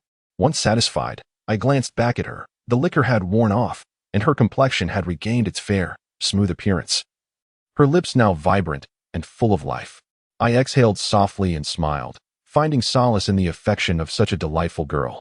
As I approached the door, I hesitated for a moment before pulling it open. Suddenly, I was engulfed by a barrage of flashing cameras. Startled, I was momentarily at a loss, and to my horror, Beloved seemed to awaken in fright, sitting upright and covering herself with the blanket. All of this was captured on film. Given the circumstances, I knew the repercussions would be severe. Anger surged within me, yet I restrained myself from any rash actions. I slammed the door shut, only to be confronted by a reporter who inquired about my relationship with Beloved. Gasping with rage, I demanded, "You, hurry and remove the film from your cameras." They appeared momentarily stunned, until one recognized me, saying, "You are the CEO of SKS. I once wrote a piece about you. I know you. Did you hear that?" I shouted, hearing Beloved's sobs from within, likely frightened and confused. They remained silent, watching me intently, and one attempted to photograph me again. I flung the camera to the ground, declaring, "Do you believe I would let you ruin my reputation in Hanjiang City? Is this what you find entertaining?" A heated argument ensued with the reporters, as they insisted they were there to interview Beloved and had not anticipated encountering me. "You have no right to resort to violence," one of them asserted. I nodded and replied, "Fine, state your demands. Each of you, tell me how much you want and delete the films or electronic photos." Not a single person offered a price. Just as I was about to speak again, several of them bolted away, and though I wanted to pursue them, I found myself unable to do so. Returning to the remaining reporters, I warned, "I know the media outlets you represent. If this incident is exposed, the repercussions will be yours to bear." Ultimately, those who remained deleted the films and electronic images. After they departed, I called the hotel manager, exclaiming, "What is your establishment doing? Can reporters just loiter outside guest rooms?" The manager offered explanations, and I hung up, returning to find Beloved no longer crying but frowning, saying, "They captured it. They'll report it. The director said I can't have any scandals. The show is nearing completion." I sighed, "Beloved, I apologize. It's my fault. I will rectify everything. I am truly sorry." I understood how crucial this was for her. It was a terrifying ordeal that could potentially ruin her reputation at the onset of her career, a devastating blow. Yet, Beloved smiled through her tears and said, "It's all right. Let them report it. I no longer care, brother." Seeing her in such distress saddened me deeply. If only I had left sooner the previous night. Perhaps this could have been avoided. I comforted her for a long time, while she shook her head, insisting it was fine, all the while smiling. Within half an hour, news began to circulate. Numerous websites reported that film star Beloved and SKS CEO caught in a hotel scandal. The head of the film company, with which Beloved had signed a contract, called me, furious. He shouted at Beloved over the phone, and she, appearing pitiful, succumbed to tears. I then received a call stating, "Hello, I am Beloved's brother.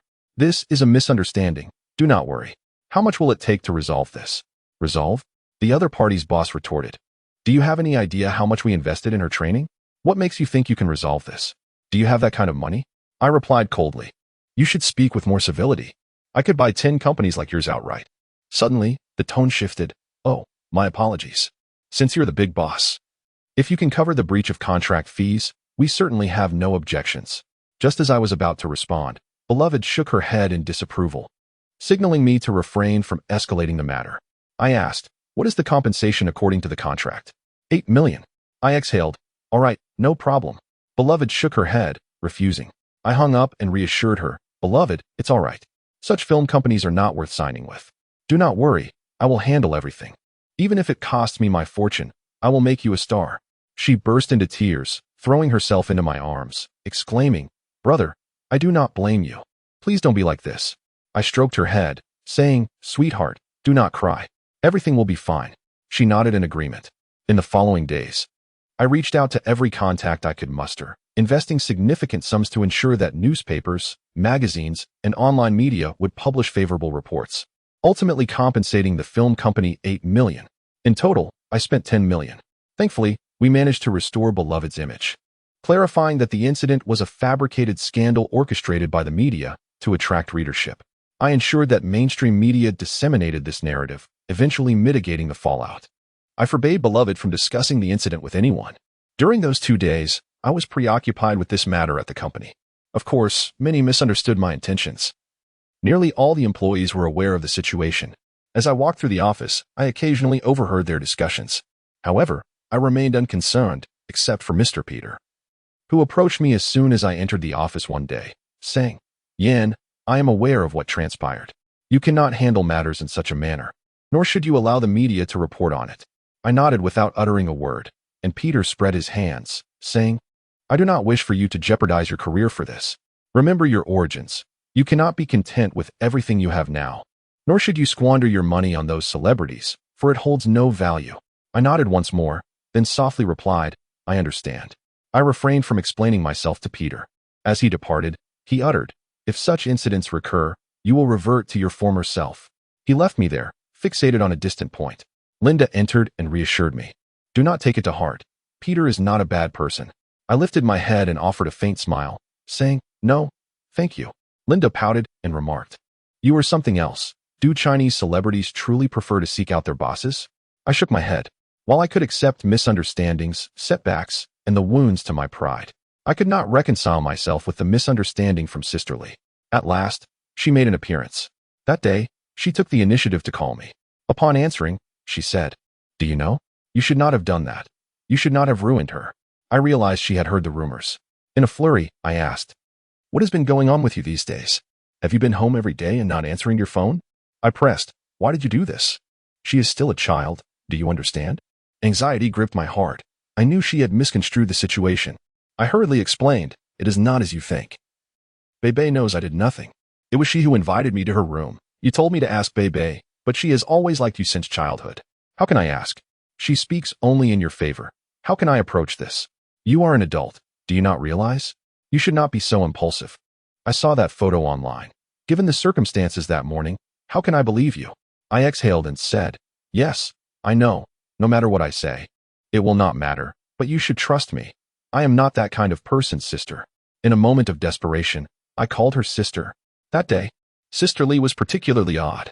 Logically, she should have listened to my explanation and believed me, yet she was unyielding, refusing to hear anything. I still wanted to clarify. But she interjected, "You can do anything, but you must not have designs on Bebe. Do you understand? She is your daughter, correct?" I asked. Sister Lee froze for a moment, then responded, "Yes, I swore I would never tell anyone, but I have told you. I hope you understand that you must not lay a finger on her." I replied, "I know, I have not. I hope you understand that you need not be angry. I sensed it long ago. She is your daughter.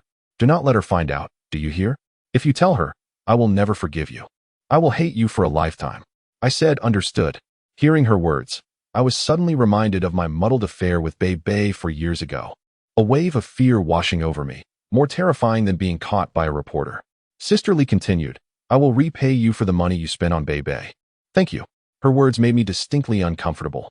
I frowned and replied, "Do not say that. I will help her in the future, elevate her to stardom." "Why are you speaking to me so politely? Do you not forgive me?" She responded, "I wish to forgive you, but you belong to another. We are simply not meant to be. I have come to terms with it. Those dreams are unrealistic. Though beautiful, they are not meant for Yao Lily. I hope you understand." Her words struck me deeply. They hurt more than any other. Just as I was about to speak, she added, "Sometimes, I truly hate you. How could you be so foolish? Do you think your parents could bear to know about this? It is not that I am high-minded or worldly. How could the elderly comprehend?" I said, "I know." After returning home, I realized. "Can I meet you now?" She replied, "I do not want to see you. Nor should you seek me out, all right? We are not suited for each other. I do not wish for you to be the man scorned by others. And I do not have the courage to accompany you to the ends of the earth. We should." My heart sank. I clutched the phone, pleading, "Please, sister. I have done nothing wrong, truly. Do not treat me this way. You must be strong like a man. I do not wish to see you weeping." She hung up. I stood there stunned. I pondered how each person is inherently pessimistic. Humanity is born into this world with a sense of despair, whether in poverty or wealth. The sentiment remains unchanged. In my youth, I dismissed such notions, once believing Sister Lee to be affluent and radiant, that she led a blissful life. However, I later discovered the truth, that it was far from so. I once thought that if I became wealthy, I could alter many aspects of life, even love. Yet, I was mistaken once more. Wealth had thrust me to this height, and my existence was now rife with tumult. Thus, My narrative evolved from the simplicity of my impoverished days into a convoluted tale. 2 weeks later, Mr. Peter and Susan returned to America. On the day of their departure, I drove them to the airport. I kissed Susan without uttering a word. As Mr. Peter was leaving, he said to me, "There are many rumors that I prefer not to believe. I reiterate, you can choose anew." He patted my shoulder and smiled. I returned the smile. Yes, I could indeed choose anew, but what would that choice entail? This game, once begun, is not easily exited. After entering, one realizes that extrication is far more complex than imagined. If I were to become impoverished, I could not assist Sister Lee, nor could I help care for the orphanage, nor could I elevate Bei to stardom. She is Sister Lee's daughter, and should anything unfortunate occur, I would bear responsibility. Perhaps these two women could only rely on me, and I could not abandon them. Thus, I must persist, concealing all pride, sorrow, and helplessness, and continue playing this game. I had not inquired about the Jiang River project, merely awaiting the end of the year to hand over the first phase of the project, 100 villas. During this time, my thoughts were consumed with how to assist Sister Lee and Bei. Through friends, I connected with a robust film company and resolved to invest as a producer in a film, casting Bei as the lead. I believed that making a movie would offer her a greater chance of success than producing a television drama. On November 25, 2004, it was Thanksgiving. The essence of gratitude resonated with me. For years prior, around this time, I had received Sister Lee's assistance. She had given me 30,000 yuan, which I used to pay for my father's medical treatment. That day, I invited Bei, intending to share this good news, and also wished to take her out. I knew she would not agree to meet me alone, as she had already stated not to contact her. During that time, I had called several times, but she consistently evaded me, insisting she did not want to see me. I thought Thanksgiving might be an exception. I first reached out to Bei, who had just finished filming a television drama. Although she was preparing to leave that company, the drama needed to be completed. Bei sounded cheerful, likely from hearing my voice. Playfully, she said over the phone, "Hey, brother, why haven't you contacted me? Damn, finally done. I've seen some of the edited footage. It looks pretty good, but I am leaving this dreadful company."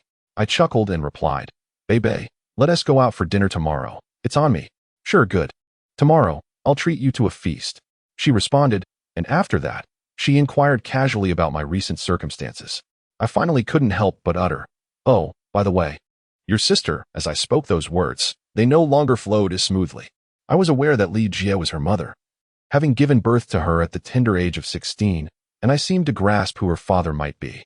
Though these realizations made me somewhat uncomfortable, questioning why it had to be that individual, I bore no resentment towards Bei, for she was utterly innocent. Bei quickly replied, "Oh right, coincidentally. I need to call her tomorrow. Let us all go out together." I silently agreed and promptly added, "Oh, by the way, don't tell her I'm coming too. There's been a misunderstanding. Rest assured, brother, I know your crafty intentions. You're trying to court her, yet you act like a clueless youth." Her words made me chuckle. Eventually, the conversation shifted to Susan. She inquired, "Has she returned to America?" I confirmed, "Yes, she has." "Brother, I'm not really upset with you. I know you care for me. Bei has come to terms with it too. She just doesn't want you to be unhappy. Understand? It's not about dictating your choices. If you can find happiness with a normal person, I wouldn't be the slightest bit angry. Even if you weren't with my sister." Although she didn't finish her thought, her words clearly indicated that Bei had matured significantly. After hanging up, I felt quite content. The night before, I had driven around various places in Hengjiang, purchasing gifts for her and Bei. I still vividly remember that afternoon years ago when Bei accompanied me on her birthday. I awkwardly approached a lipstick counter, hesitating, unable to muster 200 yuan. These moments remain etched in my memory. That day, I entered those counters selling women's cosmetics, selecting a set that suited her youthful age. I bought Bei a Prada bag, pondering whether they might feel envious, which strangely brought me a sense of joy. The following day, at noon, after having lunch, I planned to go karaoke. I was eager to hear her sing, as her voice was captivating, and I was certain Bei would be equally impressive. I arrived at the venue early, seated with a cup of tea, waiting for them. The anticipation of seeing someone you long for stirs an anxious excitement within. The more you miss them, the more restless the wait becomes, even when the occasion is merely a gathering or an illicit rendezvous. Hence, I kept glancing at my watch. Seated by the window on the second floor, I observed the bustling streets of Hengjiang, filled with passing vehicles. Gazing outside, I noted how the city had developed. It seemed surreal that I once thought I would never behold it from such heights. Yet here I was. The only silver lining was the sensation that the city had shrunk within the palm of my hand. However, the impoverished remained destitute, while I had escaped my previous hardships. The city still bore witness to those like my former self, perhaps a small man, struggling under the weight of existence, chasing what seemed to be an unachievable dream amidst the tenements under the sun. My reverie was interrupted as they arrived, two women walking side by side, their appearance and beauty instantly capturing the attention of other patrons. As she approached, having been in jovial conversation with Bebe, her expression shifted to one of dismay upon seeing me. Bebe guided her over. They took their seats, and I smiled faintly. She exhaled and said, "Bebe, if you ever deceive me again, I'll smack you." Bebe laughed, and then playfully retorted, "Sister, you're too much. I brought this handsome guy to accompany you, and you're still acting aloof." She playfully poked her, and her sister turned, chuckling in response. Since we returned in early October, it had been over a month since we had been together. I missed her dearly and noticed she had changed somewhat, appearing healthier since returning from the northern mountains. She smiled, then turned to me, remarking, "You've become quite the narcissist." I was taken aback momentarily, then laughed heartily, finding joy in her teasing. Bebe rolled her eyes and remarked, "Sister, flirting in front of me? You're a seasoned pro." She gave a thumbs up. Ligia leaned forward, chuckling softly. I felt a rush of happiness and remarked, "Hey, you two order. We still have activities planned after dinner." Bebe teased, "When did you become so playful? You used to be so dull, despite your wealth." I laughed, denying it. "Oh," she lifted her head, pouting, "Such a show-off." The more she interacted with me this way, the happier I felt, as if she too enjoyed it. When Bebe excused herself for the restroom, I watched her figure fade away before turning to Ligia, asking, "How have you been? Why haven't you seen me lately?" "None of your business," she retorted, pursing her lips and withdrawing her hand. "Just stop with these tricks, little man," she scolded, frowning at me. I nodded, feeling a twinge of unhappiness, but withdrew my hand, lighting a cigarette instead, saying, "Understood." Upon seeing my demeanor, she playfully kicked me under the table, saying, "Always sulking, like a girl." Then, she playfully raised her foot, gently nudging me. I gasped softly, furrowing my brow, while she laughed, so flirtatious, so womanly in her mirth. This woman, it seemed she had become addicted, her toes playfully brushing against me. I exhaled smoke, placing my hand on the table, pretending nothing was amiss, looking at her with a slight smile. "What has got you so delighted?" Ligia puffed out her cheeks, gazing at me in silence, seemingly lost in her own delight. We were oblivious to Bebe's sudden return, who nearly stumbled upon us, startled, quickly straightening up, fixing her hair, her face turning crimson. She clumsily placed her hands on the table, looking up at Bebe, saying, "You're such a busybody." Bebe stared at Ligia, then smirked, "Sister, what are you pretending for? It's obvious you're being flirtatious with him. You think I don't see? Your face is as red as a tomato." "I am not," Ligia protested, frowning and playfully swatting Bebe. The two truly resembled sisters. No one would mistake them for mother and daughter if they walked together. As we began our meal, Bebe requested some alcohol. The moment she opened her mouth, I interjected, "Hey, don't drink," recalling her state from that previous day. Bebe frowned. "Why not drink? Just a little. Sister wants to." Ligia chimed in. "We didn't say we wouldn't drink. It's just you can't handle it." With that, Ligia ordered 2 bottles of beer, and Bebe looked disheartened, exclaiming, "You two are acting like my parents." Ligia, wiping her chopsticks, chuckled nonchalantly. "You know, you're not my child. I'm your sister and your mother." I glanced at Ligia, who quickly added, "Sister is like a second mother. I raised you." Bebe, with a hint of sarcasm, replied, "All right, mother, old lady, future mother-in-law," and then lost her composure, causing Ligia to laugh as well. I chuckled too, knowing Ligia was genuinely happy. Bebe, a bit unpredictable, brought a lightheartedness that allowed Ligia to find a bit of maternal joy in their banter. However, Bebe quickly squinted, gripping Ligia's arm. "If you really were my mother, I'd strangle you. I despise them for abandoning me. Why have children if you want to care for them? Heartless women are surely unhappy." Lily was momentarily stunned, her embarrassment far surpassing that of earlier. Lost in thought, Bibi, oblivious to her state, looked up at the sky and exclaimed, "Oh, in this new drama, I have to call an actress mom every day." My heart nearly frightened the aunt playing my mother to death. I just blurted out, "Mom, you're so cruel." Who told you to abandon me? Lily, regaining her composure, smiled gently and replied, let's not say that. Perhaps your family had their reasons. Who would willingly abandon a child? Bibi, wrapping her arms around Lily, said, my sister and I are truly unfortunate. We've never even met our parents. Hey, you brat. Don't you dare bully my sister. She likes you a lot. Bibi said, frowning at me. Lily playfully pushed Bibi and Apos' hand away and pinched her nose, saying, you mischievous girl. Hurry up and eat. You and Apos, such a handful. Bibi laughed heartily, and I joined in the laughter. Then, I revealed the gifts I had prepared for them, which I had hidden in my seat. Upon seeing them, Bibi exclaimed, brother, what is this? Who is celebrating today? I chuckled and shook my head. Not that. What do you mean? Are you bribing us? I glanced at her, and she seemed to understand, smiling coyly as she took my gift, asking, what is it? Before she could finish, Bibi opened the bag and cried out, you got me a bag? Prada? Haha, it's beautiful, truly beautiful. She lifted it, slinging it over her arm. It suited her perfectly. Lily, inspecting the packaging, looked up at me and asked what's inside. Bibi peeked and said, so small. Lily, pursing her lips, remarked, why send something to Bibi? What about me? I encouraged her, open it and see. She unwrapped it to find cosmetics, staring at them for quite a while before Bibi exclaimed, sister, this brand is so expensive. Very few in our circle use it. With a shy smile, she added, silly girl, you think being an older sister is outdated? When I was playing with designer brands, you were still in diapers. She chuckled, and after laughing, turned to me, saying, thank you. I shook my head, feeling genuinely pleased to see them so happy. Suddenly, I felt a gentle kick on my leg.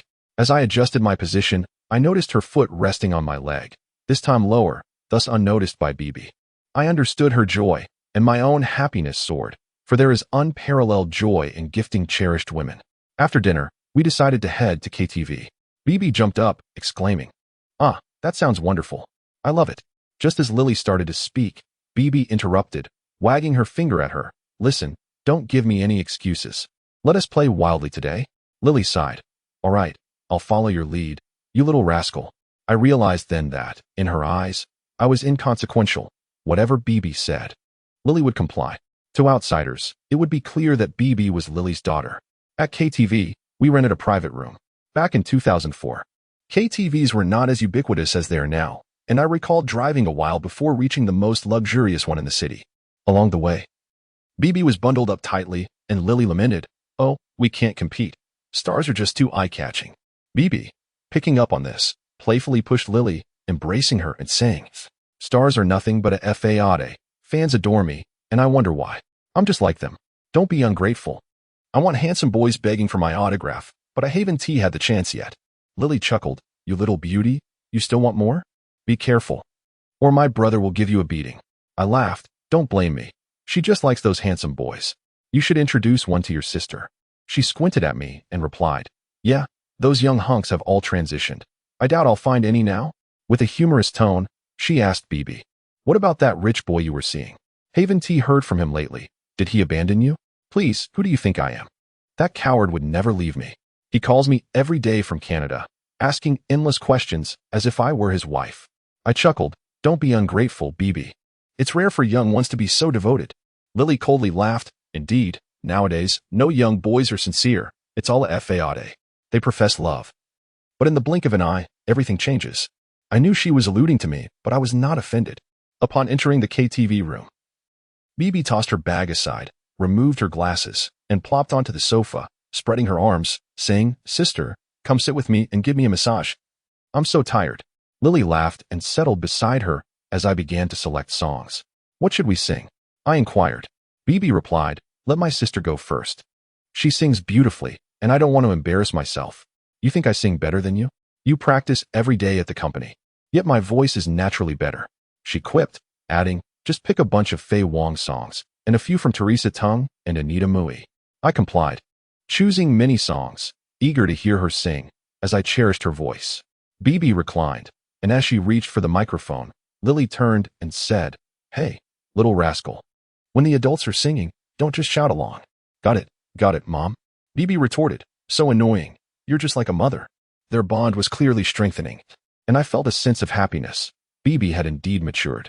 The music began, and she sang one song after another, her voice melodious. Her technique exceptionally polished and full of emotion. It was simply lovely. Both Bibi and I were entranced, her expression enchanting yet melancholic, as if harboring unuttered thoughts, surrendering her feelings to the music, transforming them into delicate notes.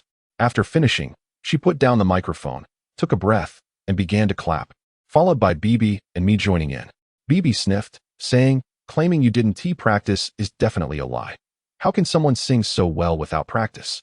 Lily must have felt a sense of pride, smirking and raising her hands. That's it, pure talent. We all laughed as I gradually moved closer to her. She seemed to notice, glancing at me, and I grinned mischievously. Bibi began to sing songs I was unfamiliar with, mostly from Hong Kong and Taiwan.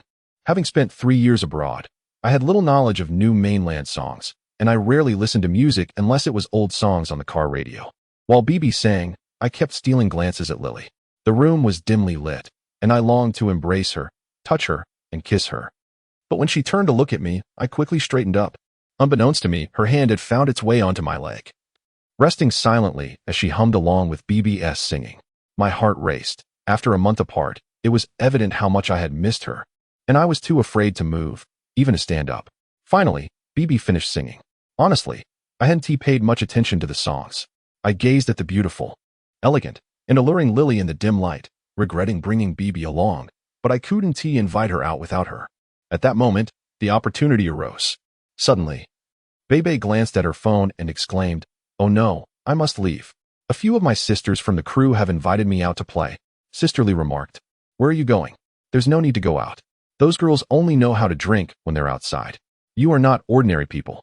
What if you encounter someone with ill intentions?" "I cannot go. It's impossible. There is no other choice. It's not for drinking. It's for a beauty treatment," Bebe exclaimed.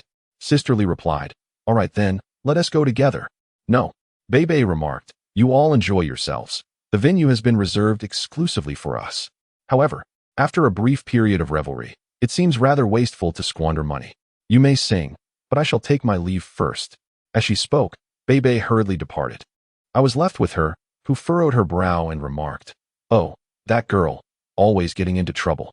She initially promised to keep me company. Yet those troublesome girls lure her away.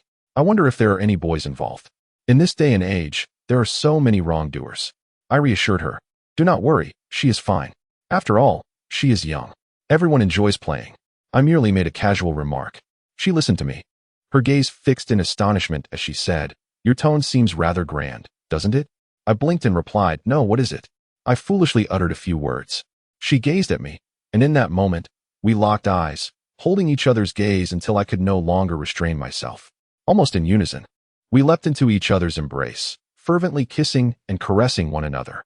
I laid her gently in my arms, her body resting against mine as I showered her with kisses from above. We intertwined, lost in that moment, unable to contain our emotions for the first time in such a setting. The television played a random assortment of love songs, and to that melodic backdrop, Sister Lee and I embraced on the couch, she reclining on my lap, her face tilted upwards as I passionately kissed her, my affection enveloping her like a fishing eagle capturing its prey. Suddenly, she pushed my head away, looking at me with a hint of alarm, exclaiming, "No. We must stop this at once." I exclaimed urgently, "What is happening?" "They can see inside from outside. There is glass. Hurry up and get up." Her breath came in rapid gasps, more frantic than my own, yet at such moments, a woman invariably retains her composure. She rose from my lap, grasping my hand, her gaze fixed outside as if anticipating an imminent invasion. I turned and approached, twisting the doorknob from within. There was a hook-like fixture at the top of the door, where I hung my suit jacket, ensuring that the interior remained concealed from outside view. As I engaged in these actions, she remained seated, staring at me with a bemused expression. Once I had arranged everything, I turned back, leaned in toward her, and suddenly kissed her passionately. In response, she clenched her fist and struck me, exclaiming, "What are you doing? Do not do this."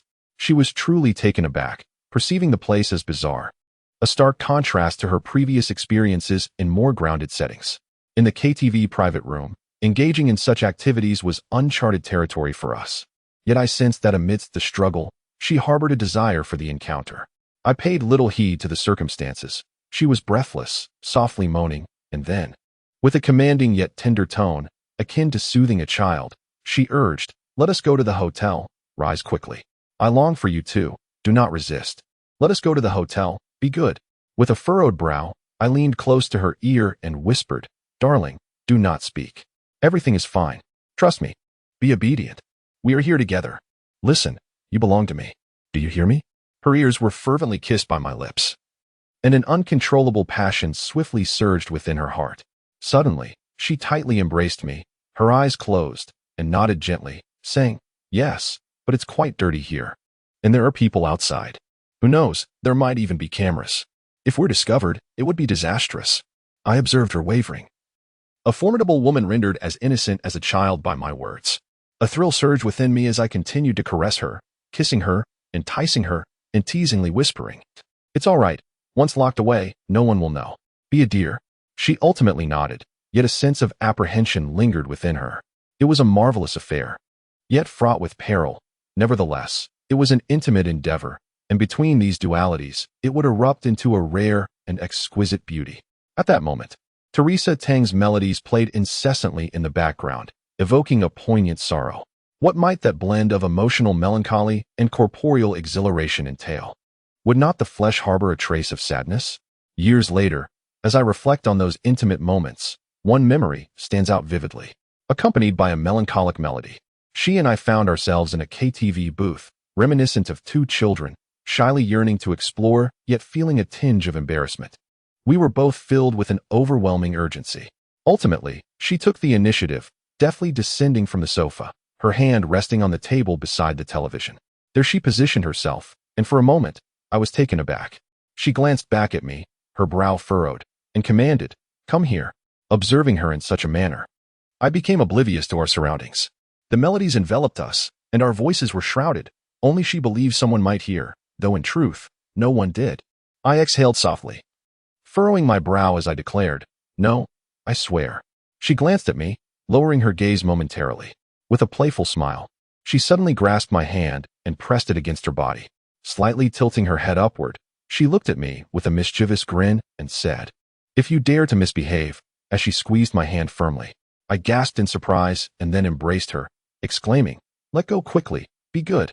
I glanced back and exclaimed, "There is someone outside." Startled, she immediately distanced herself from me. I chuckled softly, for I had been teasing her. Once she realized, she frowned and playfully laughed, exclaiming, "You naughty one." She, like a child, was grasped by my hand, and then I held her in my embrace. She sat contentedly in my arms, the melodies of the KTV continuing to flow around us. Lost in her own world, she sang with fervor, and after finishing a line, she turned to plant a kiss upon my lips. Deeply moved, I whispered in her ear, "I love you. Please do not leave me again." She nodded slightly and merely remarked, "I can't help but feel sorrow for your family. They cannot accept you in this manner, unable to bear descendants." She spoke with a tinge of melancholy. I replied, "You are quite traditional in your thinking as well. Indeed, I am older than you, thus I am undoubtedly more traditional." She smiled and said, I embraced her tightly, playfully biting her ear, and declared, "No matter what, you will always be the most beautiful, for you are uniquely you. Your appearance is irreplaceable, and even if you become a little old lady, you will forever remain my darling." She turned to me, her eyes brimming with sincerity, and with a deep gaze, she earnestly inquired, "Xiaoyan, do you truly love me?" Her question was so sincere that I was taken aback. I nodded, my face etched with sorrow, and said, "Yes, without you, I am tormented. I cannot bear to be without you. I could lose everything else, but I cannot lose you." She closed her eyes and nodded gently, tears cascading down once more. Her sorrow seemed to be beyond the comprehension of anyone. At that moment, there was a sudden knock at the door, causing us to panic momentarily. To our astonishment, a voice from outside called out, "It's me, Bebe." We hurriedly distanced ourselves from one another, akin to two elderly individuals who, despite their age, still yearn for a hint of affection, only to be startled by an unexpected interruption, reminiscent of children colliding with each other in a moment of innocent chaos. Sisterly, having just composed herself, suddenly began to hastily adjust her attire, her eyes wide with alarm as she gazed at me. I stood by the door, observing her. She furrowed her brow and urged me to open the door. Upon my compliance, Bebe entered, seemingly comprehending the situation. However, with a slight smile, she remarked, "Oh, don't even get me started. Those witches haven't even had a few drinks. and already the men are urging them to return and keep them company. Sisterly blinked and let out a soft "oh," then pursed her lips. I returned to my seat and chuckled, saying, "Indeed, drinking is rather dull. Let's continue with the singing." Sisterly chuckled, saying, "I just sang quite a bit. He keeps insisting that I sing while he refrains from doing so himself." I replied, "Am I not incapable of singing? Bebe has arrived. Let her sing." With a gentle smile, Bebe took a seat and turned to Sisterly, inquiring, "Why is your face so flushed?" Sisterly, startled, momentarily frozen, then furrowed her brow and retorted, "You only bully me. I'm not flushed." Bebe then glanced at me and asked, "You two were just up to no good here, weren't you?" "No, not at all," Sisterly replied hastily, her innocence betraying her. Bebe smirked, amused, before seizing the microphone and bursting into a wild song, her body swaying with unrestrained fervor. Suddenly, Sisterly pointed anxiously at a coat behind the door. Rising slowly, I retrieved the suit, allowing us to regain our composure. As Bebe sang, we grew closer, her childlike innocence evoking a sense of fearlessness as she playfully teased me with her hands and feet. We basked in warmth, flirtation, and happiness. She resembled a child, reveling in an unspoken intimacy. After her performance, the clock barely struck 6 in the evening. Once outside, Bebe, still unsatisfied, insisted on heading to a bar. I acquiesced. But she teased, "You men are so stingy, don't you know? You represent SKS and are here to accompany two beauties." I cautioned, "Drinking isn't good. It harms the skin, especially for women." I don't believe that. I'm a natural beauty. Though my sister may not be as stunning. She is still a drinker, and her skin is just fine." Sisterly chimed in, "Oh, Xiaoyan, let us go? We're having such a wonderful time." Bebe exclaimed, "Luyan, you decide. Are you brave enough to decline?" I shook my head with a resigned smile. I truly feared her, always obedient to her wishes. Thus, we ventured to the bar. Reflecting on that day, perhaps we ought to have parted ways after leaving the KTV. Many significant events unfold during our most exuberant moments. A sentiment I have expressed more than once. At the bar, the three of us indulged in carefree drinking, Bebe displaying an unprecedented level of abandon. She chatted away, jesting with Bebe and sharing amusing anecdotes, donning sunglasses and a hat, scanning the room for handsome men. To my eyes, Bebe bore no resemblance to a star. She was nothing like the glamorous figures I had envisioned. Perhaps familiarity was the reason. I felt genuinely happy amidst these two women, deeply moved by their laughter. Yet, my mind was preoccupied with thoughts of how a poor boy like me had crossed paths with them, the mystery of our shared past, and the bizarre experiences that followed in my life, all of which compelled me to ponder deeply. Lost in contemplation, I noticed the laughter of the two women had abruptly ceased. Turning my head, I was met with a terrifying gaze. In a swift motion, I turned to face the source of that gaze, an older man accompanied by two henchmen, a cigar clenched between his teeth, his eyes glinting with disdainful amusement. Bebe was taken aback, yet she quickly exclaimed, "This drink is truly delightful." The older man approached me slowly, smirking as he remarked, "Not bad, young and handsome." I exhaled, pursed my lips, lowered my gaze, then raised it again to respond. "It's all right." He chuckled, tilting his head back in laughter, before abruptly silencing himself, tightly pursing his lips, and saying, "The boss of SKS, courting my woman? Haha." I glanced at her. She appeared anxious and distressed, rendered speechless. He scrutinized me further, saying, "I feel like I've seen you before, but I can't quite place it." I scoffed, "Mr. Lee, the wealthy often forget. It's nothing unusual. I feel I've seen you as well." He laughed uproariously. "You fancy my woman, don't you? Want to be with her?" He leaned closer, eyeing Sisterly. Sisterly furrowed her brow and said, "Please, don't act like this. We're merely here to discuss a few matters, and Bebe is with us, right?" Perhaps this was her attempt to shield me from harm, yet it ignited my anger. I had intended to protect her reputation before this older man, but unexpectedly declared, "Yes, what of it?" They were momentarily taken aback. He was first stunned, then exhaled smoke and said, "All right, ask her directly in front of me. Will she come with you or stay with me? Will she sleep with you or with me?" His words stoked my fury, for in his eyes, Sisterly was merely an object of desire. She opened her mouth to speak, but he barked, "Shut up, you filthy woman." Terrified, she fell silent, biting her lip in distress, urging me with her expression to cease my provocations. The more she showed this, the more indifferent I became. I pursed my lips, pivoted slightly, then turned back and challenged, "Say that again?" He was momentarily stunned by my words, then retorted, Don't think that wealth grants you power. Let me tell you, back when I was conquering in Hong Kong, you were still in diapers. I glared at him. Memories flooding back of that office years ago when I was beaten mercilessly. I suddenly clenched my fists. Are you getting anxious now? I thought bitterly. You scoundrel. Wanting to toy with my woman. Let me tell you, she has been played by countless men before. I pity her because she is just a plaything. And it feels great to toy with her. I nodded repeatedly, lowering my head and exhaling. Just as he was about to speak again, I raised my head, ready to strike, but she grasped my arm, pulling me back as the older man retreated. I glared at her, filled with rage, and said, "Let go of me. Do you hear?" Her eyes held a plea that only I could comprehend, begging me not to cause trouble. "You little brat, you want to hit me?" His henchmen approached, but they did not dare to lay a hand on me. Instead, they shielded the older man. I pointed at him and declared, "Listen here, Lee, 3 years ago, when you failed to kill me, I promised myself that one day, I would make you pay." He frowned, pondering, then suddenly said, "You're that little punk?" I coldly chuckled. "Don't ask questions. I have some power, and I intend to end you." He laughed mockingly. "Oh really? You think you can kill me?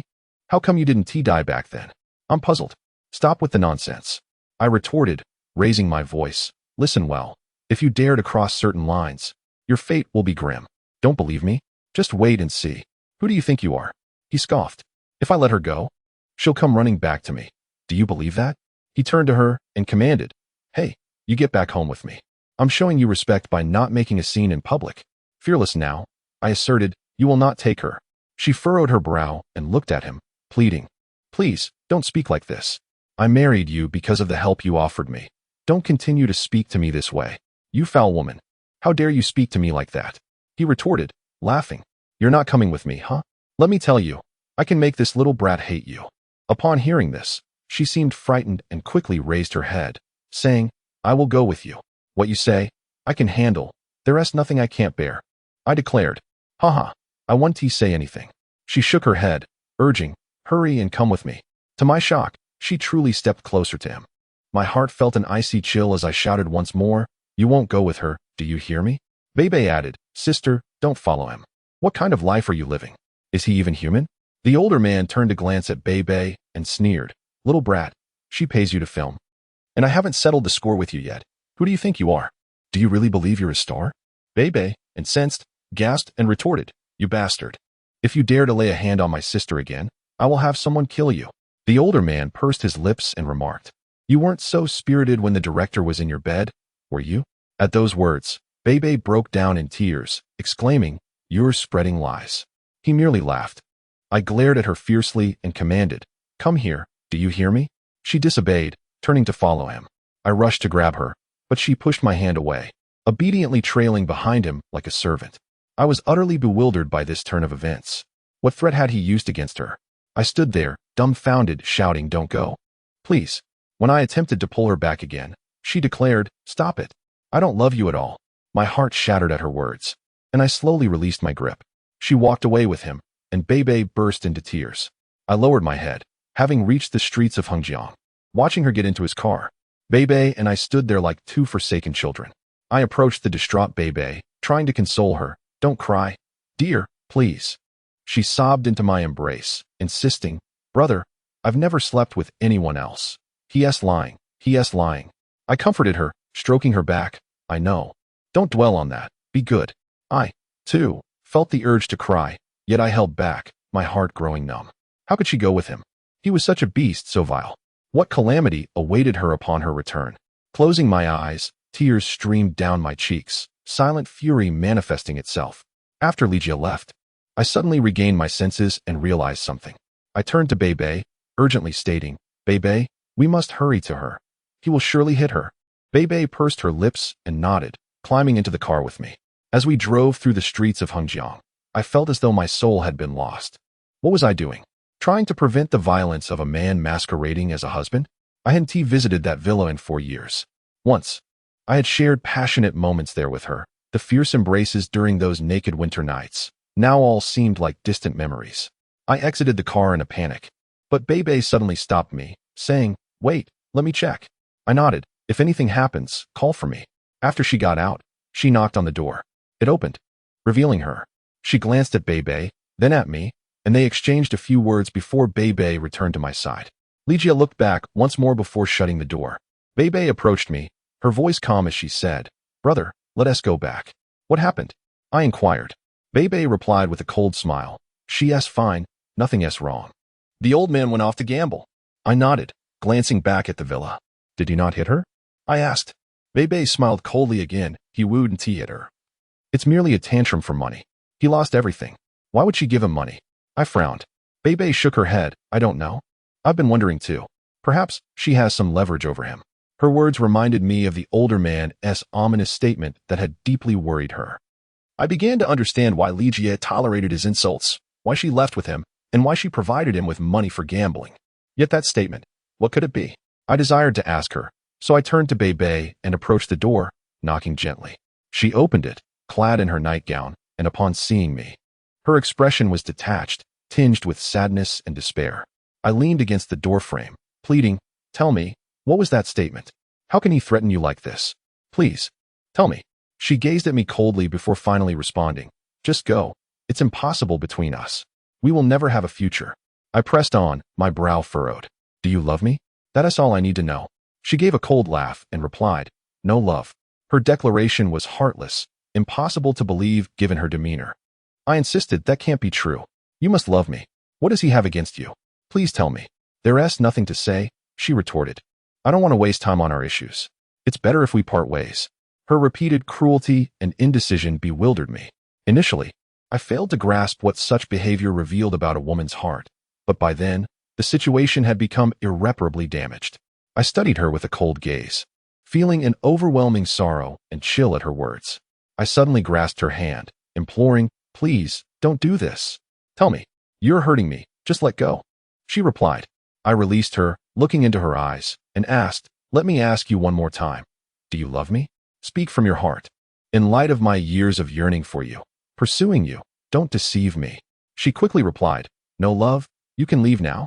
After saying this, she shut the door, leaving me outside, standing there for what felt like an eternity, my heart aching. I exhaled heavily. Bei, who had been watching us, said, "Brother, stop this. She will regret it. She will." I lowered my head, offering a cold smile as I slowly retreated to the car. I drove Bei home, and after she exited the vehicle, she waved goodbye, but I didn't go up with her. Later, I returned to my hotel and collapsed onto the bed, falling asleep almost instantly. I knew this woman was destined to torment me. Regardless of her actions, I couldn't bring myself to hate her. The following day, I returned to work. Winter of 2004 had arrived. After that breakup, we didn't continue our relationship. No matter how I tried to reach her, she refused to answer my calls. Eventually, I ceased my attempts. I felt utterly exhausted, truly weary. She had made up her mind. Reconciliation was impossible. Her heart had turned to stone. This left me perplexed by a lingering question. I understood that the secret weighed heavily on her, rendering her so resolute in her detachment. Yet the answer remained elusive. Despite numerous speculations, I could not confirm any of them. Bei signed a contract with the film company I had introduced her to and moved to Shanghai. As the new year approached, the chill in Hanzhong intensified, colder than ever before. During that time, in an effort to distract myself from my pain, I immersed myself in my work at SKS. Thanks to my efforts, SKS invested in several large projects in China, which were now underway. If these projects proceeded smoothly, the year-end profits for SKS would exceed the previous year by 20%. Mr. Peter was quite pleased with my performance.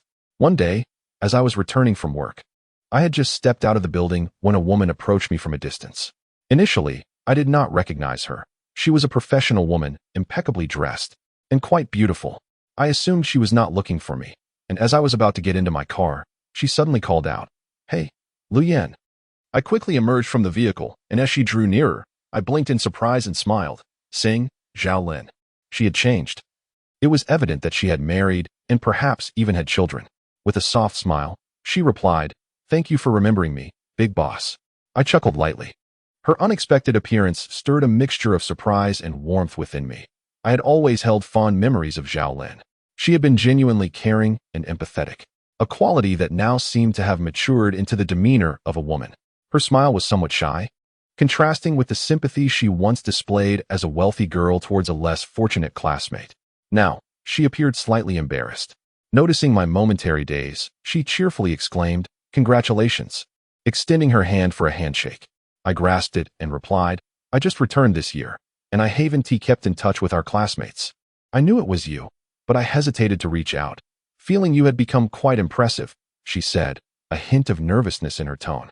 I sensed a subtle shift in her demeanor. The vivacity I once recognized seemed replaced by an air of resignation that perhaps should not adorn the countenance of someone from her privileged background. I smiled and suggested, "Let us find a place to sit. I'll treat you to a meal." Xiaolin nodded, "Sure, good classmate." As she got into the car, I felt a certain distance between us, a distance she had created, likely a consequence of my current status. While we conversed in the car, I pondered the reason for her visit. Surely, it was not merely a casual catch-up. "Where are you working now? Still at Shengshi?" I inquired. "Yes, but it's not as great as it used to be," she replied, pursing her lips. I nodded in acknowledgement and said, "I understand." Then, on an impulse, I asked, "By the way, do you have any desire to come work with us?" I imagined she might be seeking a position at my company. She quickly shook her head. "Oh, not at all. I actually enjoy my current job." I glanced at her and probed further. "Which department? Public relations?" "No, I'm in quality control now," she clarified. I was taken aback for a moment before casually remarking, "Under Li Chunliang, I presume?" At this, she smiled. "You don't know? He is my husband." I nearly lost control of the car in shock, quickly regaining my composure. To mask my surprise, I forced a smile and said, "Oh, you're married. That is wonderful." I could hardly believe it. Even though she was merely an ordinary classmate, I found it difficult to accept that she had become tied to him. Zhao Lin was a kind-hearted woman, strikingly beautiful. Her former boyfriend had been handsome and wealthy. How had she ended up with this rogue? "You married a year ago. I suppose you were abroad then?" she said with a slight smile that hinted at lingering sadness. I nodded, then asked, "Any children? You must be very happy." These were merely filler questions. Zhao Lin shook her head. "Not yet." There seemed to be something on her mind, as if she were summoning the courage to speak. After a moment, she turned to me abruptly and asked, "By the way, Lu Yan, do you know anyone at the Provincial Public Security Bureau?" I felt increasingly puzzled. She had married Fatty Li, yet here she was, seeking my assistance. Was Fatty Li in trouble? His family was quite influential. I replied, "I don't know anyone directly. But if you're facing a problem, I can help you through other connections." "My father was in prison last year," Zhao Lin said, her voice trembling as tears threatened to spill. I quickly pulled over to a secluded spot and handed her a tissue. "Don't cry." "What happened?" "Corruption," she exclaimed. "He's in jail. My mother remarried, and we've lost everything. My brother just mooches around." Her sorrow pierced my heart. I remembered over 3 years ago when I had no suit to wear. She had lent me her brother's. She and her boyfriend had visited my home, bringing me oranges. Those memories flooded back, stirring a bittersweet ache within me as I witnessed her family's decline from prosperity to ruin. "Zhao Lin, don't be disheartened. I will help you. I'll reach out to my contacts," I assured her. She wiped her tears and smiled faintly. "Thank you, Lu Yan. Honestly, I just wanted to see you today. It feels like an old classmate has become quite impressive." I inquired, "You married him. Doesn't his family have significant connections?" Perhaps I should have refrained from asking, but my curiosity was piqued. How could this kind-hearted, beautiful girl have ended up with that man? "Huh," Zhao Lin replied coldly. "None of them are good people. Not a single one is worth anything. They refuse to help at all. His father keeps saying it's manageable. But nearly a year has passed without a word. They're just afraid of spending money. He is a scoundrel. If it weren't for his claims that he could reduce my father's sentence from 20 years to 5, I wouldn't have married him. My father was everything to me. I couldn't bear the thought of him suffering in prison." Tears welled up in her eyes again. My heart ached as I listened. I gently patted her shoulder. "Zhao Lin, please don't be upset. I will do everything I can to help your father get out." She nodded, and after a long moment of silence, she smiled. "Lu Yan, you're truly remarkable. After enduring so much hardship, you've achieved so much." I returned her smile with a nod. Suddenly, Zhao Lin asked, "Oh, by the way, I've been meaning to ask you something. Is it okay?" "Of course. You can ask me anything," I encouraged. "People say our company's boss has an unusual relationship with the SKS CEO. Is that true?" she asked with a grin. I lowered my gaze, chuckling softly. "Is it a common rumor?" "Yes," she affirmed. "At least many people in our company whisper about it." I raised my head, pursed my lips, and turned to her. "You mustn't share this with anyone. There is a special connection, but we have since parted ways." "Oh," Zhao Lin nodded. I glanced back at her. sensing a subtle shift in her expression. Xiaolin, do you have something to say to me? I inquired. She quickly shook her head. No, nothing. I found her behavior strange, yet I chose not to press further. That day, I treated her to a meal, during which her demeanor remained rather subdued. Occasionally, she would laugh, reminiscing about our college days, how her friends teased me for being a big girl who only knew how to cook and never spoke much. As we dined, she recounted a time during a sports meet when I ran the 5,000 meters, leading the second-place runner far behind, only to discover holes in my shoes at the finish line. They had all been quite moved by that moment. Reflecting on the past, I occasionally find myself recalling those school days, despite the less than glorious conclusion to my university years. Yet, there were many treasured memories worth cherishing. On that day, Xiaolin had indulged in some alcohol, and just as we were about to part ways, she suddenly called out to me, Lu Yin, some matters may not be as simple as you think. Do not place too much trust in others. I inquired, what is wrong, Xiaolin? She replied, nothing. Nothing at all. Fearing the whispers of others, she declined my offer to accompany her home and opted to hail a taxi instead. I stood at a distance, observing her, contemplating her cryptic words, feeling an unsettling sensation. Could it be that Xiaolin was privy to some hidden truth? I was utterly perplexed. After that day, my heart remained heavy with uncertainty. Her words heightened my sense of foreboding. Yet as she remained silent, I could not directly inquire about the nature of her relationship with Fatty Lee.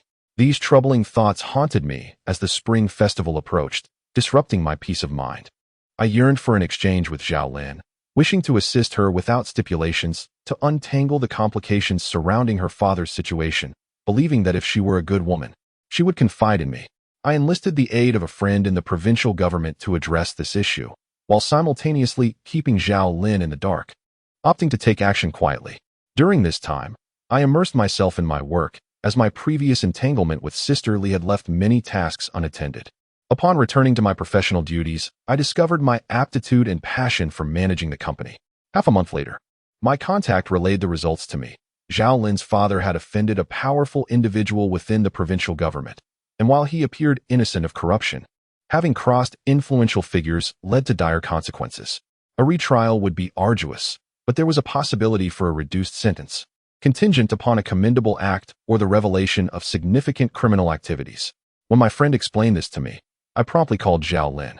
Upon learning there was a glimmer of hope, she expressed her joy, yet confusion lingered as she questioned, but my father hasn't he accomplished anything noteworthy in there? I pondered before suggesting, if you visit him, inquire if he knows of any local officials involved in corruption or bribery, significant enough to be reported. Recently, the province has been conducting anti-corruption inspections in Hengjiang. This is an opportunity. If your father seizes it, I could potentially facilitate a 10-year sentence reduction. With some financial persuasion, he might be released within 3 years. Upon hearing this, Xiaolin burst into tears and thanked me, saying, Lu Yin, thank you. I smiled and replied, it's nothing. Xiaolin, we are old classmates. There is no need for formality. Yes, but, Xiaolin hesitated, seemingly on the verge of revealing something else. I remained patient, intensifying my expressions of concern for her. Finally, she said, Lu Yin, it's not convenient for me to talk here. May I come over to your place? It was evening, and I was at home. Sure, come over to the Shijiang Garden Villa. I replied.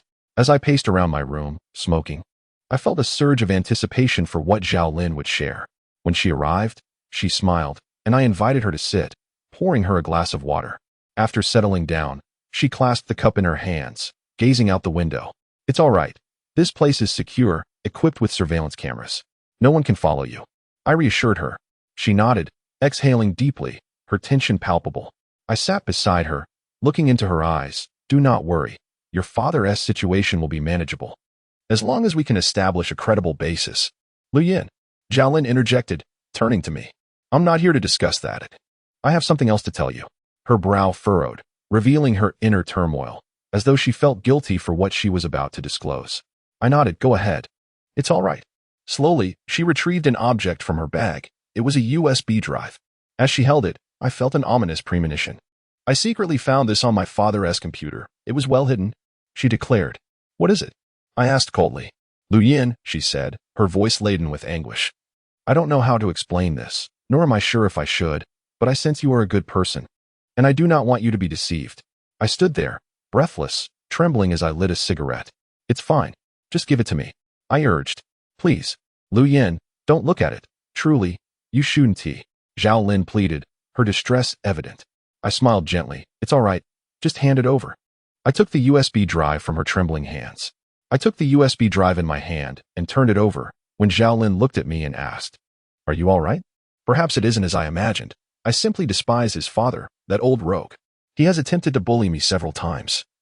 And now I long to escape that household. Lu Yin, if possible, please assist me.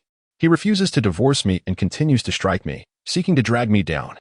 She paused and added, He is unaware that you and I are classmates, and I have never mentioned it. He has mentioned you several times, threatening to harm you.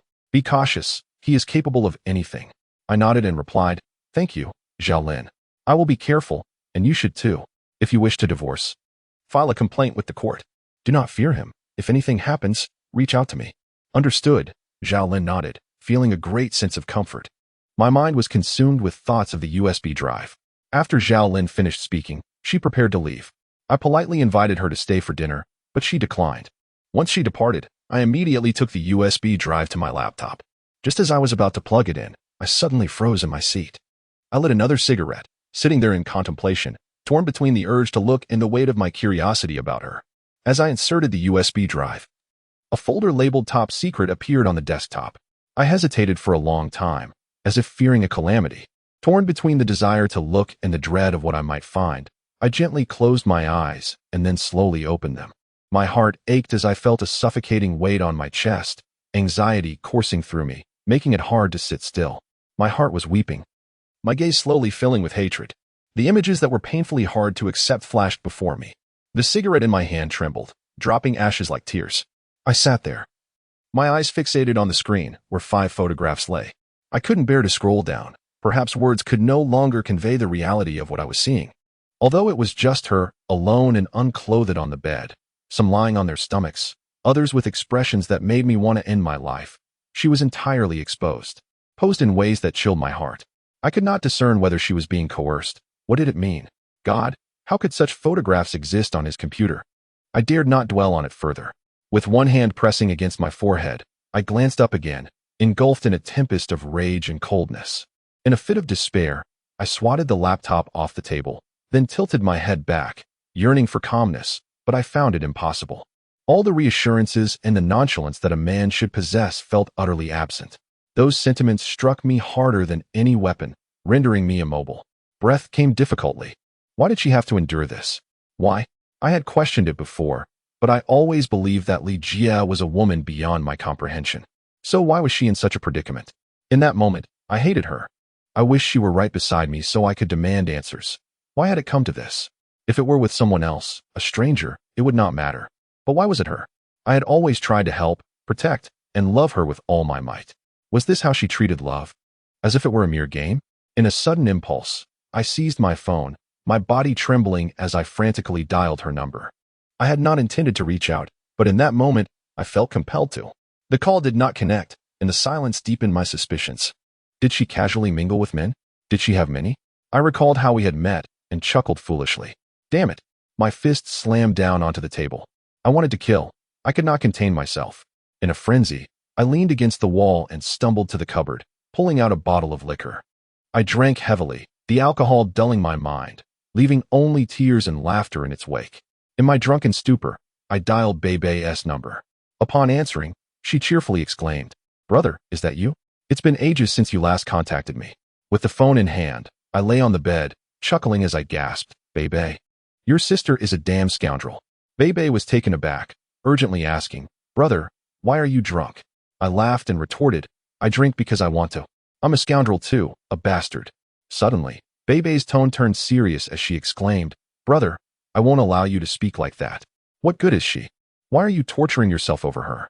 There are plenty of people who like you. She is a scoundrel who doesn't appreciate what she has. She will regret it one day." I knew Beibei did not understand why I felt this way. She thought I was simply upset over unrequited love. I gazed at the ceiling, closed my eyes, and softly confessed, "Beibei, I want to kill." "Are you crazy? Tell me what happened. What did she do to you?" "I'll call her." Beibei insisted. I snapped, "Don't call her. She is dead." My mind was ablaze with torment. Beibei shouted, "Lu Xiaoyan, you're such a fool. You're not a man. Let me find out what she did to you." Then she hung up. Lying on the bed, I felt the fire of the alcohol, which was really the ache of my heart. After a while, Bebe called back, saying, "Brother, what are you doing?" She claims she hasn't contacted you or said anything to hurt you. She hasn't even called. I chuckled. Did she answer your call? Her phone was off. I called the house. Bebe replied, "Give me her home number." I demanded, "Why should I? Don't contact her. I don't want you to." Bebe insisted. I gasped a few times and shouted, "Tell me now?" My voice boomed, startling Bebe. "Fine, I'll tell you." She sent me the number. I dialed her home, and she answered with a soft hello. I wanted to speak, to curse her, to question her, but I simply held the phone, hanging on to her voice, before abruptly ending the call. Moments later, she called back, and it was absurdly amusing. I answered, and she softly asked, "What's wrong? What happened? Can't you stop drinking?" I replied, "Which version of you is the real one?" "What?" She replied weakly, before continuing, "Xiaoyan, listen to your sister. You may hate me, but our separation will benefit your future, understand?" Huh. I let out a cold laugh and asked, "Yao Lily, tell me what kind of person Lu Yan is." "What do you mean?" She asked, momentarily silent. "I don't want you to become like this. Are you cursing at me?" I chuckled again. "Yao Lily, I demand you tell me what kind of woman you are. What is wrong with me?" She asked, suddenly anxious. "Nothing's wrong. It's this damned society that's wrong. It's not about you." I shouted back, "I don't understand what you're saying. Please, stop being so willful. I hope you can be a man. Even if we're apart, SKS's performance hasn't been great lately, has it? We've invested in numerous projects." She said, "Mind your own business." I retorted, "Please don't curse at me. I'm an orphan." She foolishly replied. I raised my voice. "Are you trying to curse at me?" "That's not what I meant. I just hope you can stop acting this way. If something is bothering you, you can tell me clearly." Her commanding tone had softened. In the past, she would not have tolerated my tone, but that day, she accepted it entirely. "Speak." I spoke each word deliberately. "Tell me, what is your relationship with Director Lee?" She remained silent, refusing to respond. Gaining confidence, I laughed numbly, insisting, "Come on, tell me." Not only did she not divulge anything, but she also abruptly hung up the phone without uttering a single word. After she hung up, I called her repeatedly. On the third attempt, she answered. I thought I detected a hoarseness in her voice as I asked, "What's wrong? Are you afraid to speak?" "You wretched, go ahead, insult me. I am indeed wretched and a filthy woman. I am everything you say. Go ahead and curse me, and then rest well. It is I who has wronged you. I am nothing but a filthy woman." I echoed her sentiments, declaring, "Let me tell you, you are indeed a vile person. You know how to play your games, don't you? It's all rather amusing, I assented. The pictures you take are exquisite." Upon hearing this, she suddenly burst into tears, sobbing uncontrollably. And then she hung up. After that, she refused to answer my calls, no matter how many times I tried. That night, I barely slept. Having cursed her yet still feeling unsettled, I was filled with inexplicable rage, harboring hatred for everyone, those despicable individuals. I could not forgive her. I could only bear the torment. I even contemplated revenge, envisioning the frenzied actions of men in despair. I resolved never to see her again, for I could neither strike her nor curse her in her presence. Yet, due to the economic annual meeting in Hengjiang, I found myself face to face with her. On New Year's Day 2005, Hengjiang convened a year-end economic summary meeting, alongside plans for the economic objectives of 2005. The Hengjiang municipal government held an annual economic work report meeting, presided over by the vice mayor in charge of economic affairs. All of us leaders from the Hengjiang business community were essentially in attendance. I brought Lindo along. Wherever I went with her, a foreign woman, many eyes were drawn to us, and many recognized my status. The meeting was held in the form of a banquet, with round tables set up in the hall, reminiscent of a gathering for national leaders. Upon entering, despite my intense loathing for that person, I found myself glancing around unconsciously, while shaking hands with some business friends. Older attendees remarked on my accomplishments at such a young age, managing a significant company.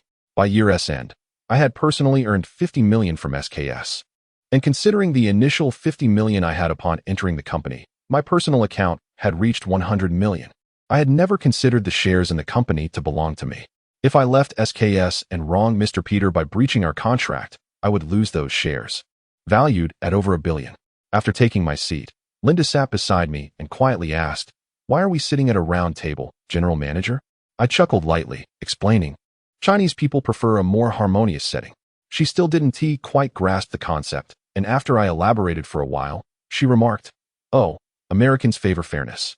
Hence the square tables. I countered. There are plenty of round tables in America. She laughed softly. We chatted casually. The name cards at round tables differ from those at square tables. Half of the names at the round table were out of my view, leaving me unaware of who occupied the empty seats across from me. Our table was nearly full, with just 2 or 3 empty spots remaining. I glanced around, not spotting her, which sparked a premonition that we had indeed been seated at the same table. As I turned my head, there she was, arriving with her secretary. I immediately shifted my gaze to Linda, smiling and engaging her in conversation.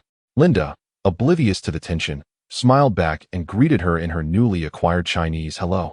Beautiful sister, we meet again. She was about to take her seat when she noticed Linda's greeting and cheerfully responded, yes, hello, Linda. It's a pleasure to see you. Linda chuckled, and I whispered to her, don't talk to her. Why? Linda blinked, puzzled. No reason, I snapped, my frustration boiling over. When I turned back, I caught a glimpse of her speaking to her secretary, still impeccably dressed. In the past, her beauty would have pleased me, but now it only filled me with discomfort and resentment. She suddenly turned her face towards me, and when our eyes met, I shot her a fierce glare and offered a cold smile, conveying my disdain. She quickly diverted her gaze back to her secretary, fidgeting with something on the secretary's clothing. These actions were surely a fade. I loathed this woman deeply. They say that hatred stems from love, but the hatred I felt then was not love. I genuinely wanted to slap her, particularly when the leaders took their places at the podium. Seeing that scoundrel made me wish to see him dead. As the leaders began their speeches, we nibbled on sunflower seeds and sipped tea, listening to their addresses while I fixated on Director Lee, plotting his downfall in my mind. Unbeknownst to me, she had been discreetly watching me. When I turned abruptly, I found her gaze fixed upon me. I did not shy away but instead offered her a cold smile. This time, she did not avert her gaze, engaging me in a silent exchange of animosity. We locked eyes for a moment before I turned away, exhaling deeply. During the leaders' speeches, the vice mayor specifically praised me, his words seemingly flattering. It struck me as odd. Among these individuals, while I could not claim to be the wealthiest, I certainly ranked among the top 3. Such treatment seemed reasonable. Some nearby businessmen sought my favor, congratulating me and noting the mayor's esteem for me, suggesting that SKS would flourish even more. I chuckled, feeling a sense of pride, as if to demonstrate my superiority to her. What'll can befall me? Should you desire, I could financially support you. You shameless. I did not wish to dwell on it, but in my heart, I wished to hurl every imaginable insult her way. At that moment, I felt numb. I even thought, do not take pride, for once you sought to entrap me, to indulge in my resources and manipulate me. Today, I could reciprocate your treatment. 30 years can turn the tides. Yao Lily, I utterly despise you. After the speeches concluded, we commenced dining and drinking. The leaders sat at one table, while the vice mayor and several officials made a symbolic effort to toast with us. Due to my significant tax contributions, the vice mayor paid special attention to me, approaching our table and patting my shoulder, saying, Xiaolu, quite remarkable. The secretary and I often mention you. You are young and capable, contributing greatly to Hengjiang's economy. Today, on behalf of the municipal government, I raise a glass to you. I laughed modestly, replying, I am unworthy. I toast to you. The old curmudgeon beside me watched, visibly envious and displeased. I shot him a fierce glare, and he seemed taken aback, wanting to say something but ultimately holding his tongue, seething with anger. The vice mayor suddenly interjected, Hey, Director Lee, you should drink with Lu Yin. Any past grievances can be laid to rest today. He smirked, coldly saying, Come on. I quickly interjected, No need. I toast to you. We drank, and after finishing my drink, I leaned in to whisper in his ear, Screw you. I laughed. And the vice mayor inquired, What secretive conversation are you having? I replied, Oh, let bygones be bygones. You, he fumed, trembling with rage, ready to explode. But upon seeing the mayor present, he restrained himself, glaring at me menacingly. The mayor remarked, It seems Director Lee remains dissatisfied with my apology. The vice mayor interjected, Old Lee, what are you doing? The youth are merely juniors. There's no need for this. In frustration, he tossed his hand and strode away with the mayor. I turned to glance at her. Her eyes were wide, fixed on me. I offered a cold smile and then engaged in conversation with the men at the adjacent table, while some chose to toast her. However, I abstained and instead shared laughter with Linda. That day, I exhibited an unusual exuberance, carefree and animated. As the alcohol coursed through me, My words flowed more freely.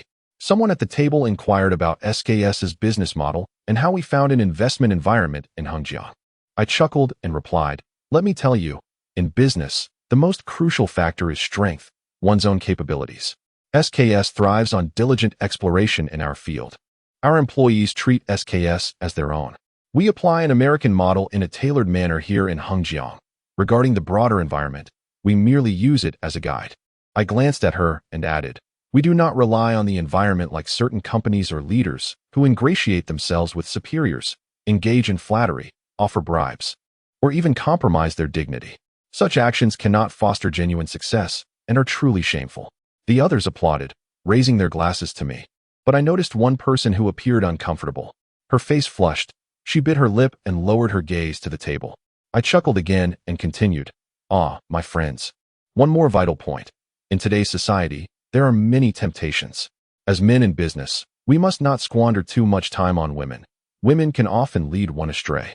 The others nodded in agreement, praising my youthful wisdom and broad perspective. In truth, I mused, I spoke these words not solely because of her. During better times, I relished discussing matters of love and relationships, albeit in a pure and beautiful light. Her head drooped even lower. Having consumed a fair amount of alcohol, I excused myself to the restroom. Upon emerging, I walked through the corridor, feeling a surge of exhilaration, yet wanting to torment her further. I entered the restroom, and after a moment of reflection in the mirror, I was startled by my own reflection, which appeared almost monstrous. Yet, I dismissed it with a smile and a shake of my head, reminding myself that I was merely a product of circumstance, not cruelty. As I rounded the corner in the corridor, I unexpectedly found her standing before me, head bowed. I coolly remarked, "Director Yao, haven't you gone to entertain those older gentlemen today?" I burped lightly. "Are you wishing for my demise?" She replied. I studied her for a moment before grasping her neck with one hand and pinning her against the wall with the other, my gaze piercing as I said, "I truly desire to strangle you."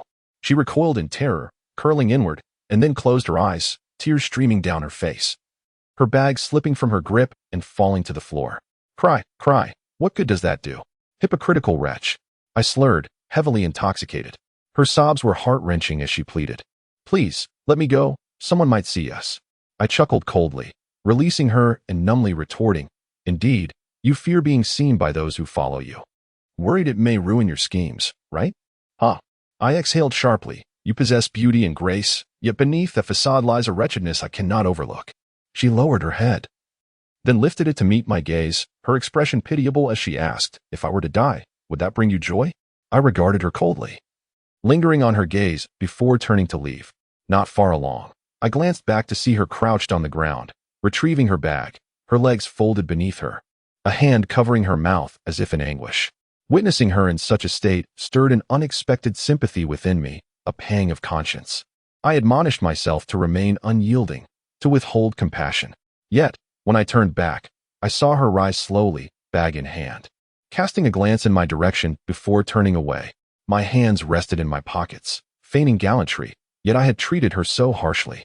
Was this how an SKS executive should behave towards a woman he professed to love? She disappeared into the restroom, and after some time, emerged with no trace of tears. Her lips pressed together, head bowed as she approached me, seemingly oblivious to my presence. Just as she attempted to pass, I seized her arm. She did not look back. I released her grip, exhaling, "Tell me, what is truly happening?" "What do you mean?" She turned to face me.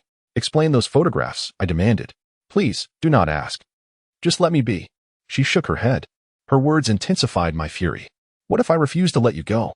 "Do as you wish," she replied coldly, lowering her head again before raising it to say, "Why torment yourself like this?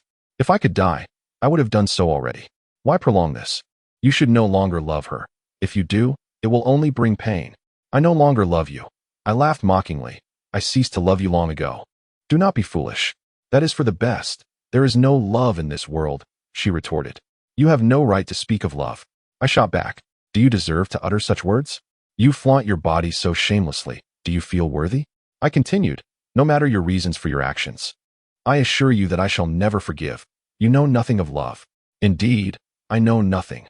I am despicable, a filthy woman," she responded with a cold smile, shrugging her shoulders. "Mr. Liu, do my shortcomings bring you joy? I am a wretched woman. Are you pleased?"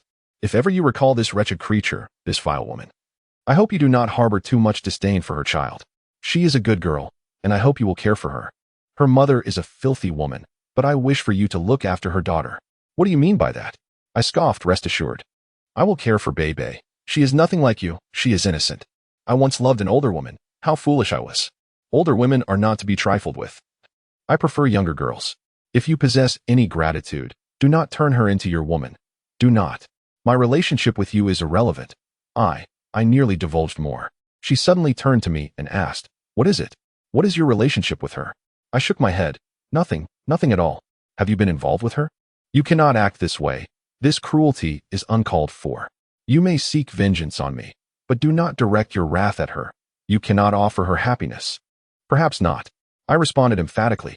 Despair washed over her as she raised her head, trembling, crying out, Xiaoyan, I have made countless mistakes. But why must you treat me this way? I have never harbored ill intentions towards you. Why this cruelty? Do not cry, I implored. I could not bear to see your tears before, but now I am indifferent. Why did you not tell me they forced you? It was indeed coercion, I swear. She exclaimed in a flurry. Huh, do you think me foolish? I laughed maniacally.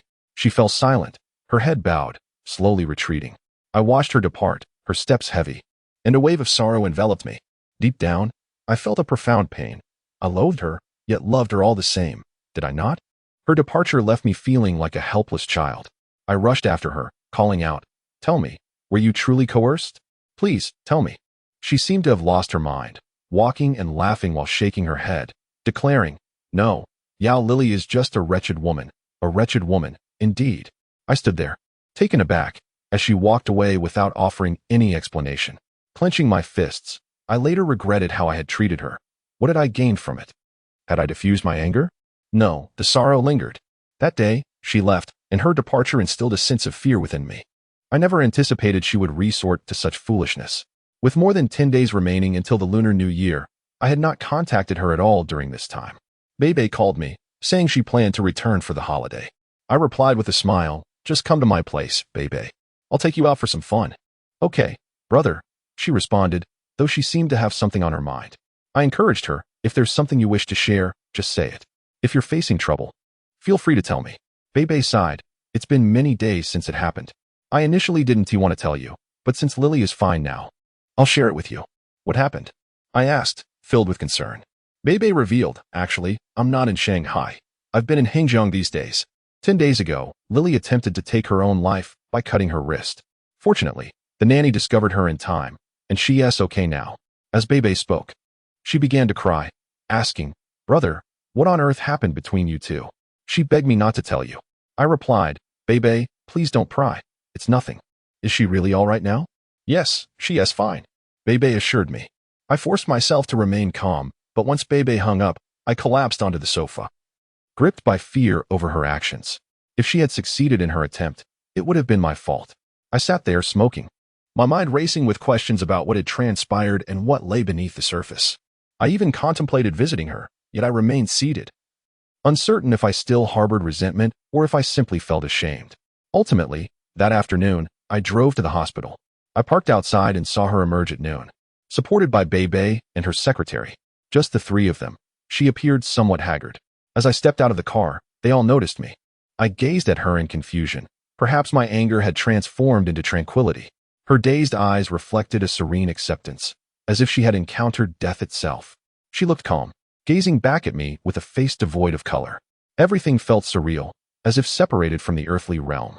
She lowered her head and entered the car, followed by Bebe and her secretary. Bebe drove away, and as they passed by me, I caught a glimpse of her and the secretary looking back. But I displayed no expression. Perhaps a hint of guilt lingered within me. However, nothing could shield us from the harsh realities of life. They departed, leaving me standing by the car, feeling utterly helpless. I was at a loss, my heart suspended in uncertainty, unsure whether to harbor hatred or extend forgiveness. Yet, even forgiveness felt impossible. We had irreparably distanced ourselves from one another. Seated in the car, I continued to smoke, my gaze fixed on the streets of Hangzhou, suddenly realizing I had never belonged here. I had lost the essence of who I once was. During the Spring Festival of 2005, I chose not to return home. For the foreign company I worked for did not regard the holiday with much significance. Thus, on the morning of the new year, we were still working. And it wasn't until the afternoon that we received time off. As I emerged from the office and sat in my car, I was struck by a sense of aimlessness. I lit a cigarette, feeling a wave of boredom wash over me. It had been 3 or 4 days since her suicide attempt, and Bebe had been caring for her, seldom communicating with me. I sat in the car for a while before suddenly deciding to drive to the supermarket. Once there, I bought a cart full of food. I intended to visit the orphanage to see the children. Despite our quarrels, I felt sympathy for them. During the new year, my visit would bring me a semblance of happiness. With a cart brimming with supplies, I smiled and drove to the orphanage. On the way, messages flooded in from co-workers wishing me a happy spring festival, and I decided to respond collectively. Her number remained in my phone, untouched. Suddenly, I noticed a message from her, distinct from Bebe's. Bebe replied, "Brother, wishing you a happy spring festival." I wanted to celebrate together, but she absolutely refused. There was nothing I could do. I responded, "Bebe, it's all right. I'm doing well. Enjoy the holiday." After sending that message, a chill enveloped me. Losing them left me feeling bereft of warmth. I glanced at her message, which simply read, "Wishing you a happy spring festival too." Those few words triggered a wave of sadness within me. I thought about how Bebe had insisted on not celebrating with us. A sense of longing surged within me as I drove to the orphanage, eager to see them. Upon arriving at the orphanage, the gatekeeper asked whom I was looking for. I replied from the car, "Is Aunt Zhang here?" After a brief wait, she appeared, and I smiled at her as she approached. "Oh, Xiaoyan, come in quickly. Why didn't you come with your sister?" She and Bebe arrived early this morning to make dumplings. I nodded slightly, smiling. I drove in, unloading the supplies as Aunt Zhang called for Masterly to join us. It was true. Rumors about the woman from before had some basis in reality. Not seeing any children around, I inquired, "Where are the kids?" "Oh, today I took a few teachers to take them out for some fun. They'll return in time for the New Year's Eve dinner." I smiled and replied, "That sounds wonderful." As I unloaded the items, Aunt Zhang remarked, "You've brought so much. Your previous donation has significantly improved the children's living conditions." I chuckled, assuring her it was no trouble, and I clapped my hands. Unsure of what else to say, Aunt Zhang suddenly urged, "Come inside. We're making dumplings. You should join your sister and Bebe." I responded, "Okay, sounds good." I followed her inside, my heart filled with a mix of emotions, while I feigned a relaxed demeanor. Upon my entrance, I beheld her and Bebe seated together, crafting dumplings. Suddenly, Bebe noticed my presence and exclaimed with a smile, "Brother, you've come." I nodded in response with a grin. I took a seat beside them. Yet she did not turn around, continuing her task. Aunt Zhang, seemingly perceptive of the atmosphere, gently remarked, "Lily, why are you daydreaming? Xiaoyan has arrived." With no choice. She furrowed her brow and turned to me, saying, "Oh, you're here." I nodded slightly and settled down, choosing silence as I sat beside her. Aunt Zhang then cheerfully inquired, "Xiaoyan can make dumplings, right?" I replied, "Indeed, I have been able to since childhood. Back in my hometown, we primarily consumed wheat-based dishes. Our family was impoverished, and we could only enjoy dumplings once a year, filled with shepherd's purse, which is quite delectable." She remained focused on her dumpling making, uttering a few words before returning to her work. It appeared that after her previous ordeal, she had become somewhat unhinged, exhibiting a childlike demeanor, quiet and somewhat foolish. I skillfully picked up the dumpling wrappers and began to mold them. Aunt Zhang observed and exclaimed, "Goodness, Xiaoyan is truly impressive. Your dumpling-making skills surpass those of many girls." Nearby, several female teachers were also crafting dumplings, laughingly praising me for my prowess. Upon glancing at her creations, I had to admit they were rather subpar, clumsy, resembling the novice attempts of a beginner, much like her own character. Noticing her dumplings were less than appealing, she discreetly moved them to the side. I smirked coldly, prompting Bebe to look at me in disbelief. "Is it true? A man can make dumplings? Brother, you're amazing." I chuckled and replied, "Come, let me teach you." Bebe cast a glance at her, pursing her lips before joining me, keen to learn. She watched me intently, her eyes reflecting an unusual depth. Her head appeared too heavy to lift, clad in a woolen sweater, her arms tightly covered. I yearned to see the scars beneath, but they remained hidden. I suspected Aunt Zhang was unaware of this matter as well. Eventually, Bebe triumphantly held up her first dumpling, giggling, "Sister, look, see how well I made this." She lifted her head slightly and smiled, responding, It looks great, even better than what I made." I laughed, saying, "Yours looks quite lovely too." Suddenly, She shot me a cold glance, seemingly offended. I was taken aback, wondering if my friendly banter had been misplaced. How absurd. I stood there, dumbfounded, chuckling foolishly. As I resumed my work, she began to counter my efforts. A truly ludicrous situation. Aunt Zhang unexpectedly asked me, "By the way, Xiaoyan, do you have a girlfriend?" This question caught me off guard, and I shook my head without divulging the truth. Aunt Zhang offered, "I could introduce you to some fine young women from Hengjiang. Perhaps Lily could provide counsel as her judgment surpasses mine." I nodded, observing her and Bebe deep in deliberation over how to craft decorative dumplings. I remarked, "Lily doesn't seem happy, does she?" Aunt Zhang concurred, calling out, "Lily, what's wrong? Xiaoyan is talking to you." She turned, busy with her task, and queried, "What does he want to say?" I opened my mouth but instead said, "Come, let me teach you. Your dumplings don't look good. I don't need your help. I can make dumplings." She retorted, pouting, and childishly asked Bebe, "Sister, mine look beautiful, right?" Bebe glanced at me, curling her lips in response. I shook my head with a smile, while Aunt Zhang seemed to understand, whispering, "Have you had a disagreement with her?" I replied quietly, "Not really. Last time I donated." She was a bit upset because I didn't go through her. Aunt Zhang observed, "Indeed, this child dislikes troubling others and prefers to handle matters alone. She shouldn't be this way." In the midst of our dumpling making, she abruptly stood, declaring a need to use the restroom. Bebe gestured for me to check on her. I nodded and rushed out, catching up to her. She glanced back at me, then turned away, continuing on as though I were invisible. I reached her side, saying, "Hey, I had no idea you were coming. I just wanted to take a look and happened to run into you. What does that have to do with me?" She replied. I chuckled. "Oh, it's nothing, what?" She interrupted. I inquired, "Are you feeling better?" "Thank you for your concern. I'm much better," she responded. Suddenly, I frowned and said, "What do you want me to do? Shall I just erase everything? I won't dwell on it." "Thank you, Mr. Liu," she said, then headed toward the restroom. I followed her inside, and she turned, asking, "Are you coming in too?" I shook my head, listening to the sound of running water as I stood by the mirror. After she washed her hands and exited, I stepped aside for her. Just as she attempted to leave, I grasped her hand, but she swiftly withdrew, stating, "Please respect my boundaries." I sighed. "All right. I respect you. I respect you." I was genuinely frustrated. I had initially intended to apologize. After all that transpired, how could she still treat me this way? I declared, "Fine, I respect you. I will leave. Is that acceptable? I know you told Bebe not to let me join you for the new year. I am aware of everything. Why the charade?" As I stepped aside, hastily departing, she unexpectedly rushed after me, saying, "Don't do this. If you leave, Aunt Zhang will think it's my fault." "It is your fault." I glared at her, incredulous. "Wasn't she the one who pushed me away?" She retorted, "Say what you will. I'm going back to making dumplings." To my astonishment, she made no effort to keep me there, but Aunt Zhang called for me to stay. I realized that if I left, I might never encounter her again that evening. Aunt Zhang emerged and asked, "Xiaoyan, where are you going?" I hurriedly replied, "Oh, I'm just looking around." Aunt Zhang urged, "Yes, hurry and finish the dumplings. There are many other activities planned." I nodded, but as I re-entered the room, I felt a wave of discomfort. I positioned myself far from her, avoiding her gaze, now finding myself lost in thought.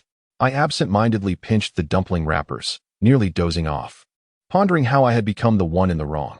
It seemed clear to me that she had erred, yet somehow it was I who felt at fault. Why couldn't she forgive me? I shook my head and continued my work. That afternoon, a heavy gloom enveloped me, leaving me at a loss for reasons. I felt like a child sulking, and before dinner, I took several boys to set off firecrackers. As I approached, I cheerfully called, "Here, have some fun." I held 2 sparklers, tossing them into the air. Bebe accepted one, and she replied with a smile, "Those are for children. I'm not playing." After her remark, she walked away. Bebe looked at me, and I asked, "Is your sister's mind not quite right? You are the one with the problem." Bebe answered, "Her abnormal reaction only signifies her love for you. Do you understand?" I do not. I shook my head in confusion. At dinner, we sat together, with 2 small children beside her. This festive New Year's Eve brought back memories of our first encounter during the same celebration. We had gone to the orphanage together, sharing joyous moments, even engaging in intimate acts within the room. Reflecting on these memories stirred a bittersweet sensation within me. What had I done wrong? It perplexed me that despite her faults, I found myself in this predicament. She continued conversing with the children, serving them food. Bebe had been gazing at me, pouting her lips. I offered her some food, and after a moment's thought, I picked up another piece to give her. Just as the food was about to reach her plate, she declared, "I don't want this, thank you."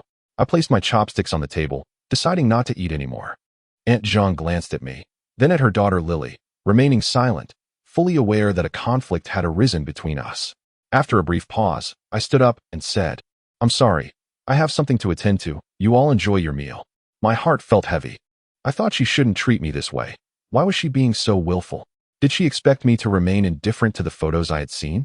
I realized my words to her that day were harsh, as I had scolded her relentlessly. Yet, I no longer wished to mend our rift. In truth, I had no intention of reconciliation. It was merely the thought of her contemplating suicide that gnawed at me, prompting a desire to alleviate the tension. As I stood, Aunt Zhang urged, "Xiaoyan, please sit down and finish your meal. If you feel wronged, you can talk to me." I returned to my seat, pursing my lips and replied, "It's nothing. Some people just don't want to see me." Aunt Zhang chuckled, "Lily, why are you angry? Xiaoyan's donation was made out of concern for you. He didn't want you to overthink things. Isn't that kind-hearted? You're acting like a child." She shot me a sidelong glance before turning to Aunt Zhang. "There's nothing going on, really. Don't ask us, Auntie, we're fine." "Fine." I looked at her and asked, "Yeah, Lily, what have I done to deserve your disdain? Speak up." "I haven't done anything. Stop being the villain." She retorted, turning away. "I haven't. It's simply not true." "Fine, I won't say anything. If it weren't for Auntie, I wouldn't even bother eating." I sat silently and said to Aunt Zhang, "Auntie, let us eat. No need to discuss this. It's New Year's after all." Aunt Zhang smiled nervously, fearful that we might truly argue. How strange it was that she felt compelled to bicker with me. I quickly finished my meal, wiped my mouth, and eventually, everyone gathered to chat. The tension between us was palpable, and the conversation grew heavy. Soon, Aunt Zhang excused herself, leaving just me, her, Bebe, and a few children. I took out a cigarette to smoke, and Bebe commented, "Brother, your outfit looks nice." I replied, "It's nothing special, not as good as what others wear." She shot me a glance and coldly remarked, "This orphanage is mine. Don't provoke me." "What's wrong with provoking? I just want to know where I went wrong." I pressed. "Mr. Liu, can you please not trouble me?" She said with a furrowed brow. Seeing her distress only deepened my own sorrow. "Are you really that upset with me today?" I asked. Bebe hurriedly interjected, "Brother, don't say that. It's just casual chatting." "Indeed," she shot back, meeting my gaze directly. I trembled with frustration, stood up to leave, but Bebe tried to pull me back. I stormed out, feeling utterly enraged. How could she truly loathe me? I reached the car, and as I stood there, she called out from behind, "Can you not be so immature?" I nodded slightly, then smiled faintly. "When you hate me, it seems I am nothing to you." I felt a wave of despair wash over me, as if I were a child once more, ready to enter the car. Just as I was about to open the door, she said, "Step outside." I then hesitated before admitting, "I'm sorry." Upon hearing her apology, I stepped out of the car, standing before her. She lowered her head and murmured, "I'm truly sorry. I haven't been in the best mental state lately. Please forgive me, don't take it to heart." I remained silent as she lifted her gaze, her eyes glistening with unshed tears. She looked away, saying, "Honestly, I wanted to die. I didn't succeed, but I felt so wronged. Why did you scold me that day? Did I truly deserve it? Yet why did God bring me back?" She broke down, silent tears streaming down her cheeks. In that moment, overwhelmed by her words, I embraced her tightly. She flinched at first, but then melted into my arms. I gazed into her eyes and earnestly pleaded, "What do you want from me? Please, stop torturing me. I know I've been wrong. I shouldn't have acted that way. Why resort to such foolishness? None of your business. Leave me alone." She protested, striking me lightly before collapsing back into my embrace, sobbing, "Why do you cling to me? I don't want you, go away." Yet, despite her words, her body remained pressed against mine, holding me tightly. I looked at her, understanding she had attempted suicide before. Regardless of everything, I found it hard to harbor hatred. Instead, I felt a pang of sympathy for her, an inexplicable urge to protect her. She continued to hit me softly, and as tears flowed from my eyes, I whispered, "Please, stop hitting me, be good." She glanced at me, then buried her face in my chest, crying out once more. I kissed her forehead, realizing that sometimes no explanation is necessary. One can simply choose to let go of resentment. In that moment, she seemed to cherish our embrace, holding me tightly before releasing me. She looked up and asked, "Are you sad?" I smiled gently and shook my head. "You're clearly upset, yet you deny it." She pouted, I attempted to change the subject. It's cold outside. Let us get into the car. She shook her head. It's not cold. There hasn't been snow in Hengjiang this year. Indeed, that year, Hengjiang had seen no snow, a stark contrast to the year I met her. The weather seemed to mirror our fates. During my lowest moments, when I first got to know her, Hengjiang had been blanketed in snow. Yet now, as my circumstances improved, the skies had turned barren. Nonetheless, the chill remained. I took her hand, saying, "Come on, let us go inside." She climbed into the car with me, and I turned on the heater, filling the space with warmth. Inside, I lit a cigarette, settling into a comfortable rhythm, then reached for her hand, asking, "Which hand?" "What?" She replied, looking puzzled. I smiled. "Which hand would you use to cut with a knife?" She paused before saying, "Don't look, there's nothing." Ignoring her protest, I turned and took her left hand. I knew she wasn't left-handed, and as I rolled up her sleeve, I saw a deep scar on her fair skin, a stark reminder of her struggles. My gaze lingered on it, and then I looked at her, suddenly grasping her hand to my chest, gently stroking her hair. In that moment, all animosity faded. She appeared so innocent, a rarity for a woman in her 30s, tall, fair-skinned, with clear eyes. Even with her past, I didn't want to dwell on it. Seeing her wrist filled me with compassion for this woman. I leaned closer, moving my face toward hers. She instinctively recoiled slightly. But ultimately, I kissed her cheek, which felt cool against my lips, her skin soft and inviting. I pressed my lips against hers, tasting the sweet fragrance that enveloped her. She closed her eyes and asked, "You truly don't care about me anymore?" I didn't respond, and she pressed on, "Will you love me like before?" Still, I remained silent. At that moment, she began to cry again, saying, "Xiaoyan, let us break up. You want to love me like you used to." I stepped away from her, looking into her eyes. Was it a voluntary decision to be with him, or was it something else? My heart ached once more. She saw me leave and was utterly despondent, furrowing her brow as tears streamed down her cheeks.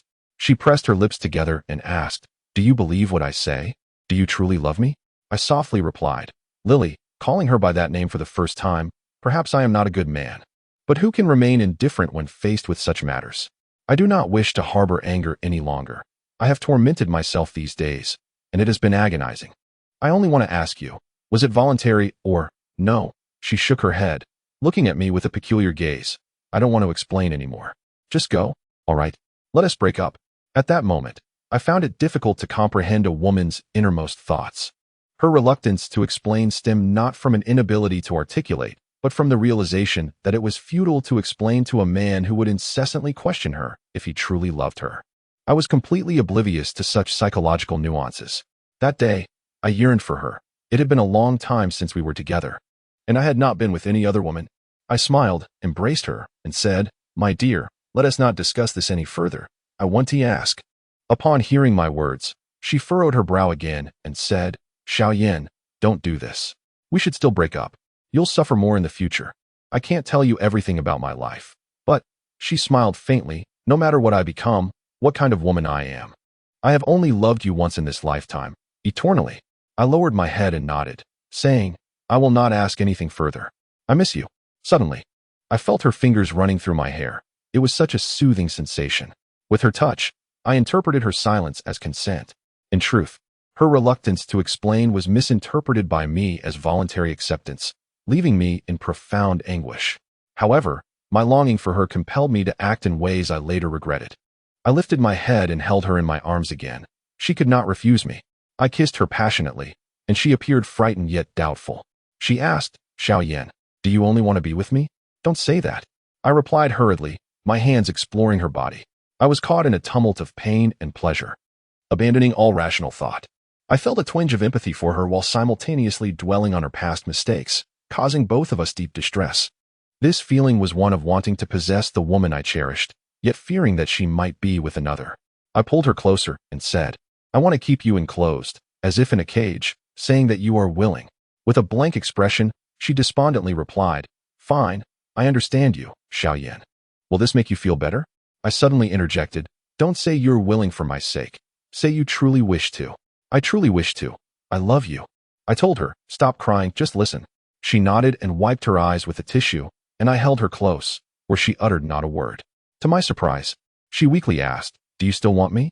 "Yes," I nodded, though I was utterly confused about what I truly desired. The thought of it all filled me with despair and animalistic instincts. I wanted to change, yet found myself unable to. I kissed her and said, "My dear, I love you. I was in the wrong. I'm sorry." She shook her head and coldly smiled. "Have you vented your feelings?"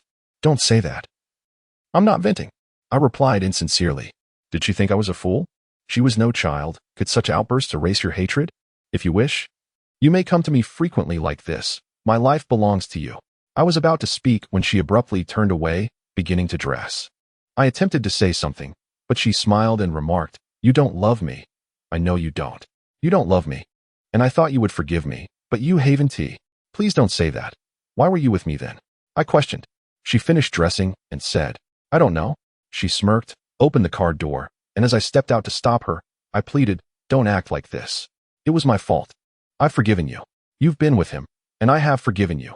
Isn't that enough? Don't pull me. I don't know what's wrong. You forgive me, but I can't forgive myself, understand?"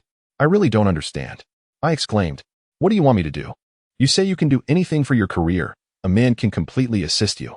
Why won't you listen to him? Isn't that being cheap? If you're done scolding, I'm leaving." Her childlike stubbornness infuriated me. "Fine, you go. You want to share your matters with me. And I already know how it is. If you want to accept my forgiveness, then leave. I truly can't understand you anymore." "Neither can I. I don't understand you anymore." She turned and walked away, and I watched her silhouette, filled with a desire to harm her. I gasped and returned to the car, feeling an unprecedented confusion brought upon me by her. That day, I told myself that I would no longer concern myself with this woman. Perhaps we could never return to how we once were. Women gauge your love for them through your attitude towards intimacy. This is their logic. And I had exposed myself for what I was. But did I not love her? Deep down, I knew I did. I would forever know it. Later, as I reminisced about that night, I felt regret. Deep, profound regret. I recognized that I should not have acted as I did. Many things pale in comparison to greater matters. And if she were not so willful, perhaps she would have suffered less. That night, I did not return to the orphanage to find her, but drove home alone, drinking in a bar until midnight. I consumed a fair amount of alcohol and smoked excessively, sitting there alone, lost in thought, unable to make sense of anything. I knew I loved her, yet if she could so easily abandon herself to another, how could I find solace? I wished for her to be a virtuous woman. Yet it was precisely this desire that transformed me into something akin to a devil. My actions towards her filled me with a deep sense of remorse. Indeed, I blamed myself, caught in a cycle of love and hate, forgiveness and unforgiveness, leaving me shattered. The spring festival of 2005 concluded in the aftermath of a gloomy, sorrowful, and helpless encounter. As I matured, the significance of the new year diminished. In my childhood, due to poverty, the new year was a time for meager indulgences, and I eagerly awaited it. However, as I grew older, especially in this city, my anticipation waned, entangled in emotional turmoil with this woman. The following day, I awoke to the arrival of a brand new year, 2005, thinking we might have a fresh start. Yet perhaps this year would not bode well. Early in the morning, I was awakened by numerous text messages, all New Year greetings. I only replied to my sister and Linda. I hadn't returned home for the new year, but I called and arranged for the local branch to send food home. My sister had also learned to use a mobile phone. I urged her to take care of herself. She mentioned she was about to give birth, and I promised I would bring them over to play once the baby was born. Linda sent me a text in Chinese, which read, "You big bad egg. The firecrackers of the new year are sounding in your bed, and happiness and joy are upon you." Upon reading it, I chuckled and replied with blessings, complimenting her on her Chinese skills. She responded in English, expressing her confusion. She mentioned that she had been looking for me last night, wishing to celebrate the new year together, but upon considering that I might be indulging with other women, she refrained from contacting me and instead went to a bar with foreign colleagues from her company. When I inquired if she had encountered any romantic escapades, she replied that despite the vigor of foreign men, she preferred the occasional tenderness and wildness of Chinese boys. I dared not provoke her further. Foreign girls can also be quite reserved in love, I believe. 3 days later, work resumed at the company. During those 3 days, I did not see her. I spent the time at a resort in Wuxi, where a friend owns a property. I enjoyed 3 days of leisure, savoring fish from Taihu Lake and visiting places like Zhouzhuang, casually taking in the scenery. I deemed it wise to travel, and indeed, my spirits lifted a bit. She did not reach out to me, nor did Bei, and I always suspected Bei was behind her silence. However, the exact reason remained unclear to me. On the fourth day, just as I entered the office and had not yet settled, Linda burst in.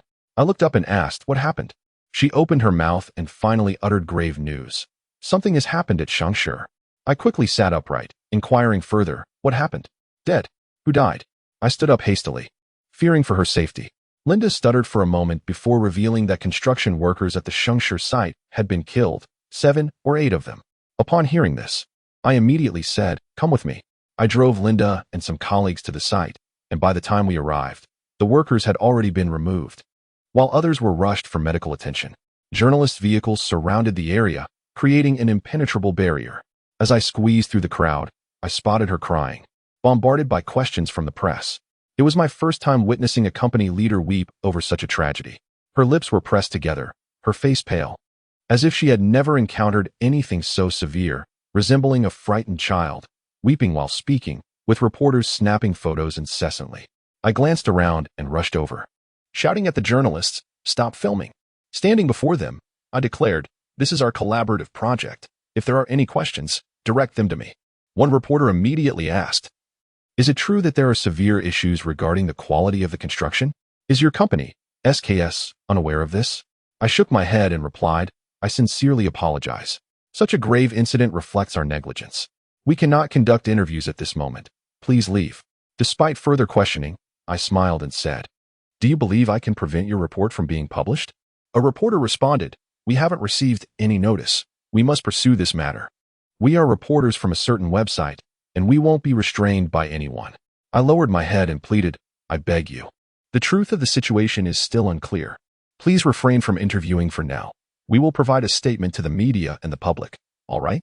I glanced back at her. She remained sorrowful, her brow furrowed in distress, truly a child at heart.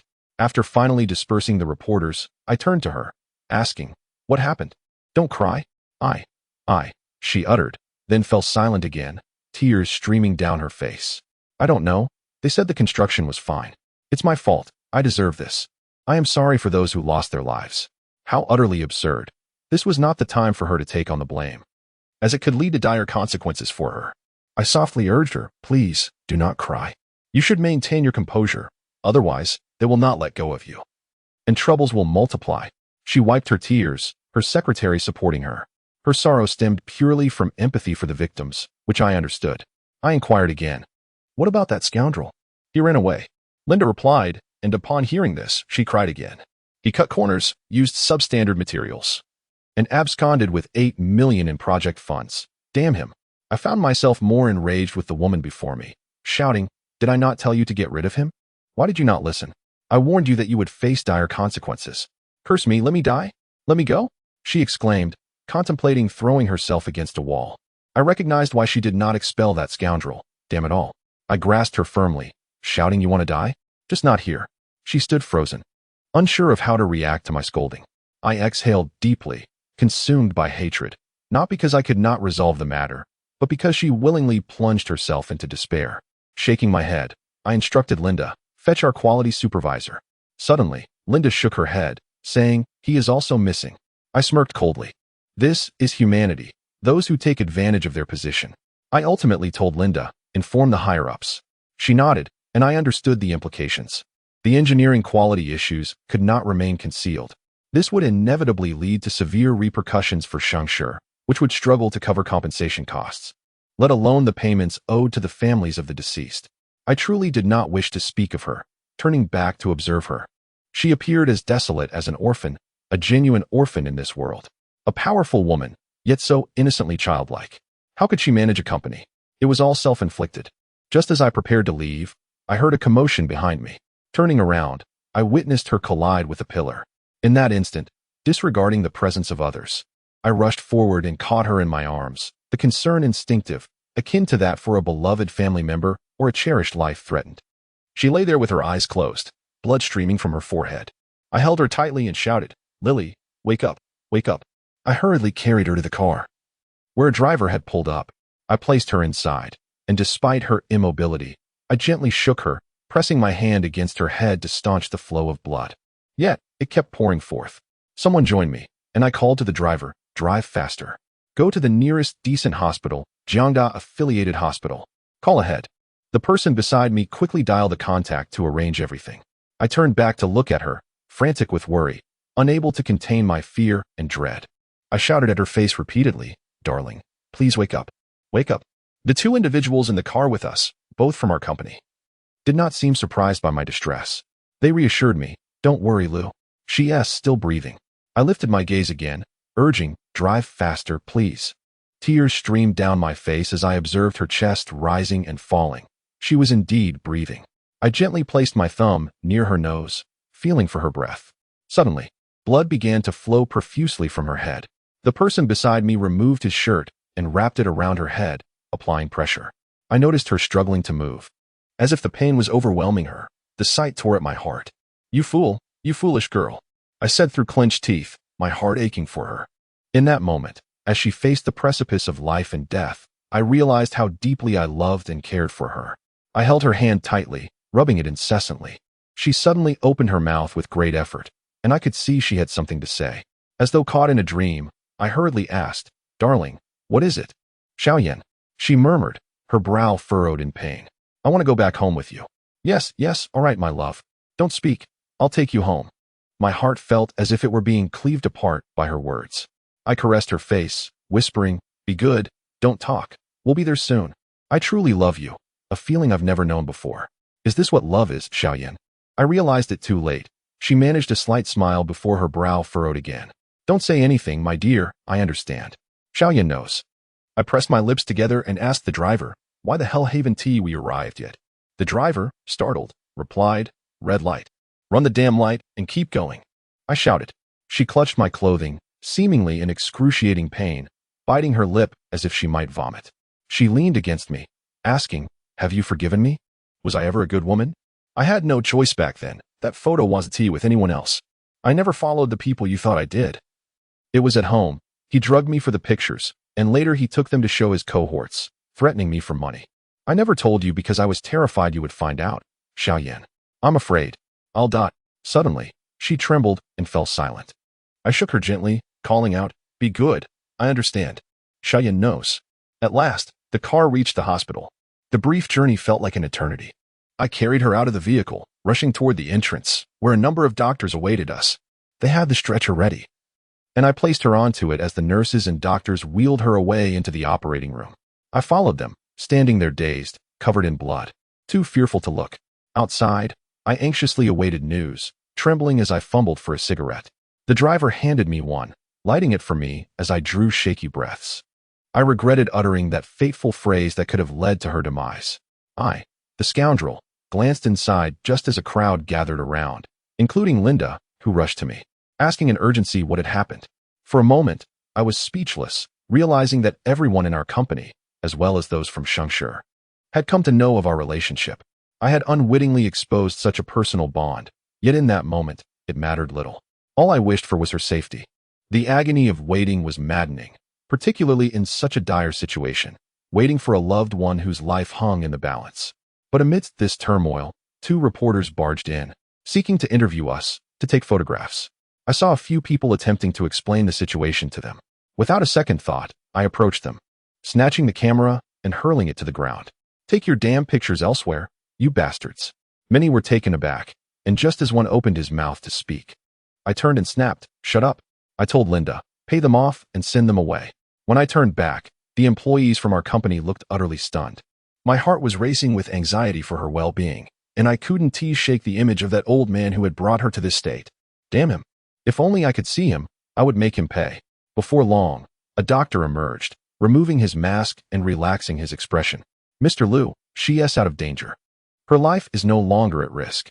A weight lifted off my heart. I exhaled in relief as they wheeled her out. The operation had only taken a little over half an hour, and I noticed she was receiving a blood transfusion, covered with a blanket. I felt a glimmer of hope. However, at that moment, an unexpected figure appeared, an older man, infuriatingly present. I heard him exclaim, "What happened? Who did this?" He wore a feigned expression of concern, then turned to those nearby, declaring, "We'll sue the CEO of SKS. Mark my words." He approached the crowd, and I slowly raised my head, standing up in disbelief. Upon seeing me, he accused, "It was you, wasn't it? I brought a lawyer to gather evidence against you." I smirked slightly, then replied, Really? Then come here. He stumbled back in fear as I lunged at him, gripping his collar and landing a punch. Still holding him, I delivered another blow.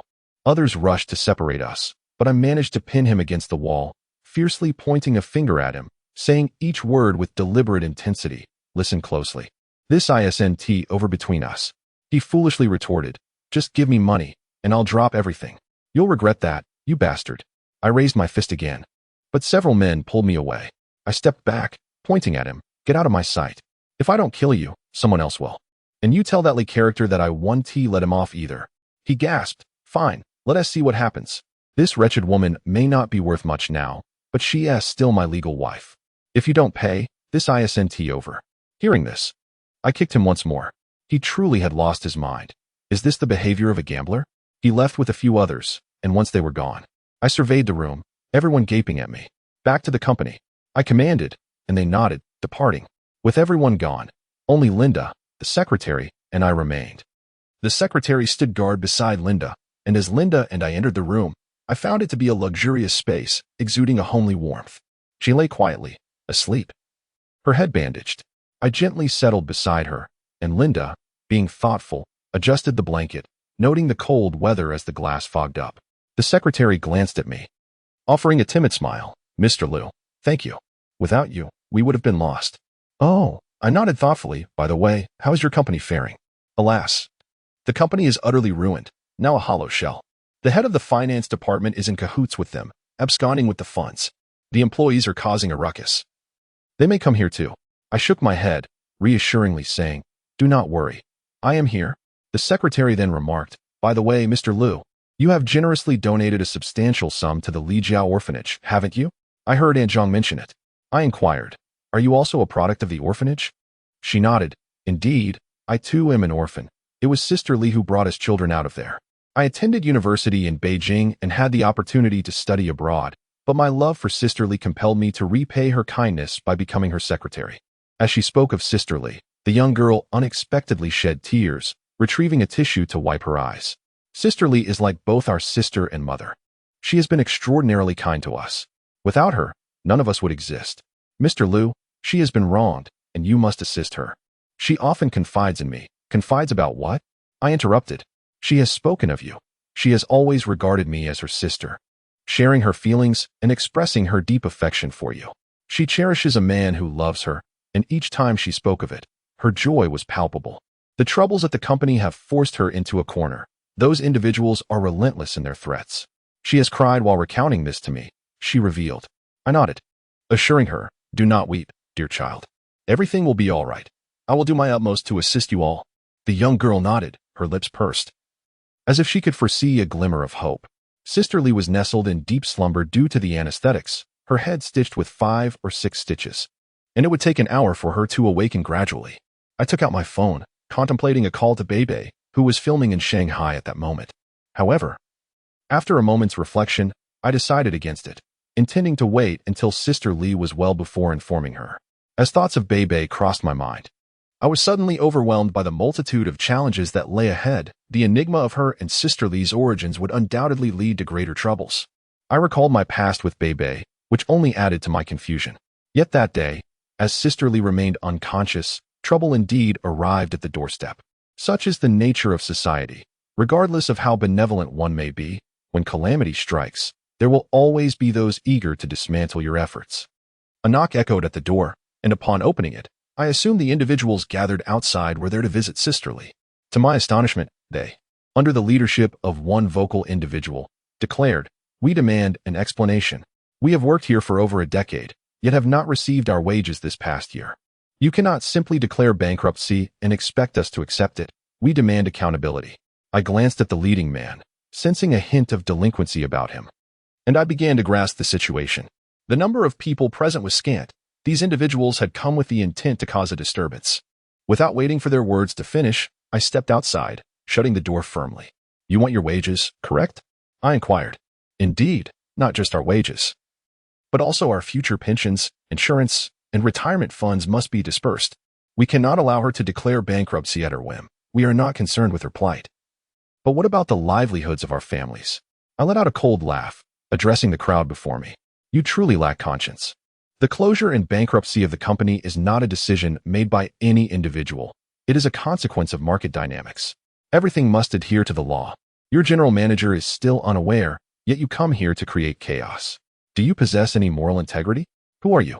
The leader demanded. I smiled again and replied, do not concern yourselves with my identity. Listen closely. If anyone here is instigated by others to cause trouble today, you will bear the consequences. We are not instigated. We have simply come to demand our dues. They clamored loudly. Fearing they would awaken her, I hastily said, all right, enough of this. How much do you want? I will pay. You will? They shouted in disbelief. I cursed. If any of you makes another sound, I will deal with you. I said I will pay, and I will have my secretary issue you a check. Just wait while I confer. Upon returning inside, I asked the young secretary, how many employees remain in the company? Some have left, but there are still over 200, she replied. What is the compensation amount each is requesting?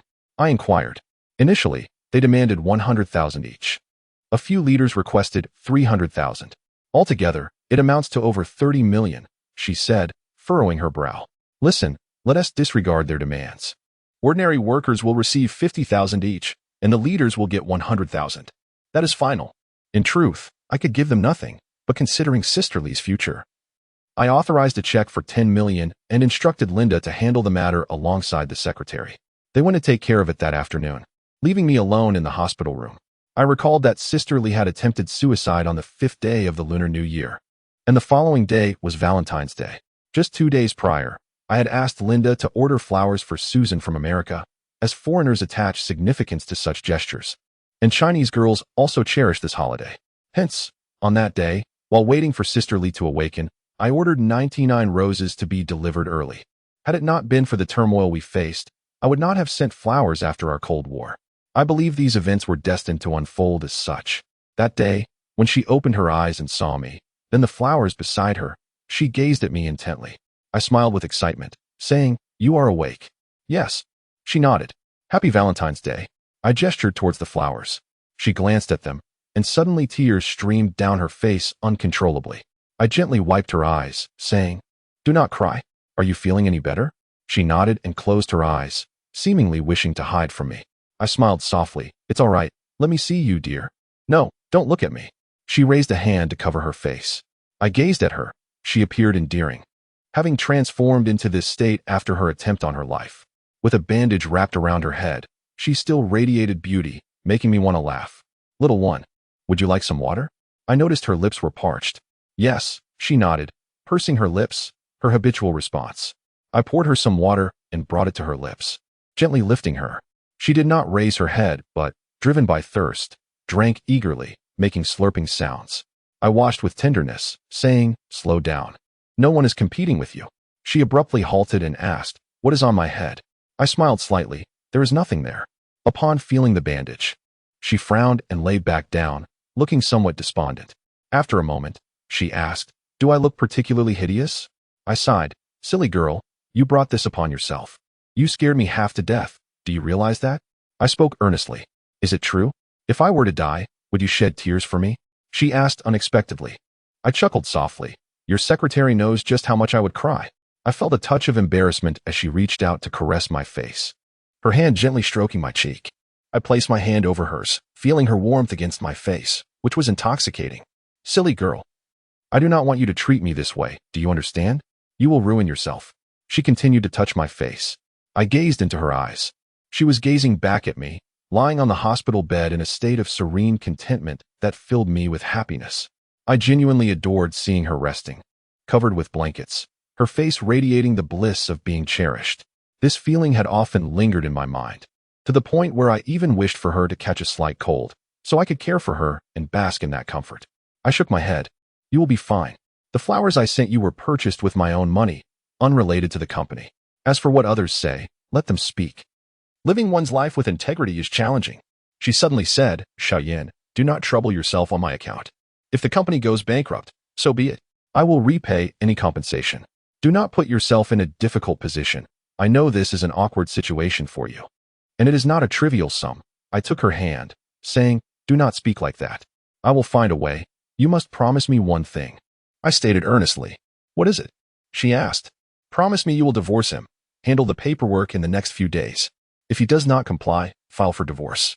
I will ensure he and Director Lee, along with Fatty Lee, face the consequences. Please do not hinder me, regardless of their past with you. I will not concern myself with it. Looking at her, she nodded. I understand. I will listen to you. Do what you must. Do not burden yourself. Please, do not take on any of my troubles, all right? If I cause you further distress, I will feel guilty for eternity, Xiao Yan. Her earnest plea resonated within me, and I comprehended her longing and sincerity. I nodded in response. She noticed the flowers beside her and remarked, "Such beautiful flowers. Do you like them?" I asked gently. "Yes." "Who sent them?" She seemingly inquired intentionally. "Tomorrow is Valentine's Day. What do you think?" I replied. She brightened, finding solace amidst the turmoil, and said, "I like them. I love you, and from this day forward, I will never hurt you again. Trust me," I declared, and she gazed at me, nodding in agreement. I looked at her and then gently kissed her cheek before sitting down to say, "In the coming days, I fear I will have many matters to address. Focus on your recovery and do not worry about the company. I will arrange for everything. I will visit whenever I can." She was concerned about burdening me, urging me to attend to the company's affairs and repeatedly imploring me not to involve myself in her matters.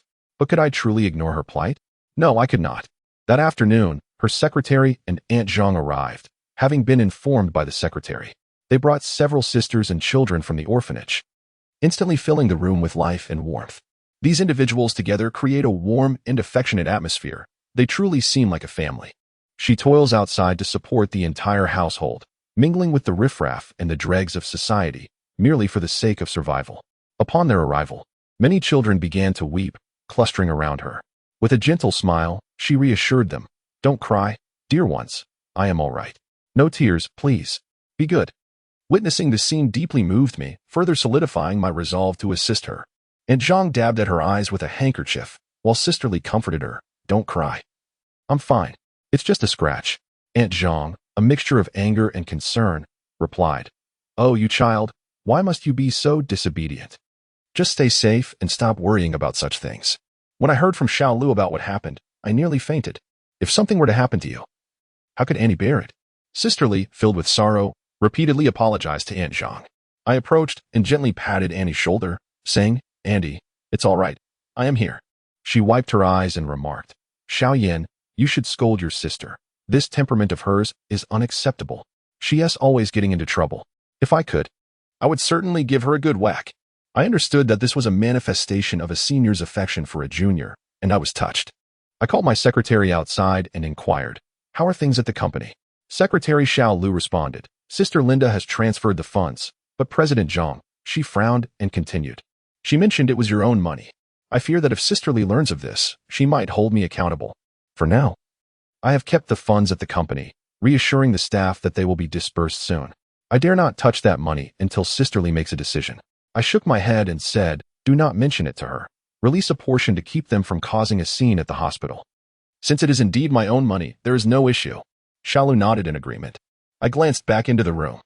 Aunt Zhang was surrounded by those children and teachers, and she wore a faint smile. I felt assured that all was well. That afternoon, I returned to the company. As I departed, the presence of so many people made it difficult for me to express my sentiments, so I simply exchanged a knowing glance with her. While walking away from the hospital, I pondered how to bring those scoundrels to justice and, secondly, how to confront the headquarters regarding their decision on this matter. As I drove home, I turned on the car radio and heard that the municipal government had swiftly established a special task force, with provincial officials dispatched to investigate the incident. News of the accident seemed to ripple through Hengjiang City in an instant. I pondered the myriad troubles she would soon face. An engineering mishap resulting in loss of life is no trivial matter. The escape of those involved is equally grave. And our company's breach of contract due to the project's incompletion is of even greater consequence. While she remained in the hospital, I couldn't help but think of the turmoil awaiting her. I felt compelled to assist her, at the very least to help resolve our company's issues. During the drive, I devised a plan to leverage the gravity of the incident as an excuse to navigate through the company's temporary decisions, allowing us some time to stabilize. If it ultimately required her to compensate, I would find a way to secure the necessary funds for her. The situation was intricate. Even if they declared the company bankrupt, she would still bear personal responsibility, facing a penalty of 250 million, a sum far beyond her means. a debt she would struggle to repay for a lifetime. Yet, my greatest fear was not merely the financial repercussions, but the potential for criminal charges should negligence in the project's materials, construction, or safety lead to further consequences. If this matter escalated, the ramifications would be dire. However, what I never anticipated was Mr. Peter's arrival from America the very next morning after the incident. Upon my arrival at the office, Linda entered my office, her brow furrowed. "General Manager, I'm afraid trouble is brewing. Mr. Peter is on his way, and a meeting is to be convened immediately. He is quite serious about this matter and seems to be aware of your connection with the CEO of Shengshi." I nodded, clasping my hands together, and replied, "It's all right, I understand." After Linda left, I wondered what swift decisions he intended to make. I was taken aback when Peter bypassed my office and headed straight to the conference room to await our shareholders, a departure from his usual protocol of notifying me first. The unusual atmosphere was palpable. I gathered my documents and made my way to the meeting room, where several shareholders had already arrived. I sat beside Peter, who offered me a faint smile in return. Peter began. "Upon hearing of the issues at Shengshi, I rushed over. This is a significant investment for us in China, and it's unfathomable that such a situation has transpired. I am bewildered by how this has been managed, particularly by you." He turned to me. "Especially you, General Manager. I must address your serious dereliction of duty. While your recent investments have yielded substantial profits, this incident reflects a grave oversight on your part." I felt a pang of sadness. I recognized my own numbness regarding this situation. Had it not been for personal connections, perhaps this predicament could have been avoided or resolved without hesitation. I nodded, saying, "Indeed, I apologize for the engineering mishap. I accept full responsibility and am willing to abide by the chairman's decisions." Peter exhaled, furrowing his brow as he continued, "Yin, I understand that accidents in construction are sometimes inevitable in China, but what troubles me is another matter." The shareholders murmured, some visibly uncomfortable, particularly the few who had traveled from the United States. I suspected they were covertly reporting grievances. I replied, "Please, feel free to ask." He pressed on, "There are rumors about your relationship with the female CEO of Shengshi. I expect you to clarify this for everyone, as I believe it pertains significantly to the current engineering failure." I contemplated before responding. "We are friends, professional acquaintances. We knew each other prior to my joining SKS. However, this engineering incident bears no relation to our personal connection. The company accounts will reveal no discrepancies, and I have not extended her any preferential treatment beyond the terms outlined in our pre-existing collaboration agreement. I believe the other shareholders are aware of this as well." Several shareholders nodded in agreement. Peter considered this, stating, "Very well, if you assert that this matter is personal and unrelated to our business, we shall proceed according to the contract." I understood the reason for Mr. Peter's immediate presence. He was concerned that I might protect her due to personal feelings. He was astute, arriving just in time with first-hand information. We all nodded in agreement. Peter continued, "According to the original contract, Shengshi is liable to compensate us $250 million. I have heard they are facing bankruptcy, and I believe they will struggle to meet this obligation. They have leveraged Shengshi as collateral, transferring the company to us. Additionally, they own several smaller enterprises, and notably, a substantial orphanage covering 500 to 600 acres near the city, which should be valued at around $200 million. This land's worth could nearly cover our penalty." I was astonished by Peter's acumen. Despite being in America, his grasp of these matters in China seemed more comprehensive than my own. When he mentioned the orphanage's land, I suddenly realized he intended for Shengshi to compensate us with the orphanage's property. Mr. Peter then inquired, "Do any of you have objections?" I took a moment before responding. Peter smiled at me and asked, "Do you have any objections?" I replied, "The orphanage houses many children, although it is their company. Should we acquire the land for sale, it would be challenging to relocate those children. Moreover, before I could finish, Mr. Peter interjected, "We are business people, not philanthropists. I trust those children will find their own solutions." At a loss for words, I realized the truth in his statement. We are indeed business people, not charity workers. "Mr. Peter pressed, "Do you have any further concerns?" I shook my head, remaining silent. I understood that Shengshi must surrender all its assets to us upon declaring bankruptcy, with all assets to be handed over to the court for liquidation. Ultimately, they must return to us.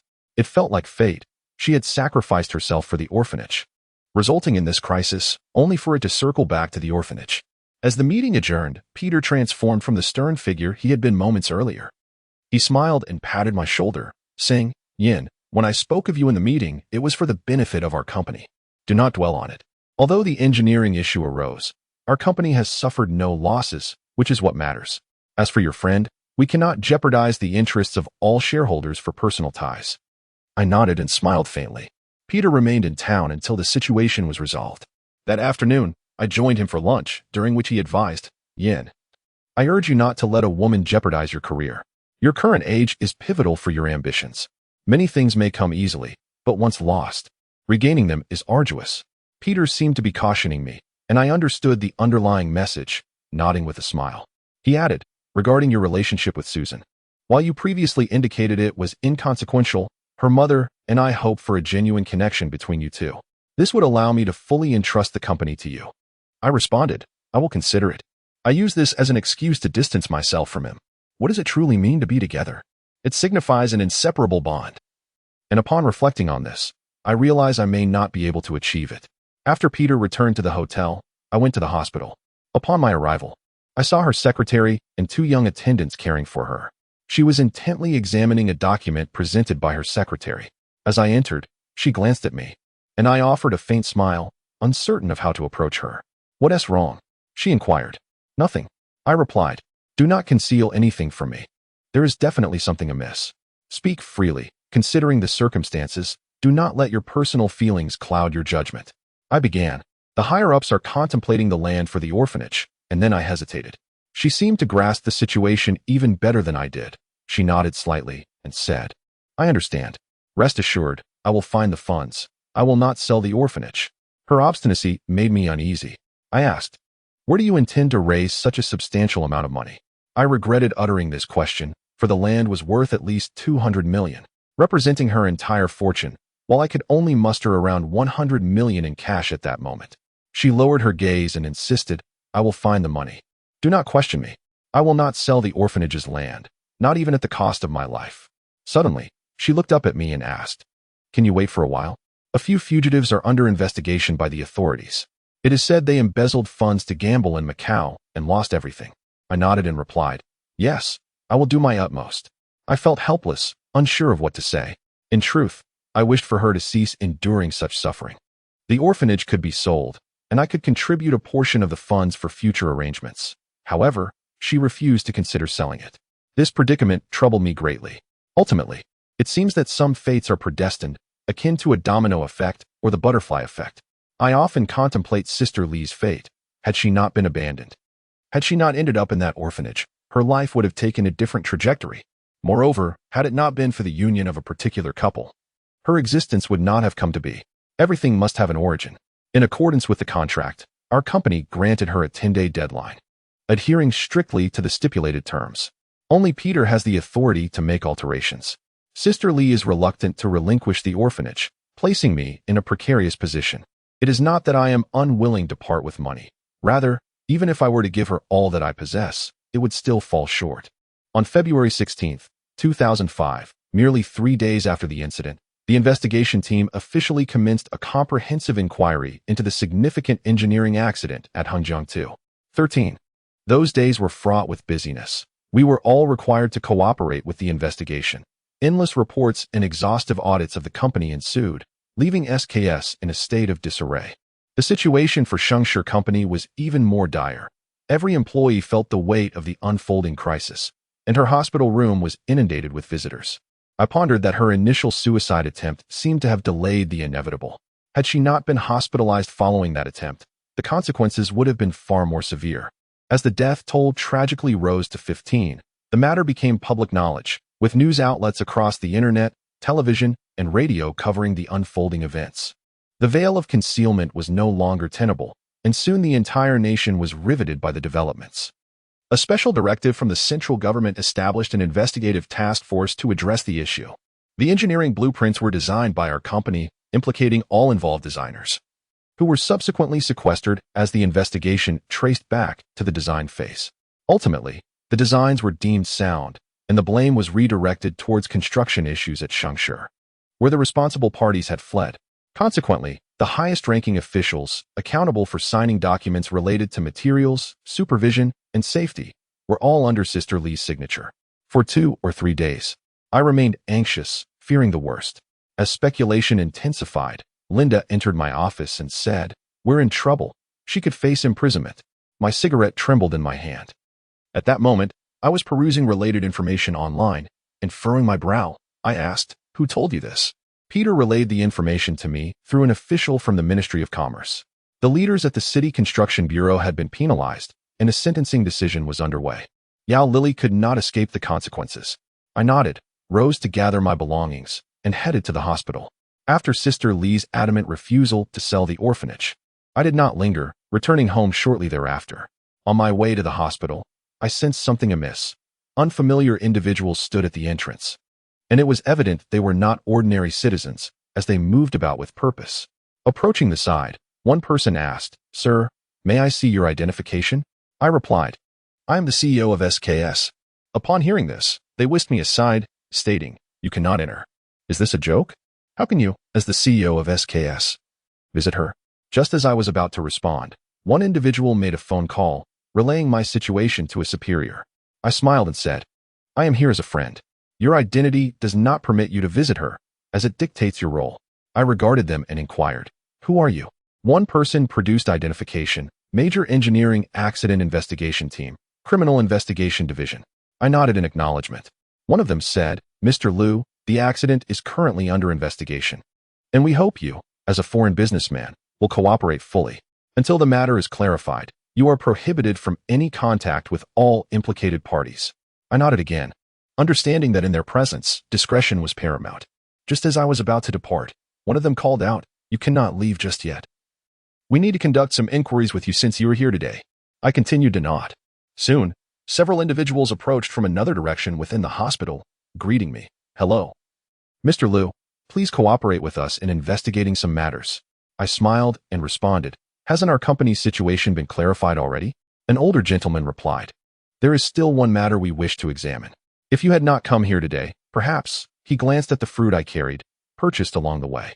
I said, "All right, I will accompany you." I followed them to the city government, to a makeshift office established for the investigation team. Once inside, they offered me water and a cigarette. After everything was settled, the head of the team smiled and said, "Mr. Liu, I would like to apologize on behalf of the government for the accident and the economic losses incurred by your company. The higher authorities have indicated that compensation will be forthcoming. However, we wish to clarify one matter. Mr. Liu, please do not misconstrue our intentions. Was your relationship with you Lily merely a platonic friendship?" I hesitated, fully aware they were awaiting my response. I smiled and said, "Feel free to ask whatever you wish." They nodded, chuckling slightly. There are quite a few rumors surrounding Hengjiang. I acknowledged that many rumors indeed circulated, which was an undeniable truth. Concealment was futile. After some contemplation, I replied, "Indeed, I consider her a friend." "A romantic relationship?" One interjected quickly. I flicked the ash from my cigarette, aware of the implications of such an admission.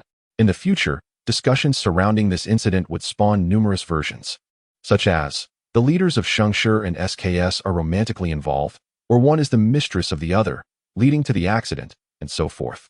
Such narratives would leave indelible scars on both her and me.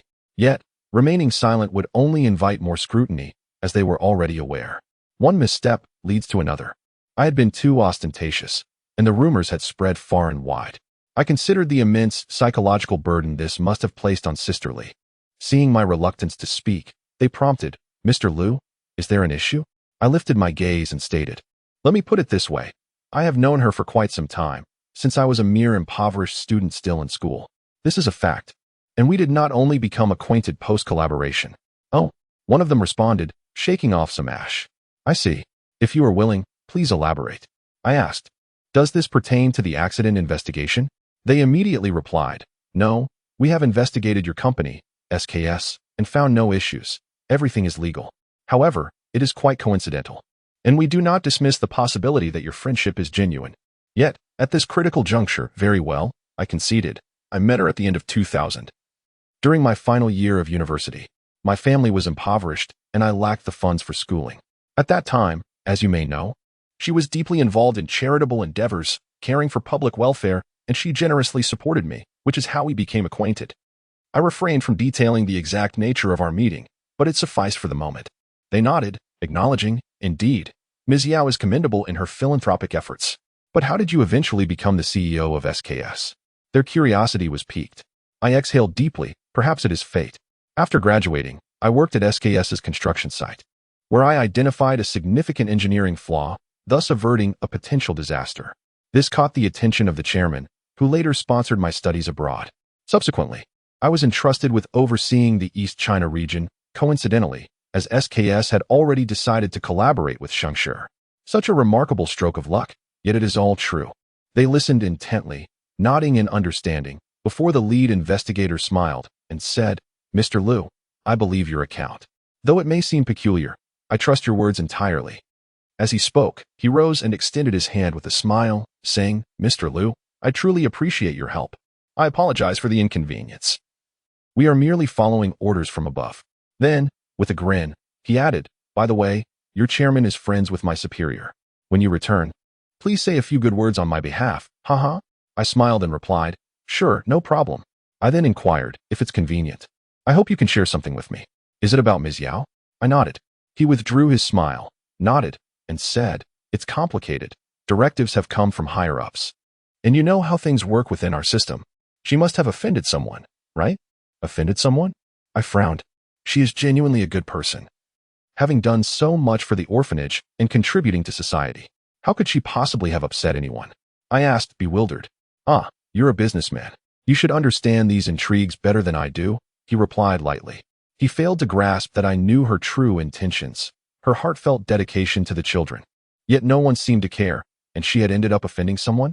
"May I ask another question?" I ventured. "Go ahead. Anything I can answer, I will." "We're still friends after all." I inquired. "What has the higher-ups decided regarding Director Li from the Construction Bureau?" He paused, then smiled, saying, "To be honest, I'm here dispatched by the provincial government, which listens to the central authority. There are many entanglements involved, and I can't say much. In the end, everything will become clear. Let us wait for the results." I nodded, seemingly understanding. Damn it all. After leaving the municipal committee, I sat in my car, lit a cigarette, and pondered these matters, my heart in turmoil and simmering with anger. Damn it, the bastards. I thought of her and felt a pang of sorrow, realizing she might face such a fate. It distressed me deeply. Perhaps she was still unaware of it all. She had been an orphan since childhood, and despite her many good deeds for the orphanage, she now found herself in this predicament.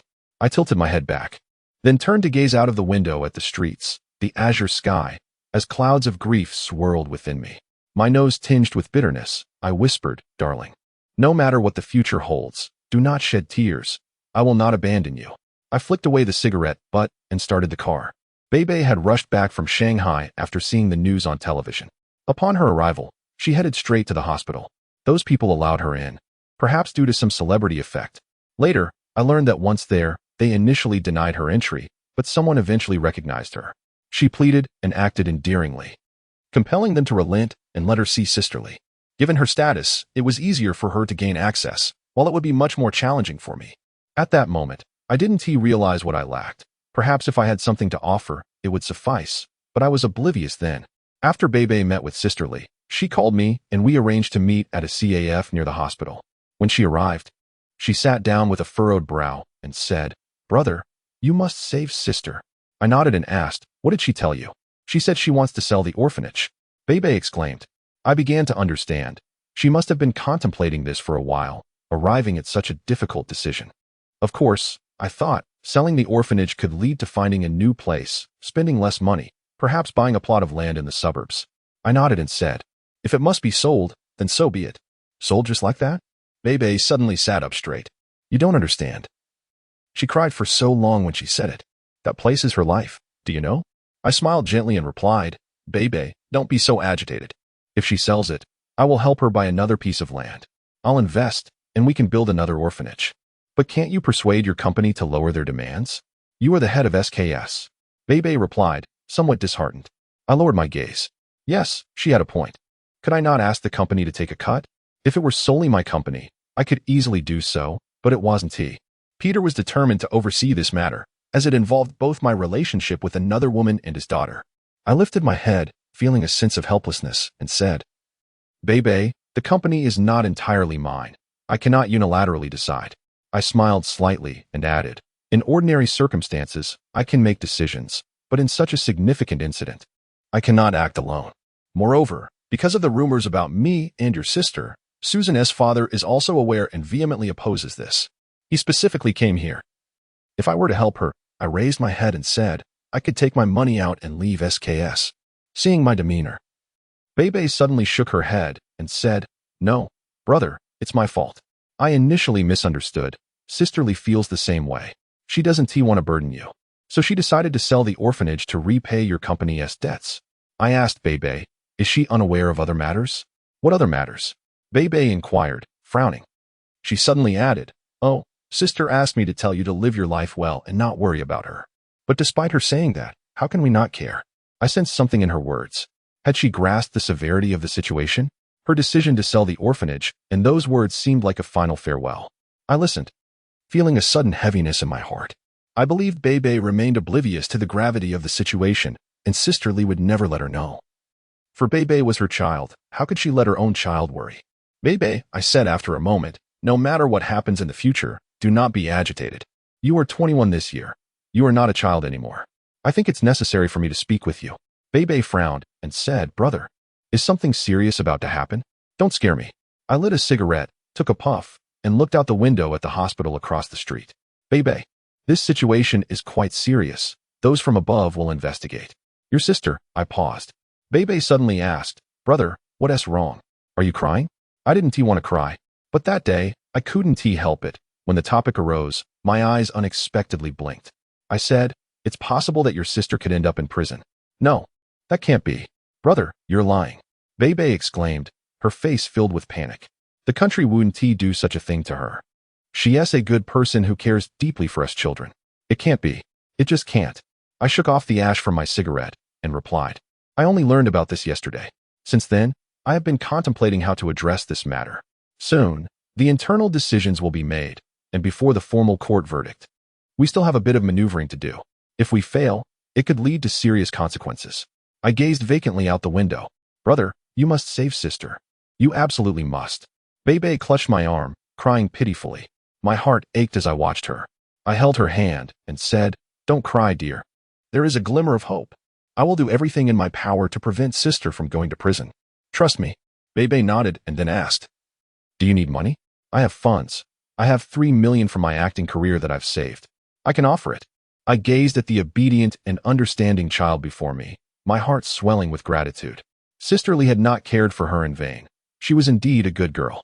Her hand in mine stirred a sense of emotion, and in Bebe's eyes, there lingered a reflection of the closeness shared among the three of us. With a smile, I said, Silly girl, you've worked hard for that little money. Save it for clothes and such. As long as you are well, I believe Sisterly would be happy. Do you understand? Remember, I am here for you, no matter the circumstances.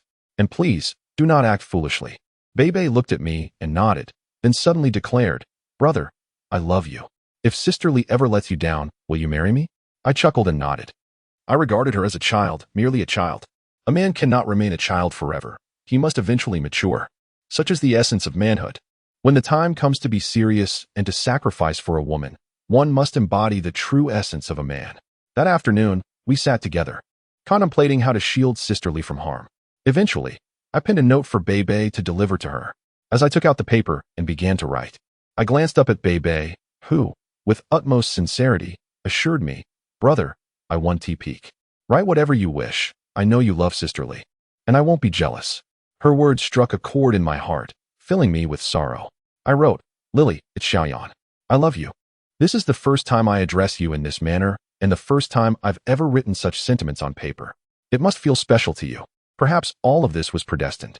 I have always believed that life demands courage in the face of adversity, regardless of the discrepancies between our hearts and reality. And despite the injustices we endure, the outcomes often fail to reflect our efforts. This world is intricate and vast, where anything can transpire. Thus, I hope that no matter what happens in the future, you will face it with strength. Be the most resilient, brave, carefree, endearing, and charming treasure that Xiaoyan knows. Our time together has brought us joy, but we have also faced considerable suffering, and yet we have endured. Did you not express a desire to return to my hometown? Rest assured, I will bring you back, to converse with my mother, to be her daughter-in-law, just as you have longed for. I often ponder whether our relationship aligns with societal morals. Our age difference raises questions. Can society truly tolerate this? I fear its judgment. Yet I have come to realize that we have done no wrong. This matter is beyond our control. Thus, let us bravely embrace our love. Bebe is obedient and understanding. Today, upon seeing me, she expressed her filial piety and concern for you. That must bring you comfort, does it not? One day, when she learns the truth, she too will find happiness. Alas, no letter can fully convey my longing for you. Forgive my sentimentality. I excelled in composition during my university days. Take care of yourself. Xiaoyan. I folded the note, and Bebe's gaze drifted elsewhere, seemingly intent on avoiding what I had written. I handed it to her, and she nodded before asking, "Brother, may I inquire about something?" "What is it?" I replied. Furrowing her brow, she asked, "Is sister my mother?" Her question caught me off guard, rendering me momentarily speechless. I hesitated, unsure how to respond. After all these years, she had managed to suppress her inquiries, indicating the gravity of the situation. I quickly shook my head, saying, "Silly child, of course she is your mother. She is the mother to each of you." "No, I mean my biological mother, the one who gave birth to me." Bebe's urgency was palpable, revealing her deep yearning for maternal love, a longing shared by many orphans. I shook my head, replying, "I doubt that.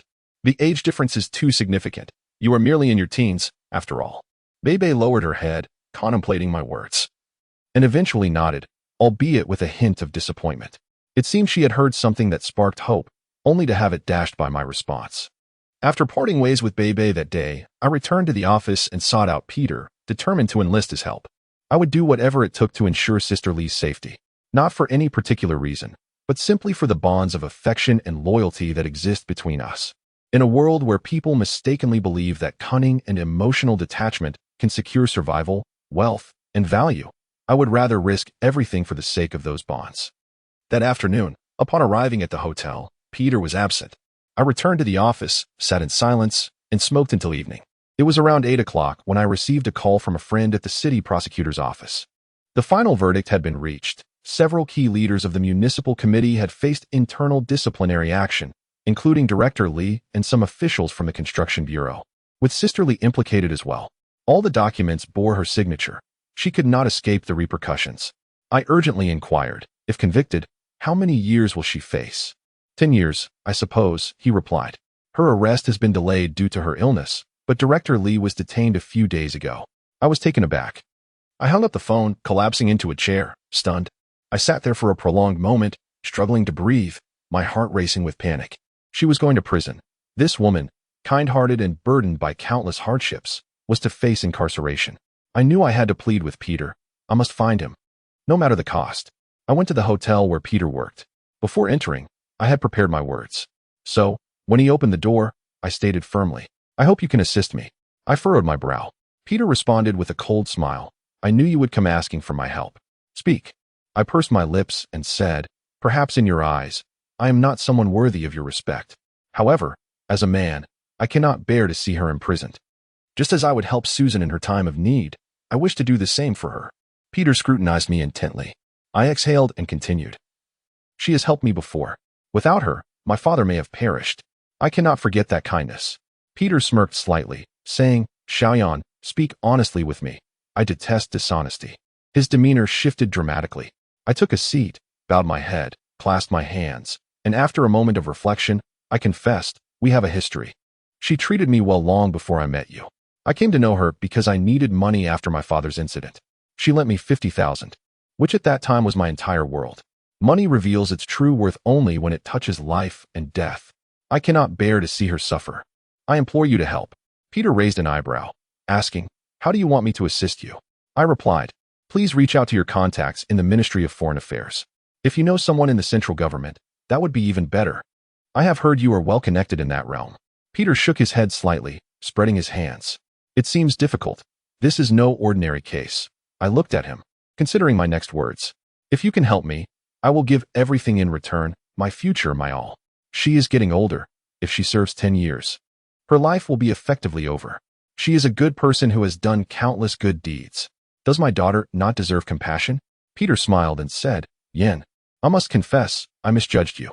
I assumed that you Chinese were generally impoverished and that wealth might lead one to betray their integrity. I believed you would treat my daughter well, yet you have not. You are exceptionally talented, but in my eyes, economic interests reign supreme. Do you comprehend this? I lowered my gaze, rendered speechless by his words, which pierced my heart with discomfort. I had not fathomed Peter's true feelings. He, too, had misconstrued the essence of the Chinese. My heart felt profoundly chilled, yet I steeled myself and forced a smile, saying, after this incident, I will return to America with you, dedicated to caring for Susan, all right? I promise to look after her for the rest of her life.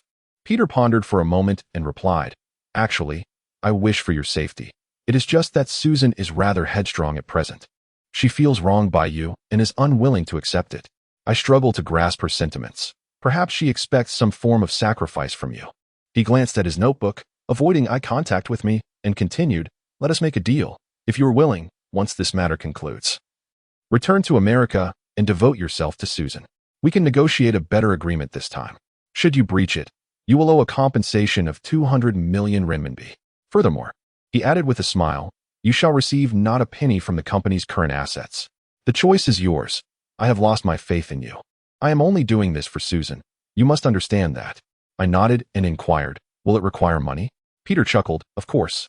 You Chinese have a penchant for such matters. Nothing can be accomplished without funds. Provide me with 100 million, will you? After contemplating, I nodded, well, that could prevent her from serving time, yes? He laughed again.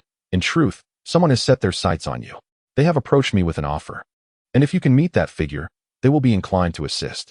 The individual's child is studying abroad, and they plan to relocate to Canada, currently preparing to purchase 2 villas and save up for the move. Thus, you have lucked out. I nodded and asked, what did they say, and what can be achieved? I implored, feeling utterly worthless at that moment. Serving time was inevitable. The only question was duration. I might as well be candid. The 10 years discussed are inflated. Intentionally proposed. Those higher-ups can dictate terms as they please. Now that you have provided the funds, observe their reactions. At the very least, a 2-year term is feasible, followed by a good behavior clause to secure an early release in a year. I mused that a year, compared to 10, still held value, did it not? Peter regarded me and said, I would rather not have to speak to you this way. This predicament is of your own making. As for the financial aspect, I will see if we can lessen the amount. However, he chuckled again. Isn't all the money you've spent essentially mine? I nodded, asserting, I will repay you in the future. I look forward to seeing how you intend to do that. He retorted, standing up. I shall contact that person now. The verdict is due the day after tomorrow, and time is pressing. I nodded in agreement. Return for now. Await my call. After this matter concludes, you will accompany me back to America. Susan's health appears to be deteriorating. She requires your care, Peter instructed. As I exited his hotel, my heart sank further. Devoid of any hope, feeling as cold and unyielding as an iceberg on the verge of shattering. Each step was a painful reminder, tearing at my heartstrings. Yet perhaps it was for the best. A year in prison would be bearable, while 10 years would drive her mad. For this, I would do anything. The connection between love and sacrifice was not absolute. I understood the true worth of money. It only possesses value when needed. Years ago, that sum of 50,000 was infinitely more precious to me than 500 million. Hence, I acted as I did, never once regretting it, even now.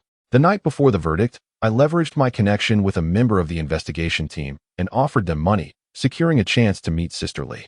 Our reunion was fraught with tears, yet they remained unspoken, hidden within our hearts, for she was about to enter prison, and I was to depart, marking the end of our shared journey. With the assistance of that friend, I spent over 100,000, enabling me to see her before the court's judgment. Reflecting on that encounter now, it seemed incredibly precious. I knew the visit would be steeped in sorrow, yet I felt compelled to see her. Her eyes were filled with melancholy, her demeanor weary, and her sense of injustice palpable. All these emotions were etched in her heart that day. Yet her face betrayed none of it. I recognized that she understood her fate, yet on that day she cloaked her feelings, appearing composed and unflappable. On the afternoon of my visit, I drove through much of Hengjiang City, seemingly preparing clothing for her impending confinement. My emotions were tumultuous, a blend of unease and dread. My cigarette remained lit as I gripped the steering wheel without awareness. The throngs of people in the bustling city served as a poignant reminder that a woman might soon be deprived of the freedom to witness the world outside. She was a woman, an orphan, and someone with few relatives. Her life resembled drifting duckweed, tossed by the winds, occasionally plunging into the depths below. How many could truly love and care for her? Perhaps there existed one man whose affection could evoke her final sense of belonging. I moved through the shopping centers in a daze, selecting garments in her favorite colors and styles. At times, the thought of the future brought tears to my eyes. I wished for my beloved to find resilience, to remain strong, and to realize that the world need not be entirely cruel. At last, I arrived at the hospital that evening, cautiously entering as the guards seemed to understand my purpose. One approached and whispered, "Mr. Liu, you have an hour." That's the allotted time. I nodded and expressed my gratitude. It had been 4 days since my last visit. How was she?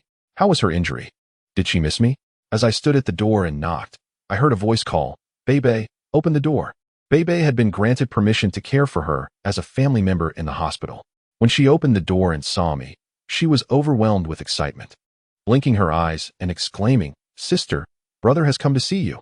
I beheld her, her gaze filled with confusion, seemingly tormented by despair, yet she remained undeniably beautiful, incomparable in her essence. She sat there, as if we were reuniting after a long separation, her brow furrowed before she offered a faint, resigned smile. I entered, carrying my belongings, and greeted her with a soft smile, inquiring if she felt any better. Bebe stood beside me, observing us, then cheerfully announced, "Brother, sister, you chat. I'll step out for a moment." Sisterly nodded, and after Bebe left, she closed the door behind her, leaving just the two of us. We gazed at each other, her eyes fixed on mine as she sat there, raising her head. The intensity of her look always aches in my memory, a depth of emotion that nearly drives me to madness. My own eyes mirrored that sorrow, filled with unspoken words we both understood. As if our souls intertwined in that moment, divinely united in a way we had never experienced before. We collapsed into each other's embrace, my arms wrapped tightly around her, while she rested her head against my waist, turning her face to the side. I held her close as she nuzzled against me, silent tears streaming down her cheeks. I tilted my head back, the anguish almost overwhelming, yet I could only close my eyes and muster silent strength. I understood I could not yield. Never succumb to this world, for I am a man, and weakness is not an option. Perhaps I was her sole anchor in this tumultuous sea of despair, and I couldn't allow her to lose hope. I gently stroked her hair and, with a hoarse, trembling voice, reassured her, "Be good, my darling. Do not cry. Listen to me." She remained silent, clutching me tighter, akin to a helpless child resenting the world. I then noticed her eyes fixated on a distant point, dark and bright. As she softly declared, "Xiaoyan, I have never wronged anyone in this life. Why must the heavens punish me?" Her words chilled my heart, and tears welled in my eyes as I looked down at her.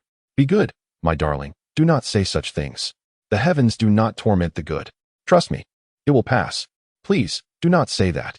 Her gaze drifted, a hint of tears mingling with a smile as she whispered, "I refuse to close my eyes." Hearing this, I became frantic, raising my voice. "Listen to me. The heavens treat us all fairly. This is not their intention. We have been harmed by wicked souls. We must not bow to them. We must be strong, understand? Look at me. You are the finest woman. God sees you. He will grant you happiness. My darling.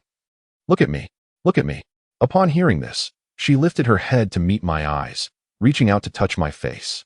I gradually crouched down as she sat on the bed, her fingers brushing over my eyes, tenderly caressing my face. She stared at me without blinking, then closed her eyes and wept. Once more, she embraced my head, saying, "Xiaoyan, do not cry. Sister is fine. Do not cry, be good." I nodded, holding back tears, inhaling deeply as I grasped her hand. "Be good, do not cry, all right? Xiaoyan is strong. Do not fear, do not worry. He is a man, and he will always be your Xiaoyan." "Foolish girl." She smiled slightly, studying me closely. "Let me see you." I nodded like a child. In that moment, she transformed into a maternal figure, perhaps embodying the essence of facing mortality. She gently caressed my face and smiled. "Yes, you have become a man." Then, with a playful grin, she recalled, "Sister will always remember the first time we met that winter. Thinking back, it pains my heart. You were so young, so innocent, so endearing. When I saw you, I immediately liked you, like my own child. Xiaoyan, please take care of yourself. If you can remember, sister, that would be wonderful. Live well. I ask for nothing in return. If you ever return home, please tell our mother to take care of her health." That night, she told me something she always repeated. She choked on her words, tears streaming down her face, unable to continue. I held her tightly, my face pressed against hers. whispering repeatedly, my darling, do not say that. You will always be my woman, forever. Be good, listen to me. Mother will know. You are a good woman. A good daughter-in-law. I gazed at her trembling form, contemplating my departure. Perhaps it would be a farewell for eternity. At that thought, even promises felt extravagant, and despair enveloped me, rendering me speechless. In a flurry, I wiped her tears, my heart aching for her. Eventually, she regained her composure. Her gaze fixed on a distant point, her legs curled up. I settled beside her, and she leaned into my embrace, murmuring, Xiaoyan. I may say something I shouldn't. I nodded, and after a moment of contemplation, she continued, if possible, leave that company, leave that woman. Perhaps I am being selfish and cruel, but I hope for your well-being. I want you to be happy. If I were her, I would let you go. Your mother has it hard. She needs a son to live well. She only wishes for that. Do you understand? Her words pierced my heart. I knew they came from a place of care, yet I felt I could never fulfill her wishes. I nodded. She smiled once more, saying, in the future, please look after Bebe, if you can. I replied, yes, I will take good care of her. She is quite sensible. I felt at ease with her. Despite the many suitors vying for her attention, she had chosen this little rascal. She loved you. I knew it, and I could do nothing about it. If in the future, it is possible, I wouldn't interfere. She has grown up now. She smiled at me, and I quickly insisted, do not say that. To me, she will always be my sister, my child. Suddenly, I wished to speak of events from years past, but the words refused to escape my lips. I felt terribly cruel in the presence of Sister Lee. She smiled softly, saying, women, you may not understand. If she has set her heart on a man, she will never let go. She will never be content without him. I know Bebe's character. I nodded, saying, sister, please do not say that. Xiaoyan will only love one woman, just as he has since we met over 4 years ago. That will never change. Foolish boy. Sister Lee regarded me with a knowing look, then said, darling, I miss you so much. In that instant, I understood her words, her eyes revealing a depth of longing. I leaned in closer, whispering in her ear, be good, I miss you too, my darling. I love you. She kissed my neck and then stepped back, gazing at me. If I hadn't been born in an orphanage, I would have roamed the world with you, forever by your side. Even if it meant we'd be together in a muddle, I would gladly accept it. I am sorry, dear. Sister, do not say that. Be good, listen to me. We will have our chance. I could only say this. She shook her head, a cold smile gracing her lips. In the next life, let me be your little woman. Those words shattered me. I realized that, deep down, Sister Lee longed to be a little woman, for she understood the immense pressure that came with being a strong woman.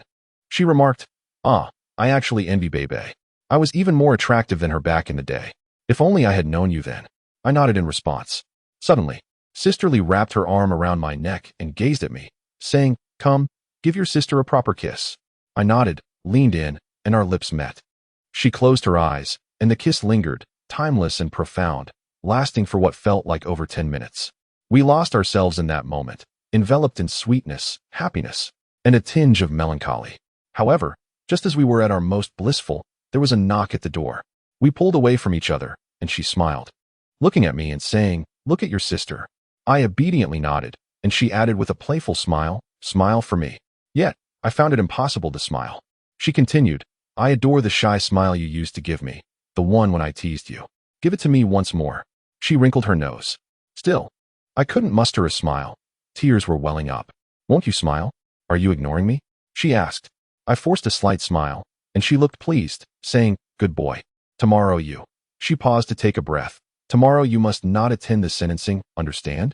I replied, sister, I have to go. She insisted, did you hear me? Don't go. I furrowed my brow, and she pressed, are you not going to listen to me? I replied, I will listen. Then don't go, she said coldly. I nodded, about to say something more when someone entered and said, Mr. Liu, I'm sorry, but it's time for you to leave. I stood there stunned, as Sister Lee turned to the person and declared, darling, go back. I love you. In that moment, I couldn't hold back my tears and embraced her tightly, exclaiming, sister, wait for me. I promise you'll be all right. Just wait a year, and you can come out. Don't worry about the orphanage. I will make sure everything remains as it was before. You can trust me. She too wept, then pulled away and urged, you must be a strong man. Never let anyone look down on you. Do you hear me? Be a strong man and never compromise yourself. Her voice rang with fervor. I comprehended her unspoken intentions in that final moment. As I gazed at her, she turned her head away. Reluctantly urged by another, I began to walk away.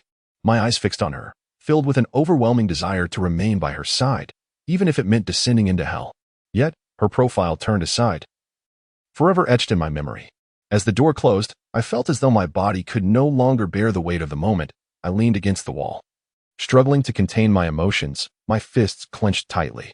I refrained from mentioning the money I spent to assist her, knowing that such knowledge would only bring her lifelong guilt. As the court proceedings concluded, tears flowed for those who mourned. Curses were uttered by those who despised. Bebe collapsed into my embrace, her face pressed against my chest, soaking my shirt with her tears.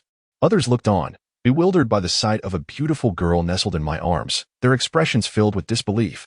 Once the crowd dispersed, I gently patted Bebe's shoulder, saying, "Be good, don't cry, listen to me." She softly acknowledged my words and wiped her tears away, slowly regaining her composure. Her eyes glistening with unshed tears as she gazed into the distance, bewildered by the world's cruelty. What has happened to this world? It is so terrifying. I shook my head slightly, feeling helpless as I replied, "Bebe, society is complex, far from the innocence you perceive. The naivety it offers often serves to conceal a harsher reality." Bebe furrowed her brow as we stepped outside. She seemed unable to walk without leaning against my shoulder.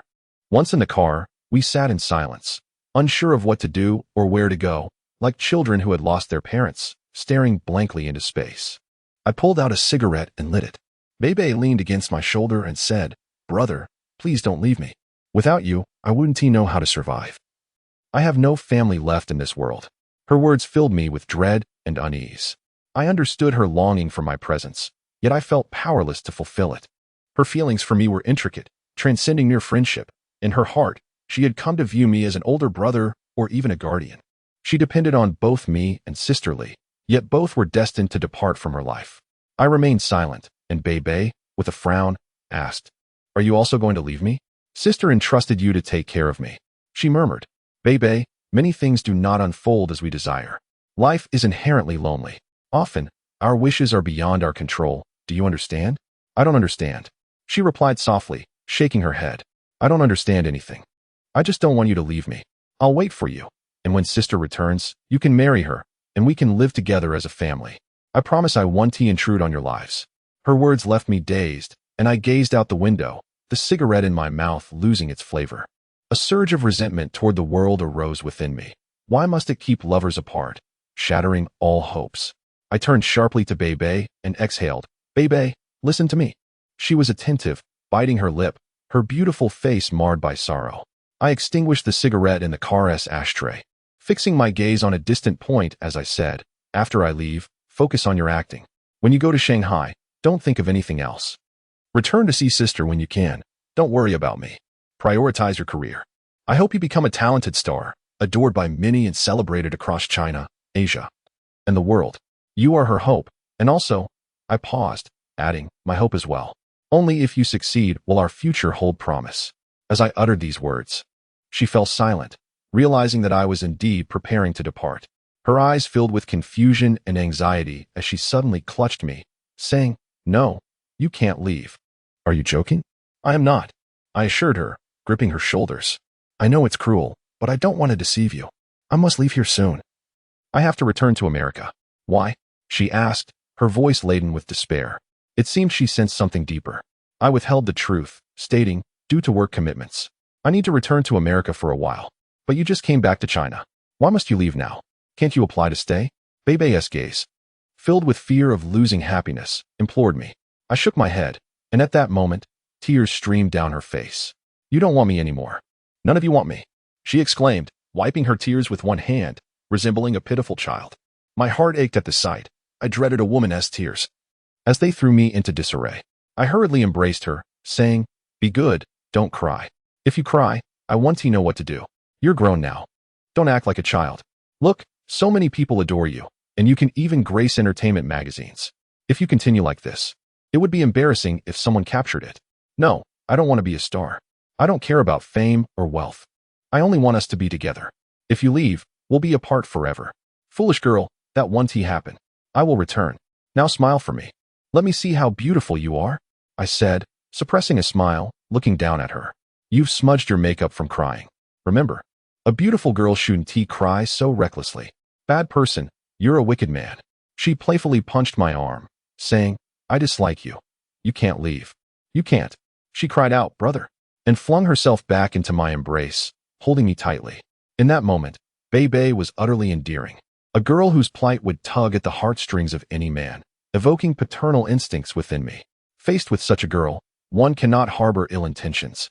Years later, I would still believe that a man who seeks to offer a young girl fatherly love is perhaps showing signs of aging. That day, Bebe lay in my arms, crying like a small kitten. She resembled her mother, possessing all of Sister Lee's traits and beauty, playful, willful, yet obedient. If such a woman were to encounter a poor partner in the future, it would be a cruel twist of fate. That afternoon, I managed to soothe Bebe. Eventually, her tears ceased, her eyes seemingly dried, yet she maintained an air of grievance, ignoring me. When I glanced at her, she turned away. Her nose wrinkled as she gazed out the window. As I drove, I reached out to hold her hand. When she withdrew her hand, I turned to her and said, Be good. If you don't promise me, I might really leave you behind. Promise what? She pouted. Focus on your acting. If it's not time to date, don't rush into it. Perfect your craft, pour your heart into it, and resist the temptations of material fame. Never compromise yourself for the sake of success. That is paramount. Sister Lee and I narrowed my eyes and said, in truth, neither of us has grasped our own lives. Do you understand? As I spoke those words, I felt a sudden maturity wash over me. Following Sister Lee's imprisonment, I had undergone a transformation, shedding the childishness that once characterized me. Bebe nodded and said, You must promise me something as well. Speak, brother will agree. I exhaled, bracing myself for her plea. You must love my sister for a lifetime. And also, Bebe pursed her lips and said, You must love me too. If my sister no longer loves you, you must let me love you. She spoke with a blend of indignation and seriousness, commanding me firmly. I turned to glance at her and asked, What is there about my brother that is so admirable? I don't care. Will you promise or not? She seemed saddened for a long while and craved a moment of levity, squeezing my fingers tightly with her hand. I nodded and replied, Yes, I promise you. Perhaps children are inherently infatuated, I mused, recalling my own infatuation when I first met Sister Lee. In my youth, I was so fervently enamored, so willingly devoted. At that time, Bebe mirrored my past sentiments. Perhaps it is ill-fated for children to fall for adults. For such love can be cruel and pitiable. Your capriciousness, your dependence, your innocence transform the men and women of the adult world into mere fairy tales. Yet that individual remains ensnared in the realities of adulthood. That night, Bebe stayed over at my place, and I insisted she return to Shanghai the following day. She acquiesced. As we lay together, two souls sharing a single bed, I had initially intended to sleep on the sofa, but Bebe would not allow it. With a sincere expression, she implored, Brother, come sleep here. I am no longer a child. I understand everything. With sister absent, let me take care of you for now. I nodded in agreement. We lay side by side beneath separate blankets, exchanging gentle words, without crossing any boundaries. At that moment, the matter of gender was irrelevant. As we sought to avoid the complexities of affection, for my beloved and her kin were enduring the torment of their own tribulations. Bebe was like my own child. Her innocent sorrow contrasted with my repressed indifference. In this way, we both would grow. I believe that it is through encountering harrowing circumstances that one matures, evolving into true men and women. That night in Hengjiang felt like the onset of another winter, with the wind howling outside. To my astonishment, snow began to fall at midnight. I thought perhaps this was fate. A snowfall seemed to embody her grievances, her tears.